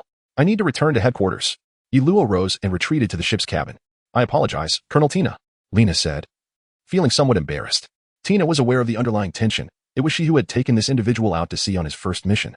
And now he had surpassed her in rank. Observing Yi Luo's departing figure, Tina calmly remarked before turning to Lena with a smile, by the way, congratulations are in order for you as well, Lieutenant Lena. Thank you, Colonel Tina. This time, I hardly exerted myself, as the Brigadier General mentioned. This was predominantly orchestrated by that group of pirates. Lena replied with a salute. I truly wish to transfer you from Yi Luo's command to mine. But it seems he would not relinquish you without a fight, nor would you likely wish to leave. Tina discarded her finished cigarette with a chuckle. Colonel, you jest. Lena replied with composure. Well then, I shall take my leave. You all may set sail. After noticing that all the prisoners had boarded, Tina waved goodbye to Lena before returning to her own warship. In the cabin, Yi Luo was meticulously organizing the gains from the Alabasta incident. He had acquired a total of 27,500 diamonds, in addition to the 1,549 diamonds he had not previously utilized, bringing his total to 39,049 diamonds. Of this, Nico Robin contributed 7,900 diamonds, while Mr. 2 Bon Clay and Mr. 3 Galdino each contributed 3,200 diamonds. The Devil Fruit user Mr. 1 Das Bones added 5,100 diamonds, with Crocodile, the Sand Crocodile, contributing 8,100 diamonds along with the 10,000 diamonds earned upon task completion, culminating in the total of 27,500 diamonds. Should he save or continue to spend? Yi Luo found himself in a quandary. With the high-ranking agents of Baroque Works and Crocodile now aboard his vessel, he needed to escort them to impel down. Thus, he contemplated a return to headquarters, indicating a forthcoming period without diamond income. Never mind, I'll decide upon my return. My strength has significantly increased. I need to take time to consolidate it. Yi Luo stroked his chin thoughtfully. Days later, Yi Luo returned to Navy headquarters through the gates of justice. Well, if it isn't you. In just a short time, you've risen to the rank of Brigadier General? At the port, he encountered the rather lecherous Vice Admiral Gaji. What brings you here? Are you setting sail? Yi Luo inquired, somewhat taken aback. The Marshal wishes to see you. I happen to be in the vicinity, so I came to relay the message. Gaji shrugged in response. To think a Vice Admiral would be sent to convey a message to a Brigadier General. Yi Luo expressed his disbelief. But he nonetheless arranged for all the soldiers to rest before following Gaji to the Marshal's office. Sir, I will first return home to tidy up my room. Lena saluted Gaji before addressing Yi Luo. As the leaves fell gently, Yi Luo nodded and waved at Lena, indicating that she should handle the situation herself. I truly envy you, Gaji remarked. You're still unmarried. Could it be that Lena has become too demanding? Yi Luo found himself at a loss for words. He lived alone, while Lena resided in a separate room, a privilege granted to female officers by the headquarters. Furthermore, Lena had recently been promoted alongside Yi Luo, now holding the rank of Lieutenant Commander. Soon, Yi Luo and Jia Ji arrived at the office of Admiral Sengoku. Old Carp sat leisurely to the side, sipping tea and enjoying rice crackers. Across from him sat a kind-looking elderly woman, whom Yi Luo knew to be the formidable Vice Admiral and Chief of Staff, Tsuru. Admiral Sengoku, Teacher Carp, Vice Admiral Tsuru. Yi Luo greeted them with respect. Back already? I thought you might have been left out there. Carp laughed heartily, causing Yi Luo to feel an urge to kick him in the face. Teacher, I truly was nearly taken down by Dragon. But I was saved by a group of pirates. I only regained consciousness after passing Whiskey Peak, so I didn't manage to apprehend those pirates. Yi Luo replied with a hint of resignation. It was the Straw Hat Pirates from the East Blue that saved you, wasn't it? Vice Admiral Tsuru inquired with a smile. Yi Luo had no intention of concealing the truth, thus she nodded and said, Indeed, it was them. It was there that I encountered Princess Vivi of Alabasta and learned of Crocodile's scheme. So, you took advantage of the situation, relying on the Straw Hat crew to launch an assault against Crocodile. You even turned a blind eye to the war in Alabasta in your quest to topple Crocodile. Did you not? I am certain that with your capabilities, had you chosen to act immediately upon discovering this matter, you would have had ample time to address it. Yet, instead, you chose to incite the chaos behind those pirates, all for the purpose of eliminating Crocodile? Sengoku adjusted his glasses and remarked. As Yi Luo paused in surprise, he was aware that his actions might arouse some suspicion. However, he had not anticipated that upon his return, Fleet Admiral Sengoku would so easily discern his intentions. Of course, He was unaware that part of Yi Luo's reasoning stemmed from the matter of diamonds. Chapter 51. Sengoku's interrogation. Do you understand the magnitude of the impact caused by the absence of one member in the 7 warlords of the sea, which serves to balance power? We are preparing to advance into the new world, and the 7 warlords are indispensable allies. Sengoku asserted sternly, noting Yi Luo's silence. Yet, I do not believe that the 7 of them would genuinely stand by the navy. Yi Luo replied in a low voice. Sengoku found himself at a loss for words in response to Yi Luo's counterargument. Enough, Sengoku. The child has only just returned from a successful mission. There is no need for such severity, Vice Admiral Tsuru interjected. Besides, he is merely a sand crocodile. Since he dares to set his sights on Alabasta, the world government will undoubtedly not let him off easily. What of Nico Robin? Don't tell me she escaped. With your strength, there should be no possibility of her fleeing. Sengoku sighed and continued to inquire. She was pierced by crocodile, and I did not intervene. However, it seems she was eventually taken away by that group of pirates. I am unsure if she can be rescued. Yi Luo responded calmly. What? Yi Luo. This was intentional. Sengoku was genuinely angered this time. The momentary tension caused Gaji, who was about to sit beside Carp, to involuntarily shudder, eliciting hearty laughter from Carp. The serious atmosphere was abruptly shattered by Carp's mirth, prompting Sengoku to scold him. Ah, my apologies. Please, continue. Carp waved his hand dismissively. Though Carp's words suggested nonchalance, the serious atmosphere had already dissipated. Sengoku found it difficult to continue reprimanding Yi Luo and instead said, I initially intended to temper your recent promotion. Advancing your position too early may not serve you well. You have only been in the Navy for a brief 2 years, and while you have captured numerous pirates and demonstrated corresponding strength, I hope you do not hold this against me. Admiral, you jest. I understand your intentions, and I can resign if necessary. Yi Luo shook his head, stating, there is no need for that. However, during this period, remain at headquarters and hone your skills. The new world is the focal point. As a rising star in the Navy, I hold high hopes for you. Do not be like some, who neglect their training and squander their potential. Sengoku remarked, casting a glance at Gaji and Carp with an air of resignation. Gaji wore an expression of innocence, having already faced the misfortune of conscription. Now he was being caught in the crossfire for no reason. He resolved to keep his distance from Yi Luo in the future, deeming him a harbinger of misfortune. Upon exiting Sengoku's office, Yi Luo immediately sought out Carp, requesting to spar. Oh, it seems you have made significant gains during this time. However, you should seek him out. The old man is too aged for a proper bout. Carp pointed towards Gaji, chuckling. As Yi Luo cast a glance at Jiaji, the latter's head shook like a rattle drum as he remarked, engaging with this brat is rather pointless. He only has those 3 moves, and once he exhausts them, he is out of steam. It's not worth the trouble. Yi Luo smirked and replied, very well, I shall seek out Sister Ji Yuan for a spar. Jiaji's lips twitched in resignation as he cautioned, let me make this clear. I'm not here to be a punching bag. I will unleash my full strength. If you can't withstand it and fail before even executing your moves, do not expect me to continue playing with you. Rest assured. This time I shall present you with a surprise. Yi Luo nodded, smiling as he spoke. The trio conversed as they made their way to the outdoor training grounds. The indoor space was too cramped for their sparring. As for the old man Carp, he expressed that despite his age, he still enjoyed watching the excitement. In the office of Admiral Sengoku, after Yi Luo and the others departed, he turned to Crane, who had remained. What is your perspective on that lad? He inquired. In terms of potential, Carp's judgment is seldom mistaken. Crane replied with a smile. You know I'm not referring to that. Sengoku adjusted his glasses, stating. Crane sighed, gazing out the window as she said, his proposals are quite alluring. Many in the Navy have been captivated by his ideals. However, you and I both understand the immense challenges ahead. We already have several differing voices within our ranks, and now with another one emerging, it's not a significant issue. Ultimately, it will hinge on how far he can progress. Wouldn't you agree?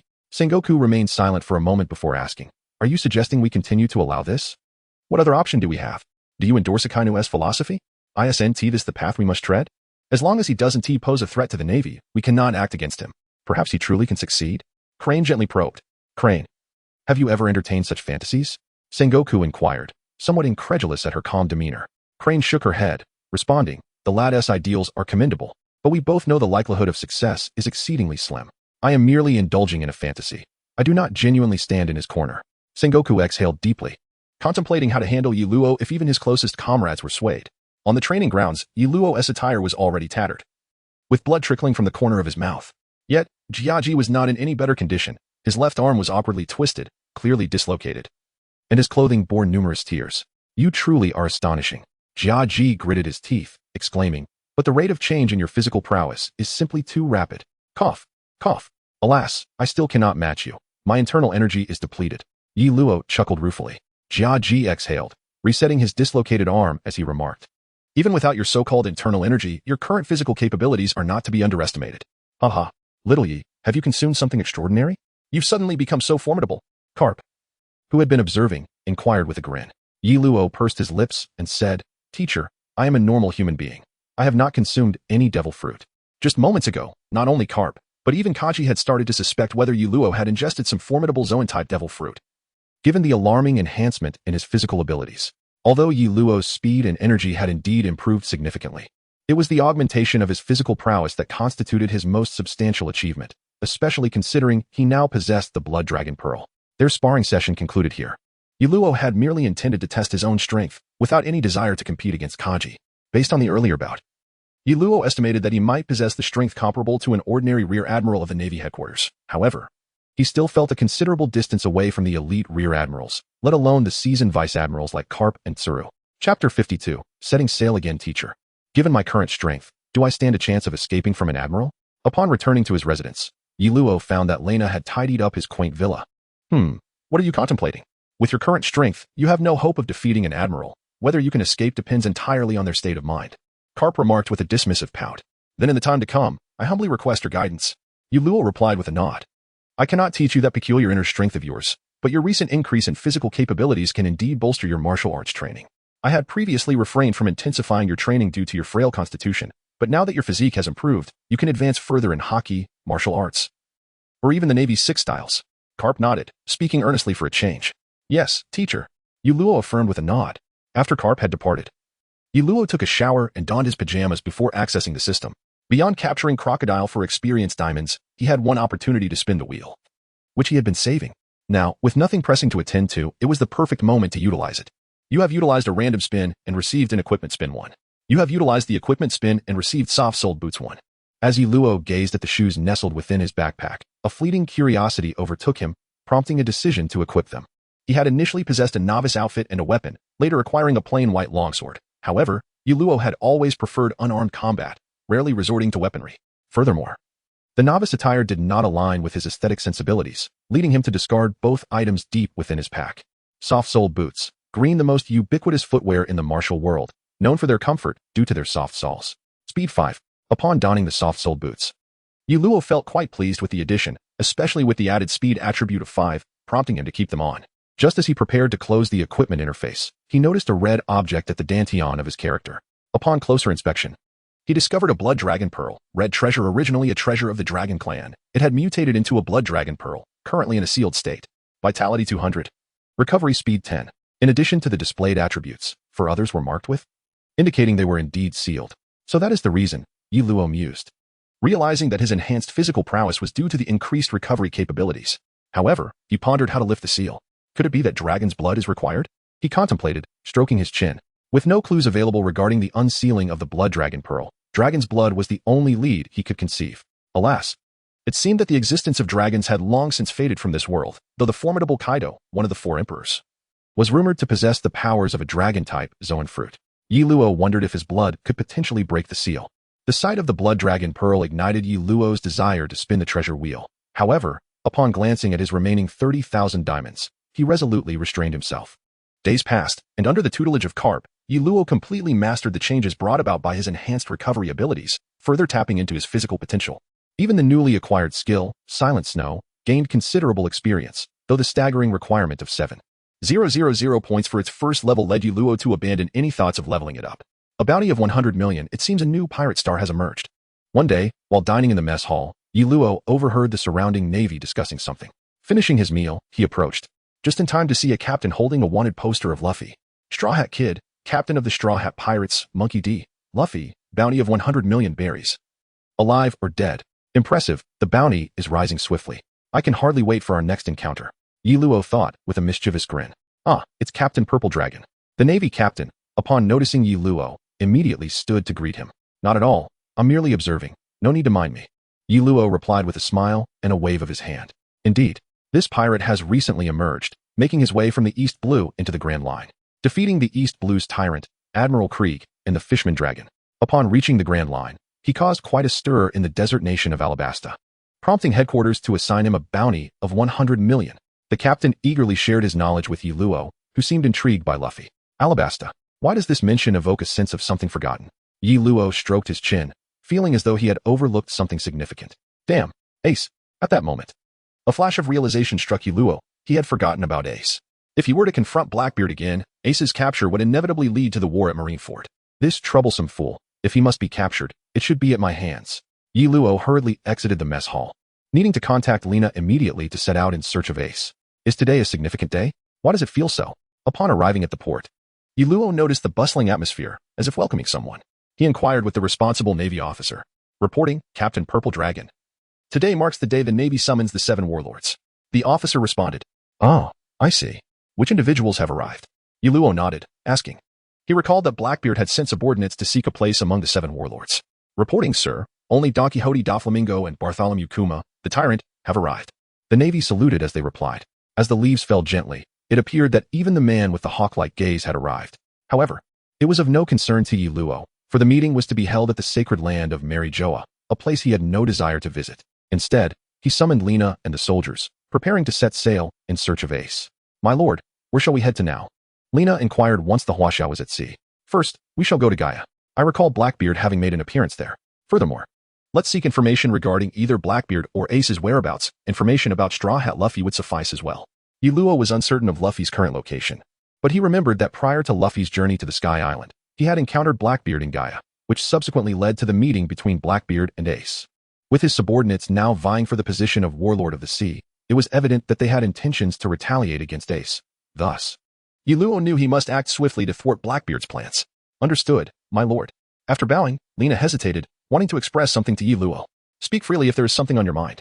Yuluo reclined in his chair, prompting her. My lord, is it truly wise for us to depart in this manner?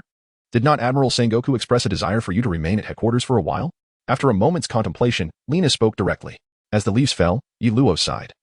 I have no choice. I initially intended to stay for a while, but if this matter is left unchecked, it could lead to dire consequences. Lina silently nodded. She was well aware that Yuluo rarely elaborated on his decisions, and thus far, he had never miscalculated in matters of life. Consequently, many in the Navy regarded him as a strategic genius. Days later, Yuluo held Ace's life paper, relentlessly pursuing its direction, yet he found no trace of Ace. What if Ace had indeed fallen into Blackbeard's clutches? What then? Perhaps he could persuade the old man to become a pirate? With himself, Luffy, and Whitebeard. They might just be able to safeguard Ace. Yuluo stroked his chin, contemplating the potential scenarios that lay ahead. However, he doubted the old man would agree. After a lifetime of capturing pirates, it would seem strange for him to suddenly embrace that role. Or perhaps he could coax the old man into joining the Revolutionary Army. As these thoughts danced in his mind, he gazed up at the azure sky. Report. Major, pirates sighted ahead. It's the Kid Pirates. Suddenly, the lookout's voice broke through Yuluo's reverie. Kid Pirates? That name sounds familiar. Yuluo frowned and replied. Sir. The Kid Pirates hail from the South Blue and have quite a notorious reputation, having committed numerous brutal acts. Their captain, Eustace Kidd, has a bounty exceeding 100 million. While the crew's combat captain, Killer, boasts a bounty of over 30 million. Lina reported. Oh, a worthy quarry indeed. Let us close in. At that moment, Yuluo recalled that Kidd was one of the pirates who had gained the title of Supernova alongside Luffy, and notably, he was the only newcomer at Sabaody Archipelago with a bounty surpassing Luffy's. He was rumored to possess the magnet fruit. Meanwhile, the Kid Pirates had also detected Yuluo's warship. However, for Kidd, who was just entering the first half of the Grand Line, encountering the Navy was not a cause for alarm. Boss, they seem to have noticed us. Should we flee? Asked the fighter, Heat. Flee? Why would we run from a mere warship? If they dare come closer, we'll sink it. Kidd replied nonchalantly. Kidd, that's likely the Navy headquarters major. Purple Dragon Yuluo. It would be wise for us to steer clear. Warn Killer, the crew's combat captain. Is he the so-called bane of pirates? Kidd's expression grew serious. Despite his arrogance, he was not foolish. Indeed, he captured Crocodile, one of the former 7 warlords of the sea, in Alabasta. Earning his promotion to Major, Killer confirmed. Kidd, visibly annoyed, said, what a bother. We've encountered a troublesome character. Fine. It's not the right time to clash with the Navy. Let us retreat. Sir, they seem to be preparing to escape. The movements of Kidd's crew caught Yuluo's attention. Escape? I have yet to see a pirate ship outrun a warship. Engage them and sink their vessel. Yuluo chuckled. In terms of speed and firepower, the Navy held the advantage over pirates, not to mention Yuluo's ship, the Huaxia. While the overall individual strength might favor the pirates, it was not sufficient to deter Yuluo. Indeed, it wasn't long before Yuluo's Huaxia caught up with the Kid Pirates, bringing them within cannon range. Sir, shall we open fire? A Navy soldier inquired. Yuluo preferred to capture bountied criminals personally, often forbidding direct cannon fire in uncertain circumstances. As per usual, I'll go aboard first. You can fire at will. I'm not a devil fruit user, so there's no need to worry about friendly fire. Lena, you'll be in charge while I'm away, Yi Luo said with a smile as he stood up and approached the deck. Sir, why take such risks? It would be wiser to bombard them first. Then strike once they're in the water, or we VE closed in. Lena clearly disagreed with Yi Luo's approach. Yet Yi Luo ignored her concerns and leaped into the air, employing his moonwalk to fly towards the kid pirates. Boss, someone's flying over from the warship. He'd exclaimed in shock upon spotting Yi Luo, as they were still in the first half of the Grand Line. They had never encountered a Navy officer skilled in the 6 styles, and Yi Luo's airborne grace startled them. Who is Eustace Kid? Yi Luo called down as he hovered above the kid pirates. I'm Eustace Kid. Don't be too arrogant, Navy. Kid glared at Yi Luo, his face darkening. Ah. What a dangerous pirate indeed. I suggest you halt your journey here. Yi Luo smiled faintly as he dove toward Kid. Bang. Just as Yi Luo approached Kid, a warrior adorned with a blue and white striped mask, dotted with small holes and wielding a spinning sickle, struck Yi Luo's arm, halting his advance. Armament hockey? Both Kid and Killer exclaimed simultaneously. Impressive recognition. Yi Luo mused, surprised that they could identify hockey at such a moment, especially since Luffy, as the protagonist, might still be unaware of its existence without Yi Luo's influence.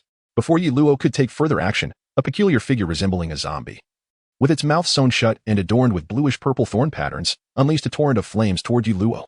Oh dear, what a remarkable crew you have. Is this a circus performance? Yi Luo chuckled as he emerged from another corner once the flames subsided.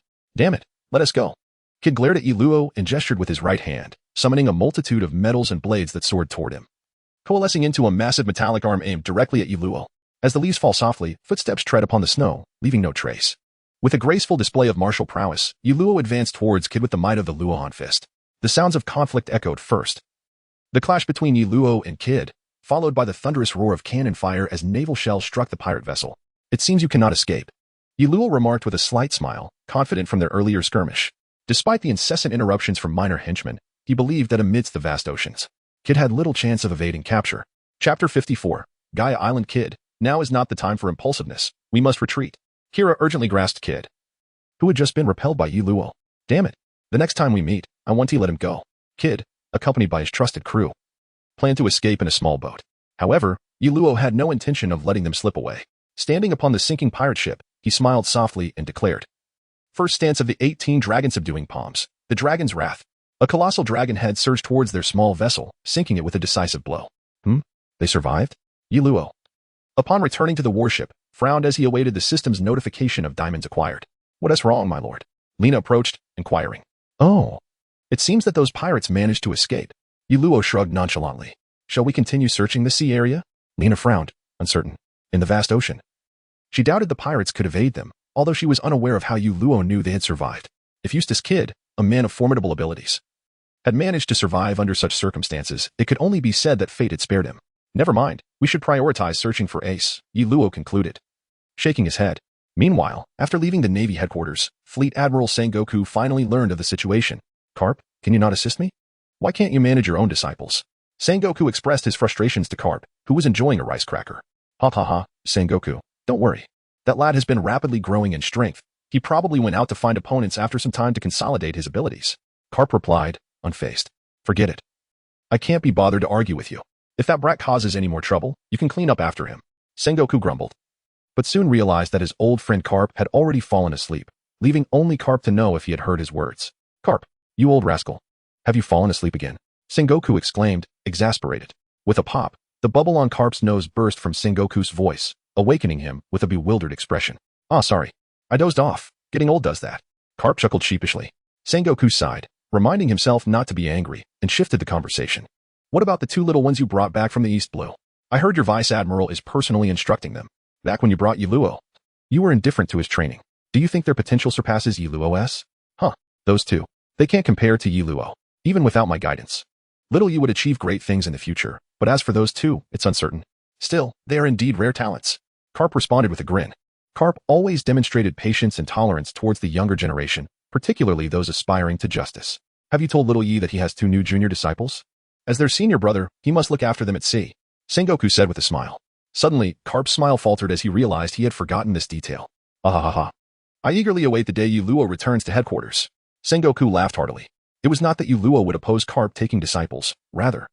Carp's failure to inform Yi Luo would likely lead him to believe Carp feared his jealousy, resulting in a misunderstanding.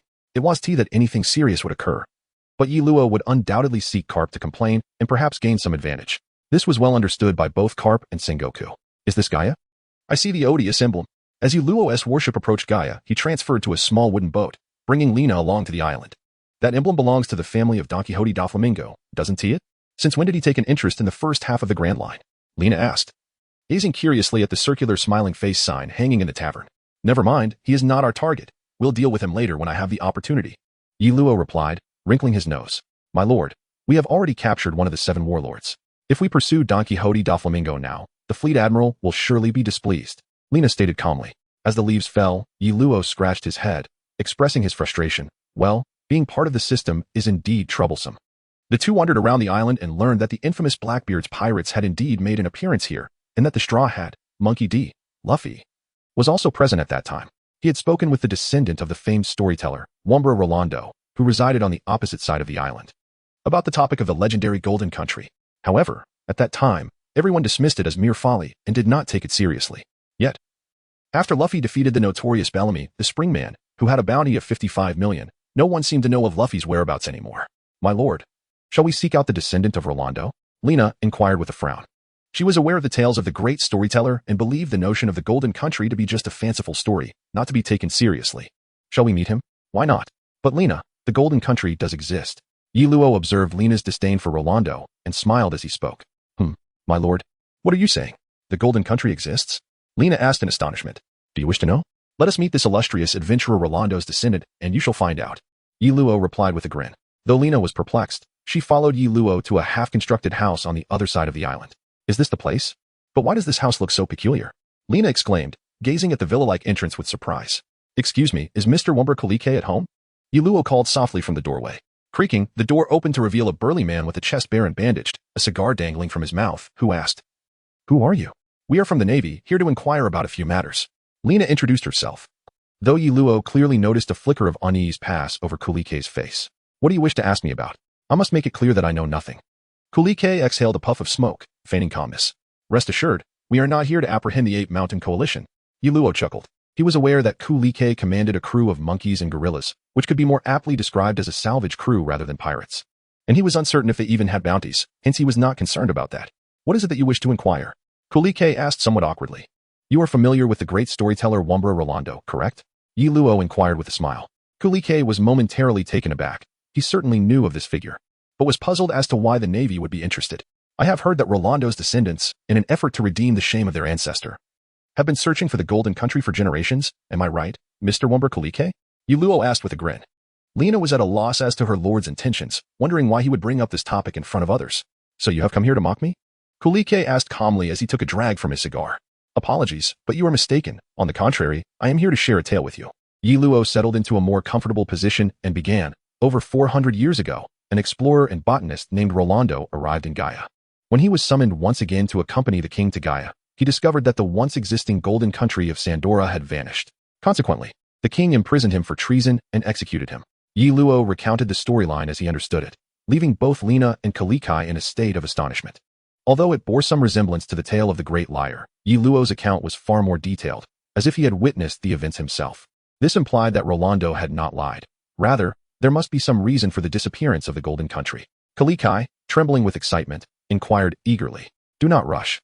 I have another story to share, Yi Luo replied with a smile. In the past, the warrior Karl Galra, having misunderstood Rolando, failed to bid farewell to his dearest friend, leaving behind a lifelong regret. Hence, every day, they would strike the golden bell to inform their friend Rolando that the Sandian people have continued to strive for the tolling of the golden bell, even if they may have forgotten the reason behind it. Ha! Does this mean that Sandora has truly ascended to the heavens? Kalike asked, biting his lip, laughter mingling with tears. Did you not harbor doubts yourself? Besides, has it not been confirmed by someone who ventured up there? I believe that one day, the lights of Sandora will be rekindled, and the world shall ultimately restore the glory that the great explorer Wumbra Rolando deserves. Yi Luo rose, casting a glance at the back of Kalike's house, and departed with a smile. After Yi Luo's departure from the spot he had just observed, a gibbon and a gorilla emerged, both with tears streaming down their faces, having refrained from showing themselves out of respect for Yi Luo. Sir, were your words truly genuine? Is the legendary adventurer Wumbra Rolando really that magnificent? Lina asked, her voice tinged with doubt. I cannot ascertain his greatness, but the Golden Country, Sandora, indeed exists. For many have unraveled the mystery of the Golden Eye. Yi Luo replied with a smile. The entire land of Gaia resembles a skull on the map, yet conspicuously lacks the right eye, which is, in fact, the location of Sandora, washed away by the White Sea. Let us sift through the bounty hunters in the town, and then we shall set forth. We have come this far. It would be troublesome if we fail to locate Blackbeard. Yuluo glanced towards the horizon, sensing an unseen force guiding the narrative back onto its rightful path. Days later, after scouring the nearby islands, Yuluo ultimately relinquished the search for Blackbeard. Meanwhile, signs indicated a potential encounter between Whitebeard and red-haired Shanks, causing a wave of tension within the Navy. Let us head to the New World and seek out Whitebeard. Yuluo resolved, determined to address the matter on his own terms. Sir, we are to find Whitebeard? Lena questioned in disbelief, for the fearsome Whitebeard, leader of the 4 emperors, was not an adversary they could withstand. Fear not, simply follow my instructions. Yuluo replied. Thus, the warship altered its course towards the Sabaody archipelago, the sole link between the New World and the Grand Line, making it the quickest route. First, go find a craftsman to coat the ship, while I attend to some business at Fishman Island. I shall return shortly to meet you. Yuluo instructed the soldiers aboard. Sir, where are we headed now? Lena inquired, trailing behind Yuluo. To meet a legendary figure. Yuluo replied with a subtle smile. Lena blinked with curiosity. Yet Yuluo offered no further explanation, heightening her intrigue. After all, she had only recently reacquainted herself with the great liar Wumbra Rolando, and now she was eager to discover whom they were to meet next. However, in Yuluo's perspective, if not for the desire to meet the Dark King Rayleigh, he would have never set foot on the Sabaody archipelago. He was uncertain whether he could restrain himself from taking action should he encounter the accursed celestial dragons. Before long, Yuluo and Lena arrived at their destination, the bamboo bar of Anxia. Sir, who are the individuals inside? Lena could no longer contain her curiosity and asked aloud. Yuluo did not respond, but smiled as he approached the door and knocked. Come in. A woman's voice called from within. Only then did Yuluo lead Lena inside. What would you like to drink, young man? A slender middle-aged woman asked with a smile. Just plain water. The items here are rather pricey, and I cannot afford to indulge in anything extravagant. Yuluo replied with a chuckle. Following Yuluo's cue, Lena took a seat on the sofa. Oh, you seem rather unfamiliar, Aunt Xiao remarked with a smile as she brought over 2 glasses of water. I have come to meet Mr. Rayleigh, hoping to learn the ways of hockey from him. Yuluo stated directly, avoiding any unnecessary pleasantries. Aunt Xiao looked at Yuluo as if he were a fool, and upon confirming that he was not jesting, she lit a cigarette and asked, Do you understand what you were saying? Of course. Yuluo nodded and replied. This should be the place where Aunt Xiao sells information, correct? You and the Dark King Rayleigh have been living in seclusion here, and we in the Navy have not intruded excessively. Dark King Rayleigh? Lena exclaimed, unable to contain her surprise at Yuluo's words. If he is indeed the Dark King Rayleigh, he is truly a legendary figure. Chapter 56. Sparring, is that so? Are you representing the Navy? Aunt Xia exhaled a puff of smoke, smiling as she inquired. Yuluo shook his head and said, No, I only represent myself. Aunt Xia chuckled softly, her mind racing to discern Yuluo's intentions. Never mind. Lena is my confidant. I shall not play coy with Aunt Xia. My purpose for coming here is quite straightforward. Firstly, I wish to see if I can capture the attention of the King of the Underworld. If I can learn a few techniques from Mr. Rayleigh, that would be an unexpected delight. My second objective is to inquire about ways to contact the Revolutionary Army, and lastly, I hope to ascertain the current whereabouts of Whitebeard. Yuluo took a sip of plain water and spoke calmly. Let us not dwell on the rest. The first point alone is rather intriguing. My spouse happens to be a pirate. Even if he dares to teach, would you have the audacity to learn? Furthermore, your minnow, carp, is not any less formidable than my spouse. Aunt Xia remarked with a light laugh. I do not regard you as pirates. To me, the title of explorer suits you far better. As for Mr. Roger initiating the great pirate era, what can I say? Until I reach that level, I cannot declare whether his actions were entirely right or wrong. Yuluo set down his cup and spoke earnestly. Aunt Xiao paused, taken aback by Yuluo's words. Yet, upon reflection, she blurted out, Is this your rationale for sparing certain pirates after capturing them? Indeed, as long as they do not engage in plundering, indiscriminate slaughter, or oppressing the weak. Even if they fly the pirate flag, they are, in essence, explorers. I am a member of the Navy. I possess a sense of justice within my heart. My duty is to safeguard the peace of the seas and the safety of ordinary civilians, not to be a lapdog for certain individuals. Yuluo pondered for a moment and nodded in agreement. Aha, young man. You might just become a pirate sooner or later. Aunt Xiao chuckled and said to Yuluo, aside from your first objective, I find myself unable to assist with the other two. However, if you wish to contact Whitebeard, it is quite simple. You only need to find a small island protected by any of Whitebeard's pirate crews in the New World. You can reach out to Whitebeard through the people there. As for the Revolutionary Army, I genuinely cannot help you. As the leaves fell gently, Yuluo had already devised a plan. Seeking out Whitebeard in the New World would be a relatively straightforward endeavor. However, whether the latter would be willing to meet him remained uncertain. For Yuluo held merely the rank of a brigadier general. On the Revolutionary Army's side, Yi Luo had also formulated a strategy. If all else failed, he would make his way to Impel Down, where the ruler of the hybrid beings was undoubtedly a cadre of the Revolutionary Army and could surely facilitate contact with Dragon. My old man has been away for several days now and has yet to return. Therefore, the matter you wish to inquire about must be addressed in person. I am not in a position to act on his behalf, and Xia remarked as she extinguished her cigarette, but that is indeed unfortunate. This island happens to be one of my least favored, which makes me somewhat apprehensive about wandering aimlessly here. It is quite regrettable not to have encountered Mr. Rayleigh today. If he returns, I would be grateful if Aunt Xia could speak kindly of me. Should I return here, I hope for the opportunity to receive Mr. Rayleigh's guidance. Yi Luo stated earnestly as he nodded and prepared to take his leave. Though Aunt Xia was unaware of the reasons behind Yi Luo's trepidation about traversing the Sabaody archipelago, she refrained from probing further and simply extended her hand. I would appreciate it, young man, if you could provide me with 1,000,000 berries, despite the exorbitant price. Yi Luo did not hesitate and promptly retrieved the sum from his system's inventory to hand it over to Aunt Xia. She was momentarily taken aback by Yi Luo's seemingly miraculous ability to produce such wealth, while Lena, already familiar with Yi Luo's prowess, found nothing peculiar in the display. These are just some unrefined tricks. I hope I did not embarrass you, Aunt Xia, he remarked as he prepared to depart. Suddenly, a jovial voice resonated from outside. Haha. Young man, were you not here to seek me out? Planning to leave without seeing the main attraction? The wooden door swung open, revealing a middle-aged man with long, wavy hair, a beard adorning his chin, silver facial hair, glasses perched upon his nose, and a prominent scar running down his right eye. Silver's Rayleigh? Yi Luo muttered under his breath. Haha, young man, were you not searching for me? Rayleigh laughed heartily, plopping down onto a chair and taking a generous swig of his drink. Indeed, my mentor has spoken of you as a legendary figure, and I hold you in high regard. Your mastery of the 3 forms of hockey is formidable, which emboldens me to approach you for guidance. Yi Luo stated earnestly after bowing respectfully. That old rascal Carp would never speak so highly of me. Back in the day, we were relentlessly pursued by him, and we found ourselves in quite the predicament. Rayleigh chuckled. So tell me, as a member of the Navy, are you truly unafraid of the repercussions should I impart my knowledge to you? Yi Luo nodded slightly and remarked, I fear not. I harbor my own ambitions. Ascending to the pinnacle of the Navy would facilitate matters considerably. However, that is not the only path. As long as I can vanquish all my adversaries, I can compel them to submit to my will. Rayleigh shook his head and replied, Young one, do not indulge in fanciful thoughts. Even I would not dare to claim invincibility, so I fear I am unable to instruct you. Then may I have the honor of sparring with you, Mr. Rayleigh? Yi Luo inquired, his eyes ablaze with the fervor of battle. Very well, very well. If I were to send you away empty-handed, that old kook Carp would likely come looking for me next time. Rayleigh sighed, rising and nodding in acquiescence. Before long, the two found themselves in an open space. Mr. Rayleigh, I shall make my move, Yi Luo declared, and before the words had fully left his lips, he appeared before Rayleigh, delivering a swift kick aimed at his head. Not bad speed. Rayleigh easily evaded the attack.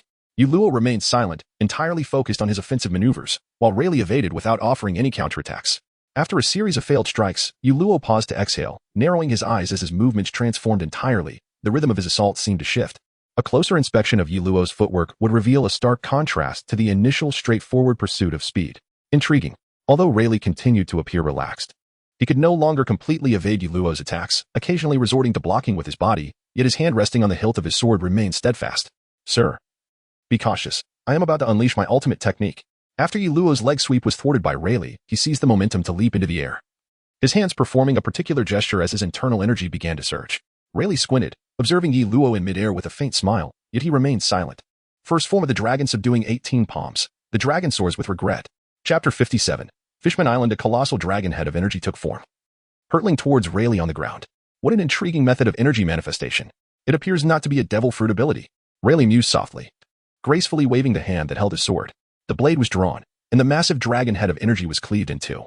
Yi Luo, positioned behind the dragon head, was compelled to interrupt his follow-up technique, employing the moonstep to evade Rayleigh's strike. Boom. As Yi Luo slightly tilted his head, he beheld the immense bubble tree behind him, astonishingly cleaved in two. The second form of the dragon subduing 18 palms. The dragon soars in the sky. Lilei did not pursue Yi Luo, who had descended to the ground, thus affording Yi Luo an opportunity to counterattack. The third form of the dragon subduing 18 palms. The dragon appears in the field. With 2 consecutive strikes unleashed, Yi Luo dared not be careless. He fervently channeled his inner energy while keenly observing Lei Li's movements. Upon witnessing Yi Luo's successive attacks, Lei Li's demeanor grew earnest, yet instead of continuing with his slashes, his entire arm transformed into an inky black, seemingly intent on personally testing the might of Yi Luo's dragon subduing 18 palms. Boom, boom, boom. The clash between Lei Li and the dragon-shaped energy produced a series of explosions. However, Luo remained vigilant and continued his onslaught. The fourth form of the dragon subduing 18 palms, the great dragon ascends to the land. Indeed. As soon as Luo executed the technique, Lei Li emerged unscathed from the billowing smoke of the explosions, instilling in Luo an overwhelming sense of defeat. With the execution of this fourth strike, his internal energy was nearly depleted, yet Luo gritted his teeth, and, as Lei Li engaged with the dragon-shaped energy, summoned the last reserves of his inner power to deliver his final palm strike, the fifth form of the dragon subduing 18 palms. The hidden dragon stays still. Boom. At an unknown moment, Lei Li had already dispersed the fourth strike and appeared before Luo. Just as the hidden dragon stays still was initiated, Lei Li engaged Luo in a direct fist clash. Boom. Boom. Sir, Lina exclaimed, watching Luo plummet like a kite severed from its string, and hurriedly rushed towards him. Why use such force against a mere child? And Xia reproached Lei Li, who had appeared beside her. Her impression of Luo was favorable. He was not like the average Navy officer.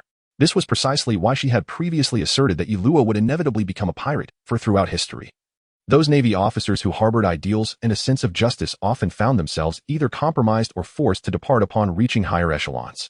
This child's final strike posed a threat to me, hence my response. If I had not acted, I would have been the one injured. At my age, with my old limbs, it is better for him to be hurt. Lei Li chuckled heartily. Aunt Xia gazed at Lei Li in astonishment. She was well aware of his formidable prowess, yet could a child as young as Luo genuinely threaten him? It seemed implausible. A fine prospect indeed. That old rascal carp has stumbled upon a treasure. In a few years, he may well be able to spar with me, Lei Li remarked with a smile, having discerned Aunt Xia's surprise and thus offering an explanation. The fact that Luo can unleash techniques that pose a threat to him does not imply that he has reached the same level as his opponent. It merely indicates that Luo's final move possesses the energy intensity capable of injuring Rayleigh. However, Rayleigh is far from foolish. How could he allow himself to be struck? Thus, he remarked that Luo would require several years of rigorous training to genuinely engage in a spar with him. Lieutenant Lina, what is the situation? As Lina tended to the injured Luo, the naval personnel, feeling the immense explosion, hurriedly approached. It's nothing, medic. Come over and let the Commodore have a look. And then we'll return to the ship. Lina glanced at the spot where Aunt Xia and Rayleigh had previously stood. It was now deserted. So she decided not to linger and intended to escort Luo away directly. Cough, cough. Rest assured, I am fine. Has the ship's coating been completed? Luo, having been thrown by Rayleigh, rose from the ground, coughed a few times, and inquired. Report. It has been completed, and we are ready to depart at any moment, responded a naval soldier. Sir, should we not rest for a couple of days before setting off? Lina asked with concern. It's nothing. I am merely exhausted. Besides, you are aboard the ship, are you not? I will recover swiftly. If we delay, news of my confrontation with the Dark King Rayleigh will reach headquarters. And I certainly do not wish to be apprehended by the esteemed Fleet Admiral. Luo shook his head and replied, although he felt somewhat disheveled. He was not severely injured. If headquarters learned of his encounter with Rayleigh, Fleet Admiral Sengoku would not let him off easily. Thus hastening their departure was the prudent course of action. Before long, upon returning to the Huaxia, Luo immediately set sail towards Fishman Island, which resides within the territory of Whitebeard. Therefore, it would be feasible to establish contact with Whitebeard through Fishman Island. As a naval vessel, the Huaxia was equipped with ample sea prism stone, ensuring that the sea kings and other large marine creatures paid little attention to the ship, allowing Luo to arrive safely at the depths of Fishman Island. Sir, shall we proceed directly inside? Lina inquired, noticing that the ship had docked, surrounded by numerous pirate vessels. Luo shook his head and said, do not engage in combat here. Both the Whitebeard and the Fishman tribes deserve our respect. He comprehended Lina's intent, aware that he had never let a bounty hunter escape, and seeing the numerous accomplishments here, he naturally assumed he would not allow them to slip away. Indeed, this is not a place where your navy can act recklessly. Just as Luo's words lingered in the air, a fishman resembling a whale shark spoke from beneath the warship. Is it Jinbei from the strait? Luo exclaimed in astonishment upon turning his gaze. Indeed, it is I. I am curious about the Navy's purpose for appearing here, replied Jinbei, the whale shark fishman. In a calm manner, Lina, intrigued, glanced over and beheld this fishman, who was notably stout, sporting wild eyebrows and sideburns, with a top-knot hairstyle, a coarse black beard adorning his chin, and a lightning-shaped scar at the corner of his left eye, along with two prominent teeth protruding from his jaw. Do you believe I am merely passing through? Luo inquired, shrugging his shoulders. Jinbei furrowed his brow, cognizant of Luo's reputations. He had received news even before the Huaxia had arrived at Fishman Island, and thus was well informed about Luo. Jinbei suspected that Luo's presence was a warning, likely due to his absence from the previous meeting of the Seven Warlords. Chapter 58, Luo's intent. If you cannot clarify your purpose, I shall not permit you to enter the island, Jinbei stated calmly, as members of the Sun Pirates emerged from the surroundings, causing a wave of tension among the naval crew on the ship. It is crucial to understand that engaging in combat with fishmen in the ocean is exceedingly disadvantageous for humans, particularly in such deep waters, where it is akin to courting death. As Luo was about to speak, his expression suddenly shifted. After a few moments, he exhaled deeply and said, "Allow me to meet His Majesty Neptune. I have matters to discuss with him. I can go alone. Surely, you are not afraid of me in such numbers?" Jinbei regarded Luo with a curious gaze, sensing that Luo's initial intentions had changed unexpectedly. Unbeknownst to Jinbei, Luo was deeply troubled, having just received a mission from the system that prompted the shift in resolve. "Please wait a moment. I need to consult His Majesty," Jinbei stated after a moment of contemplation. He summoned a fisherman, spoke briefly, and the fisherman swiftly departed towards Dragon Palace. "By the way, Jinbei, I heard from Ace that you share a close bond with him. Do you know his whereabouts? I have been searching for him for quite some time without success," Luo inquired, seeking to alleviate the tedium of waiting. "Ace, you say? What do you need him for?" Jinbei responded cautiously. Hasn't he mentioned that I am his brother?" Luo replied with a light chuckle. "Brother?" Jinbei exclaimed in surprise. Even the members of the Sun Pirates nearby were taken aback. Given that Fishman Island was under Whitebeard's protection, they were quite familiar with Ace, the captain of the 2nd Division. "Indeed, I am quite concerned for him. I had warned him previously that Blackbeard Teach is a perilous individual, advising him to exercise caution. However, he disregarded my warnings. Now, Teach has slain the captain of the 4th Division, Sachi, and acquired the dark fruit, which only amplifies his threat," Luo stated gravely. "Ace's insistence on pursuing Teach against my counsel has left me deeply worried for his safety." Jinbei gazed contemplatively at Luo, uncertain whether to believe his words. "Aren't you a member of the Navy? How can you be Ace's brother?" he asked warily. "Are you not aware of who Ace's grandfather is?" Luo responded with a hint of surprise. "Who?" Jinbei asked, momentarily taken aback. Luo lightly tapped his own head and said, "Never mind. Such matters are not suitable for discussion here. When you have the opportunity to meet Ace, you may inquire with him directly." The words of Luo unexpectedly led Jinbei to begin to trust him. Although Luo was a member of the Navy, he had always maintained a good reputation. Allowing Jinbei to gradually lower his guard and respond, "All I know is that Ace set sail from our father's ship in pursuit of Teach's whereabouts. As for his exact location, I truly am unaware. I encountered him previously in Alabasta, but due to Luffy's interference, he slipped away. Later, I traveled to Sabaody Archipelago and discovered traces of Teach, yet I found no sign of Ace." Luo deliberately overlooked his own forgetfulness regarding Ace and softly continued, "Luffy? Is he Ace's younger brother? I often hear him mention him." Jinbei smiled, revealing a grin. "Indeed, he is quite an unconventional fellow. And he certainly knows how to stir up trouble," Luo remarked, feeling a bit of a headache. In just a short while, not only had Luo become quite familiar with Jinbei, but the Sun Pirate's perception of him had also improved significantly. "Let's go. His Majesty has consented. But you must go alone." After making contact with his fellow fishmen, Jinbei waved to Luo and spoke. As the leaves fluttered gently, Luo instructed Lina to ensure that the Navy was secured and the warships were well guarded before he and Jinbei proceeded to the underwater Dragon Palace. "Jinbei, I must trouble you with one more task. Please assign a few capable subordinates to remain here. After all, we are the Navy, and not all merfolk welcome humans," Luo whispered as they rounded a corner. After a moment's contemplation, Jinbei nodded and beckoned to First Mate Aladdin, quietly issuing his orders. Upon arriving at the Dragon Palace, Luo finally encountered the king of the Fishman tribe, Neptune, the sea god. This imposing figure, adorned with a crown, boasted a mane of lush, fiery orange hair and beard, his arms embellished with flame-like tattoos, and his robust physique covered in thick body hair. He was indeed the esteemed Neptune, known as the Great Knight of the Sea. "Navy, state your purpose," Neptune declared, his expression grave and his tone low. "Greetings, Your Majesty. First and foremost, I wish to clarify my position. I do not come representing the Navy today, but solely as an individual," Luo stated after bowing respectfully. After exchanging glances with his ministers and Jinbei, Neptune asked, "What is it that you wish to discuss?" "This matter is of utmost importance, significant enough to potentially influence the future of the merfolk. Therefore, I can divulge this information to only one person. Of course, if you harbor any doubts about my intentions, you may keep Jinbei here. With him present, he can intervene should I harbor any ill will," Luo responded with calm assurance. "Audacious. Are you implying that your intentions are of such a nature that they must be concealed? What if you seek to harm His Majesty?" The Fishman ministers protested vehemently. Yet, Luo paid them no heed, his gaze fixed unwaveringly on King Neptune. As Neptune exchanged a glance with Jinbei, preparing to speak, a voice suddenly resonated from behind Luo. "I believe we should have the right to remain, shouldn't we?" As the leaves fell, Luo turned back to discover it was the 3 brothers of Neptune from the Dragon Palace. "The great prince of Sharkstar may remain. But as for the 2nd and 3rd princes, after you have heard my words, you may consider whether to disclose this to them. However, I believe that the fewer individuals who are privy to such matters, the safer it will be," Luo contemplated before speaking. In his recollection, Although the combat prowess of these three princes was rather lacking, they were, in essence, commendable individuals. Very well, aside from Sharkstar and Shinping. All others may leave for now, he declared. Neptune nodded in agreement to Yi Luo's request. Once the others had departed, Yi Luo slowly began, Your Majesty Neptune. May I first inquire whether the mermaid clan harbors any aspirations to ascend to the ocean's surface for a life of freedom?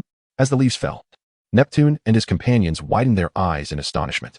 Although the merfolk could thrive beneath the waves, they still yearned for life under the sun, a longing that had ultimately led to the sacrifice of his queen. Leaffall, do you comprehend the words you utter? Neptune remained silent. But it was Jinbei who spoke up instead. Yi Luo smiled gently and said, Well, if you do not wish to divulge, it matters not. Let us turn to more pressing matters. First, allow me to introduce myself. Chapter 59. Yi Luo's Persuasion. My name is Yi Luo, a Rear Admiral of the Navy Headquarters. He continued with a smile. My mentor is none other than Vice Admiral, the naval hero, Monkey D. Garp. Neptune and Jinbei exchanged glances, puzzled by Yi Luo's declaration. Was he attempting to boast of his status? Surely, he would not stoop to such triviality. Prince Sharkstar furrowed his brow, holding the utmost disdain for such humans. I previously mentioned to Jinbei that I am Ace's elder brother, and I did not deceive you. We have shared a bond of brotherhood. Furthermore, Ace's younger brother is named Luffy. All of this is known to you. But do you comprehend the significance of these connections? Yi Luo continued, disregarding their expressions. The trio remained silent, aware that Yi Luo had more to convey. Luffy's full name is Monkey D. Luffy, while Ace's complete name is Portgas D. Ace. Jinbei, do you perceive something? Yi Luo inquired with a smile directed at Jinbei. D. Both Jinbei and Neptune exclaimed in unison. Only Prince Sharkstar looked on in confusion, evidently oblivious to the meaning of the so-called it. Indeed, they are all part of the D lineage, Luffy's grandfather, who is also my mentor. As for Ace, his surname is derived from his mother's lineage, as his father's surname must remain concealed from the public eye, Yi Luo stated solemnly. Ace's younger brother is, in fact, the grandson of Vice Admiral Garp? Jinbei exclaimed, astonished and incredulous. Ah, are we not discussing Ace? Why do you fixate on Luffy? Yi Luo remarked, bemused. My apologies, please continue. However, since Ace is Luffy's elder brother, does that make him a grandson of Vice Admiral Garp as well? Jinbei asked, a hint of embarrassment in his voice. As the leaves fell, he shook his head and said, No. Ace was entrusted to Master Garp by his father from a young age. Naturally, in terms of affection, the master has always regarded him as a grandson. When he was a child, he drank the oath of brotherhood with Luffy and another boy named Sabo. So who exactly is Ace's father? Neptune seized the crux and inquired. As the leaves fell, he cast a glance of admiration, for this was indeed a person adept in the art of conversation, unlike Jinbei, that rotund fellow who lacked even the ability to engage in banter. GOLD. Roger spoke calmly. Neptune and his companions widened their eyes and stared at him in astonishment. Yellowlaw, are you perhaps mistaken? Jinbei stammered. So, do you grasp the gravity of the situation now? Yellowlaw exhaled, stating, Gravity? What gravity? Although this is quite unexpected, there should not be many who are aware of it, right? As long as it remains undiscovered, there should be no problem. Besides, Ace is currently aboard our father's ship, and no one would pay him any mind. Despite his surprise, Jinbei waved his hand dismissively. Fool, are all of you fishmen incapable of using your brains? Yellowlaw, in a fit of frustration, blurted out, but quickly composed himself and bowed to King Neptune, saying, I apologize. I was a bit anxious and meant no offense. Then pray tell, how serious is the matter? Prince Shark stared intently at Yellowlaw, inquiring. Yellowlaw's words had indeed unsettled him, yet he was uncertain about the severity of the situation. Even though Ace's identity was indeed extraordinary, it hardly seemed to warrant the gravity Yellowlaw suggested. Nor was it related to Fishman Island. Blackbeard, you are familiar with this individual, are you not? Yellowlaw sighed and asked. Jinbei looked at Yellowlaw with surprise. This was the second time he had heard him mention this person in a short span. I previously warned Ace that Teach is not to be underestimated. You are aware of Shanks, the red-haired? I believe he understands my apprehension towards Teach. Yellowlaw continued. Now that Crocodile has lost his title as a warlord of the sea, there is a vacancy. The government convened the remaining warlords to discuss this matter, and Teach sent his subordinates to express his desire for this position. And what of it? Ace once declined the invitation to join the warlords. Jinbei shook his head. Alas, do you think Blackbeard can simply demand the warlord title from the government and receive it? Certainly not.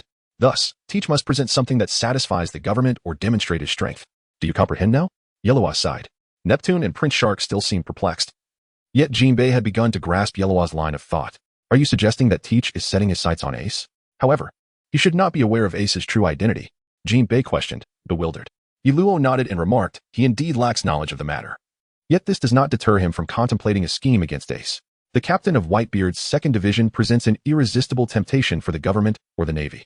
Trading him under the guise of a warlord would likely be met with no refusal.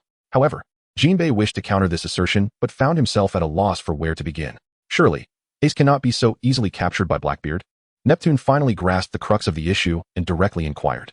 Jinbei responded, I acknowledge that Teach possesses some strength, yet the capture of my brother Ace seems implausible. Are you familiar with the dark fruit? It is the very fruit that Teach pilfered, and do you truly comprehend his prowess?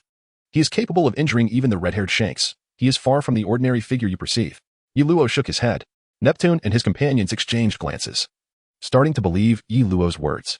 Although our father and Ace share a favorable relationship with us, it must be said bluntly, what does this have to do with Fishman Island? It hardly seems severe enough to warrant the destruction of our homeland, does it? Prince Sharkstar furrowed his brow and questioned. As the leaves fell, Yi Luo glanced at Jinbei and chuckled softly, saying, it's quite simple. Let us entertain a hypothetical scenario. What if Ace were to be captured by Teach and handed over to the Navy? The Navy would undoubtedly execute Ace publicly to deter all pirates. What do you think would happen next? Brother Jinbei, can you foresee the consequences? If it were to unfold this way, it would indeed be troublesome. Father would certainly not stand idly by, and a clash between the Navy and the Whitebeard pirates would be inevitable. Jinbei expressed his concerns. Indeed, once the Navy secures Ace, they will secretly prepare and only announce it to the public when they are fully ready.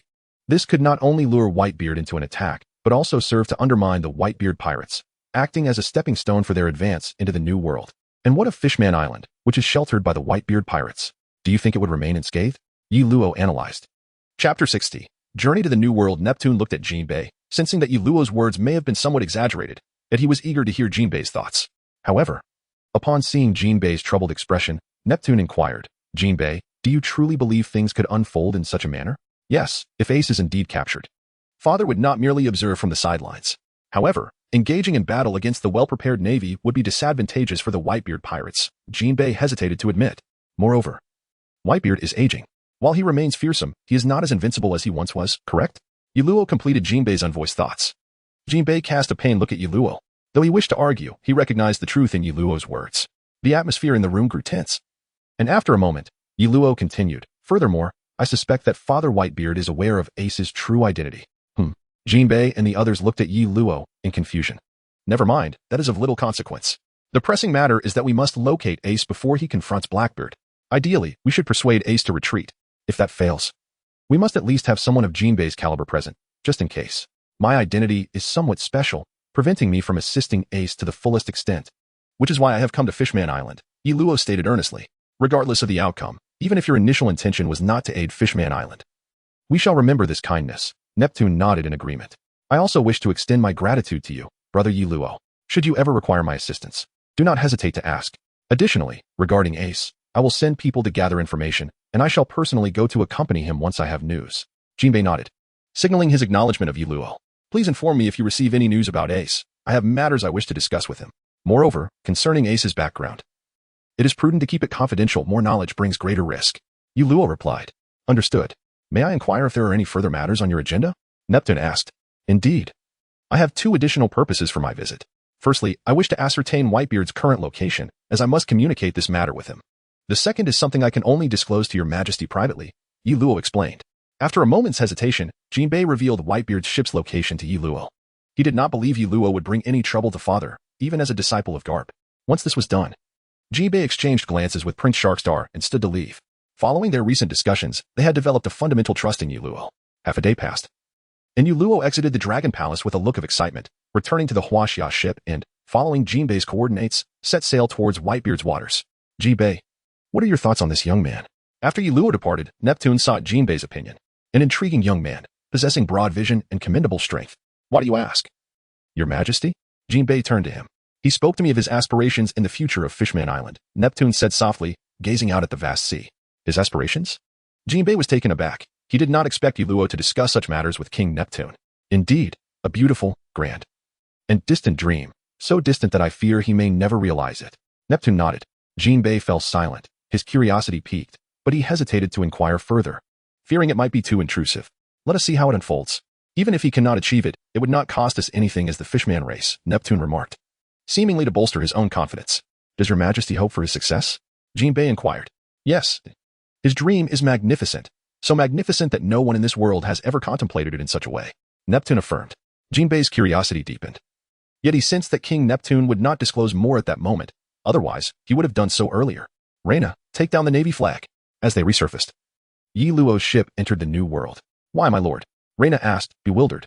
While I too wish to capture more pirates, such actions would not serve our purpose. I fear we may be forced to retreat before encountering Whitebeard, Yi Luo replied, shaking his head. My lord, we are the Navy. Reyna protested. Indeed, we are. But the New World belongs to the four emperors. Proceed. Yi Luo chuckled, shaking his head, though reluctant. Reyna complied with Yi Luo's orders and removed the Navy flag and insignia from the sails. Days passed, and although Reyna was loath to admit it, she could not help but admire Yi Luo's foresight. They encountered no fewer than 10 pirates along their journey, including an encounter with one of the four emperors. The Big Mom pirates. Though it was merely a supply ship they sent out, it forced them to alter their course, leaving Reyna, who held the Navy's justice dear. Feeling quite defeated, rest assured, I shall eradicate all these pirates in due time. Yi Luo reassured Reyna, patting her shoulder. Yes, my lord. Reyna responded earnestly. In these days, Yi Luo observed that Reyna had been training even more diligently than usual, which he considered a pleasant surprise. Report, my lord. We are nearing the target waters and expect to arrive by afternoon. A Navy soldier approached with news. As the leaves fell gently, signaling the warship to advance, Yi Luo observed the fervent spirit of cultivation that had arisen aboard. He believed that although many were skeptical of his ambitions, once he possessed the power to effect change in the world, numerous individuals would rally to his side. This sentiment was echoed in the attitudes of King Nefertari Cobra of Alabasta and King Neptune of the Fishman tribe. In recent days, Yi Luo had been keenly observing the New World, often referred to as the graveyard of pirates. Yet he discovered that the common folk here seemed to thrive better than in other regions, particularly those small islands flying the flags of the four emperors. This realization only strengthened his resolve to bring an end to this chaotic pirate era and usher in a new age, an era belonging to him. Chapter 61. The Four Emperors, sir. Look. What is that? Just as the warship was nearing its target zone, a sailor suddenly noticed something peculiar in the sky and exclaimed in astonishment. Yi Luo, reclining in a chair, removed his sunglasses and turned his gaze upward, where he saw the clouds appearing as if they had been sliced apart. Perfect timing. Move closer, Yi Luo commanded. However, as they approached the area, they were intercepted by numerous pirate ships. This is not a place for the Navy. Leave. A pirate captain shouted in Yi Luo's direction. It seems we've arrived just in time. That must be Whitebeard's and Shank's flagship, Yi Luo remarked, eyeing the center of the pirate realm, where a colossal whale ship and a dragon-headed vessel floated amidst the sea, the parted clouds hovering above them. Sir, should we leave now? After all, 2 of the 4 emperors are gathered here, Reyna asked, somewhat taken aback. She had thought Yi Luo merely wished to connect with Whitebeard, unaware that he had stumbled upon a meeting between 2 formidable emperors. Meanwhile, at the Navy headquarters in Marineford. What? Please repeat that, Sengoku exclaimed, incredulity coloring his voice as he processed the recent report. Sir, a naval vessel commanded by Brigadier General Purple Dragon has appeared in the waters where Whitebeard and Shanks are meeting. Although it does not bear the Navy's flag, I can assure you it is unmistakable, reported the Navy officer monitoring the encounter. What an audacious fool. First, he traverses Fishman Island to the New World, and now he dares to venture there. Does he comprehend the consequences of provoking 2 emperors? Sengoku fumed, crushing the transponder snail in his grip, causing it to enter sleep mode. On the other side, facing off against the Whitebeard pirates, Yi Luo declared, Go inform Whitebeard. I have news regarding Ace to share. Whether he wishes to see me is up to him. Should he refuse, I shall depart immediately. Standing at the bow of the ship, he addressed the pirates. The pirates exchanged glances, uncertain of how to respond. Relaying such a message might undermine the reputation of the Whitebeard pirates. Send someone to notify Pops. I will keep an eye on this Navy officer. A stout fishman with upright hair and the number 8 etched on his neck, dressed in a blue-sleeved white shirt, stepped forward. It's Captain Samuel of the 8th Division. The nearby pirates exclaimed in recognition. Yi Luo cast a glance at the captain of the 8th Division, known as Namir, and offered a faint smile, yet refrained from uttering a word. News had already arrived from Ji-Bay, but it remained uncertain whether their father would be willing to meet with him. Namir softly remarked to Yi Luo, It matters not. I have faith that Whitebeard will agree to see me, Yi Luo replied with a gentle chuckle. Indeed, shortly thereafter, a message came from the Moby Dick, Whitebeard's flagship. Even though he was currently engaged in a meeting with the red-haired pirates, he consented to Yi Luo's request for an audience due to the significance of Ace, albeit instructing Yi Luo to proceed alone. Lena, I shall return shortly. Wait for me here. Yi Luo instructed Lena, who stood behind him. My lord, allow me to accompany you, Lena implored anxiously. As the leaves fluttered, Yi Luo made his way directly to the ship of that fellow, Nyo-Air, employing the moonwalk technique before boarding a small boat together to the Moby Dick. Old man, the person has arrived. Nyo-Air, the captain of the 8th Squad of Fishmen, announced to the massive figure on the deck of the Moby Dick. Ah, young lad, I've heard you possess news about my ace? Whitebeard chuckled, albeit not casting a glance at Yi Luo as he spoke. Indeed, I wish for you to recall Ace. Blackbeard Teach is not an opponent he can triumph over. Yi Luo responded, unfazed, locking his gaze on Whitebeard. However, his words stirred discontent among the members of the Whitebeard pirates, prompting Whitebeard to raise his hand to calm the brewing unrest. Beside him, the red-haired Shanks gazed at Yuluo with a piercing look, uncertain of what he was contemplating. "Ah, young lad, who do you think you are? It is not for a mere commodore of the Navy to instruct me on how to act." Whitebeard's irritation was palpable. "My current identity is not that of the Navy. I am merely Ace's brother," Yuluo declared in a low voice. Both Whitebeard and Shanks narrowed their eyes, scrutinizing Yuluo. Shanks, undoubtedly aware of the peril posed by Blackbeard, also understood the sensitivity surrounding Ace's identity, being his captain. When the Navy summoned the 7 warlords, Teach had sent his subordinates to marry Geos to vie for a place among them. I believe he has already set his sights on Ace. Whitebeard, I advise you against wagering Ace's life on this matter. Otherwise, events may unfold in ways you cannot fathom. Yuluo spoke solemnly. No sooner had he finished his statement than a myriad of weapons were aimed at his head. "Young lad, I care not who you are or your purpose for being here. Bear in mind that this is Whitebeard's territory. Tread carefully in your speech." Marco, the captain of the 1st Division, warned with a grim expression. "Indeed, Ace is our family. Mere words from you cannot sow discord among us." Diamond Jaws, the captain of the 3rd Division, blocked Yuluo's retreat, his expression equally menacing. "Ah, young lad, I find myself rather curious. You must not be an ordinary commodore, for you appear to possess quite a wealth of knowledge." Whitebeard, rather amused than angered, laughed heartily. Shanks too regarded Yuluo with intrigue, yet remained silent within the confines of Whitebeard's ship. "I have shared a brotherhood with Ace, considering myself his elder brother. I had previously warned him to be cautious of Teach, but it seems he did not heed my words. His solitary pursuit of Teach speaks volumes. You, rather than I, hold greater sway over him. With such a troublesome younger brother, I felt compelled to seek you out, despite our statuses suggesting we should not meet." Yuluo articulated calmly, disregarding the threats from the captains. "I do not know what you are concerned about." Whitebeard glanced at Shanks before continuing towards Yuluo. "But Teach has committed the gravest of errors aboard a pirate ship. Ace, as his captain, is merely addressing this issue, which I see no fault in. And I trust Ace. Young lad, out of respect for Ace, I shall not impede your departure. Be gone." Chapter 62. Return to headquarters. Whitebeard had issued an eviction order to Yuluo, and the expressions of the captains were far from amiable. Yuluo, with no better alternatives, turned to Marco and said, "Very well, since I cannot persuade you, Marco, would you be so kind as to escort me back to my warship?" Marco glanced at Whitebeard, who nodded in acquiescence, and then replied, "Let us go. For Ace's sake, I shall personally see you off." Upon returning to the Huaxia, Yuluo sighed, watching Marco depart in silence. "Let us head back to Marineford." "Yes, sir." Upon witnessing Yuluo's safe return, Lena seemed to finally release the tension she had been holding. The pressure from the 2 emperors was indeed immense. Yuluo found himself in a dismal mood, acutely aware of the narrative's overwhelming force. Previously, he had believed he possessed a profound understanding of the story, convinced that he could effortlessly alter its course before significant events transpired. Thus, he had never exerted any effort in that regard. Yet, a flicker of reluctance lingered within him, for disrupting the narrative would mean relinquishing his prophetic abilities.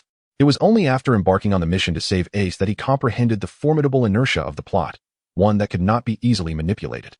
This realization filled Yuluo with a sense of regret and trepidation. "My lord, what did you discuss with Whitebeard?" Upon returning to headquarters, the admiral will undoubtedly inquire. Lena gently probed, noticing Yuluo's pensive demeanor. "Nothing of great consequence. I merely hope he recalls Ace. Blackbeard is an exceedingly dangerous individual," Yuluo replied, shaking his head. "Ace, my brother? Is Blackbeard truly that formidable?" Lena questioned, her surprise palpable. Having been by Yuluo's side, she was well aware of Ace's prowess. She had never perceived Yuluo's search for Ace as a matter of concern for his safety, for Ace was already a renowned pirate in the New World, even having been invited to join the 7 warlords, a proposition he had declined. One must not underestimate Blackbeard. His threat level, in my view, surpasses even that of Whitebeard. Yuluo stated gravely. "What? That cannot be true." Lena exclaimed in disbelief. After all, Whitebeard was heralded as the strongest man, his influence in the New World unparalleled, making him the closest contender to the title of Pirate King. "Enough of this. Now is not the time for such discussions. Let us return to headquarters," Yuluo insisted. Shaking his head, he feared that the concerns weighing on his mind were beyond his control, and thus, he must prepare for the worst. He needed to locate a certain individual, one who was crucial to his plans. Even if not for Ace's sake, his own ambitions required this person's acknowledgement. Moreover, although this expedition had its own objectives, it had also led to the capture of numerous pirates. The prison aboard the Huaxia was now filled with several pirates from the New World. Even if his rank did not ascend, his wealth would certainly increase, enabling him to further augment his strength upon his return. As Yuluo made his way back to headquarters, Luffy and his crew triumphed over Enel high in the sky, ringing the bell that signified the victory of Skypiea. Meanwhile, waiting on Gaia Island, Wambra Khalik, with a cigarette in mouth, shed silent tears. having finally unraveled the truth about his ancestors, thereby lifting the chains of curse that had burdened the Wambra family for generations. Behind him, the leaders of the monkey and gorilla pirate crews were weeping in unison, having learned the truth from Yi Luo. They understood the bell's significance. Their leader's life-risking struggle had culminated in victory. At the Navy headquarters, an incident of no small import had transpired. Admiral Akiji Kazan had vanished, causing a stir among the Gorosei. Yet, they could only helplessly acquiesce to the whims of this leisurely enforcer of justice. Having completed their Sky Island adventure, Luffy and his crew returned to the seas, laden with gold, and soon encountered Silver Fox Foxy on Long Ring Island, accepting his Davy backfight challenge. Renowned for his prowess in this game, Foxy held an undefeated record of 920 matches, mostly achieved through deceit, yet it still proved a significant challenge for the single-minded Luffy. Back at Marineford, Sengoku glared at Yi Luo, his face etched with ire. Is this your reason for appearing in the New World and engaging with Whitebeard and red-haired Shanks? I had no idea Shanks was present. 2 emperors, it was truly terrifying. Thankfully, they did not intend to detain me. Otherwise, I would have been stranded. Yi Luo replied, feigning nonchalance. In that moment, he recalled how Shanks had intercepted him on his return, initially leading him to believe a confrontation was imminent. However, after a brief conversation, Shanks had departed, leaving Yi Luo perplexed by the Emperor's intentions, suspecting he might be executing some hidden agenda of GOLD. Roger. Have you forgotten that your orders were to complete your training at headquarters? You audaciously ventured into the New World to interact with the Emperors, disregarding discipline. Sengoku's frustration reached a boiling point as he slammed his hand on the table. My apologies. Please, do not be angry, Sengoku. As one ages, it is easy to doze off. What were we discussing? Carp, who had been eavesdropping, suddenly stirred, bewildered, thinking Sengoku's ire was directed at him, yet his contrition lacked sincerity. Mirroring Yi Luo's demeanor, Sengoku, the once composed strategist, was now visibly perturbed, waving dismissively at Carp and Yi Luo. Enough, both of you. Your antics will surely be the death of me. Come on, Sensei, we should leave. Otherwise, the Admiral may transform. Yi Luo urged, hastily dragging Carp away from Sengoku's office. What is the fuss? Just because I dozed off? Is that worth such a tirade? By the way, Little Leaf, did you not bring back anything of value from your journey? Carp remarked, rolling his eyes as they walked. This time, I procured a selection of fine wines. I shall present some to my teacher later. We captured several pirates, and I discreetly stashed their treasures, which we can exchange for berries on our next venture, enough to indulge for a while. Yi Luo replied. That sounds splendid. The Navy's finances are quite dismal. After a lifetime of service, you possess more wealth than I do. Ah, youth. Carp laughed heartily. Sengoku, listening to the two openly converse about their disregard for military discipline and the clandestine plundering of pirate treasures, felt the veins on his forehead throb in frustration. He silently vowed to seize an opportunity to properly discipline these two impudent individuals. Little Leaf, you acted rather recklessly this time. Carp finally sobered as they arrived at Yi Luo's quarters. Teacher, concerning Ace, I had no other choice. Yi Luo replied, shaking his head. Is it truly that serious? Carp inquired, frowning. Ace's life may very well be at stake. Yi Luo's voice dropped to a whisper. Carp stiffened momentarily before placing a reassuring hand on Yi Luo's shoulder. I am aging. The future belongs to you. Take care of yourself. Rest assured, teacher, I shall safeguard my sense of justice. Yi Luo declared resolutely. Carp chuckled softly, pondering. I fear your sense of justice may conflict with that of the Navy. However, despite his thoughts, he refrained from voicing them. Many distinguished naval officers had turned to piracy due to a dissonance between their personal sense of justice and that of the Navy. Rest assured, teacher, I shall prevail. Piracy is not my path. I will lead the Navy to embody true justice. Yellowa spoke with a solemnity that seemed to assuage Carp's apprehensions. Child, that road is fraught with challenges. Carp sighed as he replied. If dreams were easily attainable, they would cease to be dreams. Therefore, do not lose heart. For I shall need your guidance in the future. Yellowa replied with a bright smile. I fear this old body may be of little assistance to you. Carp shook his head, chuckling softly. Your reputation is my greatest support. Yellowa said with a gentle smile. Ah, speaking of which, I almost forgot to mention. During my recent visit to the East Sea, I brought back 2 young lads. When you have the time, please take them under your wing. As for the wine you've brought back, send half of it my way. I shan't linger any longer. With that, Carp seemed to be wary of something and promptly rose to depart. As Yi Luo's previously smiling expression suddenly stiffened, he gritted his teeth and exclaimed, You old fool. How could you be so excessive? This time, the profit share is gone. What? Just a moment ago. You called me teacher when I helped you escape from the warring states, and now you address me as an old fool? Such disrespect. Carp, who was nearly at the door, turned around and delivered a punch to Yi Luo's head, causing a large bump to swell instantly. Even though Yi Luo was aware that Carp was merely bullying him due to his strength, there was nothing he could do, unable to retaliate. He could only nod with tears in his eyes and say, I understand. I will take good care of the junior brother. And I will deliver your share of the profits soon. Satisfied, Carp nodded and remarked. You refuse to listen when I speak to you nicely and insist on me taking on the demeanor of a teacher. Haha. Watching Carp leave while laughing to mask his embarrassment, Yi Luo felt a deep sense of resentment. Meanwhile, Luffy and his companions had just concluded their battle with the Silver Fox, Focus. Although it was somewhat perilous, Luffy and his crew managed to navigate through it without significant issues. Old man, would you like to join us on our ship to that island? Luffy inquired of the short elder who had been balancing on stilts on Long Ring Island for 10 years. The old man shook his head and replied, "The 10 small islands of Long Ring Island are interconnected, so they can only be considered one island. It is impossible to store records of it, so there's no need to trouble you. Since the matter is resolved, why not come to my house for a rest?" The old man said as he walked toward the door, only to collide with something with a loud thud. "What is this?" "It's a person," he exclaimed, surprised. The Straw Hat crew was taken aback by the sudden appearance of a tall man at the entrance of the old man's tent, who seemed to have been sleeping and slowly awoke after being bumped by the short elder. "Who are you?" the man asked, removing his eye mask as he faced the Straw Hat crew. "Who are you? Didn't you know you were blocking someone else's door? I thought you were a tree," Usopp retorted, dissatisfied. However, Robin, standing behind them, trembled in fear upon seeing the tall man, clearly terrified.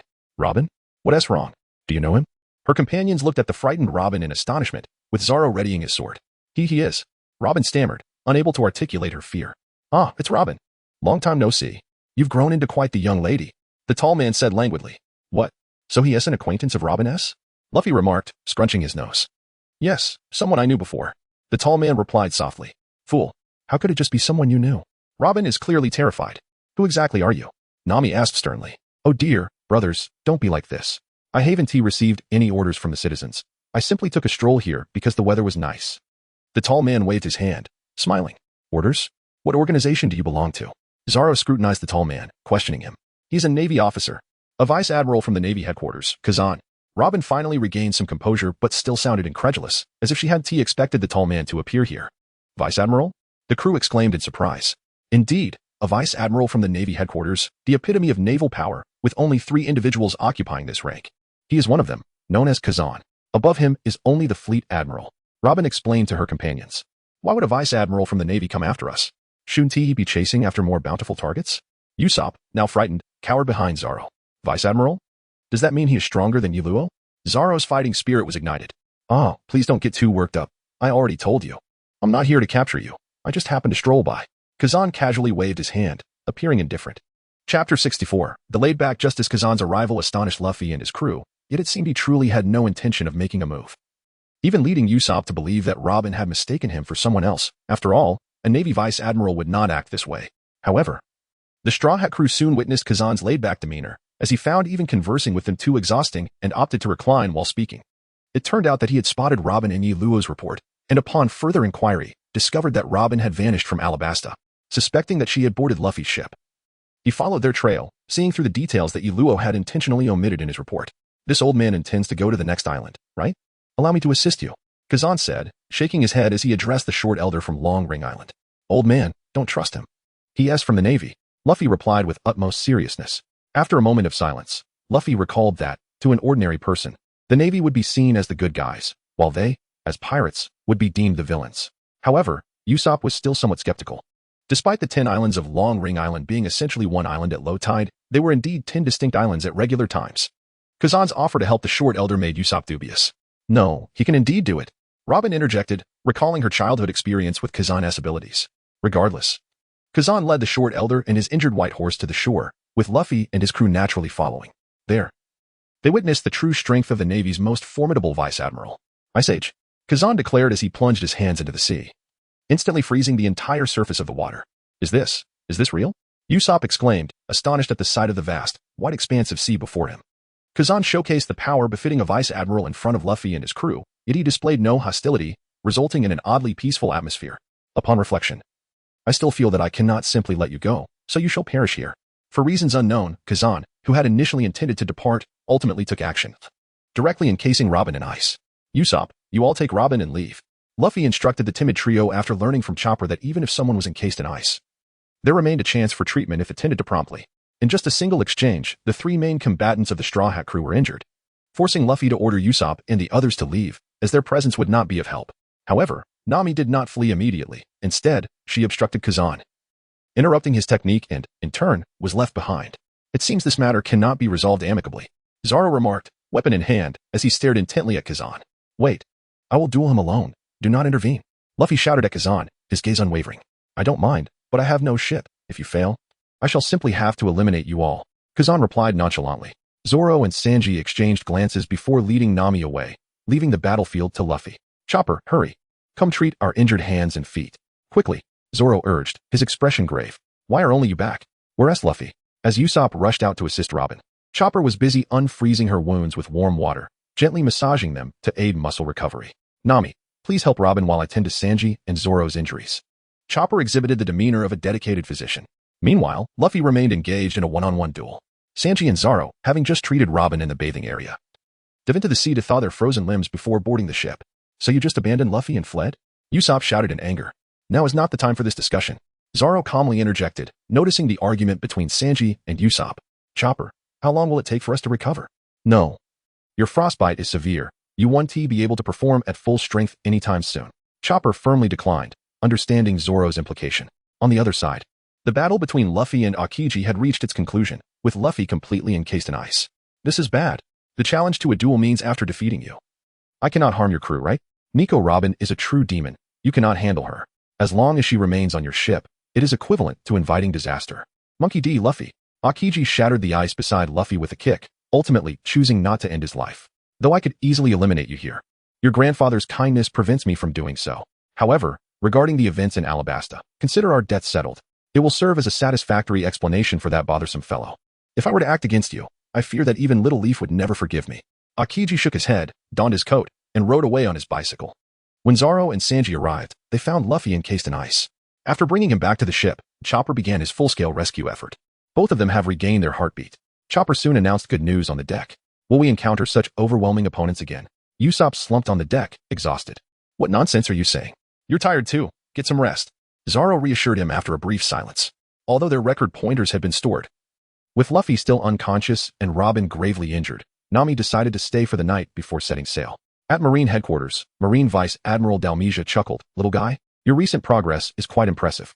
He was a user of the Inu no Mi, capable of expertly employing the 6 powers. Haha, Vice Admiral. Don't let your guard down. Yesterday, Lord Mole almost capsized. Leaf gasped for breath. Indeed, upon returning to the headquarters, Leaf had begun challenging the Vice Admirals, facing one each day regardless of victory or defeat, rapidly enhancing his strength. I'm not like him. Dalmesia scoffed, vanishing before reappearing beside Leaf. Chapter 65, Leaf plan. I've been waiting for you. Leaf chuckled sinisterly, opting to withstand Dalmesia's finger gun while launching a punch towards his abdomen, intending to trade injury for injury. Boom. The fallen Leaf stained the shoulder with blood, yet upon witnessing Dalmesia being sent flying, he chuckled and declared, I am no longer that frail little brat I used to be. You rascal, was it really necessary to strike so fiercely during a mere spar? Dalmesia wiped the blood from the corner of his mouth and emerged from the rubble, speaking with a hint of defiance. As Luo gazed at the experience points indicated by the system prompt, he chuckled and remarked, Hasn't General Mole informed you that my regenerative abilities have become remarkably formidable? Life restoration? Dalmesia furrowed her brows and inquired. As the leaves fluttered down, Luo shook his head with a smile and remarked, No, I had some unexpected adventures at sea, which have enhanced my physical abilities somewhat. Never mind about you. Today I have been defeated, but next time, you may not be so fortunate. Despite losing without even utilizing his devil fruit powers, he felt a tinge of dissatisfaction. However, he was also aware that Luo had not employed his signature technique, the dragon-shaped wave attack, so he did not feel overly disheartened. My lord, you are truly remarkable. Even a rear admiral cannot match your prowess, exclaimed the 2 diminutive figures, who, upon witnessing the conclusion of Luo's battle, rushed over excitedly, handing him his garments while showering him with flattery. You too, aside from observing battles, the most essential task for you is to enhance your physical stamina. You are still far from adequate. You likely could not even fully comprehend my recent encounter. So strive hard, young ones. Luo chuckled, accepting the clothes from KB and laughing heartily. Indeed, these 2 small fellows were Luo's current disciples, KB and Balumabur, brought back from the East Sea by Carp. Naturally, Carp had no time to personally train the pair, so he entrusted them to Luo, what should have been the responsibility of the aloof swordsman. Luo's subordinate had now fallen upon his shoulders. However, they had previously undergone training under the stern swordsman and had developed a resolve to become stronger, which is why Luo allowed them to observe the battle up close and gain some experience. Lena, have there been any significant events recently? Upon returning to his office, Luo took a hearty swig of alcohol and inquired of his beautiful aide. Sir, would the departure of Admiral Aokiji from headquarters count as a major event? Lena replied with a stoic expression. What does that matter? Luo shrugged indifferently and said, If you're free, Go practice swordsmanship with Sister Guion. There is no need for you to linger here every day, or you could assist the old man in tormenting his two new disciples as well. Lena seemed to hesitate for a moment. However, since Luo had little else to occupy him aside from sparring with rear admirals, she nodded and said, I'll go find Sister Guion. Clearly, she lacked enthusiasm for the idea of tormenting newcomers. After Lena departed, Luo activated the system, observing the diamond section displaying 299 diamonds. He appeared to waver momentarily. With the acquisition of the snow-tracking lightness skill, his speed was temporarily sufficient, and thanks to the presence of the Blood Dragon Pearl, his physical stamina had also been compensated. The only aspect remaining was internal energy. After all, his time spent cultivating internal skills had been relatively short. Even with the Zixia secret manual in hand, his internal energy remained limited. The energy-consuming 18 Dragon-Subduing Palms left an impression of a lack of endurance. However, upgrading the second level of Zixia Divine Skill required 15,000 proficiency points, which was rather daunting. Even now, his proficiency was just slightly over half.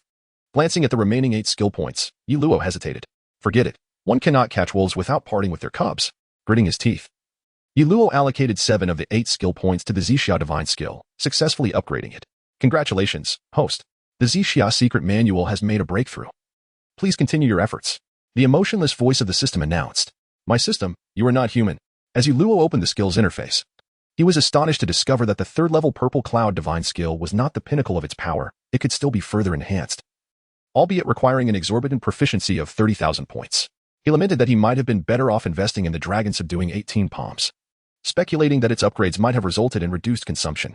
Nevertheless, upon upgrading the Purple Cloud Divine Skill, not only did his internal energy increase, but the velocity of its circulation also saw a significant rise, consequently accelerating the replenishment of his internal energy. Luo estimated that, with a full reservoir of internal energy, he could unleash the 6th form of the Dragon-Subduing 18 Palms unexpectedly. After a moment of introspection, Luo commenced his training. Having encountered several elite figures in this world, his mindset began to shift. Initially, he believed that attaining unparalleled strength would render him unstoppable in pursuing his ambitions. However, after witnessing Whitebeard and his pirate crew and contrasting that with the solitary presence of Rayleigh, the Dark King, he recognized the immense value of having a supportive entourage alongside personal prowess. Upon returning to headquarters, Luo began to reach out to those in the Navy with whom he shared camaraderie, individuals who espoused ideals of justice and endorsed his vision. These allies would become his future assets. Carp, the old-timer, seemingly understood Luo's intentions, which is why he had previously remarked on being an old man incapable of being of assistance. However, what remained unspoken was that Luo did not aspire to fracture the Navy. Rather, he aimed to reshape it into a bastion of true justice. The current Navy was too beholden to the world government, verging on being its lapdog. The root cause lay in financial dependency. Despite the Navy's formidable appearance, its strength was merely a product of military funding. Without the world government's backing, the Navy would quickly find itself in dire straits, unable to maintain even its current personnel, let alone recruit new forces for the impending global upheaval. It seemed the time had come to seek out the Queen of Crossdressers. Ultimately, a conversation with Dragon was imperative. Emerging from his training, Luo glanced at the sky before departing. I knew you would come looking for me with mischief in mind. Whether it's experimenting with new techniques or embroiling yourself in troublesome matters, why not seek your mentor instead? Wouldn't it be more fitting for Mr. Carp to escort you to Impel Down? Kaji remarked, exasperated, as Luo appeared at his door. Don't worry, I'm not heading to the 6th level. There are far too many aberrations there. I'm merely visiting the 5th level to find someone. Luo replied with a grin. Just to be clear, don't cause any trouble, Kaji warned. But before he could finish, Luo had already hoisted him away from the headquarters. Chapter 66, The Queen of Crossdressers. Ivankov, here lies the entrance to the underwater prison, Impel Down. Entering is quite the hassle, so I shall not accompany you. Once more, I emphasize, do not stir up trouble, for even Mr. Carp would find it difficult to intercede on your behalf. This place houses the most heinous of criminals. Kaji, the T-Pig, stood at the entrance of Impel Down, his expression grave as he addressed Luo. Rest assured, I merely seek to ask someone a question and will depart immediately. Luo nodded in response. Cough cough, welcome to my hell of Impel Down. Greeted a man adorned with an Egyptian pharaoh headdress, possessing a face reminiscent of a demon, complemented by a pair of small black wings on his back. Leaf and Kaji exchanged bewildered glances as they regarded Hannibal before them, pondering the peculiar nature of this individual. Forgive my earlier thoughts. They may have inadvertently revealed my ambitions. I am Hannibal, temporarily serving as the deputy warden. I appreciate your guidance, he stated with a smile. Greetings. I am Major General Kaji, and this is Brigadier General Leaf, who requires access to level 5. I kindly ask for your assistance, Kaji replied with a nod. Hannibal acknowledged him, saying, the warden, that insufferable Magellan, is currently in the warden's office on the 4th floor. I, along with Deputy Guard Domer, shall escort you. However, prior to that, you must undergo a security check. I shall refrain from accompanying you. I only need to guide him there, Kaji asserted, gesturing towards Leaf. Soon after a series of inspections, Leaf finally arrived at the frigid gates of level 5. Very well, I shall proceed alone from here, as the interior poses certain dangers.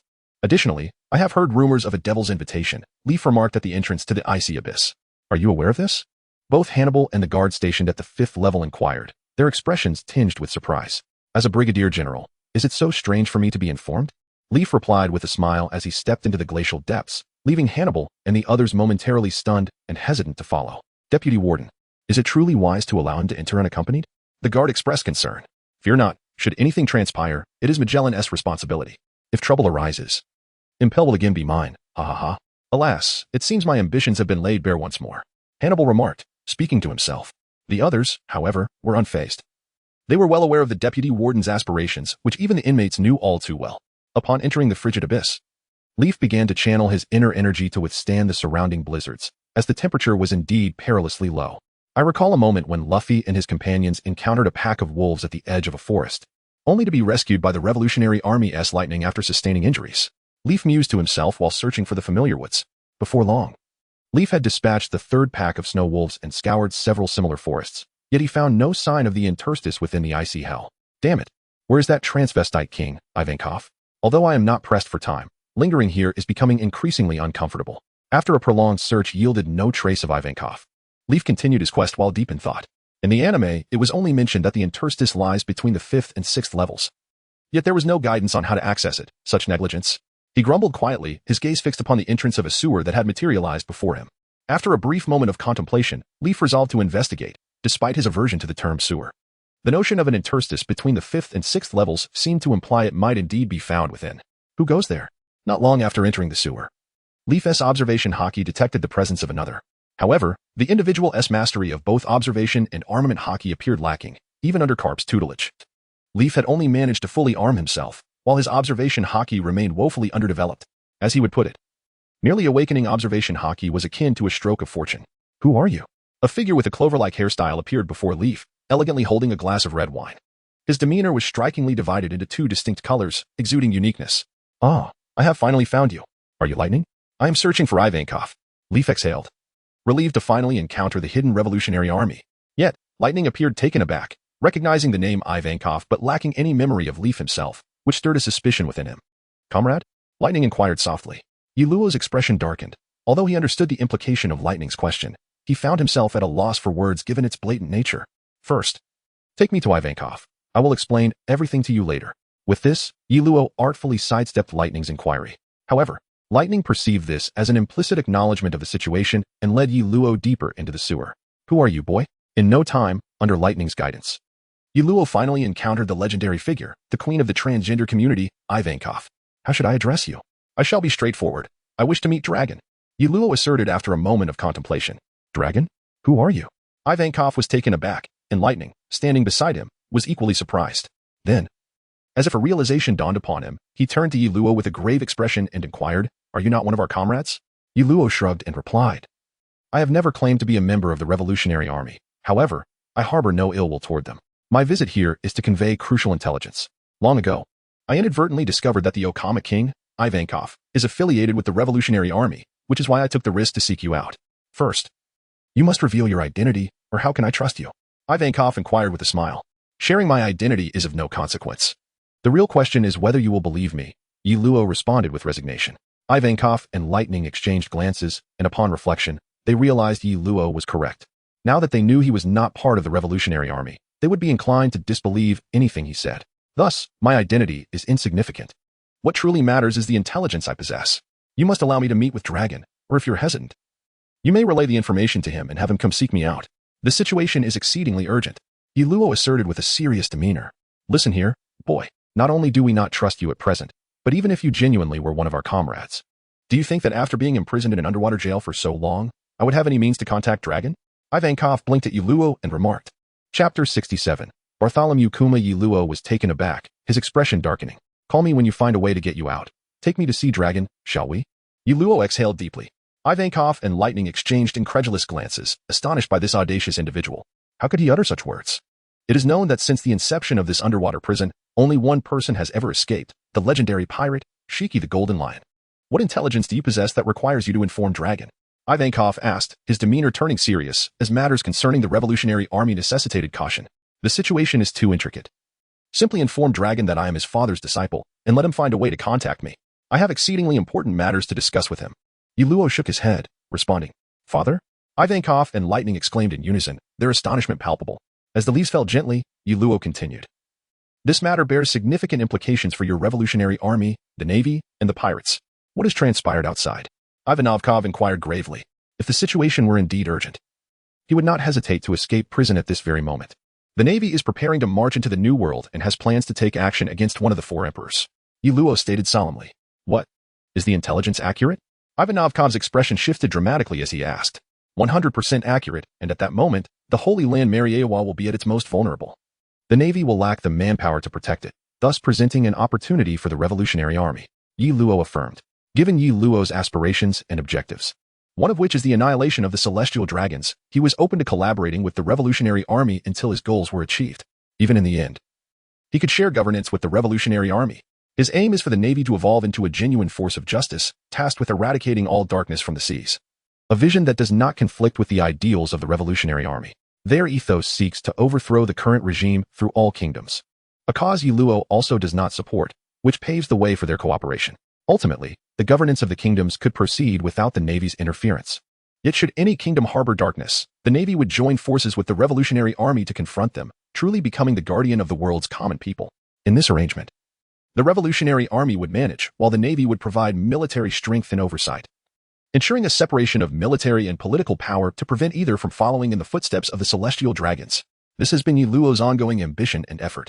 The Holy Land Mariewa is not as simple as you might imagine. Even if the Navy were to mobilize entirely, it cannot be taken down at will.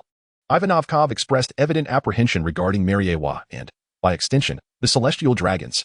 I am fully aware, yet I do not intend for the Revolutionary Army to seize the Holy Land. For you would not succeed. However, it would be quite simple to seize the opportunity to plunder Mariewa, would it not?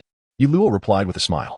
You underestimate the Celestial Dragons. If their power were only superficial, they would have been overthrown countless times already. Ivankov shook his head. How much do you know of their hidden cards? Yuluo asked with a serious tone. Not much, but that only reinforces our need for caution, Ivankov replied. But without probing, how can you ascertain the extent of their concealed strength? Yuluo inquired, tilting his head. Both Ivankov and Shandian fell silent. According to Yuluo's assertion, the Navy lacked the capability to assist the Celestial Dragons further, yet the known strength of the Celestial Dragons remained substantial, even without the Navy. Nevertheless, this indeed presented an opportunity, and even merely for reconnaissance, it warranted action. While what you say intrigues me, I truly cannot reach Long at this moment, Ivankov sighed. How about this? Provide me with a location or a comrade of yours, and I shall seek him out to relay a message to Long. As for whether Long is willing to meet me, that shall be his decision. What do you think? In a moment of resignation, Yuluo opted for this alternative. Fine. Though I cannot be certain of your identity, should you deceive me, I will pursue you to the ends of the earth for the sake of our fallen comrades. Ivankov fixed his gaze on Yuluo. Rest assured, our objectives align. Though we may not walk the same path, cooperation is essential. Yuluo responded pleasantly. After acquiring the desired intelligence from Ivankov, Yuluo departed from the underwater prison. What exactly brings you here? On the return journey, Jaji could no longer contain his curiosity. Do not ask. The answer is unknown. Yuluo replied coolly, tossing his head dismissively. Jaji's frustration bubbled over, revealing his inner turmoil. For he was acutely aware of Yuluo's duplicity. However, Jaji did not insist on knowing Yuluo's actions, merely driven by curiosity. Upon returning to headquarters, Yuluo discreetly procured a small boat and clandestinely set sail. Following the address provided by Ivankov, he arrived at a small island, where he encountered a minor Revolutionary Army outpost. After explaining his purpose, Yuluo settled on the island to await Long's arrival. Days passed without sight of Long, yet unexpectedly, Yuluo encountered another individual, Bartholomew Kuma. Did Long send you? Yuluo inquired with a calm demeanor. So you already know my identity? Kuma responded softly. I possess knowledge that surpasses your expectations. Did Long send you as a precaution? Yuluo pressed. If we are to travel, where do you wish to go? Kuma did not answer Yuluo's question but instead posed one of his own. Yuluo's gaze sharpened as he regarded Kuma warily. Knowing full well that the man possessed the Paramecia-type Nikyu no Mi powers, those formidable paws could send a person flying to any destination with a single swat. Kuma, don't you dare act recklessly. I can't afford to stray too far from headquarters right now. Marshal Sengoku would have my hide. Yuluo took a cautious step back, his voice edged with urgency. Kuma, who had been in the midst of removing his gloves, paused at the words. Was it not you who requested to meet Dragon? He inquired softly. I do want to see him, but if you send me flying to Baltigo and the White Earth Islands, how am I supposed to return in a timely manner? Yi Luo countered with a bitter laugh. You are remarkably well informed, Kumo acknowledged, his tone measured. But rest assured, I would never dispatch you to Baltigo. That place is far too crucial. He advanced slowly toward Yi Luo. Fine, but if you hurl me too far away, you can explain it to Marshal Sengoku. Yi Luo gritted his teeth, resigning himself to his fate. Whap! Without hesitation, Kuma delivered a resounding slap. Yi Luo made no attempt to resist, his body catapulted into the air by the force of the blow. Yet, miraculously, a protective membrane enveloped him, shielding him from harm even as he soared through the skies. Watching Yi Luo vanish into the distance, Kuma calmly donned his gloves once more, retrieved his Bible, and departed without another word. That damned bastard. Where the hell is he sending me? Yi Luo grumbled mid-flight, retrieving provisions from his system space to replenish his energy. Though he couldn't discern the exact duration of his journey, the shifting hues of the sky betrayed the vast distance he had traveled, without the slightest hint of deceleration. A full day later, as Yi Luo meditated in midair to pass the time, he finally began his gradual descent. About time, he muttered, cracking open an eye. Welcome. The moment his feet touched the ground, a bright-eyed young woman with vibrant orange hair greeted him cheerfully. She wore a cap with goggles, a short sundress, and high heels, her demeanor as lively as her attire. And you are? Yi Luo studied her, struck by an odd sense of familiarity.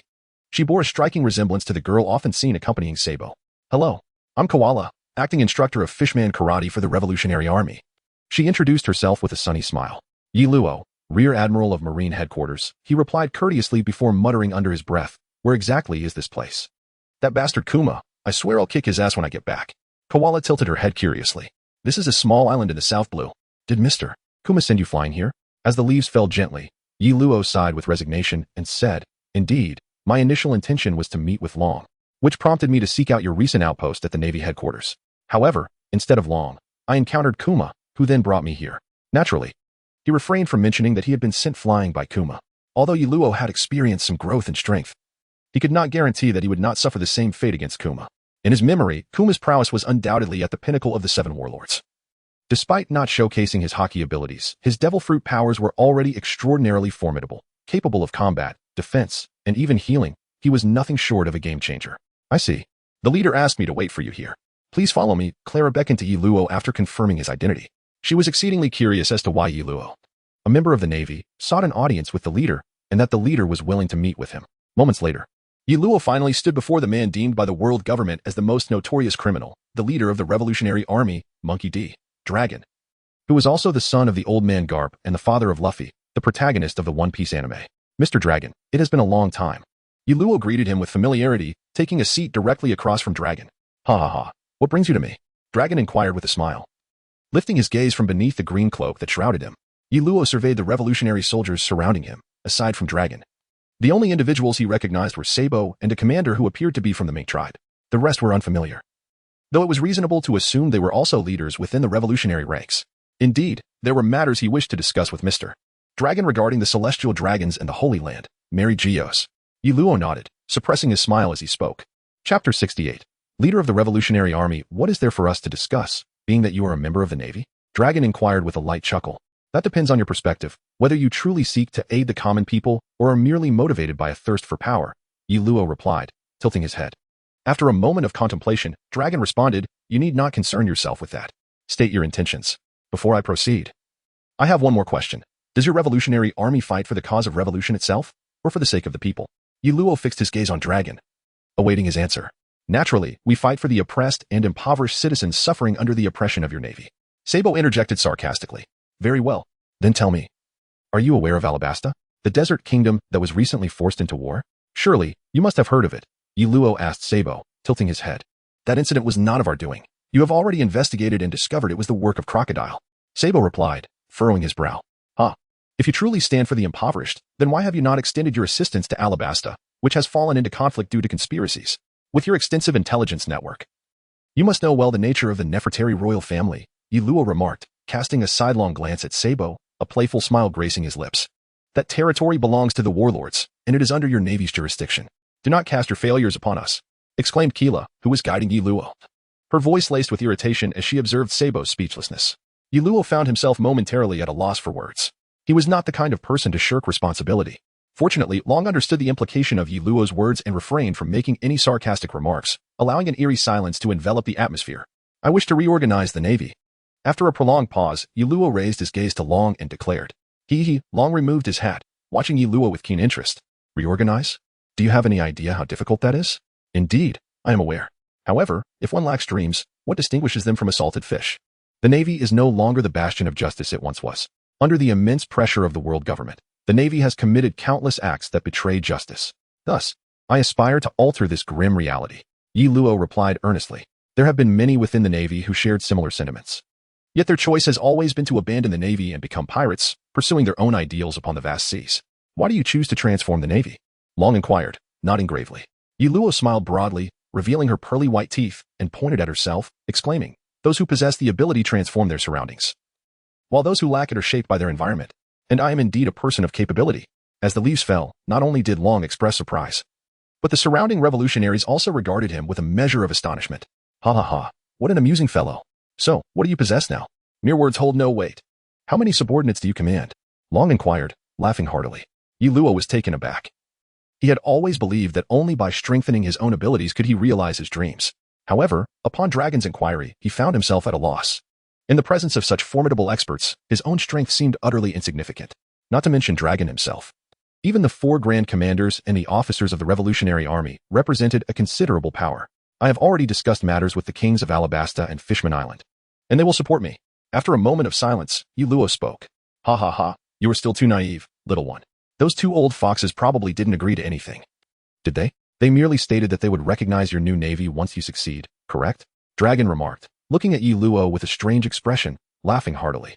What does that amount to? Are they trying to steal your fruits of victory? This is hardly an alliance. After all, there is no investment involved. Those who only seek benefits cannot be considered allies. Dragon's words rendered Yi Luo even more silent. He spoke the truth. King Cobra of Alabasta and King Neptune of Fishman Island had only mentioned what would happen after Yi Luo's success, without promising any assistance.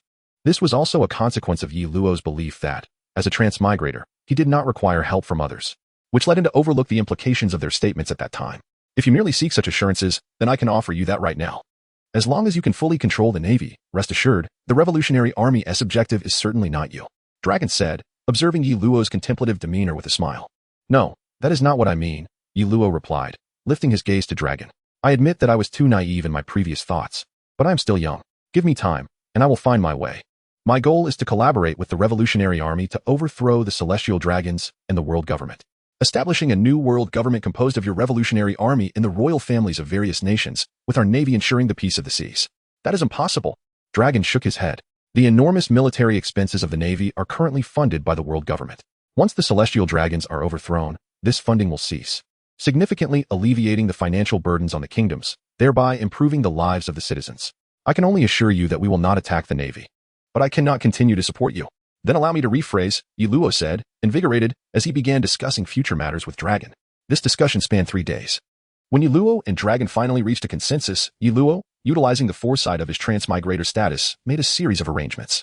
Although Dragon did not fully agree, he did not oppose either.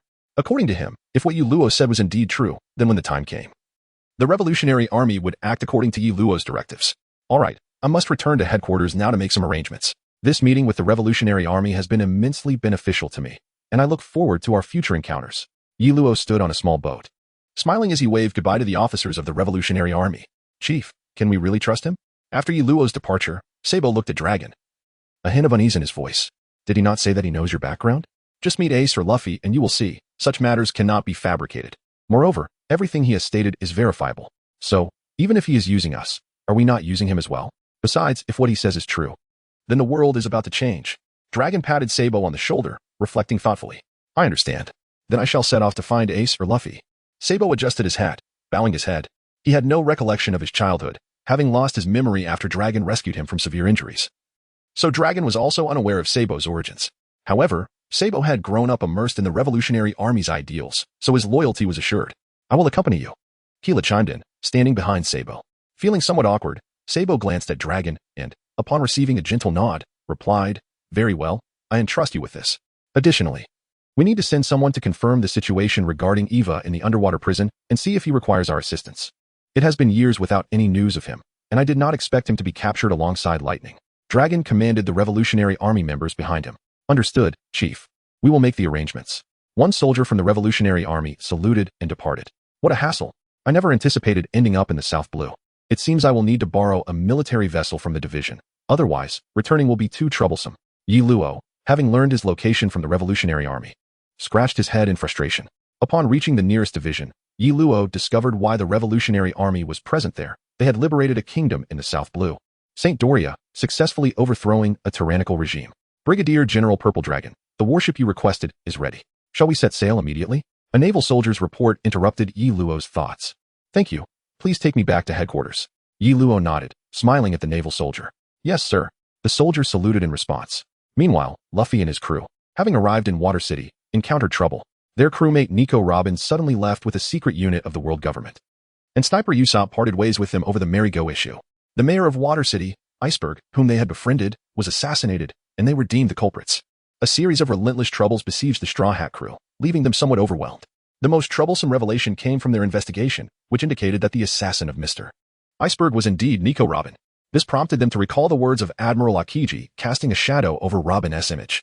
However, undeterred, Luffy sneaked into the mayor's residence at night, intending to confront Robin and uncover the truth. Unfortunately, he encountered CP9, who were after the Pluton blueprints, leading to a fierce battle in which Luffy and his companions were defeated. Fortunately, Nami had obtained the truth from Iceberg. Robin intended to sacrifice herself to ensure that the Straw Hat crew could depart Water City safely, willing to risk the resurrection of Pluton for their sake. When Nami and Chopper found Luffy, who was stuck in a wall, and Zoro, who was upside down in a chimney, Nami tearfully revealed the truth to Luffy.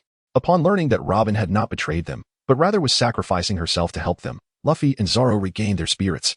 In Nami's words, harboring doubts prevents one from unleashing their full potential.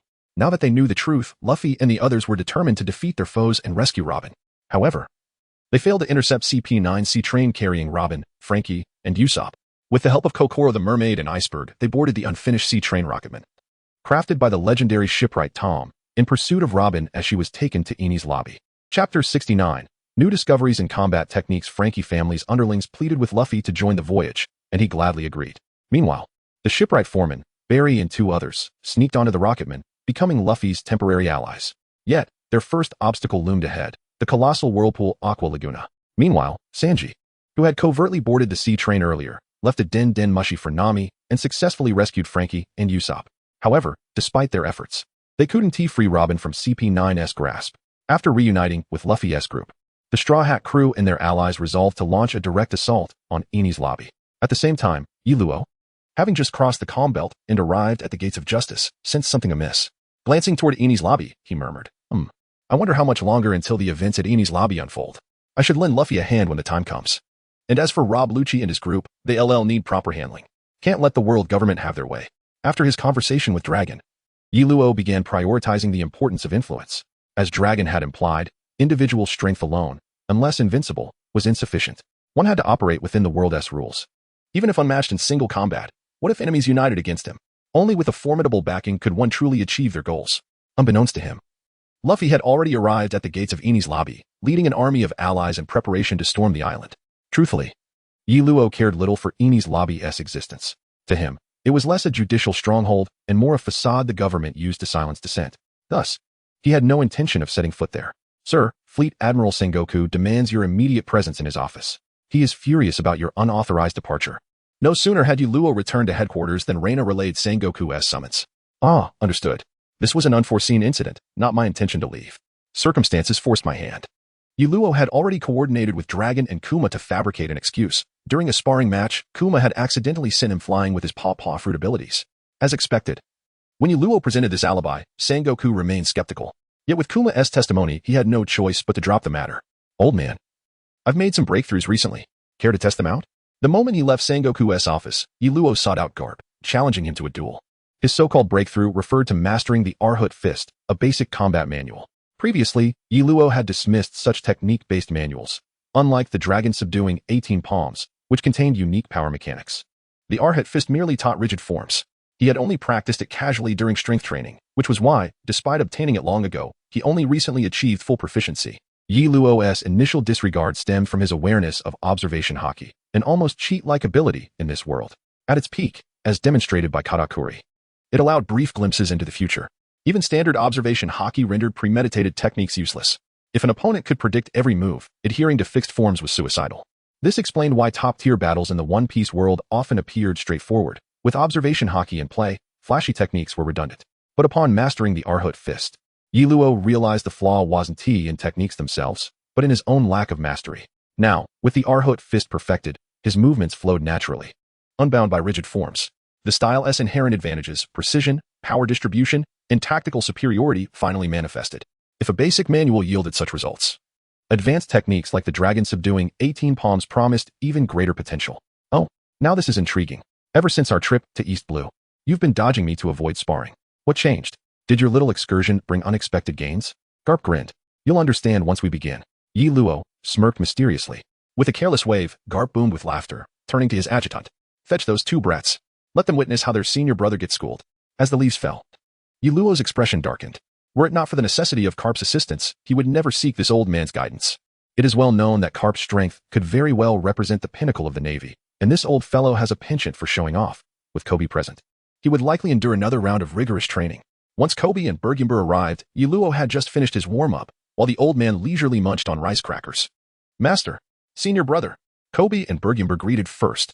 Well, I have recently experienced an epiphany that has enhanced my strength somewhat. So I specifically sought my master for a sparring session to verify this. You may observe from the sidelines. How much you learn depends entirely on yourselves. Yiluo nodded and remarked. All right, little Yi, let me see what insights you have gained that instill in you the confidence to challenge me. Garp said with a smile as he removed his cloak and stepped into the arena. Master, you jest. It is still several years too early for me to challenge you. This time, I primarily wish for you to observe the new comprehension I have attained, which I believe will benefit the overall strength of the Navy. Yiluo assumed the starting stance of the Luohan Fist, speaking earnestly. Oh, is this not the martial art you previously employed? Did you not abandon it back then? What brings you to pick it up again? Garp recognized Yiluo's stance immediately. When Yiluo first employed the Luohan Fist, Garp was taken aback. Although it appeared somewhat rudimentary, it posed a significant threat to opponents lacking observation haki. Unfortunately, Yiluo seemed to have abandoned it for some reason. Rarely using it in combat, only occasionally practicing it. Indeed, this time I have attained new insights into the Luohan Fist. I request your guidance, master. With that, Yiluo charged forward, eschewing the use of armament haki as he intended for Garp to appreciate his Luohan Fist. Garp, too, naturally refrained from employing armament haki. However, utilizing his observation haki and familiarity with Yiluo, he effortlessly dodged the young man's attacks. Kid, while your techniques have become more fluid, they are still insufficient to pose a threat. After evading several strikes, Garp chuckled. Master, do not be hasty. The real fun is yet to come. Yiluo took a deep breath, having merely tested the waters moments ago. With that, Yiluo enveloped his arms in armament haki and launched another assault on Garp. Garp's expression shifted slightly as he, too, coated his arms with armament haki. However, after exchanging several blows, Garp's demeanor changed. Despite his observation haki not being of the highest caliber, he found himself unable to predict Yiluo's movements. With a smile gracing his lips, Yiluo discovered that the once simple 18 hands of Arhut Fist had, upon reaching full mastery, astonishingly evolved into 118 techniques, a serendipitous alignment with the sacred number of the 18 Arhuts. The foundational principles of this martial art revolved around the three alignments, the alignment of hands, body, and stance. Upon mastering the original 18 techniques, an additional benefit emerged, chi stance training. This dual cultivation method harmonized internal and external energies, blending spirit with form, stillness with motion, allowing simultaneous refinement of both physical prowess and inner strength. Ideally, the Arhut Fist would be paired with the Shaolin Temple's legendary internal arts, the I Jing Jing and Chi Sui Jing, to unleash its full potential. Yet, as these were among Shaolin's most guarded secrets, Yiluo hadn't even glimpsed them in the system's marketplace. The prospect of acquiring them remained uncertain. Honestly, if I ever obtain the I Jing Jing and Chi Sui Jing, why bother with the Arhut Fist? I'd just unleash the 18 subduing dragon palms and be done with it. Interesting. Time to get serious. After dozens of exchanges, Garp finally began to treat the duel with gravity. It wasn't that Yiluo's techniques posed any real threat, but rather, the old marine wished to test the limits of the young man's evolving skills, precisely why Yiluo had sought him out in the first place. Fist of the Meteor. Seizing an opening, Garp's eyes sharpened as he delivered a devastating straight punch. Boom. Caught off guard. Yiluo barely managed to block before the impact sent him hurtling out of the training grounds. You old bastard. Wasn't this supposed to be a friendly spar? Yiluo roared, emerging from the dust with fury in his eyes. Through the newly formed crater in the wall, nearby marine recruits gaped in shock. Wahahaha. When did I ever say that? I don't recall. Garp bellowed, picking his nose with shameless nonchalance. You damn geezer. I'll make you pay. 18 subduing dragon palms. Sudden onset. Humiliated, Yi Luo unleashed the sixth palm of his signature technique, the most powerful move in his current arsenal.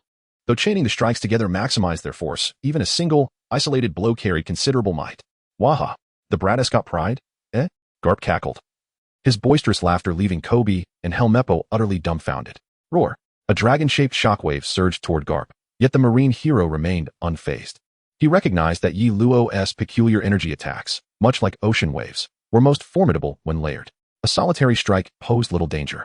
Chapter 70, The Battle of Eni's Lobby. After effortlessly dispersing the dragon palm, Garp found Yi Luo closing the distance once more. Old man, taste my Arhut fist. Yi Luo flashed behind Garp, aiming a ruthless punch at the back of his skull. The earlier palm strike had merely been a feint. This was the true killing blow. Bam! Predictably, Yi Luo was sent flying again.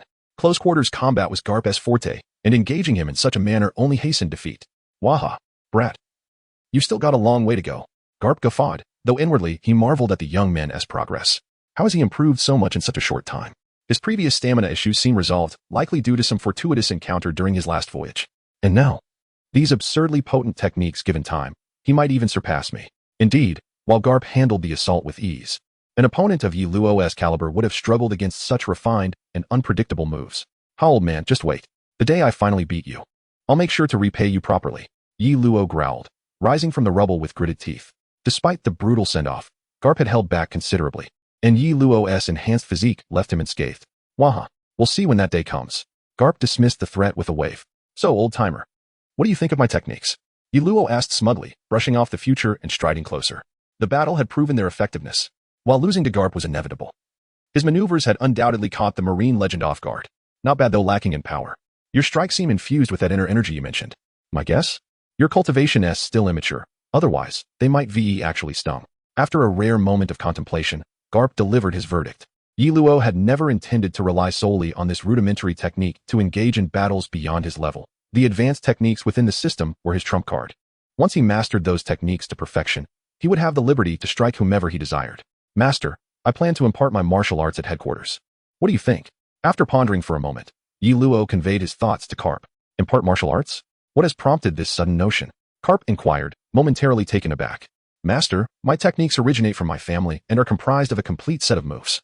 The reason I have not shared them at headquarters until now is not due to familiar restrictions, but rather my belief that the existence of observation haki rendered these techniques somewhat ineffective, which is why I refrained from mentioning them. Yi Luo replied, scratching his head thoughtfully.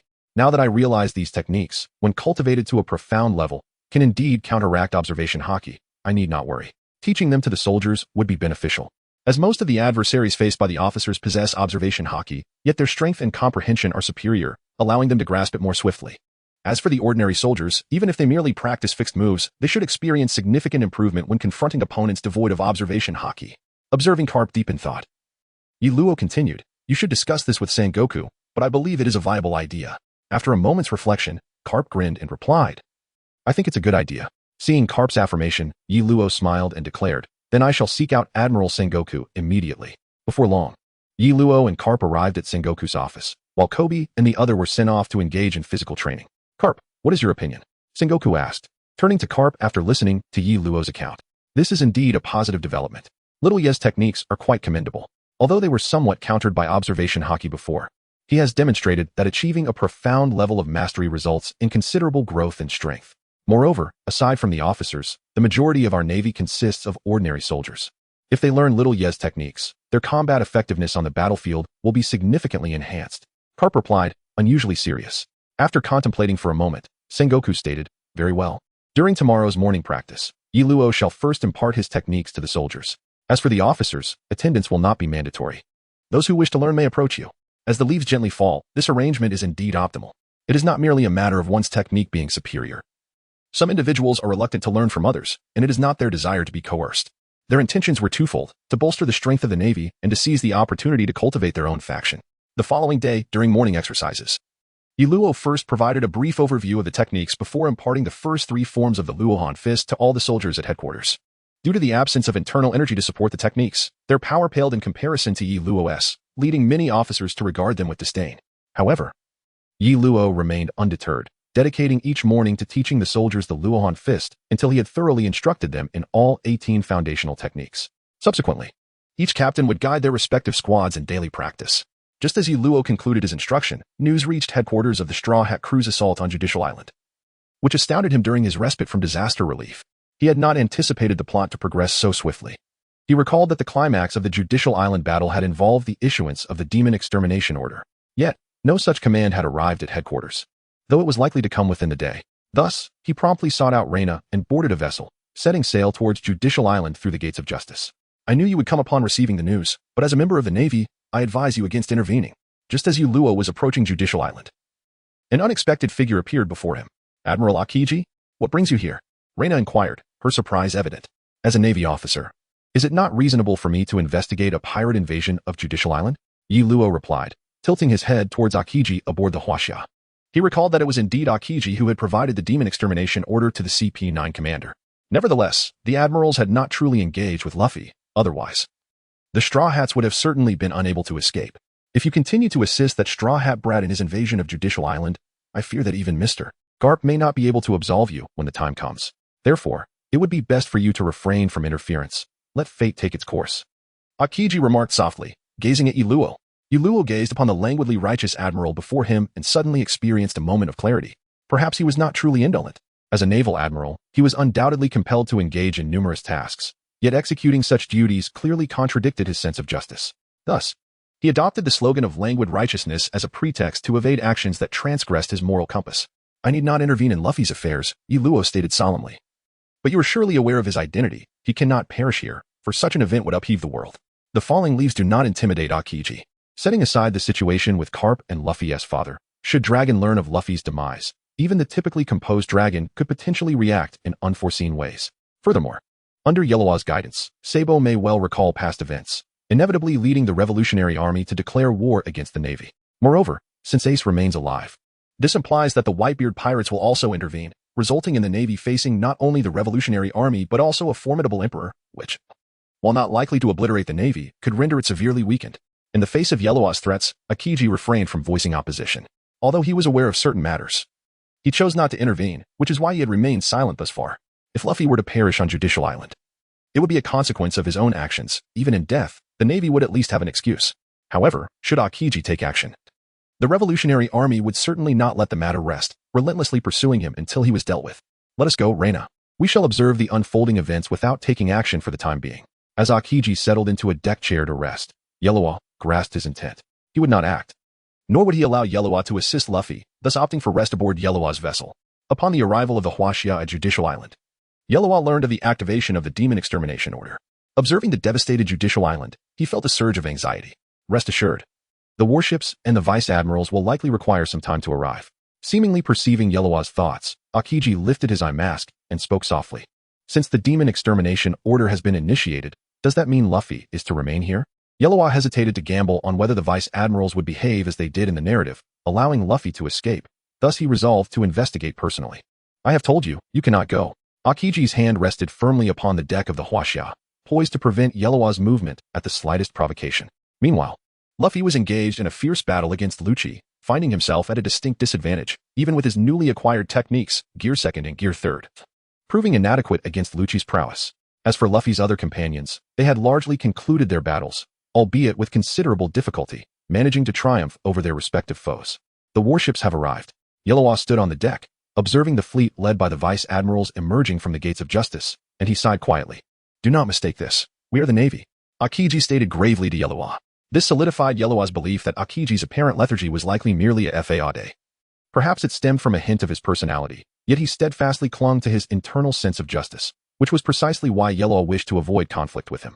The Navy, imbued with a sense of justice, was precisely what Yellowwaw sought to ally with. Chapter 71. Akiji's interception. Just as the Straw Hat crew had rescued Robin and Luffy continued to struggle against Lucci within the first pillar, the vice admirals summoned by the CP-9 commander through the Demon Extermination Order, along with 10 warships, had arrived at Judicial Island via the Gates of Justice. I've heard that this time the one taking action is the individual known as the Dark Justice. Upon seeing the warships, Yellowwaw seemed to abandon the notion of rescuing Luffy and turned to Akiji. Indeed, it is Rob Lucci, the one who, like you, is hailed as a genius. Akiji nodded in affirmation. While he is indeed formidable, he is not my match, Yellowwaw replied dismissively. Boom, boom, boom. Before Akiji could respond, the warships had already opened fire, unleashing a barrage upon Judicial Island. Is this truly wise? To directly employ the demon extermination order against Judicial Island? Are you not concerned that Admiral Sengoku might seek retribution afterward? Yellowwa inquired, observing the merciless assault of the warships. Were you not already dissatisfied with Judicial Island? Akiji replied, not lifting his gaze, his tone icy. As the leaves fell, Yiluo shrugged and remarked, though I indeed find Judicial Island distasteful. Its destruction would merely serve to slap the Navy in the face. Therefore, the Straw Hat crew cannot be allowed to remain. Akiji turned his gaze towards Yiluo and said, are you suggesting that Luffy should take the blame? Aren't you afraid that the old man will pummel you with his iron fists? Yiluo chuckled lightly and replied, as long as we capture him alive, there will be no issue. Akiji smiled back, acknowledging the sentiment. Oh, I see. Yiluo nodded, comprehending Akiji's implication. Capturing Luffy might even earn him gratitude from Garp.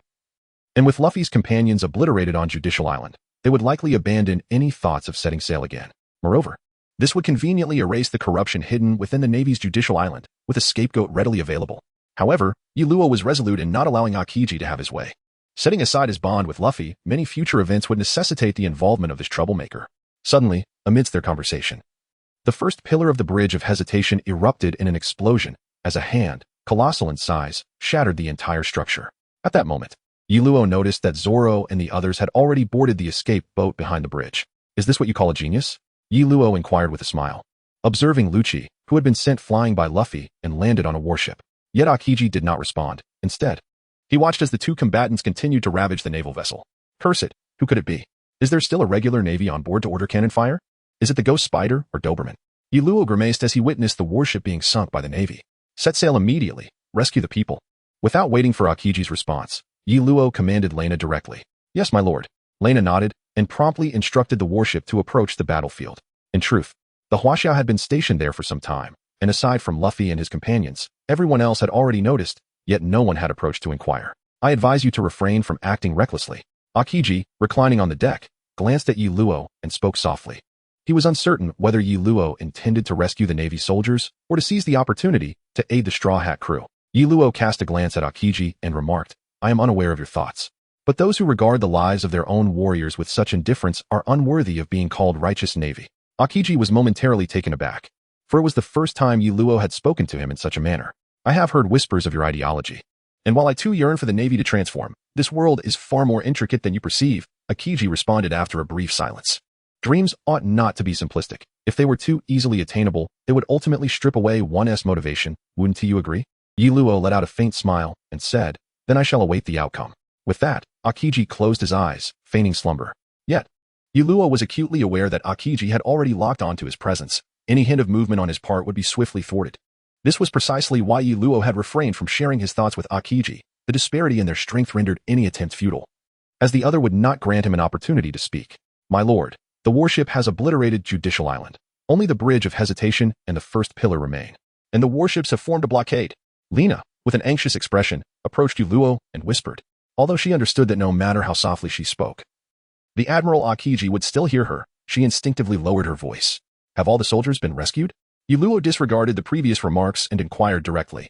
A portion has been saved, yet there remains another segment. Lena hesitated to continue, but Yiluo knew that the chances of survival for the remaining were exceedingly slim. Damn it, which Vice Admirals have arrived? Yiluo asked with frustration. Vice Admiral Mongoose, Vice Admiral Dogfighter Doberman, Vice Admiral Ghost Spider, Vice Admiral Stolo Berry, and Vice Admiral Fire Mountain. Lena replied swiftly. Just as Yiluo was about to speak, Akiji suddenly opened his eyes and glanced at him. Yiluo smiled, aware that his intentions had been discovered by Akiji. However, it mattered little. He at least possessed a singular opportunity to assist Luffy. The rationale lay in the fact that someone had just commanded fire upon his warship, providing him with the perfect pretext to feign indignation and strike once. Even upon returning to headquarters, he would have ample justification. Akiji had only glanced at him because he had sensed Yiluo's plans. Although he remained vigilant against Yiluo, there would still be a moment to aid the Straw Hat crew should Yiluo act unexpectedly. Sir, the warship has mobilized, dispatching 200 elite officers of the rank of Major and above to capture the Straw Hat Boy's companions. As for him, he is engaged in battle with Lucci at the first pillar. Lena reported the warship's movements to Yiluo without delay. Have the Vice Admirals not made a move? Yiluo inquired. Lena shook her head. No? When will they ever amend their arrogant demeanor? Yiluo chuckled softly, his tone laced with sarcasm. Akiji remained silent. Having previously clashed with the Straw Hat crew, he understood that even one Vice Admiral could easily overwhelm them. With 200 elite officers, their chances of evasion appeared bleak. As long as the vice admirals refrain from intervening, I shall not act, Yi Luo remarked quietly, his gaze fixed on the battling Luffy. His voice was barely audible, not directed solely at Aokiji, yet the aura surrounding Yi Luo gradually began to dissipate. Do you believe that if the vice admirals do not engage, they still possess a chance? Aokiji finally posed the question. Chapter 72. Lucci's defeat as the leaves fluttered. Yi Luo replied, indeed. That young man is not one to easily succumb to fate. He is none other than Rob Lucci. A frown creased Aokiji's brow. Let us await the outcome. Yi Luo retorted, echoing Aokiji's earlier sentiment. Aokiji offered a non-committal smile, reclining on the deck. This trivial skirmish was hardly worthy of his intervention. Unless Yi Luo chose to engage, in which case his presence would be superfluous. Although he had been away from headquarters for some time, he was still aware of Yi Luo's advancements in combat prowess. Moreover, the headquarters was currently promoting Yi Luo's martial techniques, which piqued Aokiji's curiosity regarding the MXA proficiency of the Luon Fist, a style he had yet to witness firsthand. It was noteworthy that Yi Luo had previously held little regard for that particular fighting style due to its evident shortcomings. However, the headquarters endorsement suggested that Yi Luo must have discovered a means to rectify its flaws. Suddenly, two thunderous explosions interrupted Aokiji's contemplation. He slightly lifted his head and observed that the bridge of hesitation in the first pillar had been obliterated, rendering the Straw Hat crew effectively trapped. With Rob Lucci still in play, he found it difficult to conceive how the Straw Hat crew would manage to escape. Luffy, hurry and defeat that fiend. Then we can return together. Usopp called out from the bridge of hesitation, directing his voice towards Luffy, who was on the verge of exhaustion and imminent defeat. Although Yi Luo stood on the deck, he was filled with anxiety.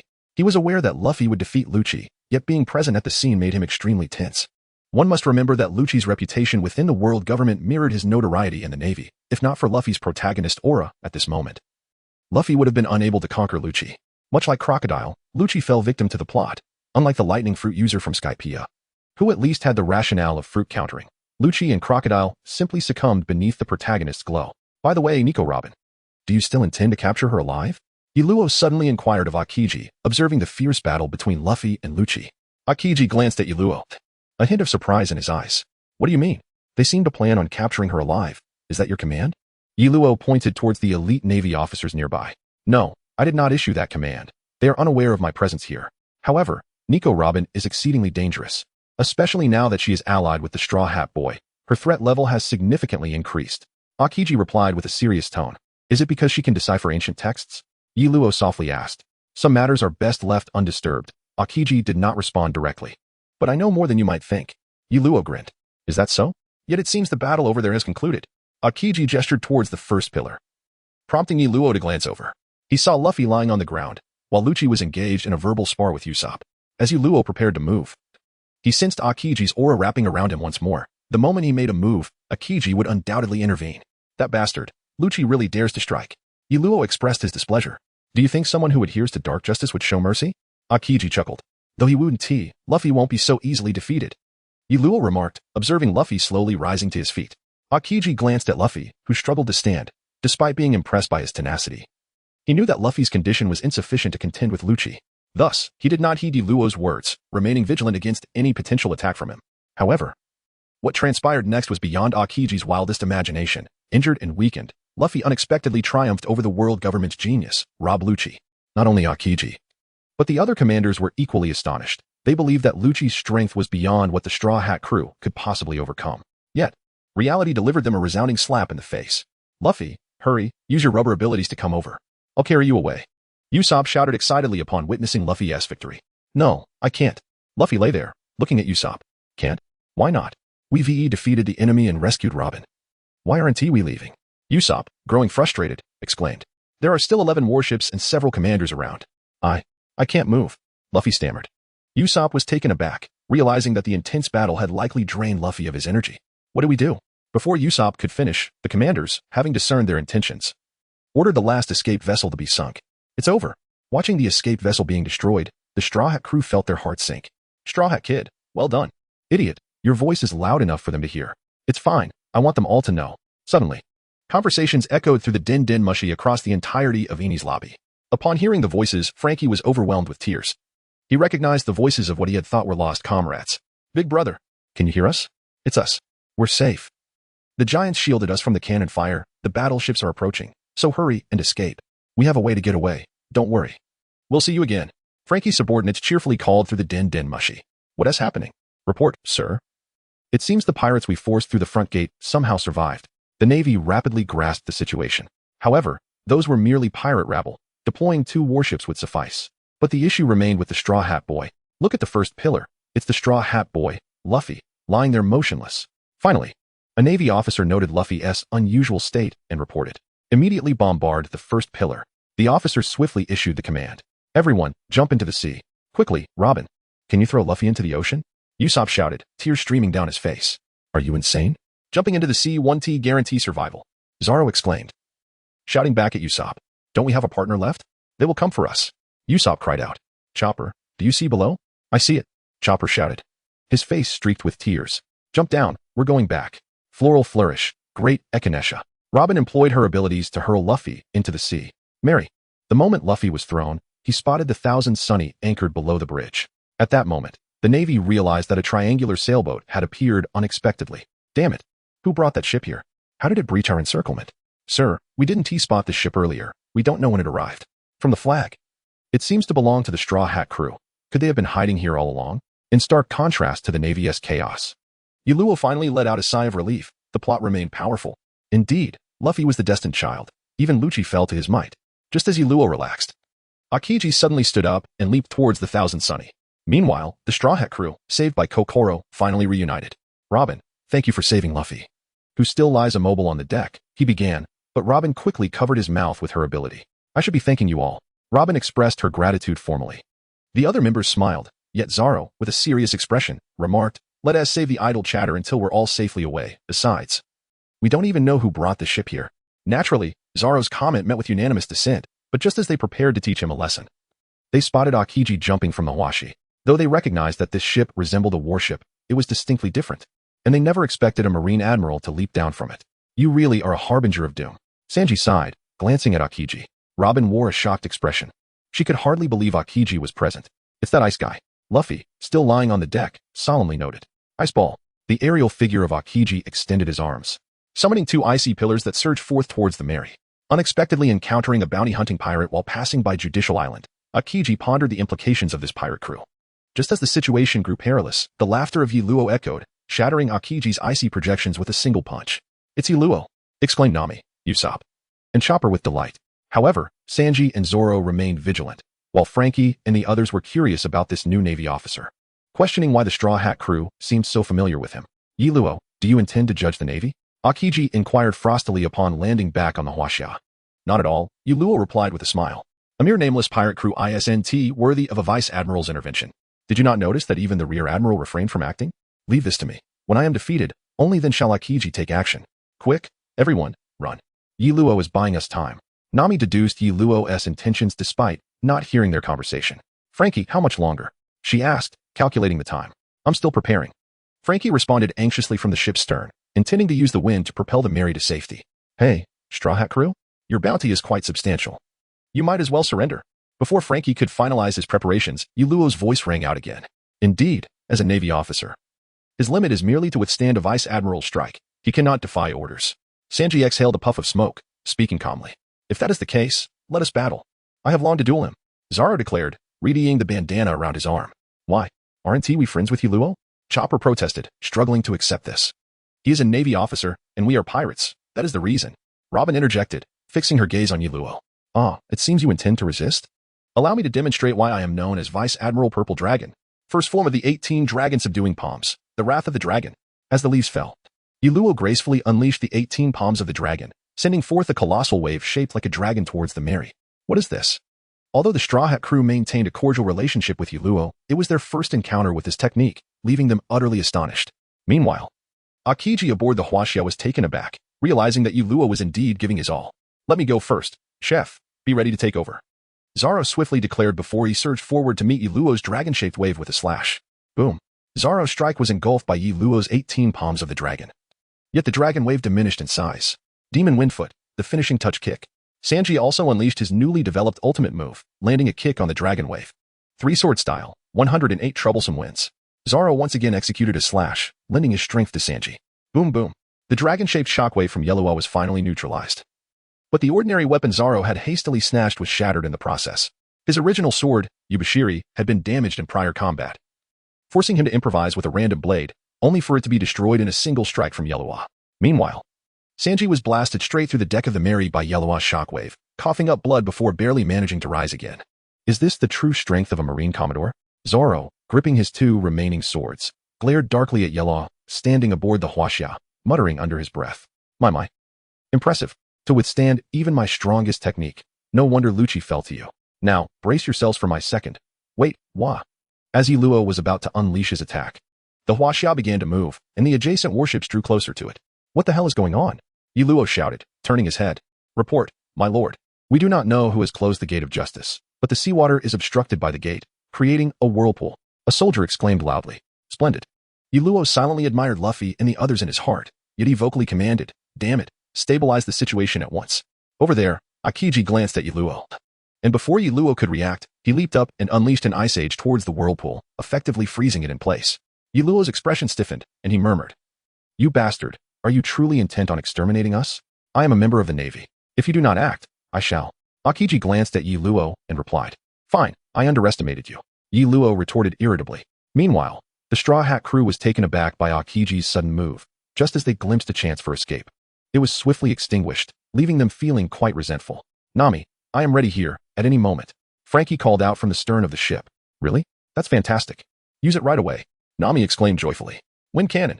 Just as Luo was about to act, he suddenly heard Frankie's voice, causing a smirk to play at the corners of his mouth as he devised a plan to aid Luffy's escape. Chapter 74, The Dominant Appearance of Carp Luffy. I'm about to strike, and this time I will show no mercy. If you perish, do not blame me. As Frankie prepared to unleash the wind cannon, Luo shouted loudly. Luffy, with a serious expression, warned, Everyone, be cautious. I can sense that Luo is genuinely not going to hold back. Zoro and Sanji readied themselves for a confrontation. Although they were not at their peak strength, they were among the last who could fight Luo to the bitter end. Frankie, hurry, or we shall truly perish here. Nami urged anxiously. Wind cannon. Dragon's descent. Frankie and Luo shouted in unison. What? All the Marines, with the exception of Luo, stared in astonishment at the Straw Hat crew as small triangular sailboat, which suddenly surged from the stern, propelled by a gust of air, causing the small vessel to soar. Luo's dragon's descent struck the boat's rear, not only failing to sink the Straw Hat ship but also propelling it forward with greater speed due to the powerful gust. Aha! What a surprise! They managed to escape. Luo feigned astonishment. Pursue them. No matter what, we must capture Nico Robin. The CP9 commander, with a swollen face, bellowed. Enough! Look at the entire Judicial Island and our warships. Do you still not comprehend? This time, we have suffered a crushing defeat. At this moment, Akiji finally spoke up. However, Luo yawned nonchalantly and remarked, Akiji, as you observed, I did not go easy on them. Time is of the essence. I shall return to headquarters for some rest. After declaring this, Luo commanded the Huaxia to return, utilizing the reopened Gate of Justice to make his way back to headquarters. As for the cleanup of Judicial Island, that was Akiji's responsibility. It was no longer of concern to him. Akiji watched Luo depart, his expression complex. He had indeed seen Luo not hold back, even employing his ultimate technique, Dragon's Descent, yet the outcome suggested it was all intentional on Luo's part. Nevertheless, without any tangible evidence at the scene, Akiji refrained from further comment, instructing his subordinates to handle the aftermath of Judicial Island while pondering how to report this to Sengoku. Upon returning to headquarters, Luo was immediately summoned to Sengoku's office, where Carp was munching on rice crackers. Luo, what transpired at Judicial Island? Sengoku inquired, his face filled with fury. Marshal, you received news swiftly. I just returned from Judicial Island. Luo replied, rolling his eyes. What else? The Straw Hat crew caused a ruckus at Judicial Island, and that idiot CP9 commander had the audacity to use the Demon Slayer order, resulting in this mess. The Straw Hats? Carp, is that your grandson again? Sengoku questioned, directing his gaze at Carp. Ah, it's Luffy. I never imagined that little guy would become so capable. Carp responded with a hearty laugh. You fool. Am I asking you to praise him? Sengoku roared in anger. What is wrong with your family? Are they all such troublemakers? Marshal, I must interject. The Straw Hat crew does not possess the power to reduce Judicial Island to ruins. The destruction was solely due to the Demon Slayer order. However, I must admit, Luffy has indeed impressed me by escaping from my grasp. Luo chimed in, sharing a laugh with Carp. Is that so? Ha ha ha. My grandson is indeed remarkable. Carp exclaimed joyfully upon hearing that Luffy had evaded Luo. Sengoku glared at the two men who seemed completely unconcerned, discussing pirates so openly before him, wishing he could sweat them both into silence. Carp, your grandson caused this incident. You must rectify it. Sengoku suppressed his fury and addressed Carp. You want me to handle it? Very well. I haven't seen Luffy in ages, Carp pondered before agreeing. That teacher, the marshal means for you to capture Luffy, not to visit. Luo remarked quietly, glancing at Sengoku, who was on the brink of exploding. Oh, is that so? Carp replied, glancing at Sengoku, who looked ready to burst. Of course I understand. All right, gather up Kobe and the others. We shall go together. Teacher, why must I go as well? The warriors here in headquarters are still waiting for me to teach them martial arts. Yi Luo grumbled unenthusiastically as he followed Carp out of Sengoku's office. What? As an older brother, is it not appropriate to visit your younger brother? Hurry and prepare. I haven't seen my grandson in ages. Sengoku listened to Yi Luo and Carp's banter outside the office, struggling to suppress the urge to burst out and strike them, instead picking up the documents on his desk, attempting to distract himself with work. Soon, the preparations for departure were complete. Originally, they were supposed to use Carp's dog-headed warship. But due to Yi Luo's prior abandonment by Carp, he specifically made preparations for the Huaxia, intending to set sail in separate vessels to Water City. He did not wish to be left behind again by Carp. Days later, upon arriving in Water City with Carp, Yi Luo casually inquired about Luffy's whereabouts. Carp stood outside the residence of Luffy and his crew, refusing to enter through the front door. Instead, he positioned himself against the wall, exhaled onto his fist, and with one punch, shattered the entire wall. Is that the Navy? This is bad. Luffy hasn't awakened yet. What should we do? Inside, aside from Zoro, the Straw Hat crew was present, including Usopp, who hid by the window, all startled by Carp's sudden appearance. I heard that the pirate monkey D. Luffy is here? A few gentlemen outside wish to meet him, Carp boldly announced after making his entrance. However, no one responded, for Luffy, having endured an intense battle, remained fast asleep, oblivious to the commotion. Hey, still sleeping? What an impolite fellow. Carp quickly spotted the slumbering Luffy and, in an instant, appeared beside him. So fast. Sanji could hardly comprehend Carp's movement before he had reached Luffy's side. Wake up, you brat, Carp shouted, landing a punch on Luffy's head, causing him to roll about in pain. This scene elicited an involuntary twitch from Yi Luo, as he recalled how frequently he had endured similar treatment from the old man in his youth. Chapter 75. Carp and Luffy, does it hurt? Aren't you made of rubber? How could the impact of a fist induce such pain? Sanji asked in astonishment. Hee, a loving fist is indefensible. Carp removed his dog-headed hat and looked at Luffy. Awakening from Carp's strike, Luffy gazed at him, fear etched on his face, and exclaimed, Grandpa? At this revelation, not only Leaf Fall but even the naval soldiers accompanying Carp and the others present were taken aback. What? This old man is Luffy's grandfather? The very teacher of Leaf Fall? He is a Navy officer? Sanji, Nami, and the others stared at Carp in disbelief. You little rascal. You've certainly stirred up quite the trouble. It seems you have much to apologize for. Carp casually inquired, standing before Luffy. Is he really your grandfather? Sanji questioned skeptically. Indeed. Whatever you do, do not strike back, or you will be killed. Luffy, sitting on the ground, replied with lingering resentment. I never knew how many times I nearly met my demise, all because of him. Hey, don't say it so harshly. That old man is your own grandfather. Carp retorted with discontent. Even if I were to push you off a cliff or abandon you in a dark forest, tying you to a balloon to soar into the sky, it would all be for your development as a competent Navy officer. As he spoke, Carp became slightly moved by his own words, yet the fact that his beloved grandson had chosen the path of a pirate filled him with immense anger. Others, hearing Carp's treatment of Luffy, couldn't help but shudder, and Sanji seemed to understand the source of Luffy's tenacity. Haven't I always said, I aspire to be a pirate? Luffy finally stood up, defiantly shouting about his dream. What? You dare to argue back? I see you have been poisoned too deeply by red-haired Shanks. Carp bellowed in fury. Shanks? He is my savior. I will not allow you to speak ill of him. Luffy shouted back, equally enraged upon hearing Carp mention Shanks. Shanks? Is he the infamous red-haired Shanks? Robin asked in surprise. Indeed, Luffy's straw hat was a gift from him, and he cherishes it dearly. Nami nodded in agreement. You brat. How dare you tell your grandfather not to speak? I think you need a lesson. While the two grandfathers continued their quarrel, Luffy found himself powerless against Carp's grip on his collar. Oh no, Luffy has been captured by the Navy. He is utterly defenseless. Chopper voiced his concern. After all, he was Luffy's grandfather, so this was somewhat expected. Sanji felt the situation was quite precarious and contemplated intervening, unsure of how to assist. Just then, while everyone was at a loss, the arguing grandfather and grandson unexpectedly fell asleep simultaneously. They fell asleep? What do we do now? This was beyond incredible. How could they possibly sleep amidst such chaos? I don't know. This is my first encounter with such a phenomenon. The Straw Hat crew looked at the sleeping duo, feeling awkward and unsure of how to proceed. Hello everyone, how have you been these past few days?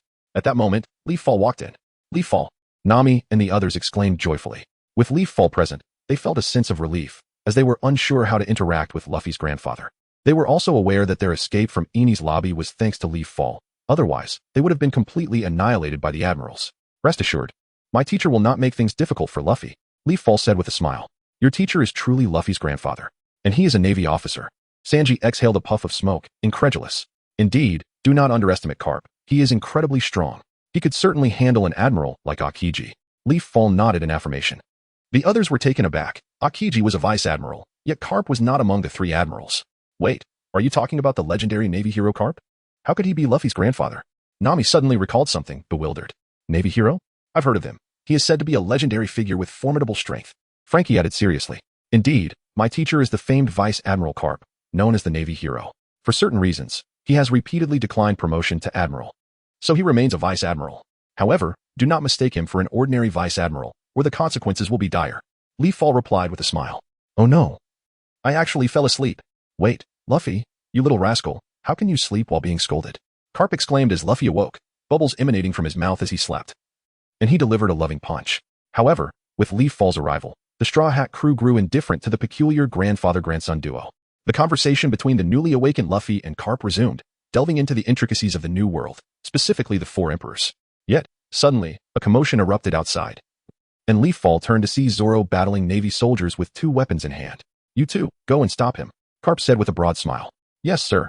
Kobe and Belumibur nodded in response. During this time, they had rapidly matured under Leaf Fall's training, and since they were acquainted with Luffy, Carp had deliberately brought them out to experience the world. Teacher, they probably still aren't a match for that swordsman. Leaf Fall remarked with a hint of resignation. No worries. Practical experience is the best form of training. Carp waved his hand dismissively. As anticipated, shortly after, despite their training with Leaf Fall, they could only hold their ground for about 10 exchanges against Luffy and Zoro before being defeated. Ha ha ha, they're no match at all. Little Leaf. Do you want to give it a try? Carp laughed heartily. I'll pass. Current Luffy isn't my opponent yet. Perhaps after he grows a bit more. Leaf Fall smiled. He certainly wouldn't intervene now. At least 2 more years were needed before he could reap the rewards of their bounties. Currently, Luffy's bounty had surpassed 100 million. While any new bounties were still en route and not widely disseminated. Chapter 76, Luffy's Heritage. However, upon hearing Carp's words, Zoro and Luffy felt a surge of eagerness to test their skills against Leaf Fall, especially after witnessing a glimpse of his abilities during the Enies lobby incident. You need not worry. Doesn't Zoro still lack a weapon? Moreover, you both bear injuries. Save it for another time. Leaf Fall discerned their fighting spirit and waved his hand dismissively. Luffy and Zoro considered it and, fortunately, abandoned the notion of challenging him. Well then, since the matter is settled, you all should hurry and repair the wall. Carp ordered the Navy soldiers behind him. Huh? Why? The soldiers stood frozen, perplexed. Did we not cause the damage? Of course, we must fix it. Carp replied as if it were the most natural thing in the world. If that is the case, why did you break the wall to enter? Isn't that just so cool? You cannot resort to destruction for such a reason. Indeed, if repairs are to be made, your assistance is essential as well. Well then. Very well. In the room, Yuluo engaged in conversation with Nami and Chopper, completely disregarding Carp's negotiations with the soldiers outside.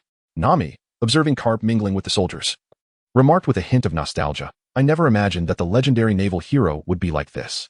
Yuluo shook his head with a smile, explaining, do not assume that all members of the Navy are malevolent. In truth, the majority are individuals of justice. It is merely a small faction that tarnishes the Navy's reputation, combined with the machinations of the world government, which has led to the Navy bearing much blame.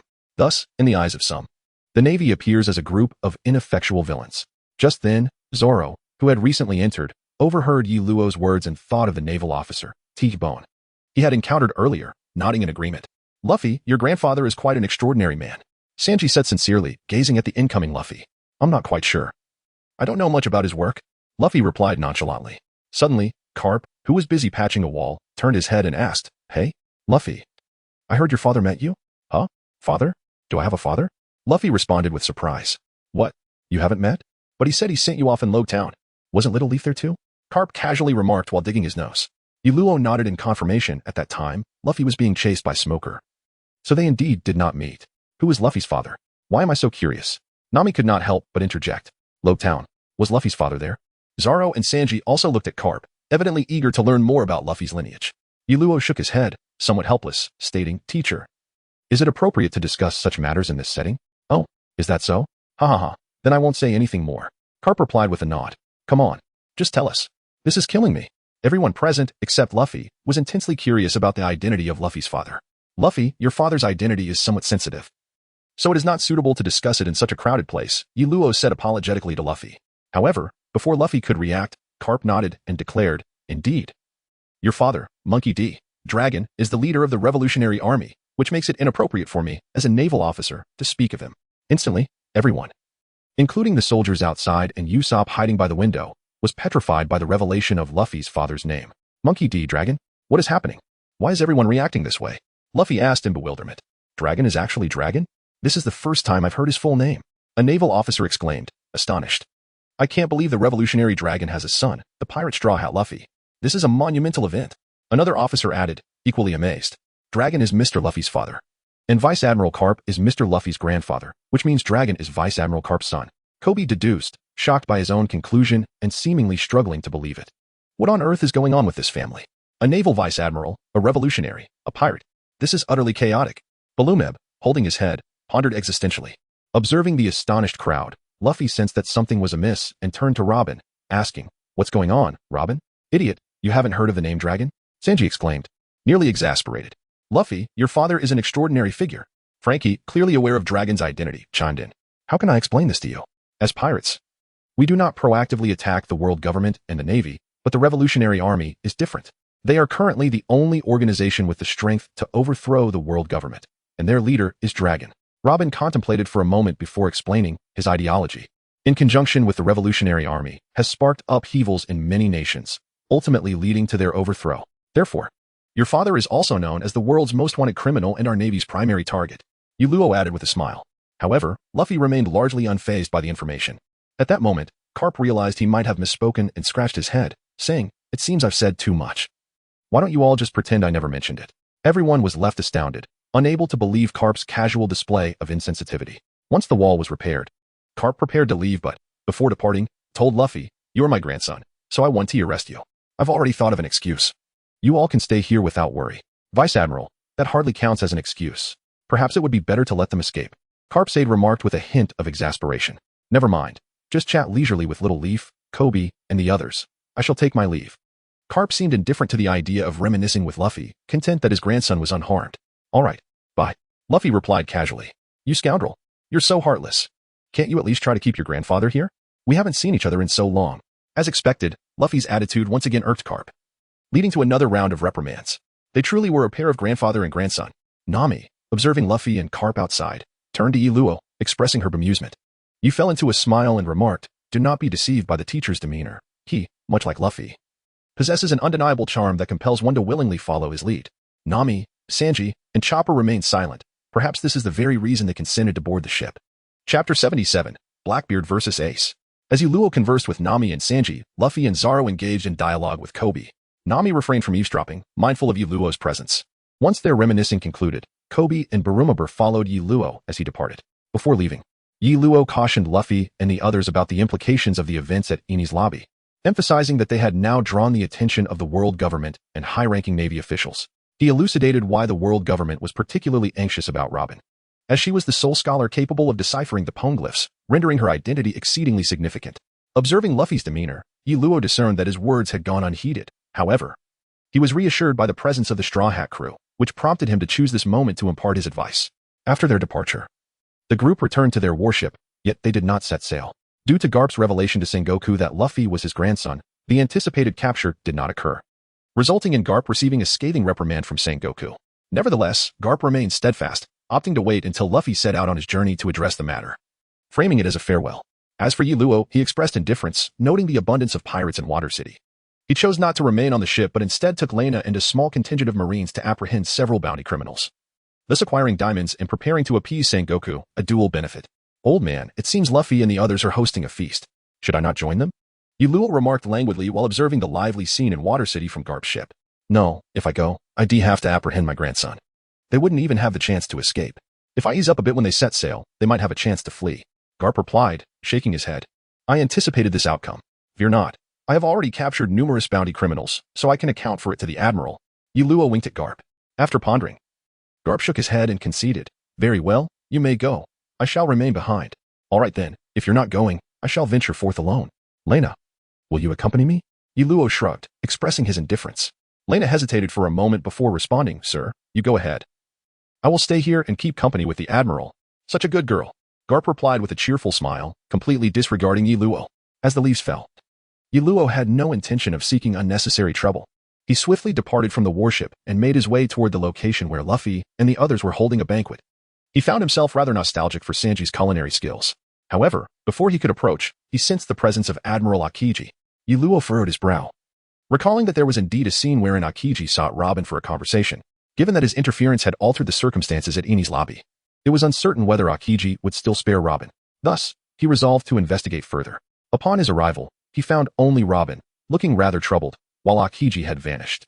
Was that Admiral Akiji just now? Yi Luo inquired, observing Robin's pallid expression.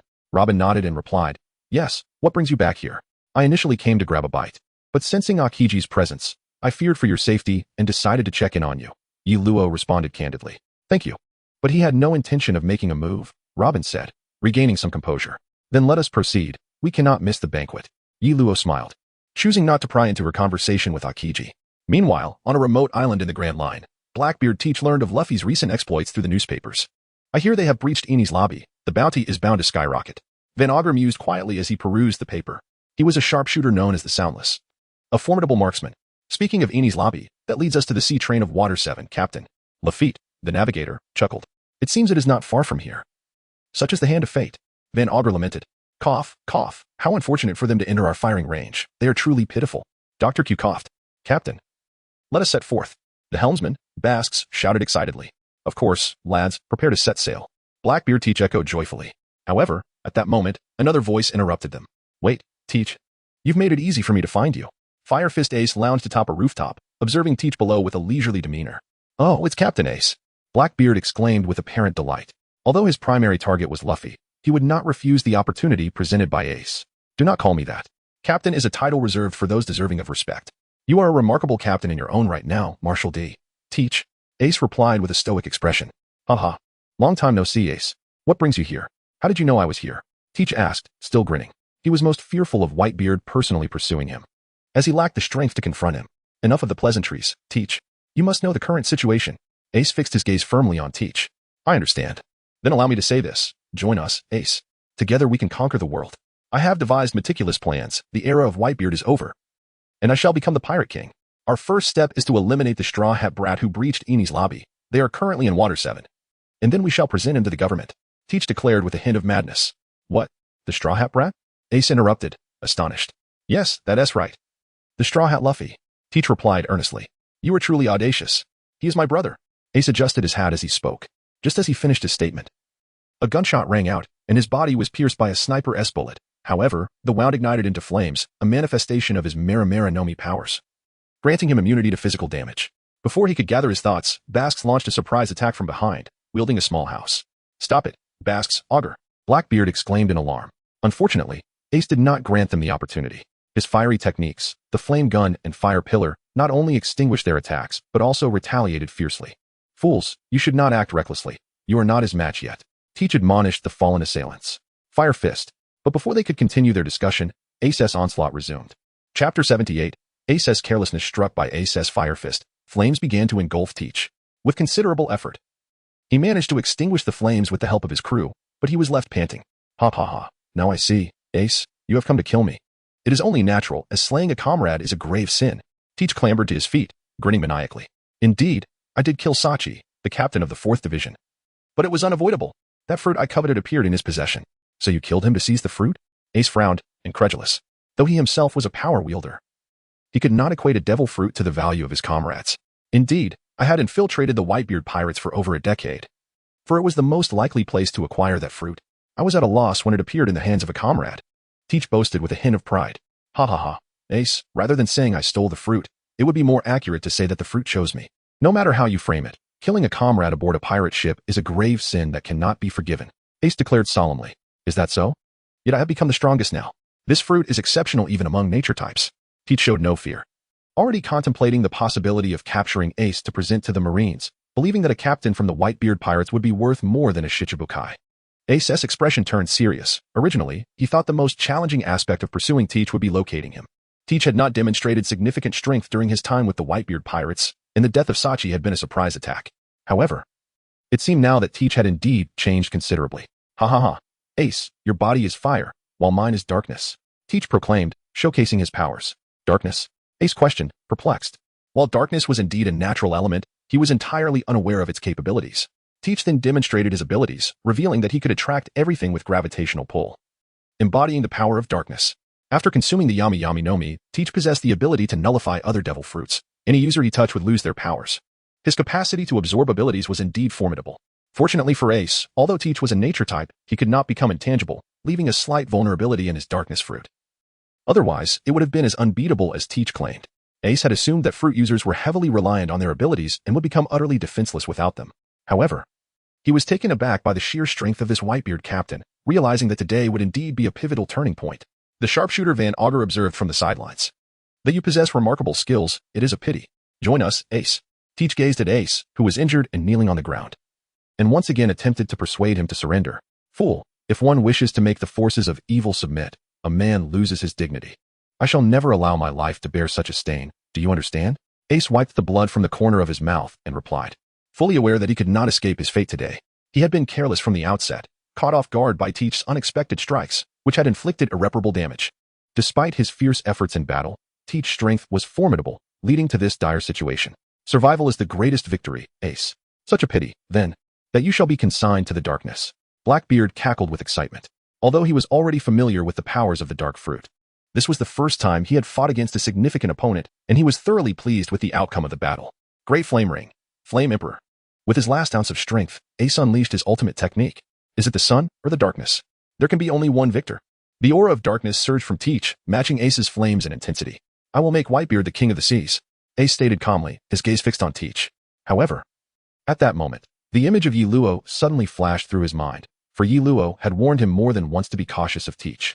Even after learning that he was pursuing Teach, he had urged him to be wary, hinting that the man harbored many secrets. A smile crept onto Ace's lips as he thought of Yi Luo. As his brother, he would surely avenge him, and he would also look after Luffy, though he would not be able to care for their father.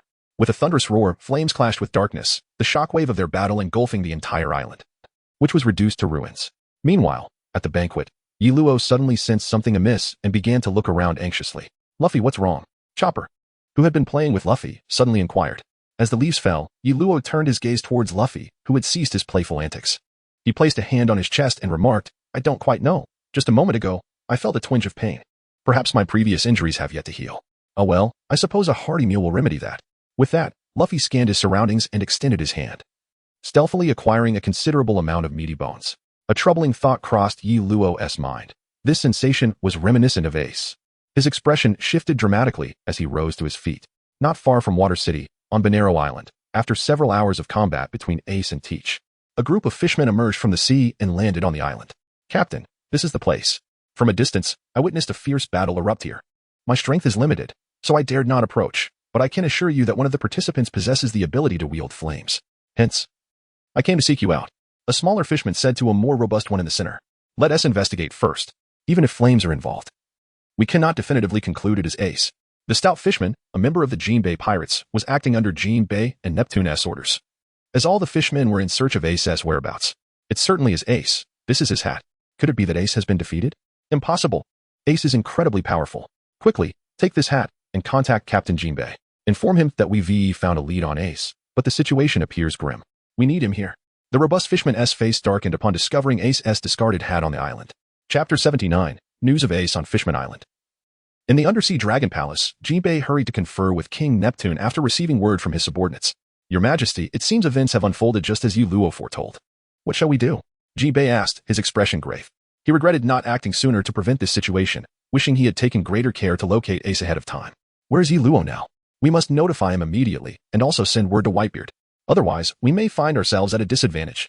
Neptune's eyes gleamed with determination as he spoke to Jinbei. "Additionally, we must deliberate on Yi Luo's proposal, as the events have indeed transpired just as he anticipated." "Yes, Your Majesty." Jinbei nodded in agreement before departing. He needed to inform Yi Luo and Whitebeard that Ace was in trouble. The world would soon be thrown into unrest once more. Meanwhile, news of Luffy's assault on Eni's lobby spread rapidly across the globe, reaching the hometown of the Straw Hat Pirates. In the Alabasta Palace, the king and a few others were quietly discussing matters, keeping their conversation from Princess Vivi. "Your Majesty, how could Nico Robin be with Luffy and the others? If Princess Vivi finds out, it would break her heart." Akaram expressed his concern. "Ah, that woman is indeed an enigmatic figure." King Cobra nodded in acknowledgement. However, what they were unaware of was that Princess Vivi had long been aware of this situation and was unfazed by it. Mr. Luffy is a very peculiar individual. Even when he is near, one cannot fathom his thoughts. Yet, since it is their choice, we must trust them. "I am their companion," Vivi remarked, gently touching the mark on her hand while smiling. "Ah, Princess Vivi, you have truly matured. The others were moved to tears, leaving Vivi perplexed by their sentimentality. Meanwhile, in Water City, Luffy and his companions had just received news of their latest bounties. Straw Hat Luffy, bounty 300 million. Pirate Hunter Zaro, bounty 120 million. Devil Child Nico Robin, bounty 80 million. Black Leg Sanji, photo acquisition failed, bounty 77 million. Sniping King Usopp, bounty 30 million. Cat Burglar Nami, bounty 16 million. Cotton Candy Lover Chopper, pet, bounty 50. Iron Man Frankie, bounty 44 million. The total bounty reached an astounding 667 million berries. Even Luo found himself somewhat intrigued. By the way, Luffy, according to your upcoming course, I presume you will be passing through the Devil's Sea? After hearing Frankie's inquiry, Luffy prepared to set sail but was halted by Luo's question. Ah, Luo, you've heard of that sea too? Nami's eyes lit up with anticipation. Indeed, I know of it, but wait. Luffy interjected, don't say anything. This is our adventure. If you reveal it now, it will lose its charm. He momentarily stunned Luo. Very well, though there may be complications, I believe with your abilities, you should manage just fine. Luo smiled, retracting his thoughts. Why won't you let Luo speak? That way, we could prepare ourselves. Nami exclaimed, displeased with Luffy. This is our adventure. Luffy stubbornly replied. That was his nature. He was generally easygoing, but once he made a decision, it was challenging for anyone to change his mind. All right, I won't delay your departure any further. I must take my leave. Luo waved goodbye to the Straw Hats, intending to return to his ship. However, just as he approached the shore, Reina informed him that a fisherman was seeking him. What? Are you certain? Luo asked in astonishment upon hearing the fisherman's words. We cannot be certain. But the hat undoubtedly belongs to Ace. The fisherman replied calmly. While he did not understand why Jinbei cared so much for this human, Luo realized that to earn his respect, he must possess commendable abilities. Take me there. My ship will follow closely behind. However, at that moment, Luo was too preoccupied to heed the fisherman's words and simply stated, all right. The fisherman nodded and without further ado, leaped into the sea. Reina, I'm going to greet my teacher. You all head out first. Luo instructed Reina after a moment's thought. Upon hearing this, Reina returned to the ship, following the fisherman's lead in the opposite direction. When Luo arrived on Carp's ship, he was surprised to find Akiji also present. However, he had no time to engage with Akiji and directly addressed Carp. Teacher, I have urgent matters that require my departure. Please take care of those pirates and return them to headquarters. Go on. Carp waved him off without even inquiring about Luo's intentions. As the leaves fluttered down, Luo prepared to depart.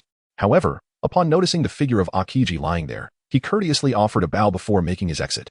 Vice Admiral Carp, how can you allow Luo to leave like this? What will you tell the Admiral upon your return?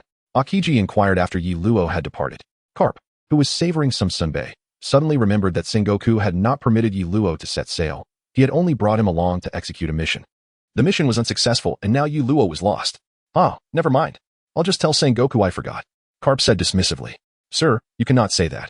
Just like before, when you told the Admiral that you let the Straw Hat Boy go because he is your grandson, he will undoubtedly be furious. Carpsade replied. Looking exasperated, Carp's expression stiffened, and he pointed towards the nearly invisible Huaxia ship, exclaiming, why didn't you mention this sooner? You only tell me now that the kid is about to vanish. The aide fell silent, realizing that it was common sense. Carp's excuses were hardly convincing. Yet, it was surprising that Akiji, a vice admiral, did not intervene to stop Luo's departure. Sir, the Straw Hat crew is preparing to set sail. At that moment, a Navy soldier arrived to report. Very well, fetch me a trumpet. Fire a warning shot towards them. Carp said with a grin.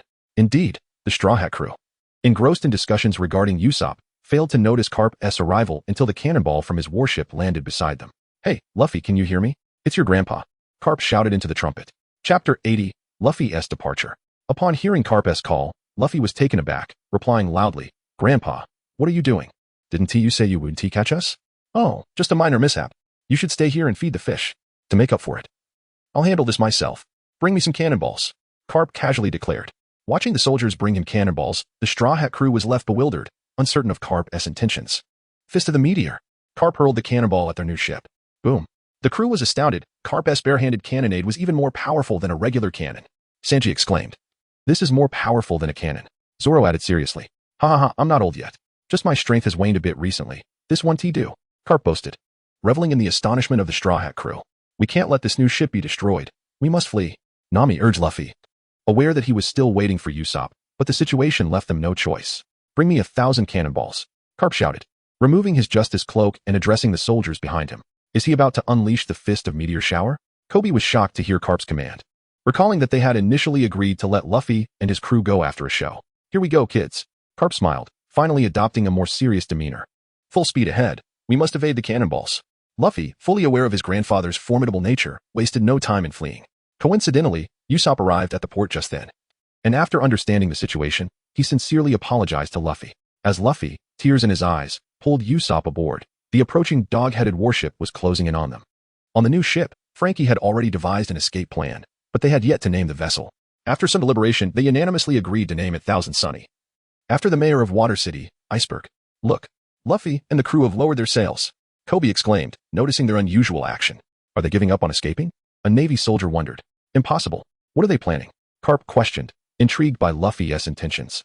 "Grandpa, Kobe and Yuluo are very happy to see you." Luffy shouted from the ship's stern towards the dog-headed warship, unaware that Yuluo was no longer present, thus including him in his farewell.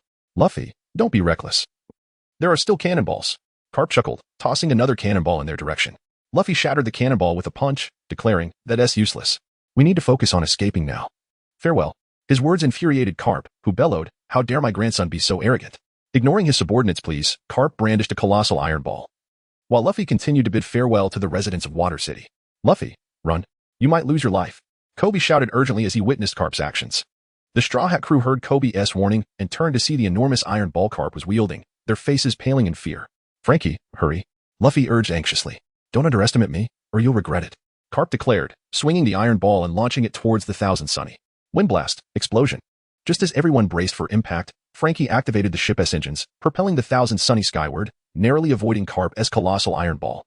"Well done," Carp exclaimed, his smile unwavering despite missing his target. Even Akiji lifted his eyemask to witness Luffy's ship take flight. "It's done. Baby truly escaped," Carp's aide remarked, relieved. "Indeed, I confirm it." Akiji nodded in agreement. "Ha ha ha, that's my grandson." Carp laughed heartily, devoid of any frustration for having missed, as he had intended to let Luffy go from the very beginning. "Mr. Carp, what has become of you, Luo?" Akiji asked quietly as the warship began its return journey. Carp pondered for a moment before sighing, "I'm not sure. Recently, that lad has recruited quite a few loyal followers at headquarters. He is no longer acting alone." Akiji fell silent for a moment. The situation surrounding Yi Luo was known to those at headquarters, but they neither supported nor opposed him, merely observing how far he could go. Previously, he had always acted independently, and while they doubted his success, they felt that failure would not be catastrophic. However, now that Yi Luo was forming his own faction, headquarters would surely take notice, for any potential defection could have significant repercussions. Meanwhile, after bidding farewell to Carp, Yi Luo utilized his moonwalk technique to return to the Huaxia ship, following the fishmen, and soon arrived at the island where Ace was rumored to have appeared. Jinbe. Upon arriving on the island, Yi Luo found several fishmen gathered there, including Jinbe, one of the 7 warlords of the sea. "You've come." I have glanced over the area, and it is indeed unmistakably the mark of my younger brother Ace. Jinbe nodded solemnly at the fallen leaves, acknowledging the greeting before speaking with a serious expression. Leaves wandered around for a moment, sighed, and said, "The worst-case scenario has unfolded. I am certain that the one who clashed with Ace is Blackbeard. He has acquired the dark fruit." "The dark fruit? Is it the one he seized after murdering Sachi?" Jinbe furrowed his brow and inquired. "Indeed, the combination of the dark fruit and teach is exponentially greater than the sum of its parts. From this moment forth, we must all exercise caution around him. Only someone of the old man's caliber could possibly disregard him." Leaves lamented. "What? Is he truly that formidable?" Jinbe exclaimed in astonishment. "Absolutely. The dark fruit not only possesses a gravitational pull akin to a black hole, but also has the ability to nullify the powers of its wielder. I suspect Ace was gravely injured due to his carelessness, ultimately rendering him unable to escape." Leaves nodded in affirmation. Chapter 81. Reactions from all sides. Brother Leaves. "Now that this has transpired, what shall we do?" Jinbe asked, a hint of concern in his voice. "There is no avoiding it, since it has already occurred. We must confront it head-on. Have you informed the old man? He must be prepared to avoid being caught off guard by the Navy." Leaves replied, his expression troubled. "Is war truly inevitable?" Jinbe remarked, his demeanor growing somber. "The Navy will not let such an opportunity slip by. They will undoubtedly initiate war to strike against Old Man Whitebeard, thereby solidifying their foothold in the New World," Leaves asserted with certainty. Sigh, Jinbe exhaled, falling into silence. "By the way, brother Jinbe, I have a matter I wish for you to convey to King Neptune," Leaves said, patting Jinbe's shoulder. "What is it?" Jinbe asked, intrigued. "I hope that the Fishman tribe can provide some warriors to join the Navy and serve under my command," Leaves stated solemnly. Jinbe's expression stiffened. Most fishmen dwell in the depths of the ocean, with only a few pirates venturing ashore. The notion of joining the Navy had never crossed their minds. Moreover, the majority of fishmen harbor animosity towards humans. What could they possibly achieve by joining the Navy? I will relay this to His Majesty. As for the outcome, I cannot say. However, Brother Leaves, do not hold excessively high hopes. The Fishman tribe. Jinbe began, but his words trailed off. As the leaves fell gently, Yi Luo spoke. I understand, so all I need is for you, my elder brother, to convey my message. If any fishmen are willing to join the Navy, I can take the lead in accepting them. Very well, I shall certainly relay your exact words. Ji-Bei solemnly nodded in response. Now, please contact Whitebeard, as I must commence my own actions. Additionally, if Marco has the time, ask him to seek me out. Whitebeard may not heed my words, but Marco will surely comprehend. Yi Luo nodded, took Ace's hat, and then returned to the Huaxia ship, setting sail immediately. Captain, what shall we do now? The subordinates of the Fishman pirates inquired after Yi Luo's departure. Let us head to the New World to consult with Father. Jinbei replied gravely. On Baldigo Island, the headquarters of the Revolutionary Army, Dragon had evidently seen the newspaper and was aware of Luffy's recent circumstances. Live according to your dreams. In this era, with your experiences and aspirations, challenge this world. The day we meet will inevitably arrive. Dragon stood alone, gazing towards the horizon. Commander, we have received a confidential report. At that moment, a Revolutionary Army soldier rushed in to speak with Dragon. What is the matter? Dragon inquired as he returned to the conference room. It concerns Fire Fist Ace. He has been captured by Blackbeard Teach, seemingly to be handed over to the government in exchange for the position of a warlord. The intelligence officer presented the confidential report to Dragon. Dragon was momentarily taken aback, lowering his gaze to the report, confirming it was sent by Yi Luo, as it bore a coordinate at the end, presumably indicating a meeting. Indeed, the event we discussed has come to pass. I must consider our next steps. Dragon murmured softly. Then turned to say, notify everyone, assemble all the officers. Yes. Despite being surprised by Dragon's command, the messenger did not hesitate and began issuing summons to the scattered Revolutionary Army officers around the world. As turmoil erupted across the globe, Carp returned to headquarters, only to be immediately summoned to Sengoku's office, accompanied by Akiji. So, is everyone clear on the situation? Sengoku informed them of Teach's capture of Ace. Oh dear, how terrifying. The youth of today are truly formidable, Kizaru remarked nonchalantly, appearing indifferent. The last of the three admirals, Akainu, sat silently beside him. Sengoku, have you assessed the odds of engaging Whitebeard in battle? That man is a monster. Tsuru asked, arms crossed, her tone serious. This is an excellent opportunity. Among the four emperors, Whitebeard's age has diminished his strength. If we can restrain him, the Whitebeard pirates will be left leaderless. Sengoku replied, nodding. Moreover, this is our home turf. After the battle, Marineford will undoubtedly be devastated. But here, we have a solid assurance of victory. Carp, sitting nearby, had not absorbed any of this information. Upon learning of Ace's capture, he had already tuned out. At that time, we'll issue a summons to the warlords. After nurturing them for so long, they should contribute to our efforts. Tsuru nodded in agreement. Very well, this matter is to remain absolutely confidential. Everyone, do not let it slip. Sengoku looked around, and everyone except Carp confirmed their understanding. Carp, I want to see Ace. Carp interrupted, not allowing Sengoku to finish. Okay, fine. Sengoku wanted to refuse, but ultimately nodded in acquiescence upon seeing Carp's determination. Carp then stood to leave, and Sengoku watched his old comrade depart, feeling as though Carp had aged several years in an instant. Also, ensure that Yi Luo does not wander about. It would be best to assign him some tasks at headquarters. After all, he has gathered a group of his own. Let him manage it well. Sengoku said, narrowing his eyes. That kid ran off on his own. Before meeting Straw Hat Luffy, he slipped away, and I have no idea where he went. Akiji replied lazily. Sengoku felt a sense of foreboding, as if something unfortunate was about to occur, and said with a stern face, Yi Luo must be found. That boy will not take this lightly. Ace is his brother, and once he learns of this, he will certainly cause a commotion. Humph. The Navy must maintain its image. Justice does not require softness. Akainu suddenly spoke up. First, notify him to return to headquarters immediately. Sengoku glanced at Akainu before ultimately agreeing. At that moment, Yi Luo had already arrived at the designated meeting place with Dragon, while Lena anchored the warship in nearby waters. Mr. Yi Luo. Clara emerged from the woods, calling out to Yi Luo, who was grilling fish. You all took too long to arrive. If the headquarters receives word, they will surely summon me back immediately. If you delay any longer, I will have to return. Yi Luo spoke without lifting his gaze from the fish. It's quite a distance, after all. It takes time to travel. Sabo followed Clara out of the woods. It seems you Revolutionary Army members have made up your minds. Yi Luo smirked slightly. We shall spare no effort in actions that can strike against the world government. Dragon said softly as he emerged with several figures. Chapter 82, Strengthening Power at this moment. Yi Luo had finalized all arrangements with the Revolutionary Army. To avoid arousing Sengoku's suspicions, he promptly set sail back to headquarters. Commander, is this person truly trustworthy? A Revolutionary Army officer questioned, watching the departing Huaxia ship with skepticism. Humph, do you think he is a spy sent by Sengoku? Dragon asked with a smirk. Isn't it possible? If this is a Navy plot against us, we will undoubtedly suffer severe losses. The revolutionary officer replied directly. With the 2nd Division captain of Whitebeard captured, this must indeed be true. Whitebeard will not let this go easily. the Navy will have no time to deal with Whitebeard, let alone provoke us. So regardless of the truth, we must proceed with this operation. However, it will not be conducted according to this boy's plan. You all understand, right? Dragon smiled as he revealed his inner strategy. Upon hearing this, the revolutionary officers burst into laughter, while only Sabo remained pensive, lost in thought. Sabo, what troubles you? Clara nudged Sabo with her elbow, inquiring. Do you remember?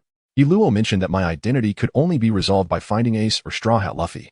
However, with Fire Fist Ace captured by the Navy, I find myself pondering. Sabo hesitated before speaking. But aside from Fire Fist Ace, isn't there also Straw Hat Luffy?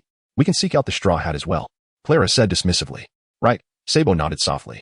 Yet he did not disclose to Clara how familiar the name Ace felt to him, nor how deeply concerned he was for Ace's safety. As Yuluo neared headquarters, Navy warships had already spotted him, promptly informing him that Fleet Admiral Sengoku was seeking him and requesting his immediate return to headquarters. Admiral, I merely stepped out to earn some pocket money. Is it really necessary to rush for me like this? Yuluo arrived at Admiral Sengoku's office, expressing his dissatisfaction. During his recent return journey, he had specifically sought out some pirates to capture, intending to divert attention, as his pursuit of bounty hunters had become widely known at the Navy headquarters. Moreover, having apprehended a bounty criminal in Water City, his total diamond count had surpassed 70,000, bringing him closer to the coveted 100,000. However, he refrained from participating in the lottery, choosing instead to devote himself to training upon returning to headquarters. He understood that once the Navy secretly acquired Ace, Sengoku would no longer allow him to venture out. Thus, the enhancement of his strength hinged on the quality of rewards he could obtain with those 70,000 diamonds. After a brief conversation with Admiral Sengoku, Yuluo took his leave. Sengoku's method of keeping Yuluo at headquarters was straightforward. Previously, Yuluo had been promoting the Luohan Fist within the Navy, and Sengoku saw this as an opportunity to have him continue his efforts at headquarters, to which Yuluo did not object. He recognized that a significant event was imminent in Marineford, allowing him to remain at headquarters with peace of mind. The following day, Yuluo reappeared at the training grounds. In addition to teaching the soldiers the Luohan Fist, he began to hone his martial arts. Currently, his internal skill was the Zixia Divine Art, now at level 3. His most formidable technique was the 18 Dragon-Subduing Palms, albeit still at level 1, and his lightness skill, learned recently, was the Snow Tracking Technique, also at level 1. Additionally, upon returning to headquarters yesterday, he spent his 70,000 diamonds, acquiring several valuable items, with experience scrolls being a notable find. The treasure lottery cost 10,000 per draw, and Yuluo opted for a 5-draw sequence. Although he did not obtain an extraordinary treasure, he did acquire much-needed experience scrolls. Out of the 5 draws, 2 yielded experience scrolls, which not only enhanced his character's experience but also increased the proficiency of his martial arts manuals. Having previously elevated his character level by capturing bounty criminals alongside revolutionary forces, he had reached level 21. However, he found the benefits of his character level to be minimal, thus placing this matter on the back burner for now. His martial arts manuals required substantial proficiency, and he feared that practicing alone might take years to achieve mastery. So he naturally intended to use the experience scrolls for that purpose. Before utilizing the scrolls, he hesitated, initially planning to allocate them all to the 18 Dragon-Subduing Palms. However, with the remaining 20,000 diamonds from yesterday, he drew twice from the manual lottery, obtaining a subpar technique and a high-level move manual, the One Yang Finger. This left him in a quandary. While the One Yang Finger was quite powerful and less taxing than the 18 Dragon-Subduing Palms, it would only serve as a temporary solution to his internal energy deficiencies. He knew that the One Yang Finger also consumed a significant amount of energy, and without a superior internal skill, he could not unleash his full potential in battle. Ultimately, Yuluo decided to invest all the experience scrolls into the 18 Dragon-Subduing Palms. As for the inferior manual, he placed it in his inventory, knowing that with the recent system update introducing a synthesis feature, collecting 10 of them would allow for a combination into something more useful. Consequently, after exhausting all his resources, he successfully acquired the One Yang Finger and upgraded the 18 Dragon-Subduing Palms once. Post-upgrade, Yuluo gained a more profound mastery over the 18 Dragon-Subduing Palms, enabling him to execute the technique without exerting full force. Although its power diminished, it alleviated the risk of losing combat effectiveness after using the technique, allowing him to practice subsequent moves without concern. Sir, Vice Admiral Garp has summoned you. A naval soldier interrupted Yuluo's training. I understand. Yuluo donned his attire and followed the soldier to Garp's office. It was typically empty, as Garp seldom occupied it. Follow me. Upon entering Garp's office, Garp promptly exited, leaving Yuluo perplexed. Master, are we setting sail? But the Admiral has prohibited me from doing so. Yuluo inquired as they boarded Garp's dog-headed warship. The Admiral forbids you from sailing, and you comply? Since when have you been so obedient? Garp chuckled awkwardly, responding to him. As the leaves fell, Yuluo expressed his helplessness, pondering the absurdity of the situation. In no time, the warship passed through the gate of justice and descended to the underwater prison. Carp led Yuluo directly to the lowest level, unimpeded by anyone along the way, suggesting that Carp had long been on familiar terms with the guards. Master, what brings us here? Although Yuluo had surmised Carp's intentions, he feigned ignorance. Needless to say, I brought you here to see Ace. Carp shot Yuluo a glare. I still have no idea about Ace's capture. Please don't put me in a difficult position. Yuluo shrugged in response. Chapter 83. Yuluo Speculations. Yuluo, what brings you here? When Carp and Yuluo appeared before Ace, the latter was evidently taken aback. Can you not be so reckless?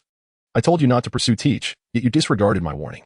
I have been trailing behind you across much of the Grand Line, and still, I could not locate you. Yuluo sighed.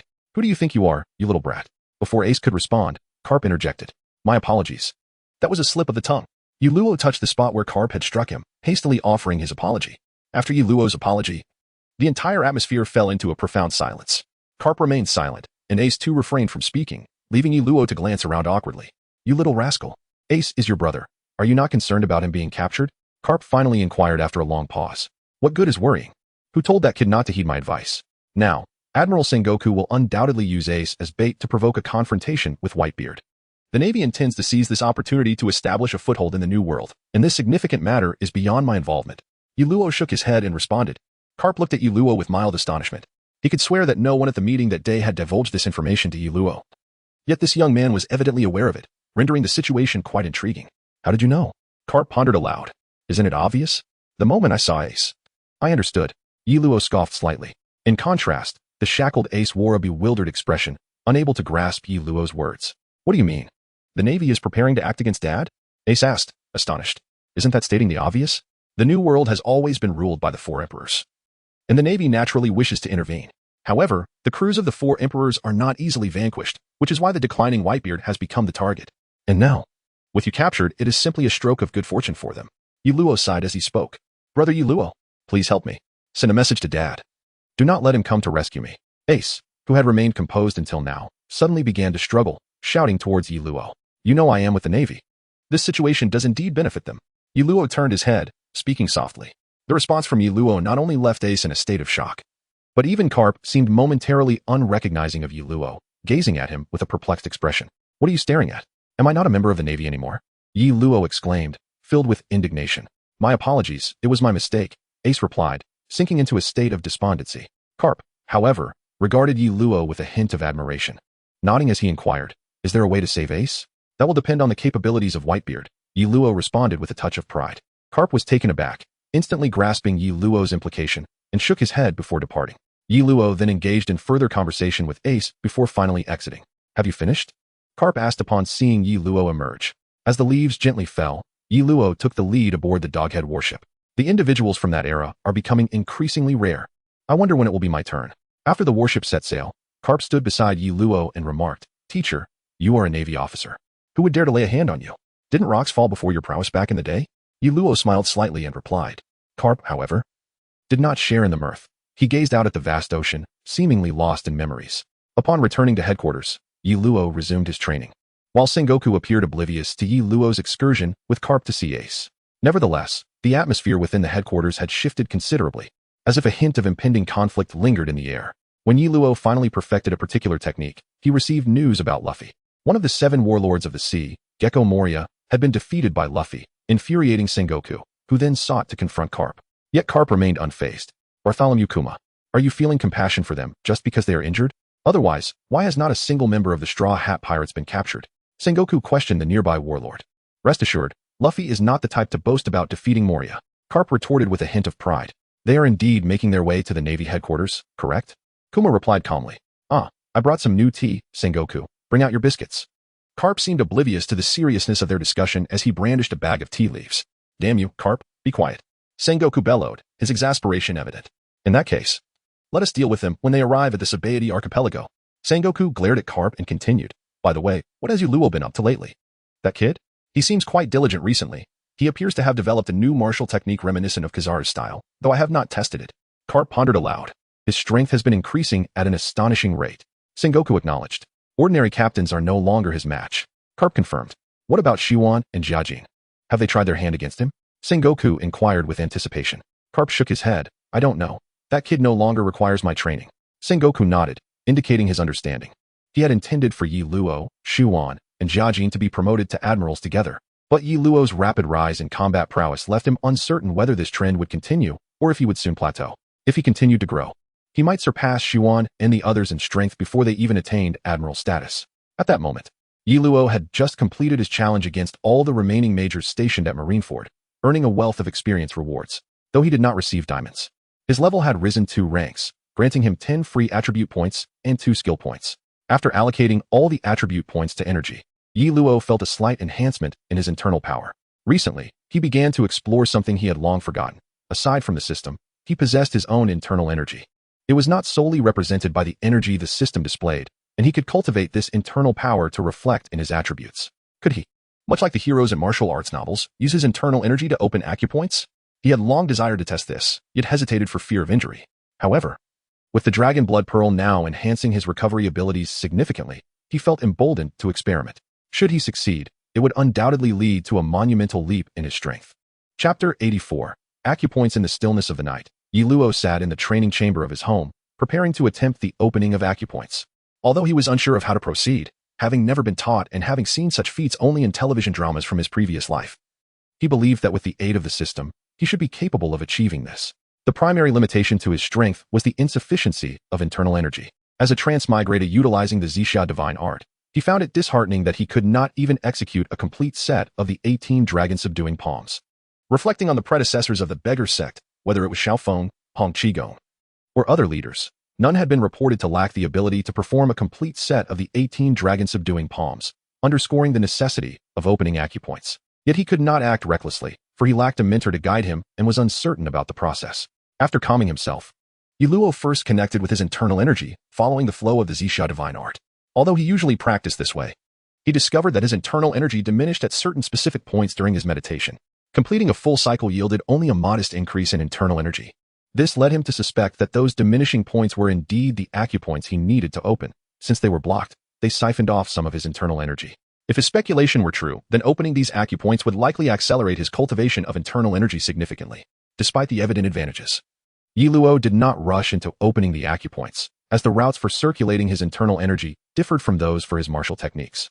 Thus, he attempted the 18 Dragon-Subduing Palms and the One-Yang Finger to test their effects. Each technique exhibited unique pathways for energy circulation, yet they shared a commonality. The internal energy would wane as it passed through specific areas of the body. Consequently, opening the acupoints would likely enhance both the potency and efficiency of his techniques. He faced a choice: to open the acupoints based on internal energy circulation or according to the martial techniques pathways. After careful deliberation, Yi Luo decided to prioritize the internal energies route, believing it would yield greater long-term benefits. For now, his combat capabilities sufficed for most situations. Once he had opened all acupoints associated with the internal energy, he would then focus on those linked to his martial techniques. Having made his decision, Yi Luo began to calm his mind and gather his energy, slowly activating the Zixia divine art. However, upon reaching the first acupoint, he halted the flow of his internal energy, realizing he had no knowledge of how to open it. After several attempts, he remained at a loss, unsure how to achieve the opening of the acupoint. In frustration, he steeled himself, gathering all the internal energy from his dantian to where he had previously ceased the flow. As the energy accumulated, he felt a slight discomfort in his abdomen, realizing it was due to an excess of internal energy at that location. However, he lacked the means to break the acupoint, so he had no choice but to persist, treating this as a last resort. Gradually, as the internal energy continued to build, beads of sweat began to form on his forehead, and his face flushed with a deep red, a hint of purple energy surfacing beneath the skin. If this method were indeed flawed, he would be in grave trouble. As Yi Luo concentrated the skin internal energy residing within his dantian, he gritted his teeth and summoned all of it. A resounding boom echoed, though he could not ascertain how much time had elapsed. Just as he felt on the verge of collapse, a sudden thunderous sound resonated nearby, reminiscent of something being toppled. Instantly, his entire body began to relax. And before he could inspect his condition, he was met with the synthesized voice of the system. "Congratulations, host, you have prematurely activated the acupoint function, and the Qihai acupoint is now unblocked." Upon hearing this, Yi Luo's mind finally eased, and he collapsed onto the floor of the training room, succumbing to slumber. The following morning, as dawn broke, Yi Luo's biological clock roused him. The first thing he did upon waking was to assess his physical condition. He recalled that he had seemingly unblocked an acupoint the previous night. Although the process had been arduous, the outcome was evidently favorable. Through the sensation of his inner strength, he discovered that his internal energy had returned to his dantian and had not migrated to a new acupoint. Moreover, the overall quantity of his energy had increased slightly. though the enhancement was modest, contrary to the legendary accounts of a significant surge following the unblocking of acupoints. After scrutinizing his internal energy, Iluo accessed the system, recalling that it had informed him of the premature activation of the acupoint function. Indeed, upon opening the control panel, he noticed an additional icon representing an acupoint. Eagerly, he clicked on it and was presented with a transparent diagram of the human body, adorned with hundreds of acupoints of various sizes. Some were depicted in gray, while others appeared completely black, but near the lower abdomen, one acupoint glowed vibrantly. As the leaves fell, a closer examination revealed the Qi acupoint, which had been unblocked, resulting in an increase of internal strength by 20, a flow rate of internal energy by 1, and a storage capacity of 100. It was only then that Iluo comprehended that it was indeed the Qi acupoint he had unblocked the previous night. Adjacent to the Qi acupoint were numerous smaller acupoints, most of which were depicted in black, displaying no information. However, Iluo, connecting the gray acupoints, finally unraveled the underlying secrets. The gray acupoints formed 4 distinct pathways, corresponding to the energy routes of the Zixia divine skill, the 18 Dragon-Subduing Palms, the One Yang finger, and the Snow Without Traces lightness skill. These gray acupoints indicated potential unlockable pathways, each with varying requirements. Some necessitated a specific total energy level, while others demanded proficiency in particular techniques. The black acupoints, devoid of any display, indicated that Iluo could not currently access them, likely due to the absence of corresponding energy routes. Nevertheless, after some contemplation, Iluo found certain aspects perplexing. As he possessed knowledge of other techniques, he had mastered 3 sets of lightness skills, yet only Snow Without Traces was visible. Ultimately, Iluo speculated that only advanced techniques would be cataloged by the system, a notion that remained unconfirmed. However, the 4 techniques encompassing these acupoints presented enough motivation for Iluo to dedicate a significant amount of time to their mastery, leading him to set aside his confusion. Chapter 85. Iluo vs. Kaji. Upon exiting the training room, Iluo first indulged in a refreshing shower before stepping outside. At that moment, it was the designated time for morning exercises at the naval headquarters, where Iluo commenced his routine of teaching the soldiers the Luon fist. The soldiers, having enhanced their combat prowess through this technique, found it sufficient to handle the pirate minions, despite lacking the benefits of internal energy. After completing the lesson, as the first rays of dawn broke through, Iluo settled onto the rooftop to practice the Zixia divine skill. Just as he closed his eyes to circulate his internal energy, Iluo felt the benefits of unblocking acupoints. The enhanced flow of internal energy significantly accelerated his training speed and efficiency, further igniting his eagerness to explore additional acupoints. "What mischief is that little rascal up to lately?" inquired Sengoku, the admiral, with curiosity in his office. "That kid has been training diligently, and it seems his strength has increased considerably," Carp remarked, munching on sabe. "Oh? Has he shown any interest or taken any action regarding Ace?" Sengoku probed cautiously. Carp, his face momentarily freezing with a smile, replied, "I couldn't say for sure." Seeing this, Sengoku refrained from further comments. Just then, the office door burst open, and a messenger rushed in, breathless. "Report, Admiral. Just now, Major Iluo and Vice Admiral Kaji have begun to spar at the training ground." "Huh? What transpired?" Sengoku's expression darkened as he inquired. The messenger shook his head. "I'm not certain. They seemed to intend to spar at first, but it escalated into a real fight. You should see for yourself. The training ground is nearly destroyed." "What? That kid's strength should still be inferior to Kaji's, right?" Carp frowned, questioning. "Let us go see for ourselves." Sengoku rose and led the way out of the office. Boom. By the time they arrived at the training ground, it appeared that a victor had emerged from the clash. The entire area was riddled with craters, and a massive explosion echoed from within, sending plumes of smoke into the air, leaving everyone uncertain of the outcome. "Look, Admiral Sengoku and Vice Admiral Carp are here. What is happening today? It seems like many high-ranking officials have arrived," murmured the surrounding naval soldiers. "Saito, what is the situation?" Sengoku inquired of the observing Tontada, who stood nearby. "Admiral, it's nothing serious. They were merely sparring. However, Kaji didn't anticipate how rapidly Iluo has progressed. And given the crowd, he likely exerted full force to avoid losing.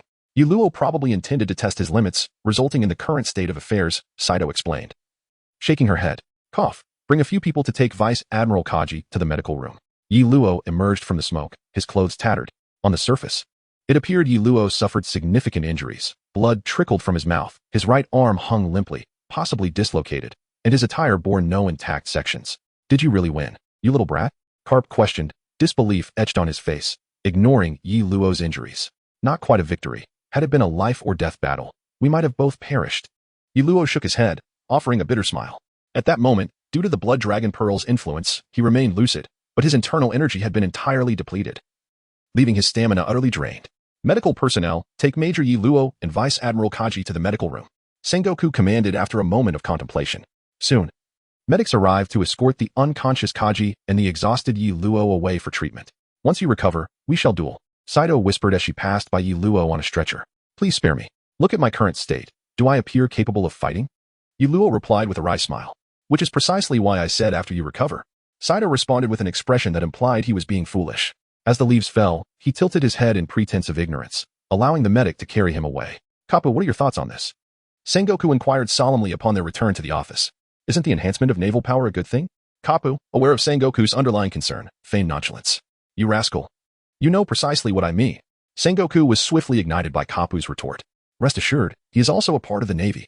He harbors a sense of justice within. Kapu replied with a smile, evading the topic at hand. A day later, while Jaji was still recuperating in the hospital, Yi Luo had already stealthily escaped and returned to his solitary villa. Ha ha ha. I knew you couldn't endure staying in the hospital. Upon entering, Yi Luo was met head-on by Kapu. Master, what brings you here? Yi Luo asked in astonishment. Humph, you've been making quite rapid progress lately. Even managing to take down Jaji. Kapu remarked with a hint of pride. As the leaves fell, Yi Luo shook his head and said, What I told the marshal that day was the truth. Our chances in the life and death battle are 50-50, and there is no guarantee of victory. That is already quite commendable. How is your recovery? Karp inquired, nodding his head. I'm doing well. My body is fine, but I have yet to regain even a third of my physical energy. Yi Luo replied with a smile as he entered the house. Once you recover, come find me, Karp said as he stood up. All right. Yi Luo nodded in response, aware that Karp wanted to assess his strength and provide further guidance. Although Karp could be quite unreliable as a teacher at times, in terms of power, only Sengoku in the Navy could be compared to him. I heard that Moria was also defeated by Luffy. Yi Luo hastily asked as he saw Karp preparing to leave. He needed to ascertain Luffy's whereabouts to determine the timing of recent events. Karp nodded, chuckling. Indeed, not surprising for my old grandson. That shadowy fellow has been defeated. And Sengoku has been troubled for quite some time. As long as he is alive, we won't have to replace the warlords. I believe Luffy is not the type to flaunt his achievements. Yi Luo grinned. However, he felt a sense of urgency rising within him. Luffy was drawing closer to Sabaody Archipelago, and he needed to enhance his strength quickly, or he would be of little use during the Marineford War. All right. Take care and rest well. I'm off. Karp waved goodbye as he exited Yi Luo's courtyard. Chapter 86. The meeting of high-ranking Navy officials. Please explain how you were defeated by Yi Luo. In Sengoku's office, Jikiji, wrapped in bandages, sat across from Sengoku, facing his inquiry. By the time I arrived, they had already been fighting for a while, and Yi Luo was clearly dominating. Jikiji was about to speak when Ji Yuan interjected. Yi Luo was suppressing you the entire time? Akiji asked in astonishment. Ji Yuan glanced at Jikiji, who was lowering his head, slightly embarrassed, and nodded. Oh dear, the youth of today are truly formidable, Kizaru remarked nonchalantly, trimming his nails in a rather lewd manner. Jikiji, why don't you share your perspective? It would provide us with a clearer understanding, Vice Admiral Tsuru suggested, clasping her hands together. Jikiji nodded and said, originally, that kid approached me, claiming he had recently grown stronger and wanted to spar. So at first, I didn't take it seriously. You all know that the only move of his that poses a threat to me is that dragon-like energy wave, but he paused for a moment before continuing. However, after mastering his R-hit fist, that kid could unleash moves at will, abandoning his previous patterns, catching me off guard. My observation haki was rendered ineffective. Based solely on martial arts, he should not be able to defeat you, right?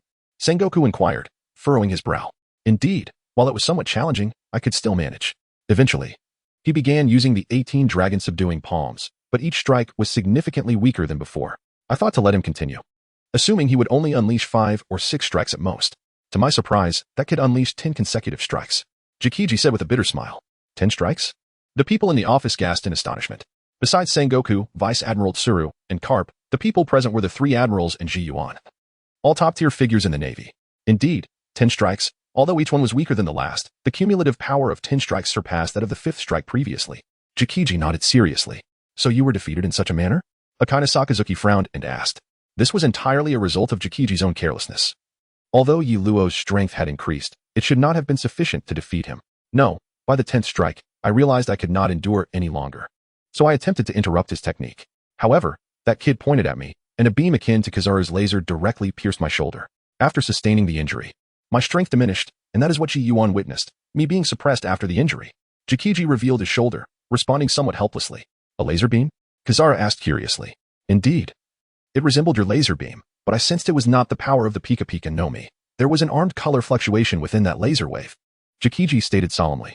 It appears that this is also a form of martial arts that Yi Luo speaks of. This system has never been seen before. Yet he claims it is a family tradition. What does everyone think? Sengoku tapped the table, posing the question. The East Blue, Yi Luo's homeland, has already dispatched individuals to investigate, and aside from him, no one else seems to possess the martial arts he speaks of. However, he is not a native of that island. It is said he drifted there as a child and was rescued by the island's inhabitants, which is why he has lived there ever since. Akiji softly stated, "What is the point of saying so much? He is now a member of the Navy and is willing to teach his martial arts to us. The only issue is that we cannot comprehend the internal energy he mentions." Karp remarked dismissively. "We cannot ascertain whether he speaks the truth. If he deliberately altered the method of cultivating internal energy to prevent us from learning, then we would naturally be unable to master it." Kizaru interjected while continuing to trim his nails. "What? Are you considering taking an interest in him? Regardless of whether his claims are true or false, that is his own matter. Whether he wishes to teach is entirely up to him," Karp said, visibly displeased as he glared at Kizaru. "Oh dear, Vice Admiral Karp. Do not be angry. I merely mentioned it. After all, judging by what Yi Luo has demonstrated, if our Navy were to master such a martial arts system, perhaps the four emperors would not pose a problem for us." Kizaru feigned fear, grinning mischievously. "Enough. Now that Yi Luo is one of our own, let us refrain from discussing such matters. Once he has recovered, we shall proceed." Sengoku waved his hand to halt further discussion, then turned to Ji Yuan and said, "Ji Yuan, go and test his limits. Do not hold back." Ji Yuan nodded, filled with fighting spirit, and replied, "Rest assured, Marshal. I will not make the same mistake as Jakiji. For safety's sake, do inform me when the time comes. I will also be present to observe." Sengoku nodded in agreement. Vice Admiral Tsuru frowned at Ji Yuan, feeling that Sengoku's arrangement was somewhat inappropriate. Jakiji's strength was not far off from Ji Yuan's, and if Jakiji had been defeated, testing Yi Luo's strength would require at least an admiral to step in. Meanwhile, what was Yi Luo doing at that moment? Upon returning to his secluded villa, Yi Luo began his recovery while simultaneously continuing to open his acupoints. Though only a few days had passed, he had successfully unblocked a significant number of them, leaving only a handful to be completed before the impending major event. Once fully opened, his combat prowess would undoubtedly ascend to a new level. As for the acupoints that remained inaccessible due to insufficient conditions, Yi Luo had no effective solutions at the moment. Fortunately, the requirements for the acupoints associated with his mental techniques were clear. With diligent effort towards these criteria, he would eventually succeed in unblocking them all. Each unblocked acupoint contributed to an increase in his internal energy, which had more than doubled. Remarkably, during his battle with Jaji, Yi Luo had not even unleashed his full potential. Presently, he could execute the 18 Dragon-Subduing Palms up to the 10th strike. Had he utilized the weakened version of this technique during his fight with Jaji, he would have been capable of reaching the 16th strike. However, the energy required for the final 2 strikes was exceedingly demanding. Even in a diminished form, he lacked the necessary internal power to sustain them, let alone in their complete form. His mastery of the One Yang Finger had also reached a proficient level, and he discovered its healing properties. Indeed, the One Yang Finger could seal acupoints, preventing excessive blood loss. While not a grand ability, it served as a useful tactic. Chapter 87. Sparring with Ji Yuan, Big Sister. "What are you doing? I've only just recovered, and you want to spar with me?" Early in the morning, Yi Luo was dragged by Ji Yuan from his room to the training ground, where she intended to engage him in a friendly duel. "Hurry up. I am quite intrigued by your strength. Last time you defeated Jaji, this time, I shall be your opponent."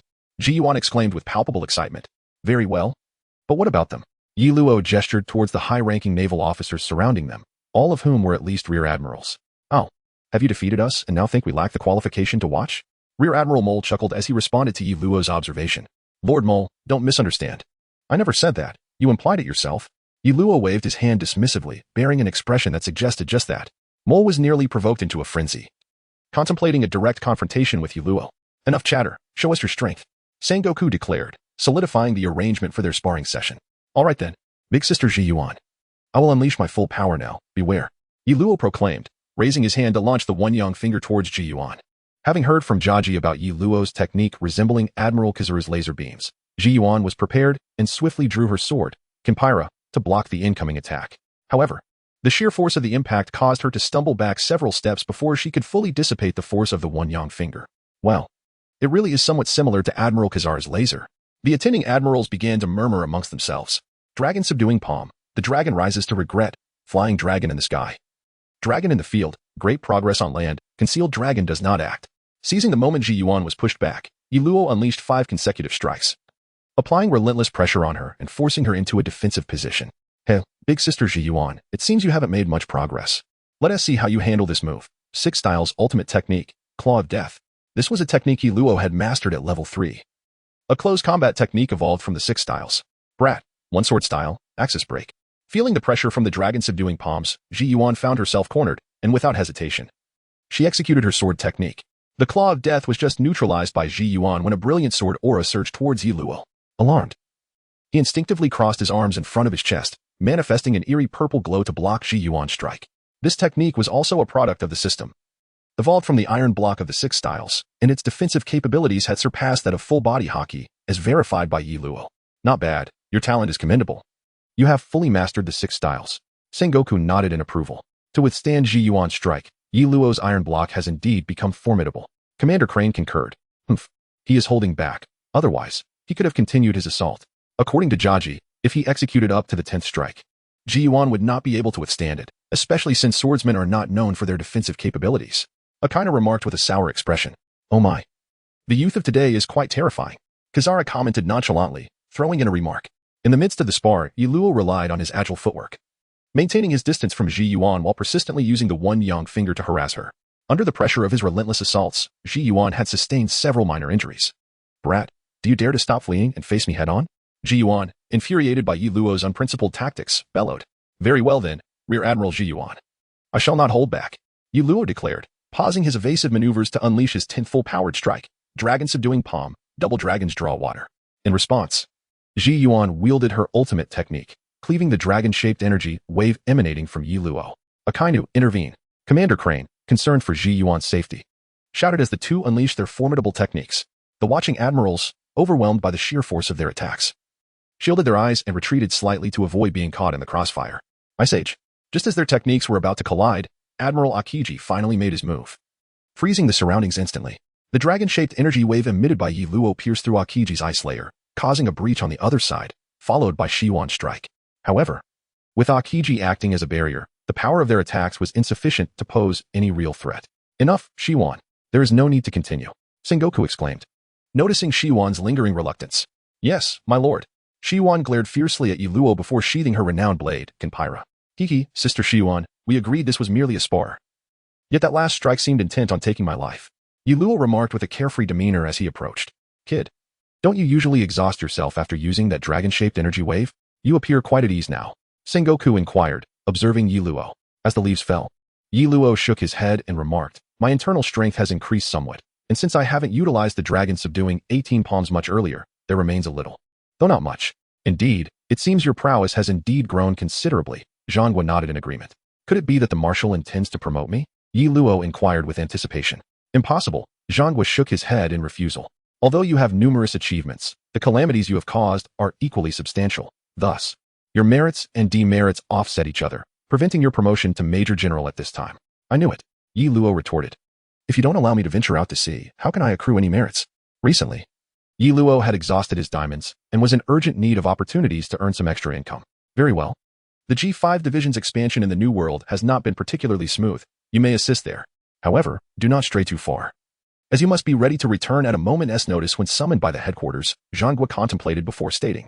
Zhanghua, what are you planning? The aid. Crane looked at Zhanghua in surprise and asked. Zhanghua nodded and replied, we are facing obstacles in the New World. We require someone like Yi Luo to stir things up and demonstrate the dynamism of our navy, as well as to ensure the successful execution of that matter. Chapter 88. The advancing Yi Luo before long. Yi Luo received his official appointment from headquarters, promoting him to the rank of Major General, directing him to the G5 Division to serve as the deputy to Vice Admiral Virgo, assisting in the Navy's endeavors to expand in the New World. A few days later, Yi Luo managed to subdue a group of naval soldiers who resembled pirates more than anything else and met the highest-ranking officer at the base, Vice Admiral Virgo. A man who insisted on being addressed as Mr. Virgo had an insatiable appetite for hamburgers and often bore remnants of food on his face. A member of the Don Quixote family's undercover operatives, Yi Luo had nearly forgotten about this individual, but upon their encounter, he recalled that this person was of no benefit to the Navy and began devising ways to uncover evidence of Virgo's espionage. However, given that the G5 base was situated in the New World, where confrontations with pirates were frequent and intense, Yi Luo found little time to closely monitor Virgo and had to rely on his companion, Lena, for assistance. In the days following his arrival at the G5 base, Yi Luo became acutely aware of the formidable strength of the pirates in the New World. He bore several scars from his encounters, having faced 2 waves of the 4 Emperors' pirate crews within just a few short days. While the 4 Emperors themselves did not personally engage, their top subordinates were far from lacking in renown. One of the first 4 Emperors that Yi Luo encountered was none other than the Kaido pirates. Perhaps due to a connection with Don Quixote da Flamingo, Luo discovered on the second day of his arrival at the base that one of Kaido's calamities, the drought-inducing Jack, was loitering near the G5 base. Initially, Luo intended to launch an attack, but he was intercepted by Virgo, whose reasoning compelled Luo to reconsider his approach. Virgo informed Luo that even if they were to unite and defeat Jack at that moment, what would it ultimately achieve? They would merely imprison him and impel down. And it was inevitable that Kaido, upon receiving word of this, would come to retrieve his subordinate. Not only would the G5 branch be unable to withstand Kaido's might, but even impel down would stand powerless against his rescue efforts. Therefore, vanquishing Jack in this setting was entirely unnecessary, as long as the adversary did not overstep their bounds. They would refrain from taking the initiative. In the New World, it was feasible to contend with other pirates. Yet when it came to the high-ranking officers of the Yonko pirate crews, even the Navy had to tread carefully. As Luo gazed at the indifferent Navy soldiers surrounding him, he recognized their accustomedness to such a life, one where they habitually retreated before the formidable four Emperor's pirate crews. Although Luo, having recently enhanced his strength, contemplated confronting Jack, he ultimately decided to spare him, realizing the Navy was not yet capable of engaging in a battle against two of the four Emperors. Unexpectedly, Jack, seemingly seeking his own demise, arrived at the G5 base to provoke Luo. Unable to restrain himself, Luo took matters into his own hands, not only defeating Jack, but also sinking his pirate crew. However, he did not wish to utterly offend Jack. After overcoming him, Luo deliberately allowed him to escape, knowing that he lacked the means to either kill or capture him. Despite his victory, Luo found himself at a loss against Jack, the user of the ancient Zoan-type mammoth fruit, whose defensive capabilities were indeed formidable. Thus, while the system recognized his triumph with generous experience rewards, no diamonds were forthcoming.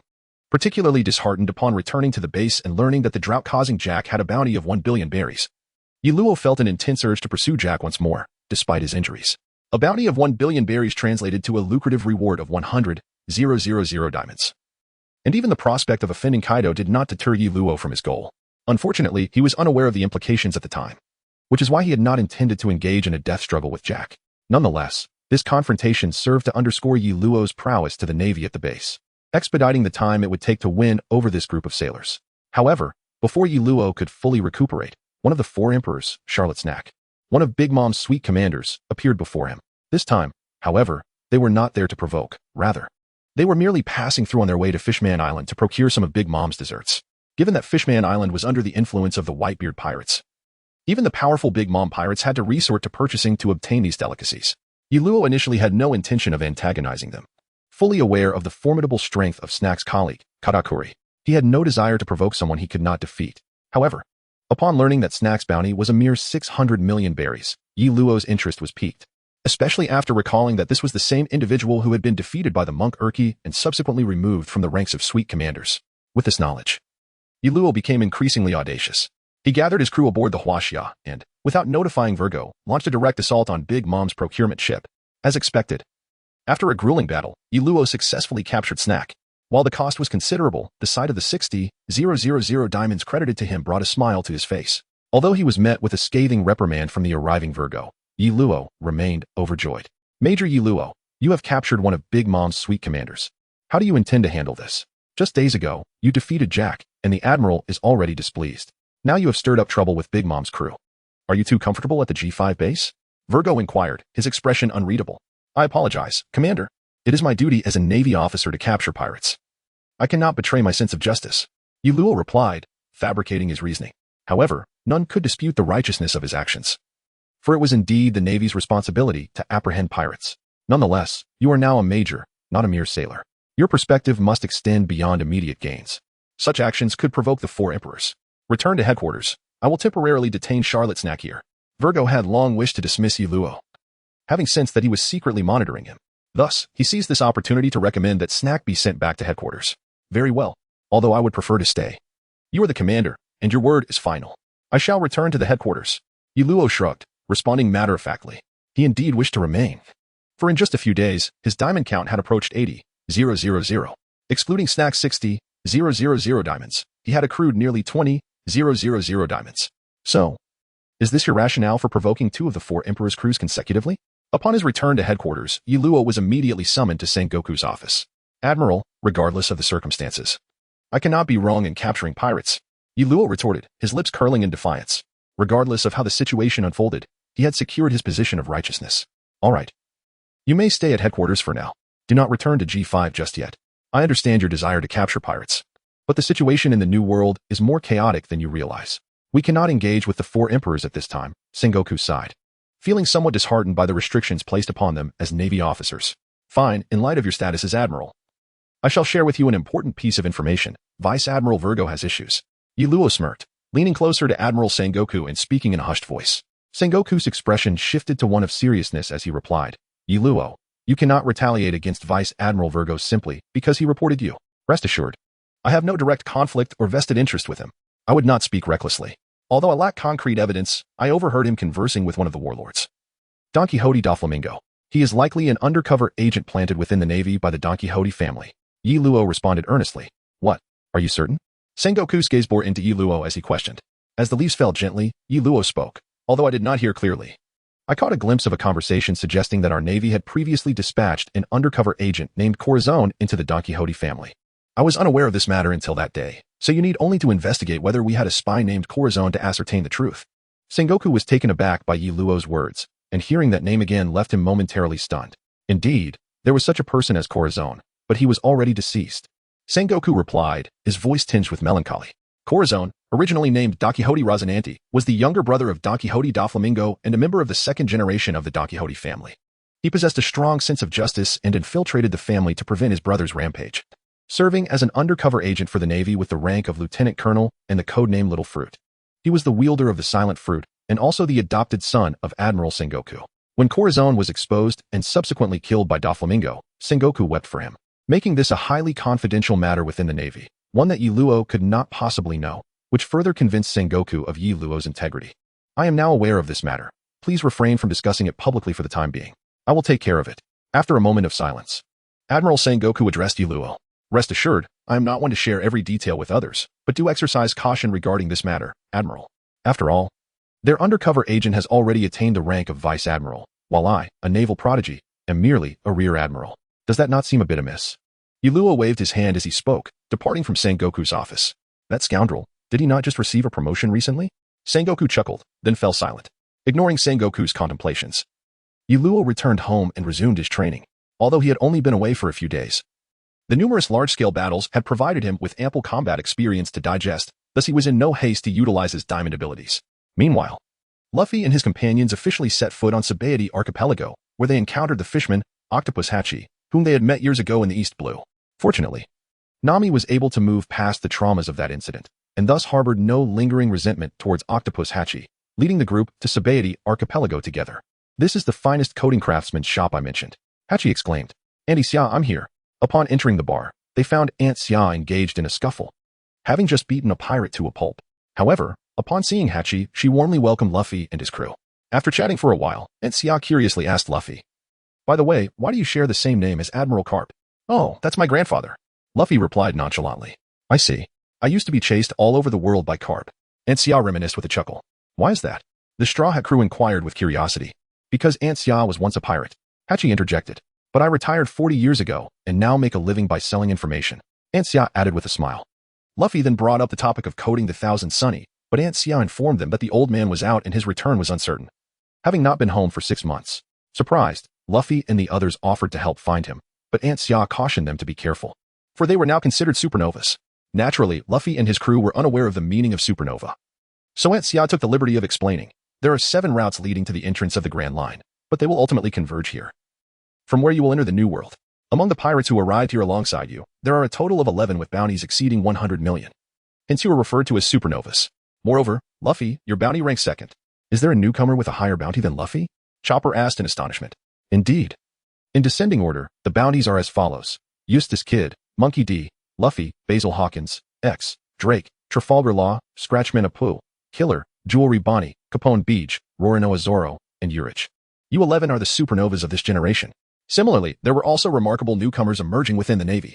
Aunt Xia winked, grinning widely. The Navy? They have supernovas too? Nami asked incredulously. Aunt Xia shook her head, clarifying, the Navy differs from us pirates. They undergo systematic training, thus the term supernova does not typically apply. However, every few years, the Navy does produce some extraordinary geniuses, like the last generation's White Hunter, Smoker, and others. Smoker. Luffy recalled his encounter with her in Logtown upon hearing the name. So, does this generation have any monstrous talents in the Navy? Nami inquired with curiosity. Chapter 90. The turmoil of Sabeti Archipelago. Upon hearing Nami's question, Aunt Xia chuckled, seemingly lost in thought, and said, currently, the most renowned monstrous talent in the Navy is the purple dragon, Yi Luo. He is regarded as a figure destined for the rank of admiral, barring any unforeseen circumstances. Yi Luo, the Straw Hat crew, with the exception of Brooke, who had perished, exclaimed in astonishment. Indeed, he is a student of Carp. Little Luffy, you are Carp's grandson. It seems you share quite a connection. However, based on your expressions, it seems you are acquainted with Little Yi? Aunt Xia said with a smile. Aunt Xia, why do you call Yi Luo Little Yi? Do you know him? They asked curiously. Well, I suppose you could say I know him. Aunt Xia chuckled, recalling the time when Yi Luo came to seek training under Rayleigh. After chatting a bit longer with Aunt Xia, the Straw Hat crew set off in search of Uncle Rayleigh, unaware of the significance of the name. As they embarked on their quest, they stumbled upon an amusement park, where Cammy, a member of the Merfolk, had never been. Thus, Luffy and the others accompanied her for a day of fun, completely forgetting their original mission. Meanwhile, Zoro, who had separated from Luffy and the others, was wandering alone in Sabeti Archipelago, and by sheer misfortune, encountered a celestial dragon. This was precisely why Yi Luo seldom visited Sabeti Archipelago. Even when passing through, he rarely set foot on the island, preferring to avoid the celestial dragons. As a member of the Navy, he had an obligation he could not refuse, yet he feared that upon witnessing those wretches, he would succumb to the urge to eliminate them. Thus, he would refrain from landing unless absolutely necessary. What is the matter? Are you asking for directions?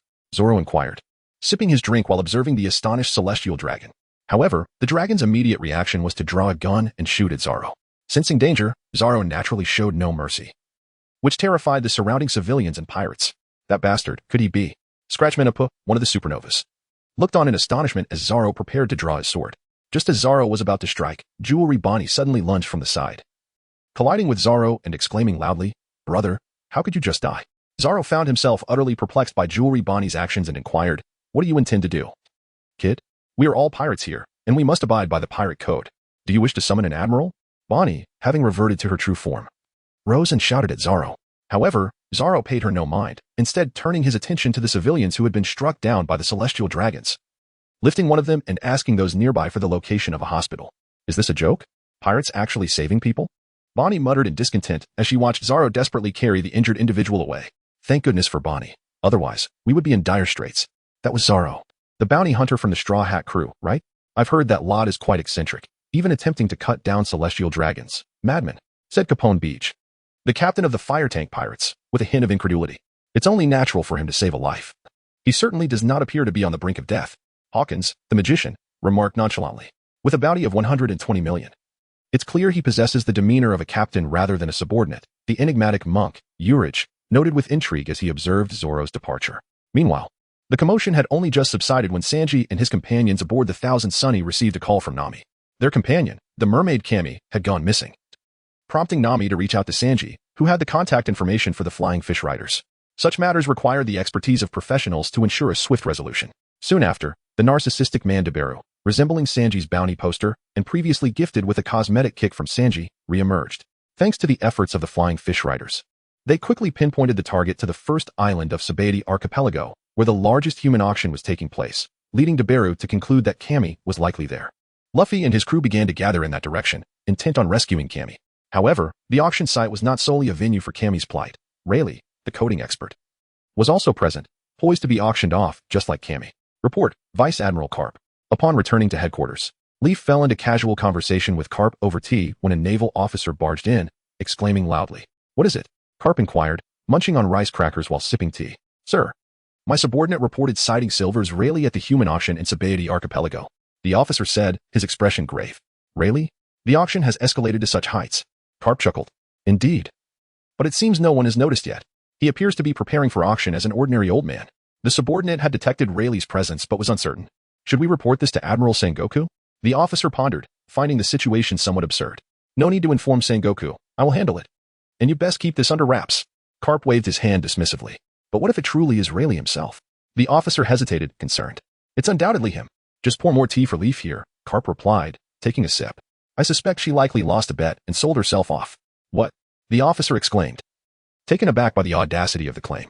"For now, it's best to act as though we know nothing. The Navy lacks the manpower to confront Rayleigh." Carp gestured. "Forget it. I'll go myself.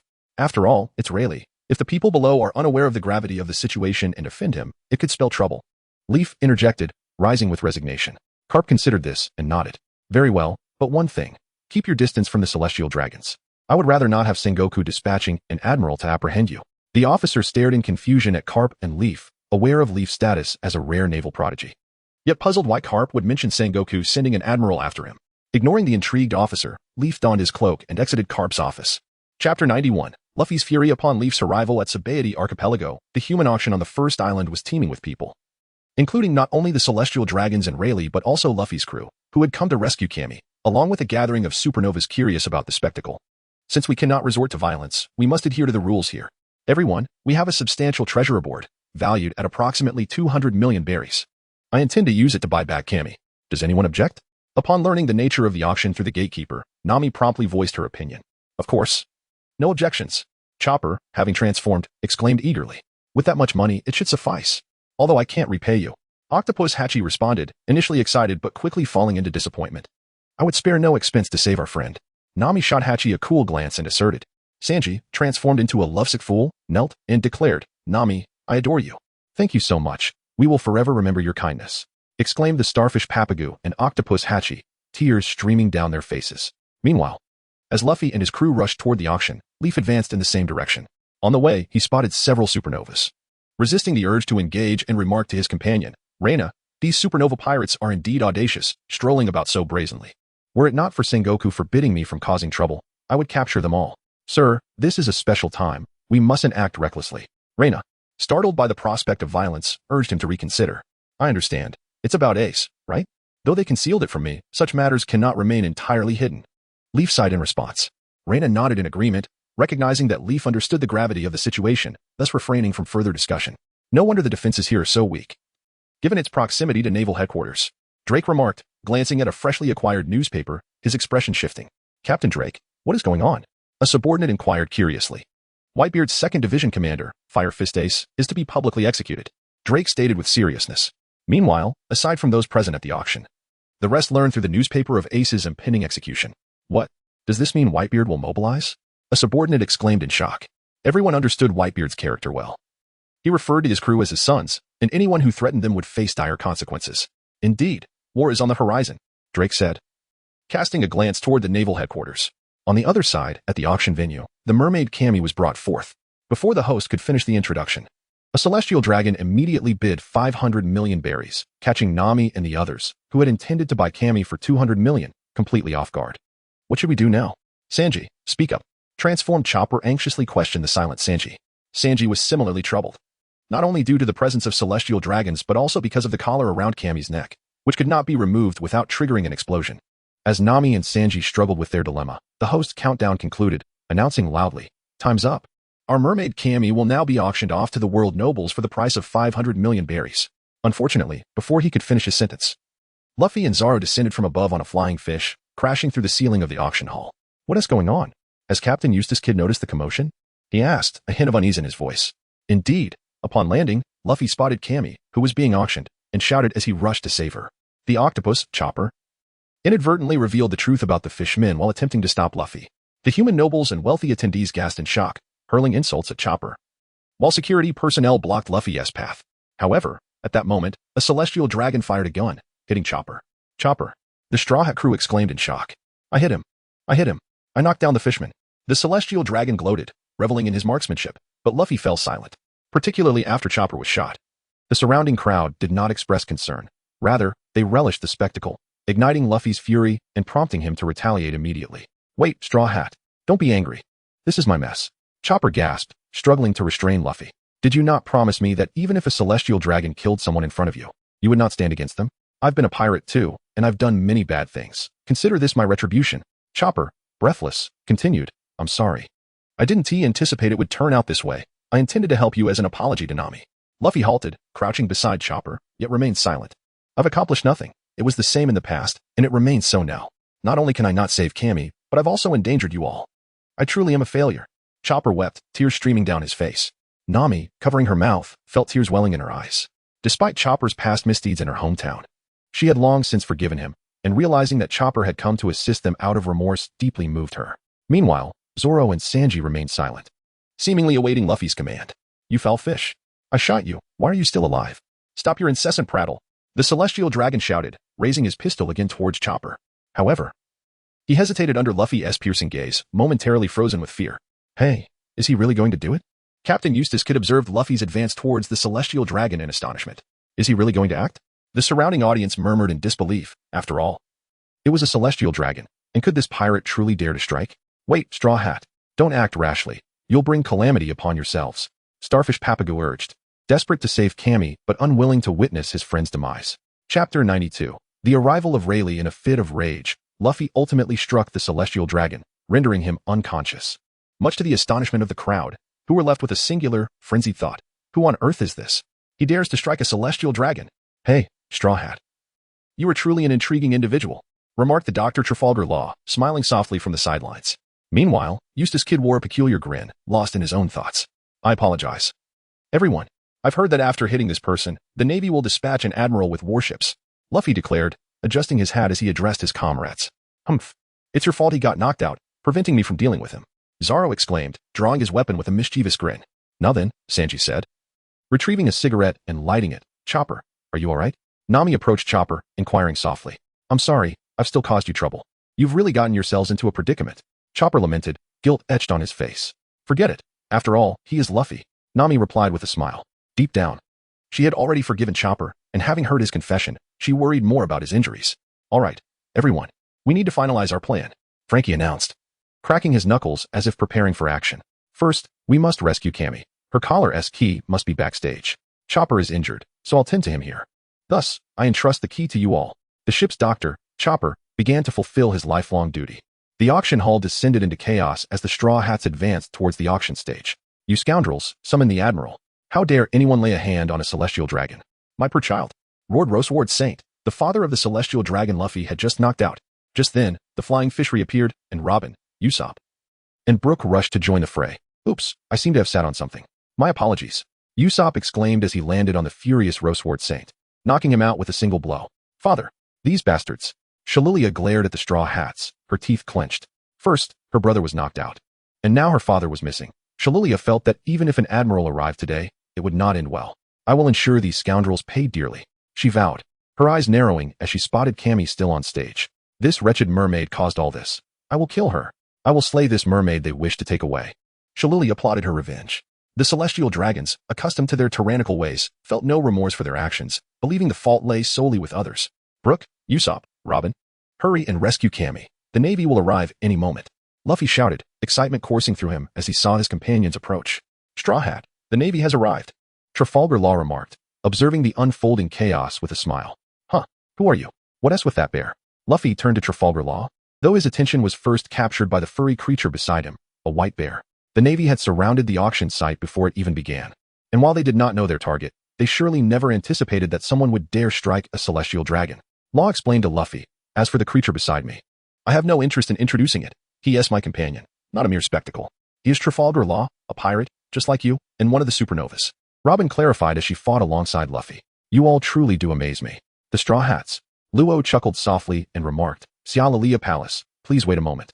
You have yet to settle the payment for this item, so you cannot harm her. As Luffy conversed with Luo, the auction supervisor intervened to prevent Sialalia Palace from executing Kimmy. Get out of my way, you lowly scum. I intend to kill this mermaid whom they seek to rescue. Unfazed by the supervisor's protests, Sialalia Palace approached Kimmy. However, at that moment, she suddenly froze and fainted. Behind the auction stage, a giant appeared. Look, giant brother. This auction has descended into chaos, with the money already stolen and the auction concluded. I might as well return to the casino. A stranger's voice resonated through the hall, causing all actions to cease momentarily. You old fool, you are here to steal money, aren't you? The giant gazed at the white-haired elder before him, somewhat speechless. I had initially planned to extort a bit more from my employer, but upon reflection, who would want to buy an old fool like me? The white-haired elder, holding a wine jug, laughed heartily. In the now silent hall, everyone stared in bewilderment at the two unexpected intruders, rendering the atmosphere utterly still. Oh, are we being too conspicuous? The elder remarked, surveying the quiet surroundings. What is the story with that old man and the giant? Aren't they merchandise? Why have they come out? It was only then that the auction security personnel reacted, rushing towards the two. Rayleigh, the octopus, Chopper, exclaimed in surprise upon seeing the newcomer. Hey, Rayleigh? Is this the Rayleigh you mentioned, the coding artisan? Chopper, startled, questioned. Oh, it's you, little octopus. Long time no see. What brings you here, and in such a state? Rayleigh greeted the familiar face with joy, though his expression darkened upon noticing Chopper's injuries. I see. Rayleigh glanced at Kimmy trapped in the tank and the three fallen celestial dragons, seemingly grasping the situation. You've worked hard, little octopus. Rayleigh smiled at Chopper before turning to Luffy, saying, So, it was you who saved little octopus? With a sudden glare, Rayleigh caused all the guards to collapse, astonishing those remaining. Who is this old man? Sanji exclaimed, his mouth agape, unaware that his cigarette had fallen. Zoro also regarded Rayleigh with caution, while Usopp, astonished, asked, Hey, what's going on? Chapter 93. The arrival of Leaf Fall. After using his Conqueror's Haki to incapacitate all the minor players, Rayleigh turned his attention to Luffy. Hee, that straw hat suits a strong man well. Straw Hat Kid, Monkey D. Luffy, Rayleigh remarked, smiling at the silent Luffy. Saint Shira. This is the headquarters of the world government, where Sengoku usually conducts business. It is one of the two primary routes from the Grand Line to the New World, the other being Fishman Island beneath the sea. Additionally, this is home to the world nobles, the celestial dragons. Damn it, that little brat again, causing trouble every few days. Is this family of his incapable of behaving? Sengoku cursed, feeling a headache coming on after receiving the report. It is reported that in addition to the Straw Hat crew, there is also Eustace Kid's crew and Trafalgar Law's crew, totaling 13 bounty criminals, 5 of whom are supernovas with bounties exceeding 100 million. The naval officer continued to report to Sengoku. We have lost contact with them. They are likely in peril, and 3 celestial dragons have been kidnapped. This is an unprecedented incident. Noticing Sengoku's silence, the officer spoke loudly. Have they made any demands? Sengoku asked in a low voice. Not yet. But we cannot stand idly by while anyone dares to harm the world nobles, Admiral. The naval officer replied anxiously. Kizaru. Sengoku sighed, calling out to the indifferent admiral seated nearby. Admiral Sengoku, leave it to me. I will be back shortly. Do not worry. Kizaru responded, rising to depart. Watching Kizaru leave, Sengoku remained silent, lost in thought. If Leaf Fall were here, he would undoubtedly confront Kizaru, questioning, What are you up to? You, a spy for the Revolutionary Army, are rushing to aid your master in trouble? Of course, this was all in jest, yet Kizaru indeed remained the most enigmatic admiral for Leaf Fall. In a previous life, Leaf Fall had heard a saying that went, as long as the salary was adequate, even the 4 emperors could be dealt with. This referred to Kizaru, who possessed the light fruit, earning him a new nickname, the Office Worker Admiral. Moreover, due to the events at Sabaody Archipelago, when Admiral Kizaru took action, not a single supernova was captured, particularly during the confrontation with the Straw Hat crew, as it seemed he only acted seriously after Rayleigh arrived to rescue them. Otherwise, with his speed in dealing with other supernovas, it was likely that before Rayleigh could arrive, Kuma wouldn't have had the chance to act, and the Straw Hat crew would have been annihilated. Thus, among fans, Kizaru's full name circulated as Monkey D. Kizaru, with rumors suggesting he was a Revolutionary Army spy dispatched to the Navy, hastening to request Admiral Sengoku's deployment upon seeing his master Luffy in peril, for the sole purpose of covering Luffy's retreat. Otherwise, how could an office worker proactively request a business trip? At that moment, Leaf Fall had just arrived at the entrance of the human trafficking auction site. The surrounding Navy personnel, upon seeing Leaf Fall, felt a surge of confidence and promptly briefed him on the situation. Oh dear, this troublemaker really cannot remain still. How can he be causing chaos at such a critical time? Leaf Fall rubbed his temples, feeling a headache coming on. Lieutenant General Zilong, what should we do now? A naval soldier inquired. Is it confirmed that the Dark King Rayleigh is inside? Leaf Fall casually asked. Not yet. The naval soldier hesitated before responding. Then you all maintain the perimeter. Since celestial dragons have been attacked, it is likely that an admiral will arrive soon, and I suspect it will be that lecherous old man Kizaru. You all secure this area while I go inside to assess the situation. Leaf Fall instructed, walking toward the human auction venue. Lord Lena, one soldier hesitated before calling out. Do not worry. You all stay here to help alleviate the pressure. Those supernovas are not easy to deal with. Leaf Fall waved his hand and entered without hesitation. Within the auction hall, Rayleigh had exchanged a few words with Luffy and the others, finally revealing himself to everyone. I never imagined I would encounter such a prominent figure here. Lo remarked from the audience. Dark King, Silver's Rayleigh. It is truly you, the legendary man. Kid also gazed at Rayleigh. Hey, do not call that name casually. I am just old Ray, the coding artisan. I still wish to enjoy a peaceful life for a few more days. Rayleigh waved his hand nonchalantly, chuckling. Oh really? Caught up in such a significant event, and you still wish to lounge about? Just then, Leaf Fall entered and overheard Rayleigh's words, speaking out. Leaf Fall? The Straw Hat crew exclaimed in delight upon seeing him. It's you, Kid. Rayleigh smiled back at Leaf Fall. However, both Ro and Kid cast somber glances at Yuluo, whispering, Rear Admiral Zilong. Particularly Kid, who had previously suffered defeat at Yuluo's hands, resulting in the annihilation of his forces save for Kira, had long regarded Yuluo as a thorn in his side. Luffy, you truly are a troublemaker. Now you've even taken on the celestial dragons. What became of those scoundrels? You didn't eliminate them, did you? Yuluo casually glanced around before greeting Luffy. Are you here to apprehend us? Luffy inquired, seemingly indifferent to Yuluo's earlier mention of the celestial dragons. Hey, As a Navy officer, you shouldn't speak like that. Conversely, Rayleigh chuckled, reminding Yi Luo that he ought not to refer to the celestial dragons in such disparaging terms. After all, if the Navy were to eliminate all of you, there would be no one left to divulge secrets, would there, Uncle Dark King? Yi Luo mischievously winked at Rayleigh. Ha ha ha, truly audacious. I am getting on in years and can no longer partake in such escapades. You entertain these youngsters while I return home. Rayleigh laughed heartily. What? I've recently enhanced my strength and was hoping to spar with you today. Bullying these kids is hardly amusing. Yi Luo pouted. Before Rayleigh could respond, Yi Luo's remarks had already incited the ire of the pirates present. Hey Yi Luo, we are not the same as we once were. Do not underestimate us. Luffy retorted fiercely. What are you saying, Luffy? Nami exclaimed, exasperated as she pulled Luffy back. It was evident that Yi Luo had no intention of engaging them in battle. They should be focusing on a full-scale retreat, lest they be caught when the Admiral arrives. They had witnessed the might of the Admirals. And even someone as formidable as Luffy would struggle against an Admiral like Akiji. Chapter 94. The 1v3 Battle-O? You have ambition. However, I'm not here for you today. Your issues must be resolved by the Admiral. Yi Luo smiled. It seems young Yi Luo is here for my sake. Rayleigh inquired with a grin. As the leaves fluttered down, Yi Luo remarked, Indeed, the Navy has discovered your whereabouts, but they are uncertain. Hence I have come to ascertain the truth. Now that you see me, what do you intend to do? The enigmatic Rayleigh chuckled lightly, responding. It seems the days of ease have come to an end. I plan to report that it was a mere misunderstanding, that there is no Rayleigh here. Only the humble craftsman old Ray. What say you? Yi Luo blinked and replied. Ha ha ha, what a clever little fellow. Very well, as you wish. I shall refrain from intervening in their matters. Luffy, it seems the situation must be resolved by you all. I shall take my leave. Rayleigh said with a hearty laugh. However, Luffy paid no mind. He had no intention of seeking Rayleigh's assistance. It appears we have not only been ensnared, but are also being perceived as accomplices. Yet, I am not keen on encountering an admiral just yet, so I shall depart for now. Nevertheless, I do not mind assisting you with your troubles, Kid remarked, glancing at Yi Luo, addressing Luffy and Law. In an instant, Luffy and Law's expression shifted, evidently irked by Kid's words. Hey, where do you think you're going? Is that not rather presumptuous? Yi Luo chuckled, addressing the three. Thanks to you, I suffered greatly under Major Purple Dragon. Kid grinned malevolently. Have we met? Yi Luo inquired, looking at Kid with surprise, as he had no recollection of him. Kid was taken aback, his countenance darkening further. With a flick of his hand, iron objects from the auction venue surged toward him, transforming his right arm into a colossal iron limb. Oh, an intriguing ability.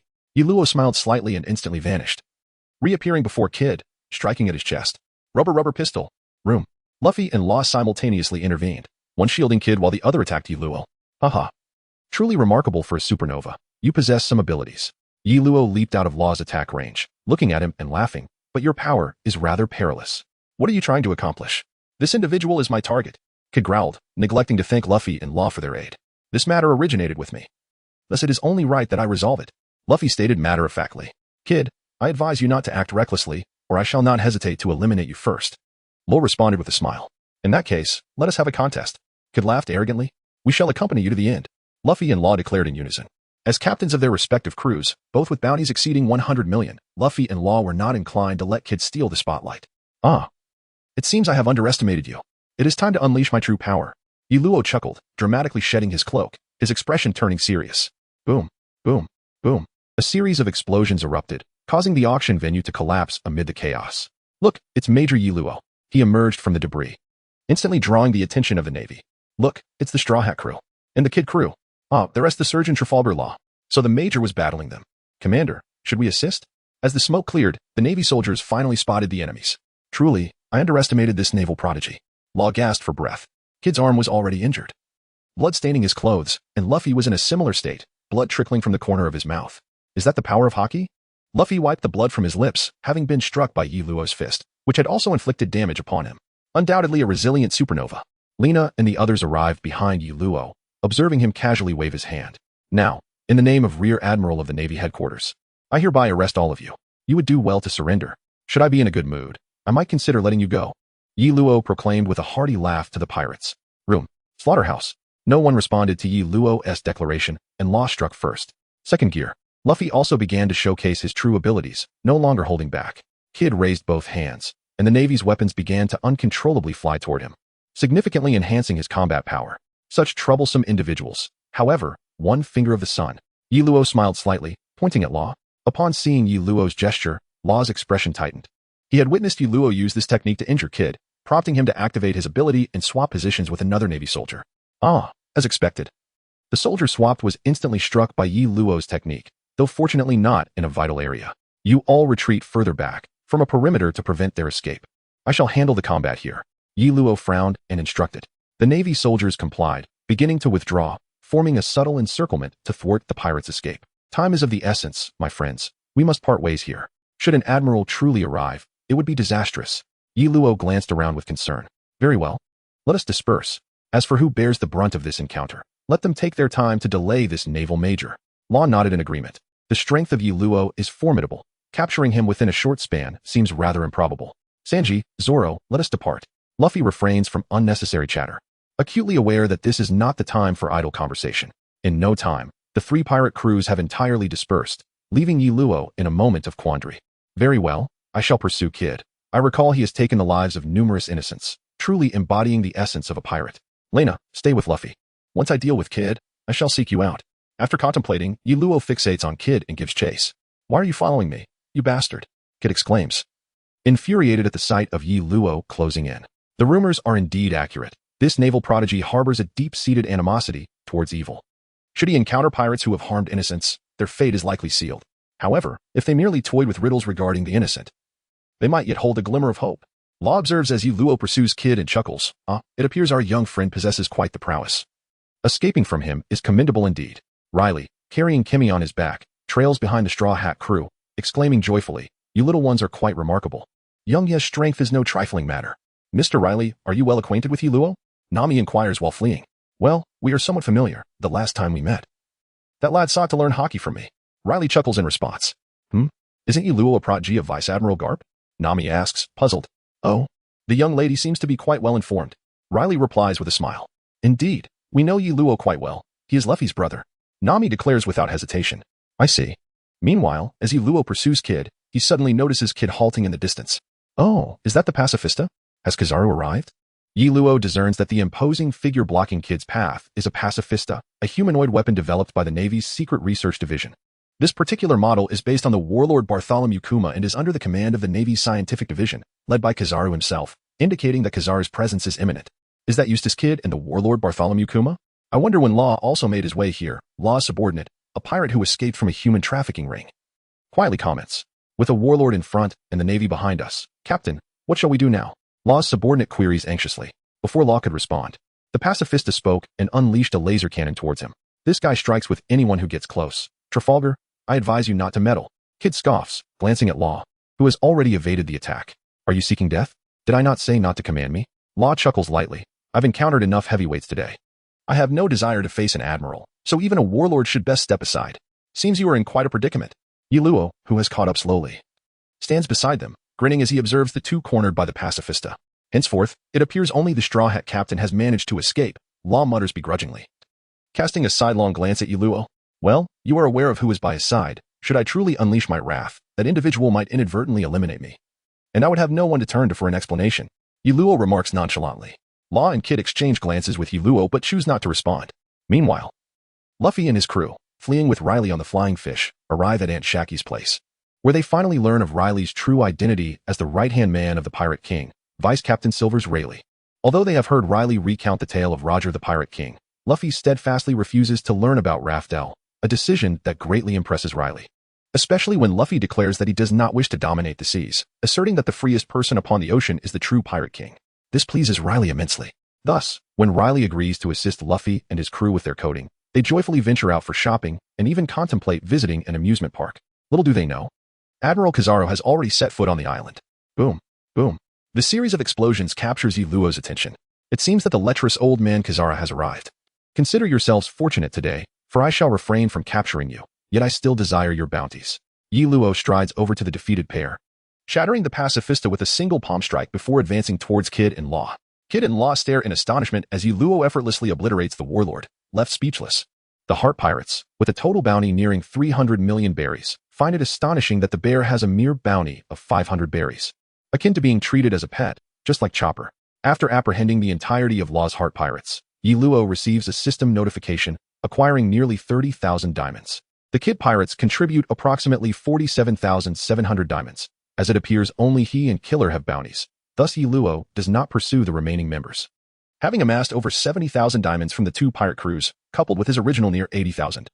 Yi Luo's diamond count finally surpasses 100,000 for the very first time. Well, I shall take my leave. Since Kizaru has arrived, this matter no longer concerns me. Yi Luo shrugs, glancing at the two pirate crews now shackled, smiling as he departs. Kid and Law exchange bewildered looks, uncertain whether Yi Luo's words hold truth. Thus they do not immediately flee, but watch him with surprise. However, Yi Luo pays them no mind and genuinely leads Lena and the others toward Kizaru's location. Looks like our luck is rather good today, especially for you, Eustace. This Vice Admiral Kizaru is notorious for not sparing pirates who harm innocents. Yet he seems to have let us off today. What a stroke of fortune. Law easily breaks free from his handcuffs, as Yi Luo did not employ sea-stone cuffs, having never intended to capture them, merely eyeing their diamonds. Ah, indeed, it is Admiral Kizaru. Since you are here, I shall return to headquarters. When Yi Luo finally encounters Kizaru, he witnesses the bizarre sight of the Admiral dispatching supernovae with ease. Oh my, Vice Admiral Kizaru. I did not expect you to make an appearance here. Yi Luo exclaims in surprise upon seeing Kizaru. As the leaves fell, Yi Luo shrugged and remarked, previously, my subordinate reported that the traces of the Dark King Rayleigh were discovered here, so my mentor sent me to investigate. After all, we currently lack the strength to confront two legendary pirates. The expression on Kizaru's face turned cold before he broke into a lewd grin, saying, legends truly are frightening. Well then, since Lord Kizaru has arrived, I shall return to headquarters. Farewell. After exchanging pleasantries, Yi Luo departed. Observing Yi Luo's exit, Kizaru lethargically delivered another kick to Hawkins, obliterating yet another scarecrow. Meanwhile, having left Aunt Sia's hut, Luffy and his crew encountered a pacifist, who was mistakenly identified by Zoro and the others as the warlord Bartholomew Kuma, casting a pall over their faces. However, after an intense battle, they ultimately triumphed over this humanoid weapon, the pacifist. Sanji noted the designation PX4 inscribed on the opponent's arm, just as he was about to speak when a foreign voice interrupted him. Chapter 96, The Admiral Arrives Fools. Look at the mess you've made. Hey, PX4. How did you end up in such a pitiful state? Do you realize that producing a pacifist like you costs as much as a warship? A man wielding a long-handled axe and dressed in a loincloth appeared before the Straw Hat Pirates. More alarming was the emergence of another figure behind him, the warlord they had just barely defeated. Who are you, Axehead? Frankie shouted at the newly appeared adversary. Hey, there's no need to use weapons to address someone. Your inquiries are futile because my defense is the best in the world, and my lips are sealed. Then surely you can introduce yourself? I am not obliged to answer you. As I stated, I am the world's greatest tight-lipped warrior, Bartolomeo. The axe-wielding Bartolomeo inadvertently divulged his name. Oh, it's Bartolomeo. The Straw Hat crew exclaimed in unison. Bartolomeo's expression darkened as he stubbornly replied, I only volunteered my name. That was not an answer. Now, let us begin, PX1. Upon his command, the warlord Bartholomew Kuma swiftly sprang into action. This won't do. We must flee. Split up and regroup on the Thousand Sunny in 3 days. Given the recent battle, the crew was not in optimal condition, and Zoro had yet to fully recover from his injuries sustained on the terrifying triangular ship. After the previous fight, he was nearing his limits. Perfect. I've been wanting to say that. Usopp was the first to raise his hand in agreement, closely following Zoro. Nami-san, I will protect you. Sanji immediately sought out Nami to ensure her safe retreat. Frankie trailed behind Sanji, though he seemed somewhat displeased, believing Nami would be safe under his protection. Thus, Luffy led Chopper and Robin. Zoro took Usopp and Brook, while Sanji escorted Nami and Frankie, dividing the Straw Hat Pirates into 3 groups for their escape. PX1. Block their path. We must not allow them to escape from Area 12, or we will be in trouble. Bartolomeo commanded the pacifist to intercept Sanji while he positioned himself in front of Luffy. Rubber machine gun. Luffy initiated the attack, aiming to eliminate Bartolomeo as an obstacle. Though I bear no grudge against pirates, my defense is the finest in the world. Skywalk. Bartolomeo stood firm against Luffy's assault, completely disregarding the attack, and pushed Luffy back with a palm strike. Ouch. His techniques are quite peculiar. Luffy rubbed his head as he stood, his expression serious as he focused on Bartolomeo. Ultimate technique. Super Smoke Star. Usopp deployed a smoke bomb to obscure their escape route, yet the pacifist nonetheless detonated the bridge connecting the area. Zoro. At that moment, Usopp shouted loudly. As Luffy instinctively glanced over, he saw Zoro, who had been preparing to attack again, collapsed and utterly immobilized. This is bad. Zoro has been struck by a laser wave. Who are you? Get away from Zoro. Usopp shouted at the shadowy figure amidst the smoke. You're quite slow. You've finally arrived, old man Kizaru. Bartolomeo appeared relaxed as he spoke. Upon hearing Bartolomeo's words, Robin gasped in shock and immediately turned her gaze to Usopp. Indeed, a man clad in a yellow-striped outfit and draped in a justice cloak materialized beside Zoro. Be careful. That person is Admiral Kizaru. Robin warned urgently. The bounty of 120 million for the pirate hunter Zoro, and yet with a light touch, he asked down for the count. It seems he is gravely injured, Kizaru remarked, raising his leg slowly as he looked at the fallen Zoro. Zoro, get away. At this close range, if you get hit, it's over, Luffy shouted anxiously. However, Zoro managed to lift his head but could move no further. His body was entirely unresponsive. Damn it, why can't I hit him? Remove your filthy foot from beside Zoro. Brook and Usopp charged at Kizaru, but their attacks were utterly ineffective, passing right through his form. I am the light human. Having consumed the light fruit, a natural type, you are incapable of harming me. Kizaru raised his foot, explaining to Usopp and Brook. This is bad. That fool has reached his limit. Sanji angrily advanced toward Kizaru, but he was too far away to intervene. 20-petal bloom. Robin swiftly utilized her powers, conjuring numerous arms that emerged from Zoro's side to help him evade Kizaru's attack. Heh, I want to let you escape. Don't waste your efforts. Kizaru sneered as he watched Zoro's slow movement, preparing to strike. Indeed, could this man truly be an undercover agent, hidden among the trees? Iluo observed Kizaru raise his foot but refrained from delivering the blow, smirking to himself. Kizaru had not captured Law and Kid merely to come and check on Luffy. He feared that any misstep could result in casualties among the Straw Hat crew, prompting him to arrive as swiftly as possible. Zoro. As Kizaru's foot descended, Luffy roared in fury. However, Iluo had already noticed Rayleigh approaching rapidly. With Rayleigh's formidable strength, he could surely save Zoro. Boom. Kizaru's luminous kick was halted by Rayleigh. Your time to shine has come, Dark King Rayleigh. Kizaru maintained his disinterested demeanor, glancing at Rayleigh, and spoke softly. Do take care not to harm the flowers. Their era is about to dawn. Rayleigh responded with a smile. Uncle, Luffy exclaimed, nearly brought to tears with joy upon witnessing Rayleigh rescue Zoro. Though I had heard you were on this island, witnessing you in person is quite astonishing. Kizaru regarded Rayleigh with newfound seriousness. Oh, if you could help me have my bounty revoked, I could comfortably settle here. Rayleigh jested. Can the sins of a pirate truly be erased? Especially one who was a crewmate of Roger? Kizaru shrugged, stating, to think you would come to support these young punks. It seems the nature of pirates is hard to change. They're the future of pirates, Admiral Kizaru. Could you spare them? Rayleigh laughed heartily. Oh dear. Oh dear. Have mercy on me. If I don't capture these brats, Marine headquarters will lose face before the celestial dragons in Mariewa. Kizaru sighed wearily. But then again, why must you interfere? Though even for me, apprehending you would require thorough preparation. Usopp Brook. Hurry, take Zoro and retreat. We're no match for them yet, everyone. Escape now. Seizing the moment while Kizaru was stalled by Rayleigh, Luffy urgently commanded his crew. TCH, how decisive. I might actually get angry, you know? Kizaru grumbled, displeased as the Straw Hats swiftly fled under Luffy's orders. Old man, thanks. We're getting out of here. Luffy called back as he retreated. Go on. Good luck to you. Rayleigh waved cheerfully, completely disregarding Kizaru. From a distance, Iluo nearly burst into laughter. It was the first time he'd seen Kizaru so blatantly ignored. Yada no Kagami. Kizaru's body shimmered with light, but Rayleigh abruptly slashed through his luminous form, forcing him out of elementalization. Oh, how terrifying. Kizaru feigned fear. Though Iluo couldn't help but find his exaggerated demeanor particularly sleazy. Ama no Murakumo. Kizaru materialized a radiant sword, engaging Rayleigh in combat.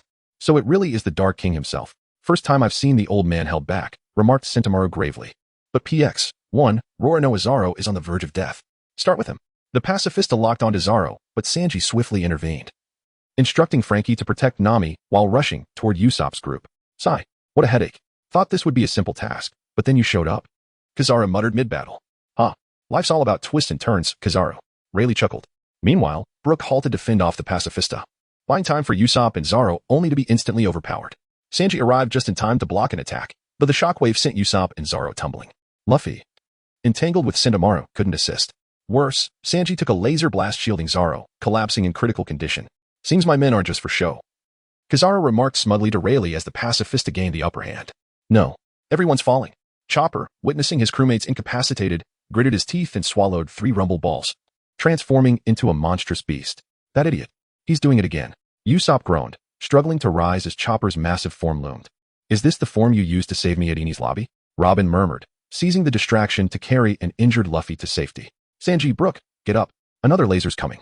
Usopp yelled, spotting the pacifista charging its beam. But the two were too gravely wounded to move. Wait, PX1.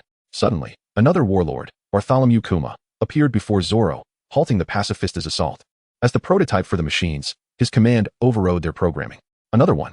I've had enough. How many are there? Usopp wailed. No. This one's the real deal, Zoro rasped, forcing himself upright. You're still alive. Roronoa Zoro, Kuma remarked, removing his gloves. Yeah, thanks to your mercy, Zoro retorted. If you were to travel, where would you like to go? Kuma extended his hand, and, poof, Zoro vanished. From the treetops, Iluo's eyelid twitched involuntarily. That bastard. Does he have to say that line every time? As the leaves fell, Iluo recalled the last time when Kuma sent him directly to meet the dragon. and uttered a similar phrase before boarding a plane to the South Sea without waiting for a response. Zoro. Luffy's furious roar jolted Luo back to reality. What the hell did you do to Zoro? Where has he gone? He was just here. Usopp, witnessing the disappearance of his comrade, seemed to forget his fear and interrogated Bartholomew Kuma. Bartholomew Kuma? The 7 warlords must have already received the summons from headquarters. How could he suddenly appear here? Indeed. Pirates are untrustworthy. Kizaru pondered while fending off Rayleigh. It seems I cannot attend to both matters. The situation over there is dire. I truly wish to assist them. But time is relentless, Rayleigh lamented amid the battle. You have managed to intercept an admiral of the Navy. What more do you desire? Where shall I hide my old face? Spare me. Kizaru, noticing Rayleigh's inclination to intervene, swiftly approached to entangle him. The roles had reversed, with Kizaru now actively restraining Rayleigh, as they evidently held the upper hand. What on earth did he do to Zoro? Why has Zoro vanished? Luffy, in a state of urgency, questioned his adversary, Bartolomeo. I am a man of discretion. I shan't divulge anything. Bartolomeo replied to Luffy. It is said that those struck by that fellow's meatball will soar through the skies for 3 days and nights. Only he knows where they will land. I cannot confirm its veracity, but you shall not find him on this island. Although Bartolomeo claimed to be tight-lipped, he always answered truthfully when questioned. Upon learning the truth, Luffy, with no time to ponder Zoro's fate, urged everyone to scatter, yet his companions continued to be flung away by Kuma. Even the pacifists preparing to intervene fell victim to Kuma's impatience. What am I doing? Why can't I save even one comrade? Luffy, witnessing his friends being sent flying one by one, felt on the brink of collapse.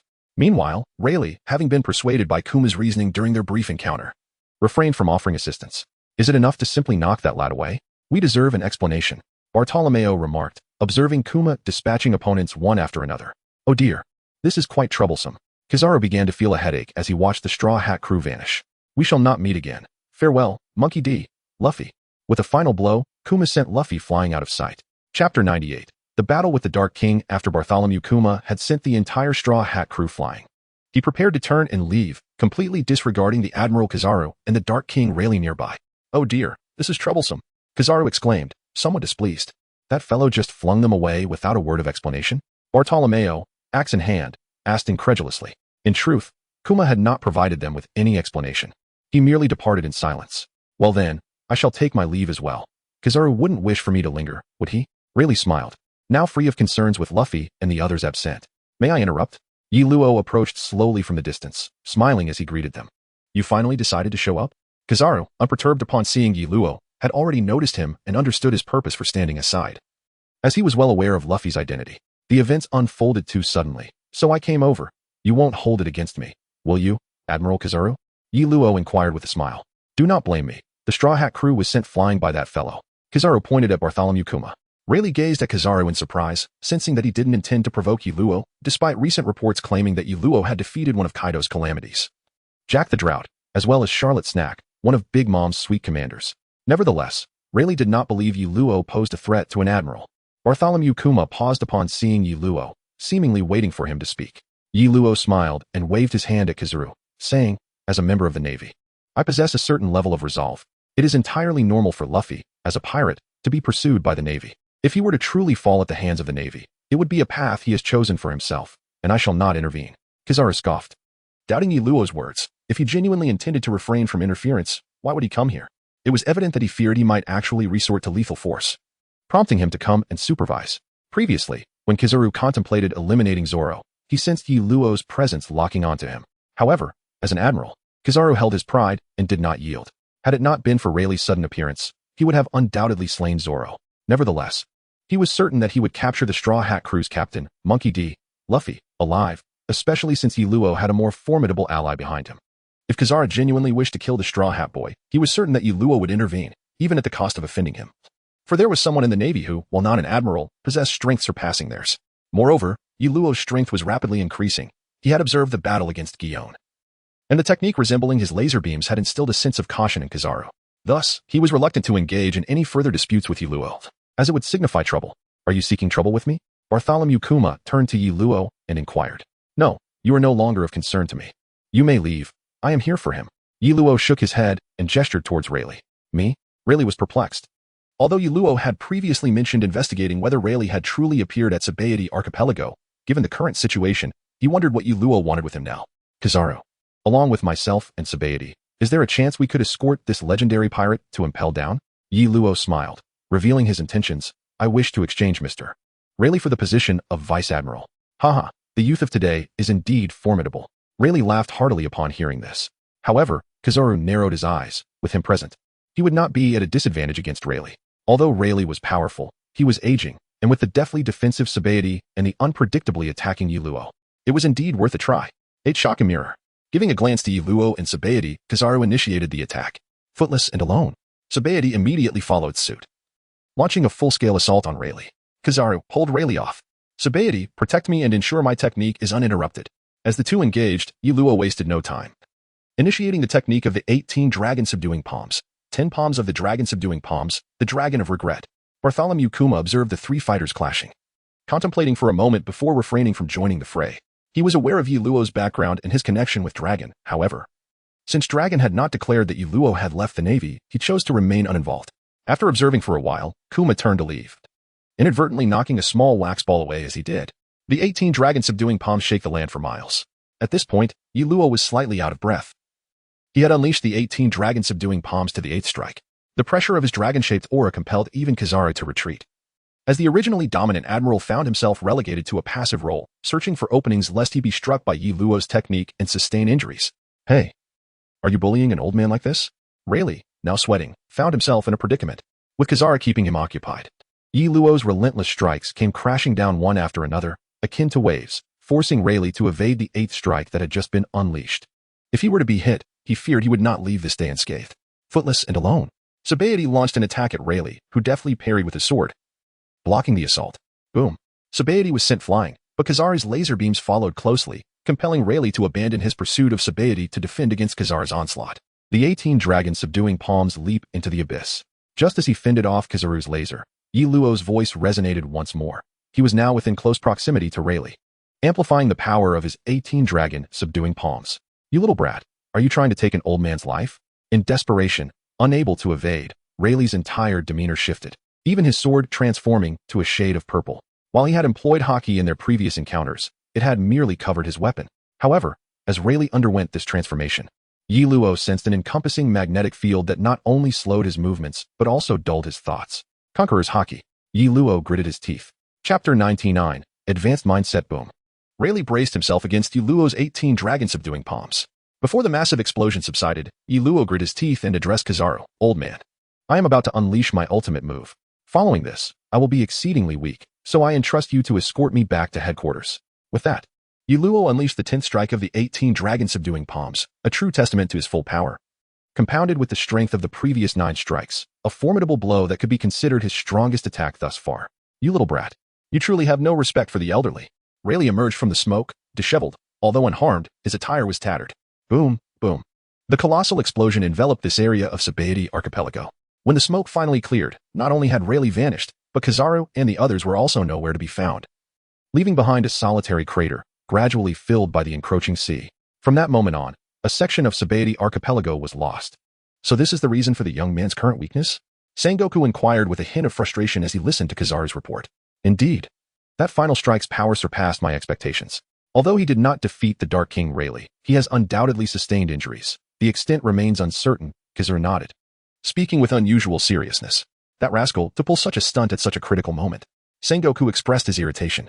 Sengoku, that young man acted deliberately. As a member of the Navy, he could not possibly abstain from such a significant battle.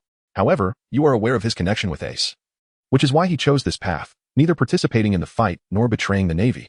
The chief advisor, Tsuru, chuckled softly. I understand.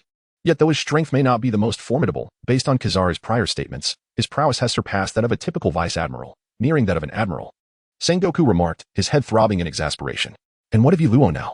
He is currently at the Navy headquarters sanatorium, leisurely recuperating his internal energy while browsing through the system's marketplace to select martial arts manuals.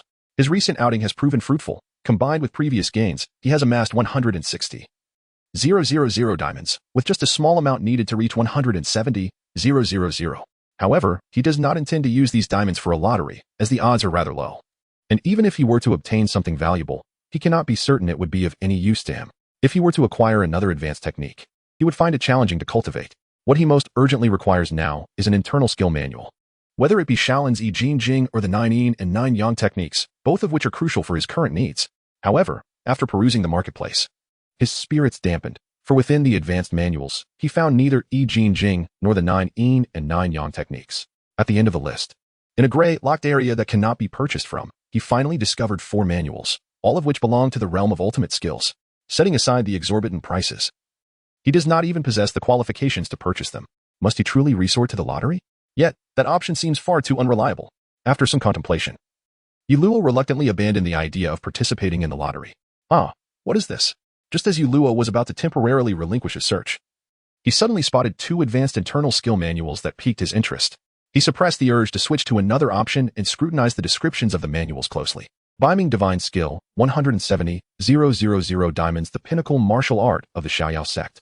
Once mastered, it allows the practitioner to absorb the internal energy of others through every acupoint, transforming it into Biming True Qi. This True Qi possesses both Yin and Yang attributes. The Yang aspect burns like a furnace, while the Yin aspect is colder than ice. It also boasts compatibility, rendering it impervious to toxins.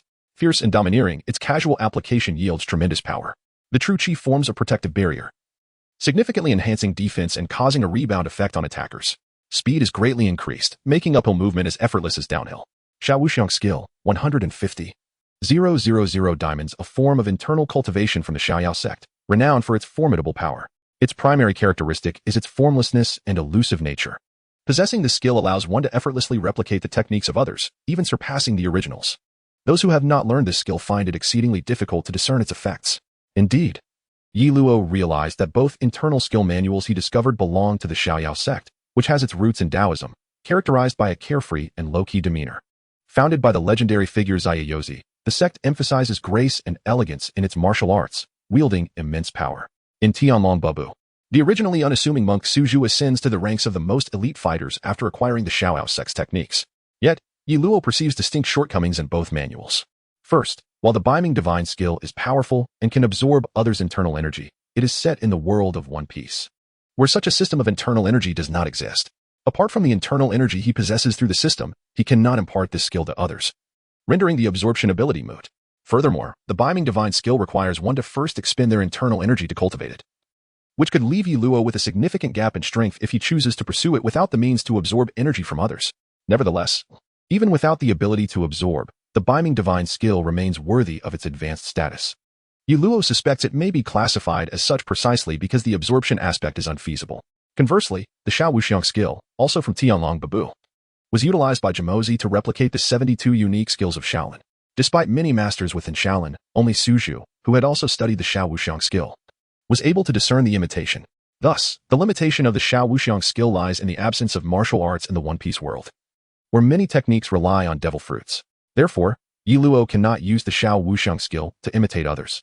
However, even without imitating others, the Xiaowuxiang Skill's inherent power allowed Jamozi to rise among the top-tier martial artists, attesting to its potency.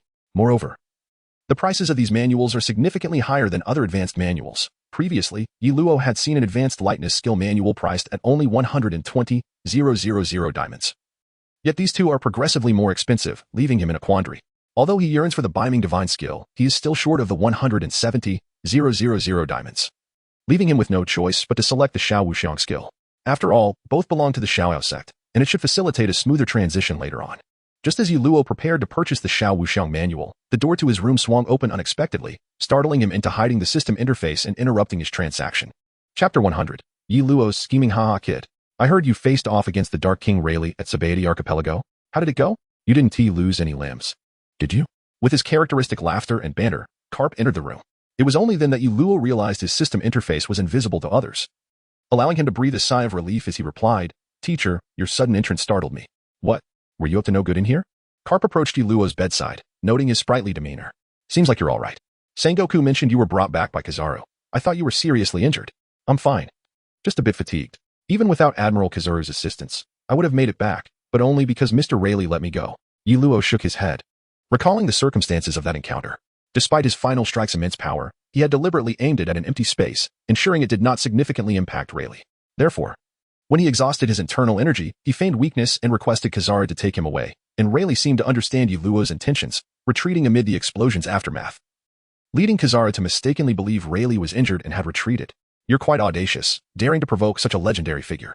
If it weren't for Kizaru's presence, provoking Rayleigh might have meant you wouldn't have returned. Carp sighed. Teacher, you are also a legendary figure. are you not? Surely, Mr. Rayleigh wouldn't he make things difficult for me because of your reputation? Yi Luo responded with a grin. Do not harbor such thoughts when engaging in battle. Though I know Rayleigh, if you truly anger him, he will not spare any consideration for my relationship with him. Karp replied sternly. Rest assured, teacher. I had no intention of truly engaging Mr. Rayleigh in combat, Yi Luo began, but did not continue. So you merely used that as an excuse to avoid the ensuing battle? Karp remarked with a complex expression. Yi Luo was acutely aware that his thoughts could not remain concealed. However, he employed an overt strategy, rendering him unafraid. He nodded in acknowledgement, confessing, indeed. That is my intention. Ace and I are brothers, and I cannot bear to witness his execution before my eyes. To prevent myself from intervening on his behalf. I believe this approach is preferable. Karp sighed, patted Yi Luo on the back, and chose to remain silent. The room fell into a sudden stillness. After a while, Karp rose and remarked with a smile, since you're injured, it is best to rest well. With that, he departed without further ado. As Yi Luo gazed at the departing Karp, he sighed softly. He had not fully confided in Karp regarding the war at Marineford. In truth, he had devised a backup plan. Not only had he supplied the Revolutionary Army with the naval defense blueprint for Jomeria, but he had also coordinated a timely strike with Dragon, intending for the Revolutionary Army to launch a surprise attack during the war to disrupt the Navy's strategies and rescue Ace. Although this maneuver would be detrimental to the Navy, Yi Luo was confident that once he ascended to power, he could reorganize the Navy. For now, the priority was to save Ace. His influence within the Navy was gradually gaining traction, supported by a group of true believers in justice who stood by him. Although their ranks were not high at present, Yi Luo believed that their future would be brighter. While Yi Luo was lost in thought, the door to the ward swung open once more, and Lena entered. Sir. The Revolutionary Army has sent intelligence. They have agreed to act according to plan. Lena whispered. Yi Luo had not concealed his dealings with the Revolutionary Army from Lena. She was his loyal confidant, and he had shared with her the reasons for their collaboration. Lena, unwavering in her allegiance to Yi Luo, would follow him even if he chose to forsake the Navy and become a pirate. From the moment she learned of Yi Luo's plans, she understood that being by his side was not only a means to repay her debt of life and nurture, but also a path to fulfill her own ideals. Her aspiration was world peace, devoid of war and piracy. According to Yi Luo's vision, the seas would be inhabited only by adventurers, not pirates, those like Luffy. In her view, were better described as adventurers rather than pirates. During her years alongside Yi Luo, Lena had encountered many of those who set sail solely to pursue their dreams, causing no harm to civilians and even aiding many in need. Their adversaries were the true pirates, the marauders who pillaged and burned, whose actions bore no distinction from the Navy. One was a righteous military force, while the other was a free-spirited adventurer chasing dreams. Very well. Since the Revolutionary Army has agreed to intervene, we must also inform Whitebeard. You should seek out Jinbei. He should be able to relay the message to Whitebeard, Yi Luo affirmed with a nod. Sir, Jinbei may not be able to notify Whitebeard. He has refused the summons of the 7 warlords and has been stripped of his title, now imprisoned in the undersea prison. Lena replied, somewhat helplessly. What? That foolish shark. Did I not warn him beforehand? How could he still end up incarcerated? Yi Luo frowned, expressing his displeasure. Forget it. Since matters have reached this point, see if there are other means. If not, you may need to venture to Fishman Island. There should be contacts left by Whitebeard. Also, have the Fishman warriors that Neptune promised me arrived yet? Yi Luo contemplated aloud. A contingent of Fishman warriors has indeed been sent. However, they do not integrate well with the Navy. To prevent any mishaps, I have arranged for them to stay at our base, where comrades share the same ideals. They will not face discrimination there and can better assimilate into the Navy. Lena responded. Well done. I had overlooked this. The fishmen have struggled to integrate into human society for many years, not only due to their own issues but also because of our human attitudes. We shall start from our base. Yi Luo nodded in agreement. Since we have fishmen among us, you need not go yourself. Simply arrange for one of them to deliver the message. Lena nodded and turned to make arrangements. Wait. Yi Luo called out to her. What is it, sir? Do you have further instructions? Lena queried, turning back in confusion. Though the Revolutionary Army has agreed to mobilize, they are unlikely to trust me readily. Therefore, it is probable that they will initially test the waters. Have our people swiftly infiltrate Jomeria during their probing phase, seizing as much of the supplies as possible. They must retreat immediately before the defenders mobilize. Do not linger. As for the Revolutionary Army, they need not concern themselves with them. Yi Luo said, narrowing his eyes. Sir, does Jomeria still possess other defensive forces? Our Navy has deployed much of its strength to Marineford due to this incident. The Celestial Dragon's guards should not be able to withstand the Revolutionary Army. Lena questioned, perplexed. If the Celestial Dragons had only that little power, they would have been overthrown long ago. Even among our Navy, there are many who harbor discontent towards them. The reason we have not acted is due to caution. Do you believe that every Navy admiral is loyal to the Celestial Dragons? No, they simply understand the Celestial Dragon's bottom line and must maintain it. Even when the Celestial Dragons act excessively, we must uphold the peace of the world. Yi Luo lamented. He knew that Dragon was surely aware that Jomeria still had strength.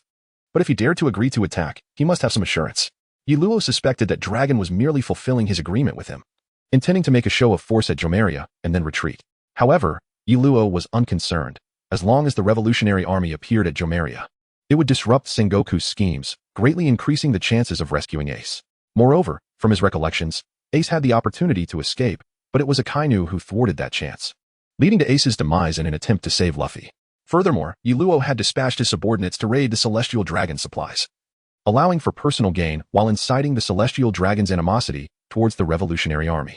Although he was unaware of their trump cards, he suspected they could not be easily mobilized. Thus, relying on those pitiful guards and CP agents, they would likely be unable to overcome the revolutionary army and reclaim the supplies.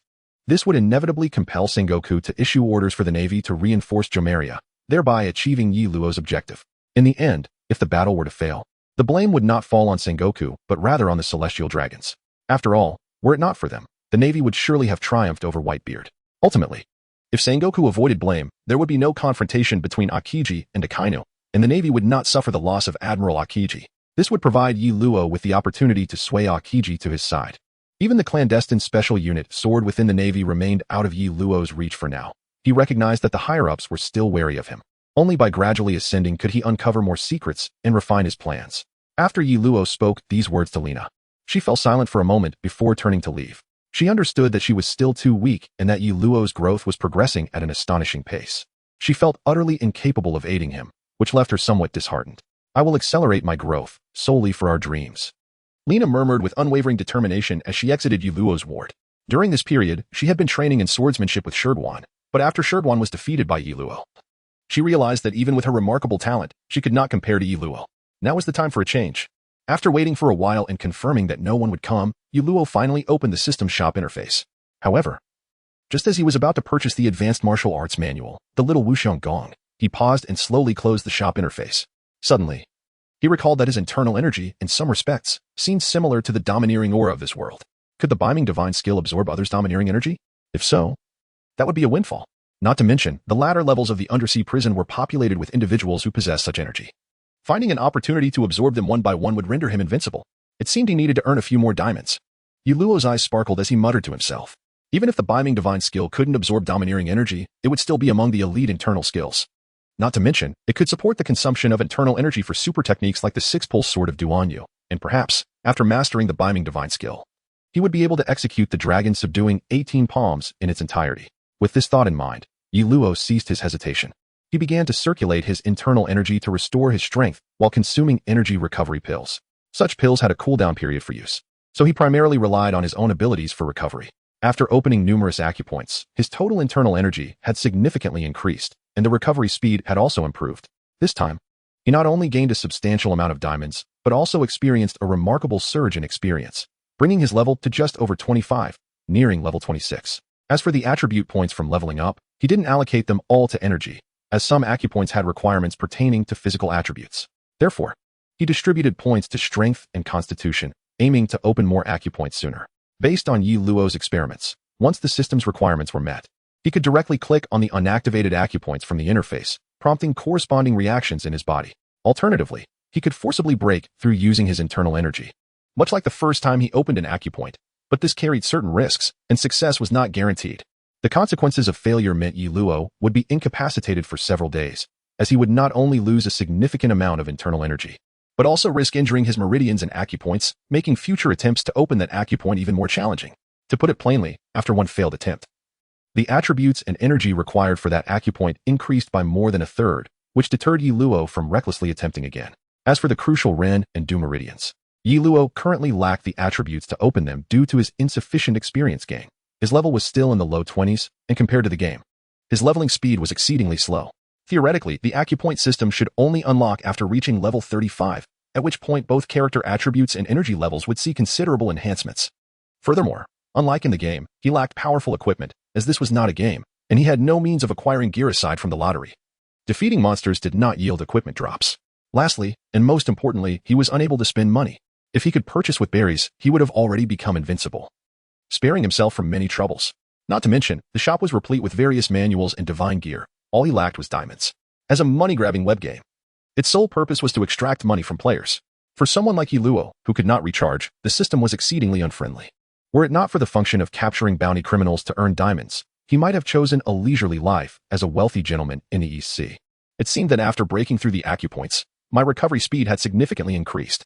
Exhaling a breath of stale air, Yi Luo stretched. Remarkably, after just one night, his internal energy had nearly fully recovered. However, at this critical moment, he could not venture out to capture bounty criminals. How then? Could he obtain the diamonds he still needed?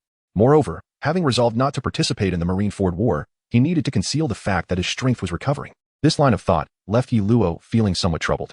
The following morning, just as Yi Luo was preparing to seize an opportunity to gather some diamonds, Lena brought him delightful news. Master, there is a group of pirates outside, bound and discarded at the entrance of the Navy's branch in Sabaody Archipelago. They claim to have been defeated by the Red Heart pirates and, as per your leniency towards them, they have vanquished a group of pirates attacking the poor. Lena reported as she entered the ward. Really? That is splendid. Let us go see. Yi Luo exclaimed with great joy, feeling as if he had just been presented with a pillow as he awoke from a nap. But, Master, your health. Lena hesitated to question. Although Yi Luo usually had a penchant for bounty criminals, today was different. I've been cooped up here long enough. I will merely be receiving a few minor pirates. Besides, are you not accompanying me? Yi Luo replied with a cheerful grin. Ultimately, Lena had no choice but to assist Yi Luo in changing clothes before heading to the Sabaody Archipelago. Look, it's Major Purple Dragon. Wow, is this really Major Purple Dragon? He looks so young. What do you know? Major Purple Dragon is the youngest genius in the Navy. And it's said that he possesses strength comparable to a Rear Admiral. Is that true? No way. To have Rear Admiral level strength at such a young age? The leaves fell as Yi Luo arrived at the Sabaody Archipelago, accompanied by the loyal soldiers from the Huaxia, his steadfast guardians. Listening to the hushed whispers of the archipelago's residents filled them with an unparalleled pride. Their leader was none other than the illustrious Purple Dragon, Yi Luo. The young general of the Purple Dragon, a pirate delivered by the Red Heart pirates, was said to have been captured while launching an assault on the impoverished to seize their treasures. The brigadier of the Sabaody Archipelago division approached Yi Luo, offering a salute before introducing himself. The leaves fell softly as Yi Luo remarked. At that time, Admiral Kizaru was engaged in battle with the Pirate King's first mate, Silvers Rayleigh, while the Supernova Pirates, the Straw Hat crew, were preparing to flee.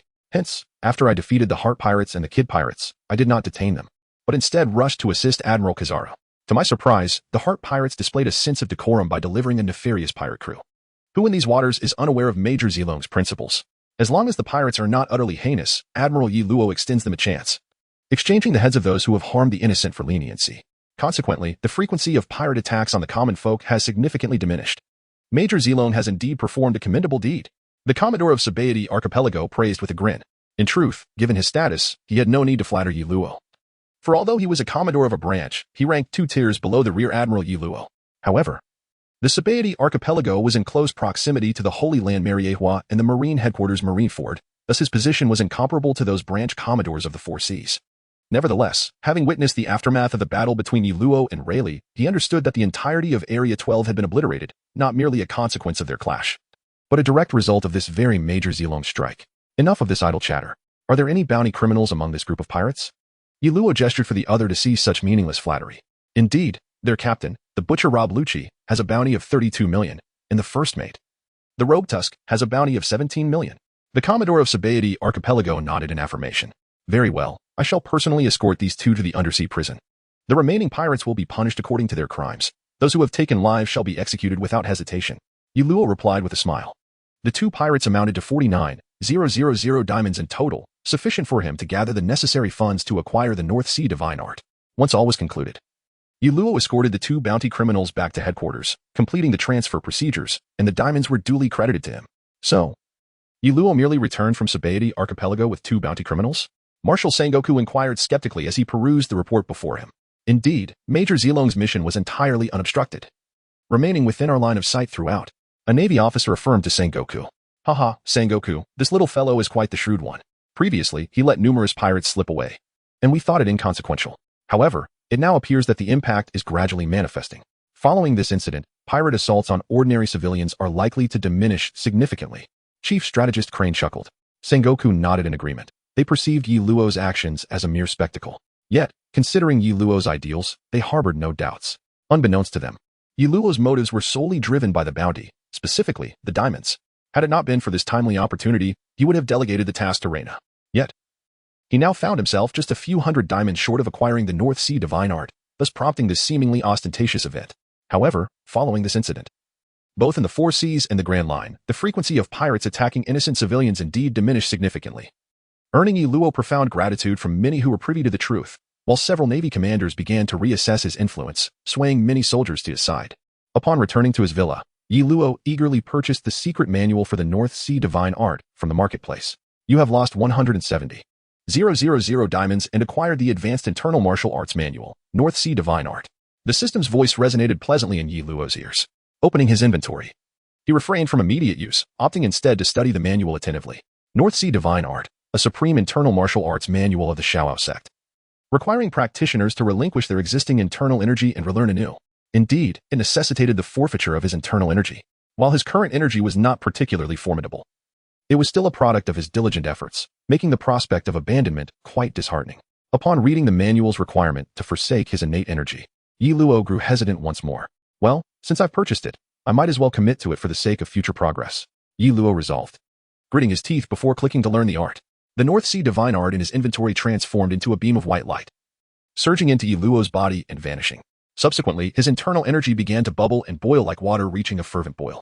Chapter 103, Surprise. By heavens! Is this the consequence of incompatible internal energies? Is my internal energy evaporating? As Yi Luo felt his internal energy swiftly dissipating, he lamented, regretting the strenuous efforts he had made to recover it just the day prior. As his internal energy continued to evaporate, he gradually succumbed to agony. However, he soon discovered a silver lining. As his energy diminished, his meridians became noticeably broader and more resilient, suggesting that the re-establishment of his internal energy would be swifter than before. Time passed, but the duration was indeterminate. Eventually, when Yi Luo felt as if he were on the brink of death without a trace of internal energy, he sensed a cold and warm energy re-emerging within his dantian, causing his complexion to brighten. Is this the essence of the North Sea True Qi? It seems significantly more potent than the internal energy of the Purple Mist technique. Yi Luo attempted to harness the faint thread of North Sea True Qi within his dantian, discovering it to be far more powerful than he had anticipated. Regrettably, the previous Purple Mist technique was now rendered utterly useless. After a moment of reflection, he opened his attributes panel. Just then, Yi Luo froze, seemingly unable to believe his eyes as he surveyed his attributes. Upon attempting to channel the North Sea True Qi, he was filled with exuberance. His total energy not only remained intact but had actually increased substantially, finally surpassing the threshold of 1,000. Previously, his total energy had barely exceeded 600. But now it had surged by nearly 400 points, an extraordinary leap. Moreover, according to the attributes panel, it appeared that his internal energy total had not been entirely depleted. Rather, it resembled the state after exhausting his energy, requiring merely recovery. Yet, from what he understood of the North Sea Divine Art, it should necessitate the self-destruction of one's internal energy, should it not? No, it felt less like self-destruction and more akin to a conversion of energy. As expected, after practicing the North Sea Divine Art for a while, he found that the rate of internal energy growth exceeded his previous recovery speed, almost doubling it. This revelation left him in disbelief. To think that at this pace, he could genuinely master the 18 Dragon-Subduing Palms, and as long as he refrained from continuous usage, he could engage in combat while simultaneously regaining energy. How utterly astonishing. Regrettably, the world lacks the existence of internal energy. Otherwise, one could not only battle while recovering energy but also absorb the opponent's internal force for personal gain. It is no wonder that the North Ming divine skill is often deemed somewhat overpowered, and Yi Luo has finally come to understand this. However, based on what he observed in his previous life online, the North Ming divine skill's ability to absorb others' internal energy could lead to a perilous mixing of one's own internal force, ultimately rendering it incapable of reaching the pinnacle of martial prowess. Hence, the North Ming is not on par with the Shaolin's I Ching cleansing of marrow or the 9 Yin and 9 Yang techniques. Yet, after having learned the North Ming divine skill, Yi Luo realized that it is not the skill itself that possesses shortcomings, but rather the nature of humanity. The act of absorbing another's internal energy is merely one of the offensive techniques of the North Ming divine skill, and the absorbed energy can be gradually transformed into genuine North Ming energy through practice, thus eliminating any potential hazards. However, once one has experienced the exhilaration of absorbing another's internal energy, who would possess the patience to practice diligently, faced with such an enticing method to achieve mastery overnight? Most individuals would succumb to temptation, leading to the North Ming divine skill's tarnished reputation. Initially, Yi Luo intended to remain unobtrusive after his internal energy was rendered ineffective. But now fortune has smiled upon him. Not only can he swiftly recover his internal energy, but he has also inadvertently expanded his meridians by dissipating energy, akin to an unexpected stroke of luck. As for why Yi Luo's total energy has increased rather than diminished, he has formed his own conjecture. It is worth noting that the system within him resembles a web game. Even in a poorly designed web game, it remains a game. This suggests that the developers might have eliminated the flaw in the North Ming divine skill, opting instead to clear the player's energy while increasing the total amount. It is essential to recognize that energy in games also requires time to replenish. To recover swiftly, one must purchase game items. However, Yi Luo is not merely a game character. He is a living person capable of cultivating on his own.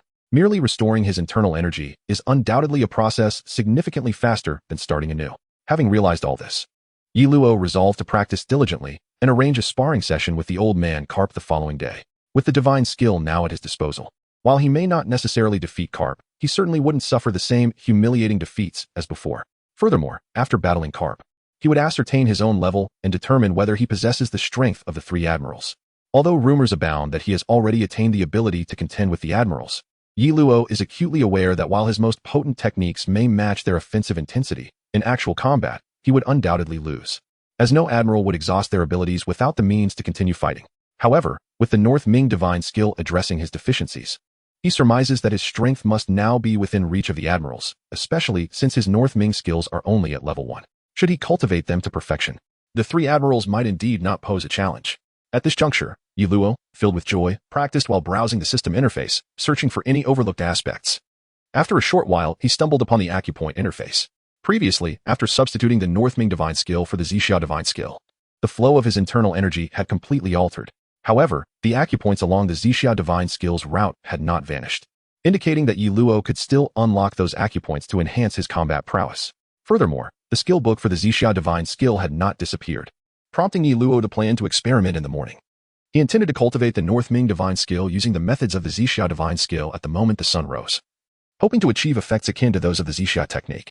Before long, the night passed, and Yi Luo not only fully restored his internal energy, but also completed a small cycle of cultivation with the North Ming divine skill.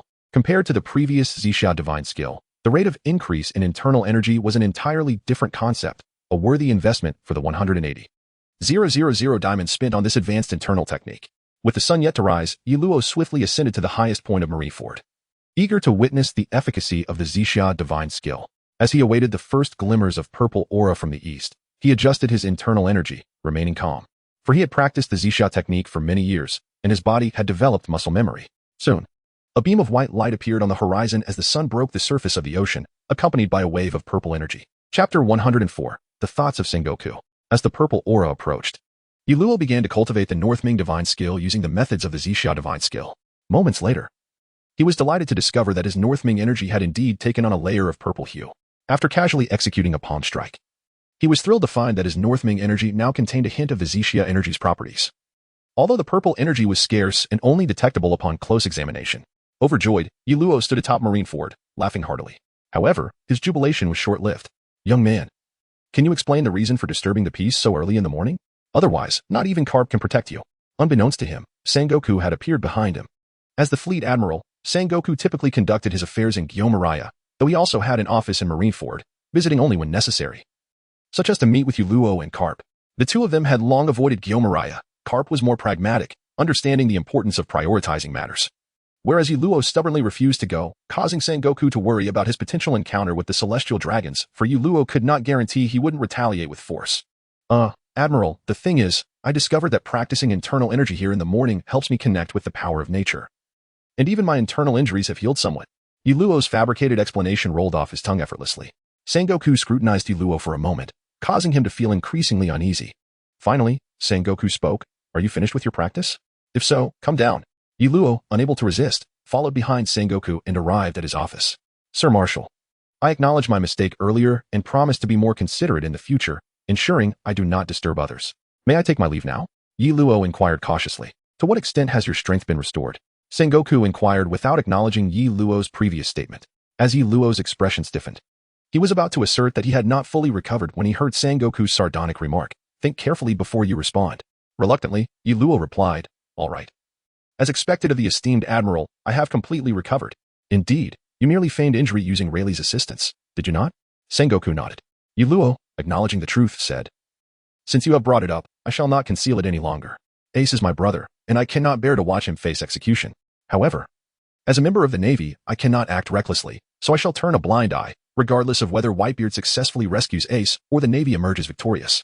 Sengoku, With a knowing expression, pondered for a moment before stating, it was not imperative to publicly execute Ace, but do you truly comprehend his identity? I refer to his lineage. Lineage? Isn't he the grandson of my mentor? I encountered him in the East Blue, and it was because of him that my mentor brought me into the Navy. Yi Luo feigned ignorance. No, his full name is Pordasti, Ace. His surname differs from Garp's. Sengoku shook his head. What does that matter? Perhaps Ace inherited his father's surname. After all, didn't Luffy inherit our mentor's surname? It is entirely plausible that his brother took on their mother's surname.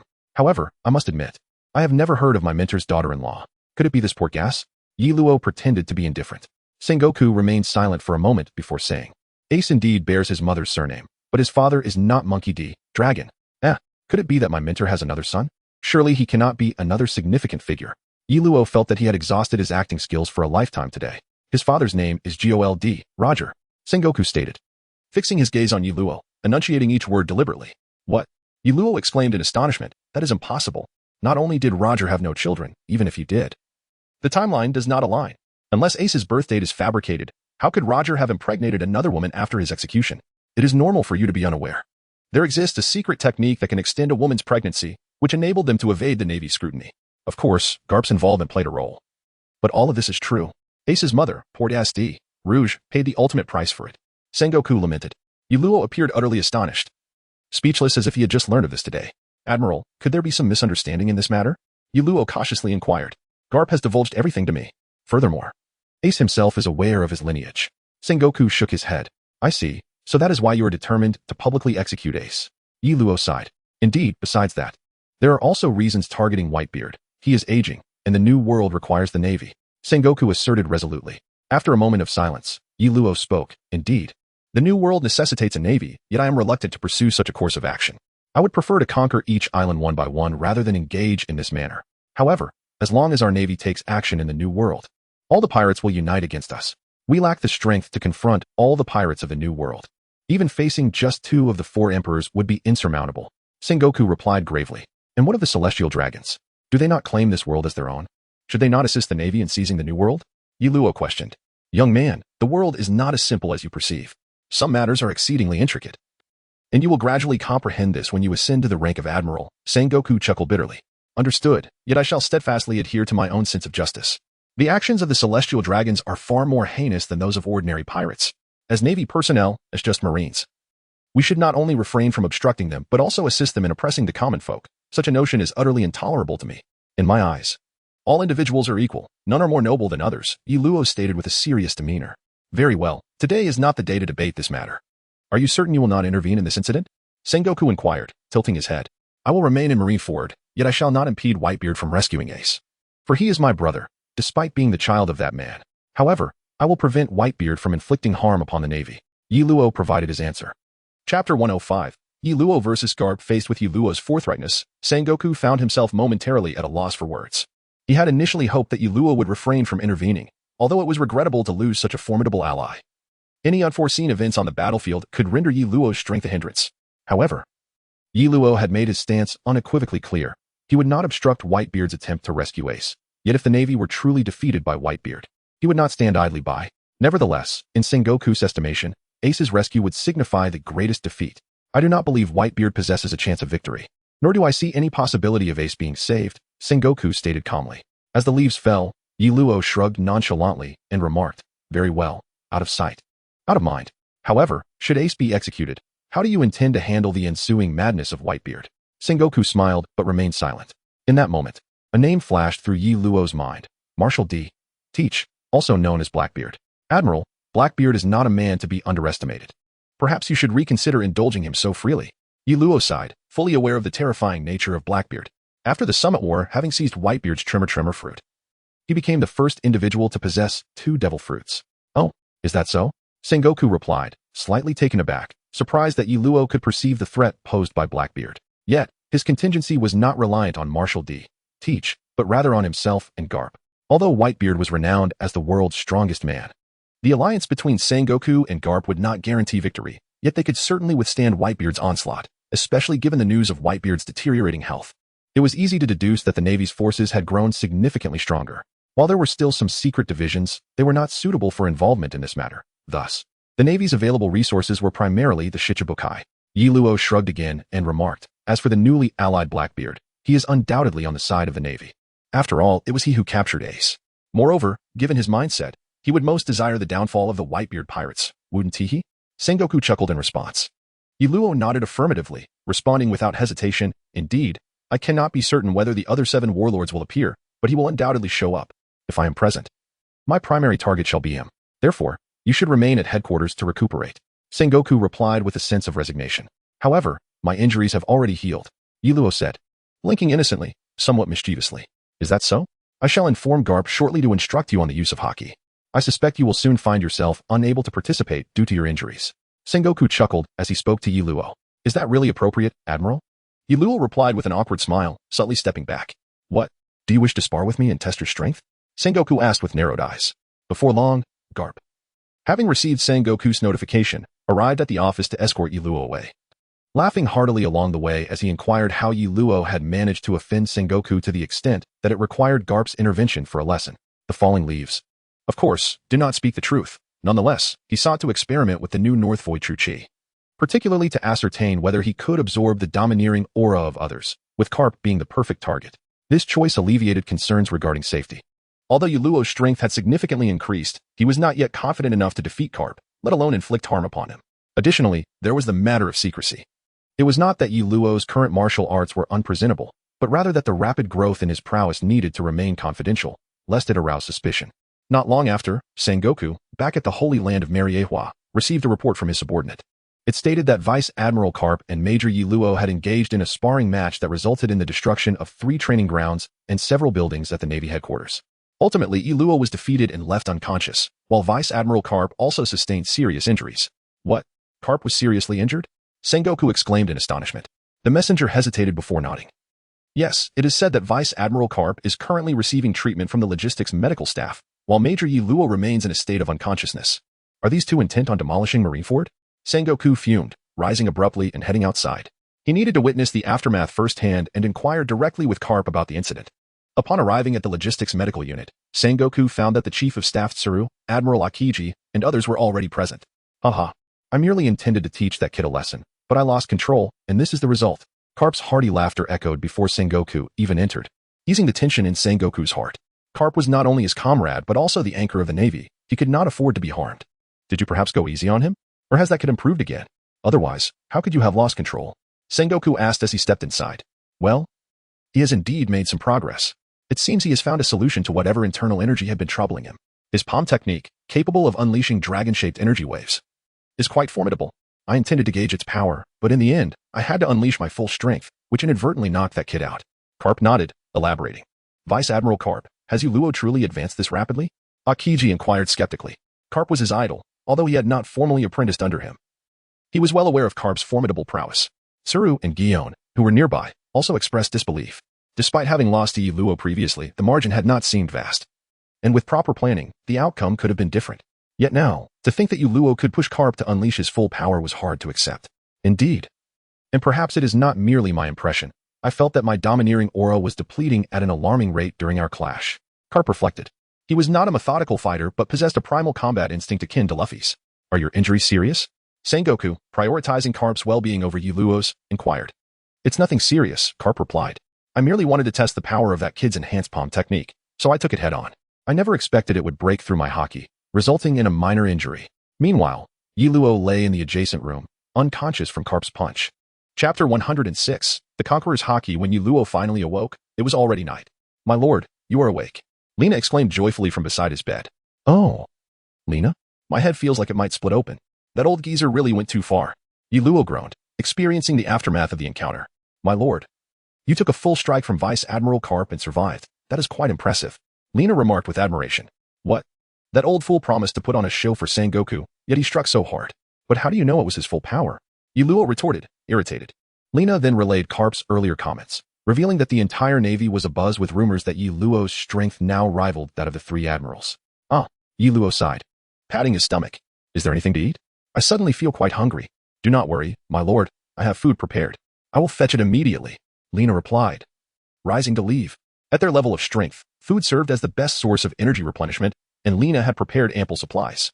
Iluo realized that the North Void True Chi had indeed become significantly more potent. This was the first time he had been defeated without exhausting his internal energy. Previously, he had only lost after depleting his reserves, but now he still had energy left, yet was knocked unconscious by Carp, a fact he found difficult to reconcile. Earlier that day, Yiluo had already tested his abilities and discovered that he could indeed absorb the domineering aura of others through the North Void Divine skill. However, this energy could not be directly utilized. It had to be transformed into internal energy for his use, unable to linger within him for extended periods. Thus, relying solely on this method for training proved unfeasible, though it significantly enhanced his combat endurance. During the fight, he had absorbed Carp's energy while battling. But as he executed his 17th strike, Carp interrupted, dispersing his Dragon 18 strikes and knocking him out in the process. Yet, Yiluo could not blame himself. The North Void Divine skill required close proximity to absorb energy, and Carp's sudden strike left him with no time to evade. Nevertheless, the exhilarating feeling of fighting with abandon was exhilarating. Recalling the day's battle, Yiluo relished the experience of using techniques without the burden of calculating his internal energy reserves. Even without the ability to absorb energy from others, the North Void Divine skill was sufficient to sustain him through high-intensity combat without the previous constraints of conserving energy, allowing him to employ light techniques without fear of depleting his reserves. However, none of this constituted Yiluo's most significant gain. He had awakened the Conqueror's Haki not as a result of fighting Carp, for his innate talent was not that extraordinary, but rather after absorbing Carp's energy.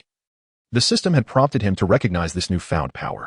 His skill tree now bore the icon of Conqueror's Haki, albeit with the unfortunate limitation that it could not be upgraded, perhaps requiring the absorption of more Haki energy.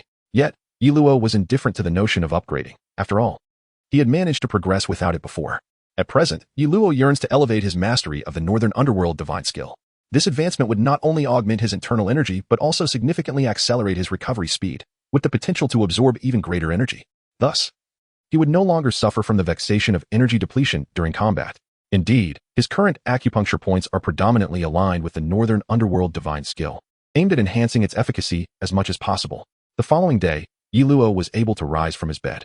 However, this time he had learned his lesson and refrained from wandering about boastfully. Instead, he diligently practiced at home. Outsiders presumed his injuries had not yet healed, thus sparing him from excessive disturbances. Aside from a few close comrades who came to visit, Yiluo enjoyed a relatively tranquil existence. Yet, this calm was soon to be disrupted, as the entire Marineford was enveloped in a tense atmosphere. Indeed, the following day marked the execution of Ace, prompting a mass evacuation from Marineford. Typically serving as headquarters, this location housed not only the Navy personnel but also their families. Now, as Marineford was poised to transform into a battlefield, the ordinary families were prioritized for evacuation, alongside the common Navy soldiers. This conflict was destined to be extraordinary, rendering the ordinary soldiers unable to partake. Upon completing his training, Yiluo examined his attributes and then exited his villa. It appeared that events were truly set in motion. He sensed a palpable aura of war permeating the air as he made his way to Captain Garp's office. "Teacher," Yiluo offered a brief greeting before casually seating himself in a nearby spot. "You've arrived." Garp, devoid of his usual jovial demeanor, seemed to bear the weight of years. "Teacher, is there truly no way to alter the course of events?" Although Yiluo was aware of the unfolding situation, he could not suppress his inquiry. Having lived in the world of One Piece for several years, the individuals he was once familiar with as mere animated characters had transformed into tangible beings. "What do you intend to do?" "Do not forget, we are the Navy. He is a pirate." Garp could not help but exclaim. "However, Ace is my sworn brother," Yiluo retorted, unable to contain his feelings. "What do you propose then? Burst into the underwater prison to rescue Ace? Do not speak nonsense. Such an act would only ensnare you further without any benefit." Garp shook his head in disapproval. "And you, teacher?" Yiluo directly inquired. "I am part of the Navy. I have devoted my entire life to it," Garp asserted with unwavering conviction. With a sigh, Yiluo pondered for a moment before stating, "I wish to bid farewell to Ace one last time. After that, I shall refrain from participating in this war." "Go ahead." Garp waved his hand, permitting him to proceed. As Yiluo made his way to the port, he was met with the sight of Lena, who had meticulously prepared everything in anticipation of his arrival. Soon, Yiluo traversed the Gate of Justice, arriving at the underwater prison, where he was greeted by the warden, Magellan. Without preamble, Yiluo expressed, "Ace is my brother. I wish to see him one last time. Rest assured, I harbor no ulterior motives." Magellan nodded in response, stating, "Please allow me to accompany you." Chapter 107. Yiluo and Ace. As the leaves fell gently to the ground, Yiluo trailed behind Magellan, fully aware that the latter had undoubtedly received orders from the Grand Marshal of the Warring States, instructing him to remain vigilant. After all, a mere brigadier general, even one from the main force, would not necessitate the personal attention of Magellan, whose rank could rival that of a lieutenant general even at headquarters. The two ascended to the 6th floor, where Yiluo encountered several familiar faces along the way. Many pirates had been apprehended by him and subsequently imprisoned here. Additionally, he spotted former warlord Crocodile and the formidable Jinbei on the 6th floor. Surely, Director Magellan does not intend to eavesdrop on the conversations of the brethren outside? Yuluo remarked, gesturing towards the surveillance snails surrounding them with a playful smile. I will await you over by the corridor. Do not take too long. Magellan replied, shaking his head before departing. Ace. Yuluo called out as he approached Ace's cell, his expression grim. Oh, it's Yuluo. Long time no see. Ace greeted him with a smile. Indeed, it has been quite a while. Yuluo replied, returning the smile. Why did you not heed my advice back then? Yuluo mentioned advising against pursuing the notorious Blackbeard, Teach. When the old man came to visit me, he also inquired about this matter. Ace said with a grin. Yuluo understood that Ace was referring to Garb, who had persistently urged Ace to join the Navy in order to safeguard him. The Fleet Admiral Sengoku intends to execute you tomorrow. Yuluo was aware that Ace was unafraid of death, yet he still conveyed the news. Is that so? It seems I can no longer indulge in drinking with you. Ace remarked with a smile, displaying no fear of death. He had always felt his origins were superfluous. Thus, from a young age, he had been seeking individuals who would acknowledge him, until he encountered Whitebeard, the man who regarded him as a son. I cannot assist you. For although I am not a pure Navy man, you are a pirate. Your gravest transgression may merely be dining without paying, yet with my current strength, I am still unable to protect you. Yuluo paused for a moment before speaking. Thank you, brother. I am aware. Ace did not take it to heart. No, you do not comprehend. Yuluo lifted his gaze to Ace and said, I have no family. You are my brother, and the teacher is my kin. Hence, I shall act in my own manner. What do you intend to do? Yuluo, do not act rashly. Ace, seeing Yuluo's expression, began to feel a sense of unease. Listen now, you need not concern yourself with anything. Just heed my words. To my knowledge, Luffy should be on his way here. He is destined for greatness. Thus he will undoubtedly rescue you. When you regain your freedom, do not linger. Simply depart, and promise me. Yuluo fixed his gaze on Ace as he spoke. WH what? Ace queried, somewhat baffled. You need not know every detail, just agree to me. Yuluo continued to stare at Ace. Very well. Ace, intimidated by Yuluo's aura, unwittingly acquiesced. Upon hearing Ace's agreement, Yuluo nodded and turned his attention to Jinbei. Brother Yuluo. Jinbei greeted, slightly embarrassed. Yuluo had previously informed him about this matter, but when the Navy's summons arrived, Jinbei still went to headquarters. Thinking that should he feign compliance, he might turn the tide in battle, thus possibly aiding Ace and Whitebeard. However, upon arriving at Navy headquarters, he was immediately captured. With no opportunity to speak. You foolish shark. Never mind, since you are already here, I have a request for you. Yuluo sighed and said, Speak. There will certainly be no mistakes this time. Jinbei nodded. You know that Ace and I have a brother, right? Yuluo inquired. Straw Hat Luffy? Jinbei asked, astonished. Precisely. As far as I know, Luffy has learned of Ace's capture and is already en route here. Therefore, I will trouble you to ensure his safety. Yuluo nodded. Huh? Here? Jinbei questioned, incredulous. It is important to remember that this is the Impel Down, and he has heard of Luffy, who seems to be a restless individual.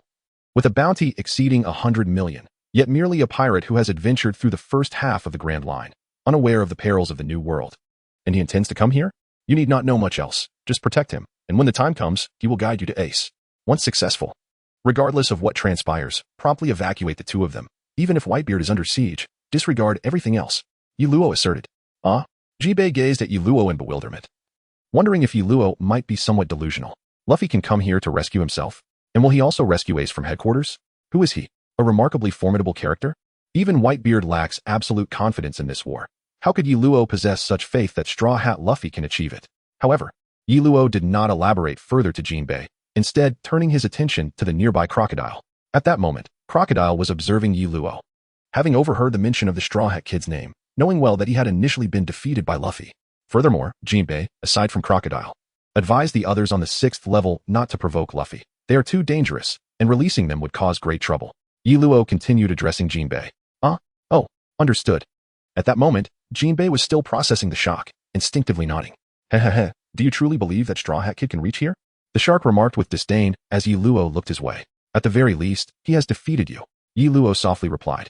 That was due to my underestimating him. Otherwise, how could that rubber lad possibly defeat me? Crocodile retorted, visibly agitated. At the very least, he has defeated you. Yuluo reiterated. Humph. Even so. He could never breach the layers of guards to reach the 6th level. As a Navy man, you should comprehend what the underwater prison signifies.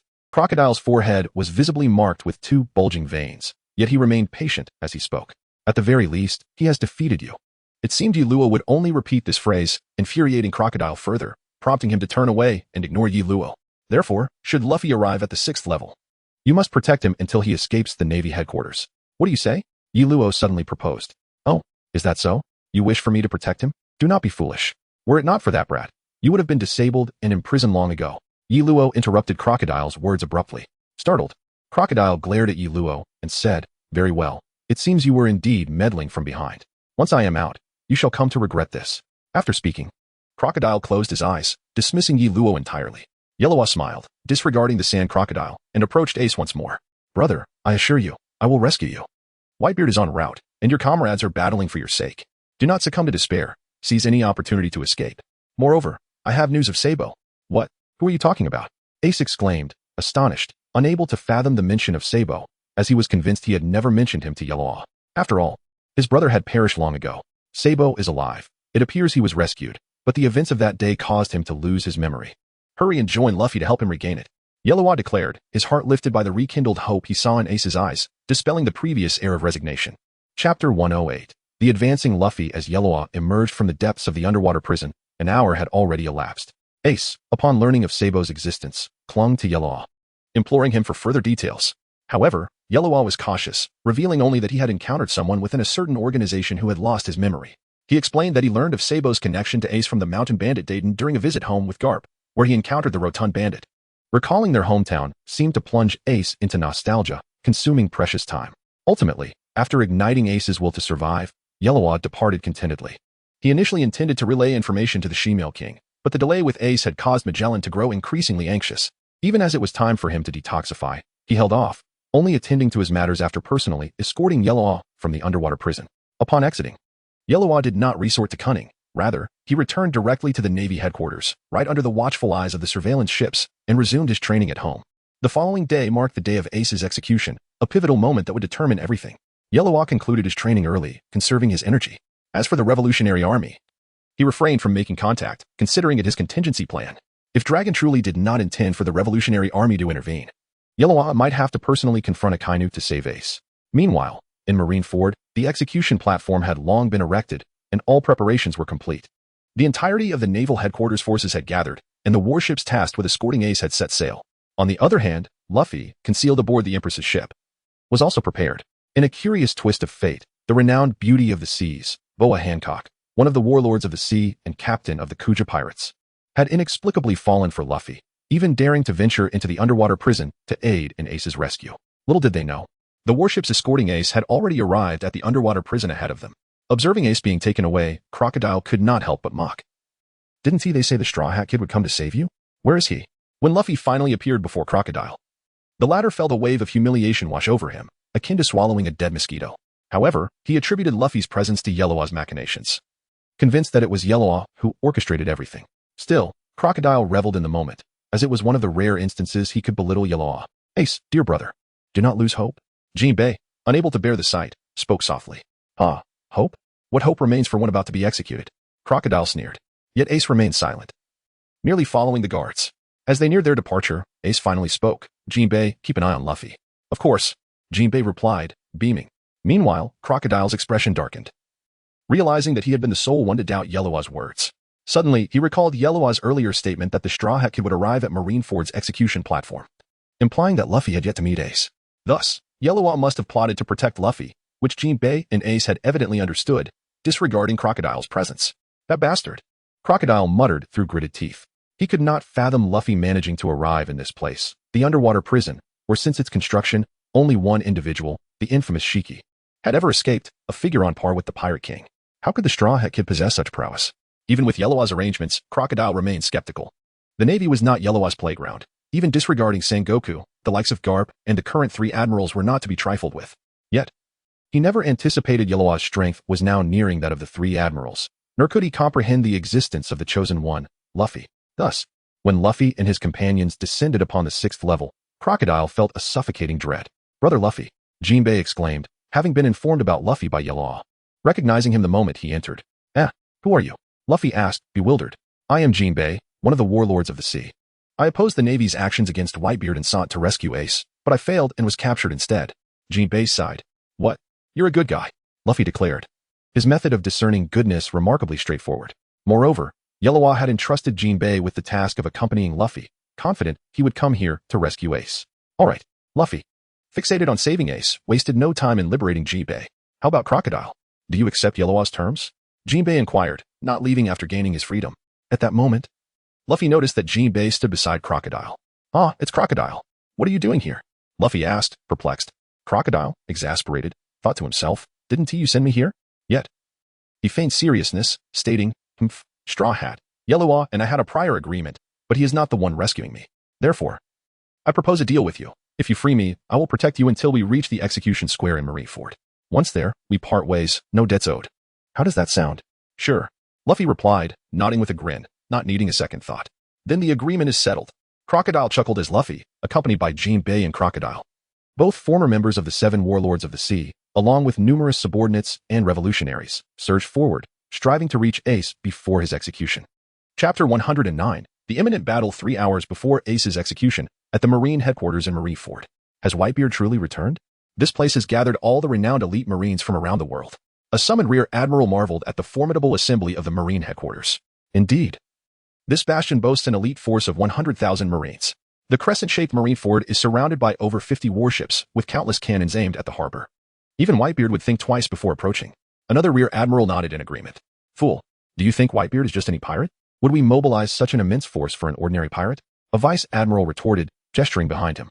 The 2 Rear Admirals turned to see the 5 remaining Warlords of the Sea standing at the forefront of the Marine formation, excluding the deposed Crocodile and Jinbei, who was imprisoned in the undersea prison. Among them was the bandaged Gecko Moria. At the back of the square stood the day's focal point, the execution platform, upon which knelt the recently escorted captain of the Whitebeard Pirates 2nd Division, Portgasti, Ace. Beneath him stood the Marine headquarters' top combat strength, the 3 admirals, Akiji, Kizaru, and Akaino. Below the admirals were numerous vice admirals, including Garp and the strategist Tsuru. Although Leaf was absent, the sheer number of figures present rendered his absence inconsequential. Meanwhile, Luffy had just escaped from the undersea prison with the aid of his comrades, commandeering a warship. Thanks to the assistance of Mr. Tubon Clay, who possessed the ability of the clone fruit, he successfully unlocked the gates of justice. "Garp, I am going to reveal everything," Sengoku declared to Garp before ascending the execution platform. "Do as you wish. I'm going down." Garp feigned indifference in response. At that moment, the Sabaody archipelago was broadcasting a live feed of the events at Marineford, with reporters from around the world eagerly awaiting first-hand information. Since the Marine surveillance ships had been sunk by the Whitebeard pirates, no one knew the current state of the Whitebeard crew. "Bring me the Din Din Mushi," Sengoku commanded the nearby Marine soldiers as he stepped onto the execution platform. "Look, it's Fleet Admiral Sengoku." Not only did the Marines at Marineford notice Sengoku's arrival on the platform, but the reporters at Sabaody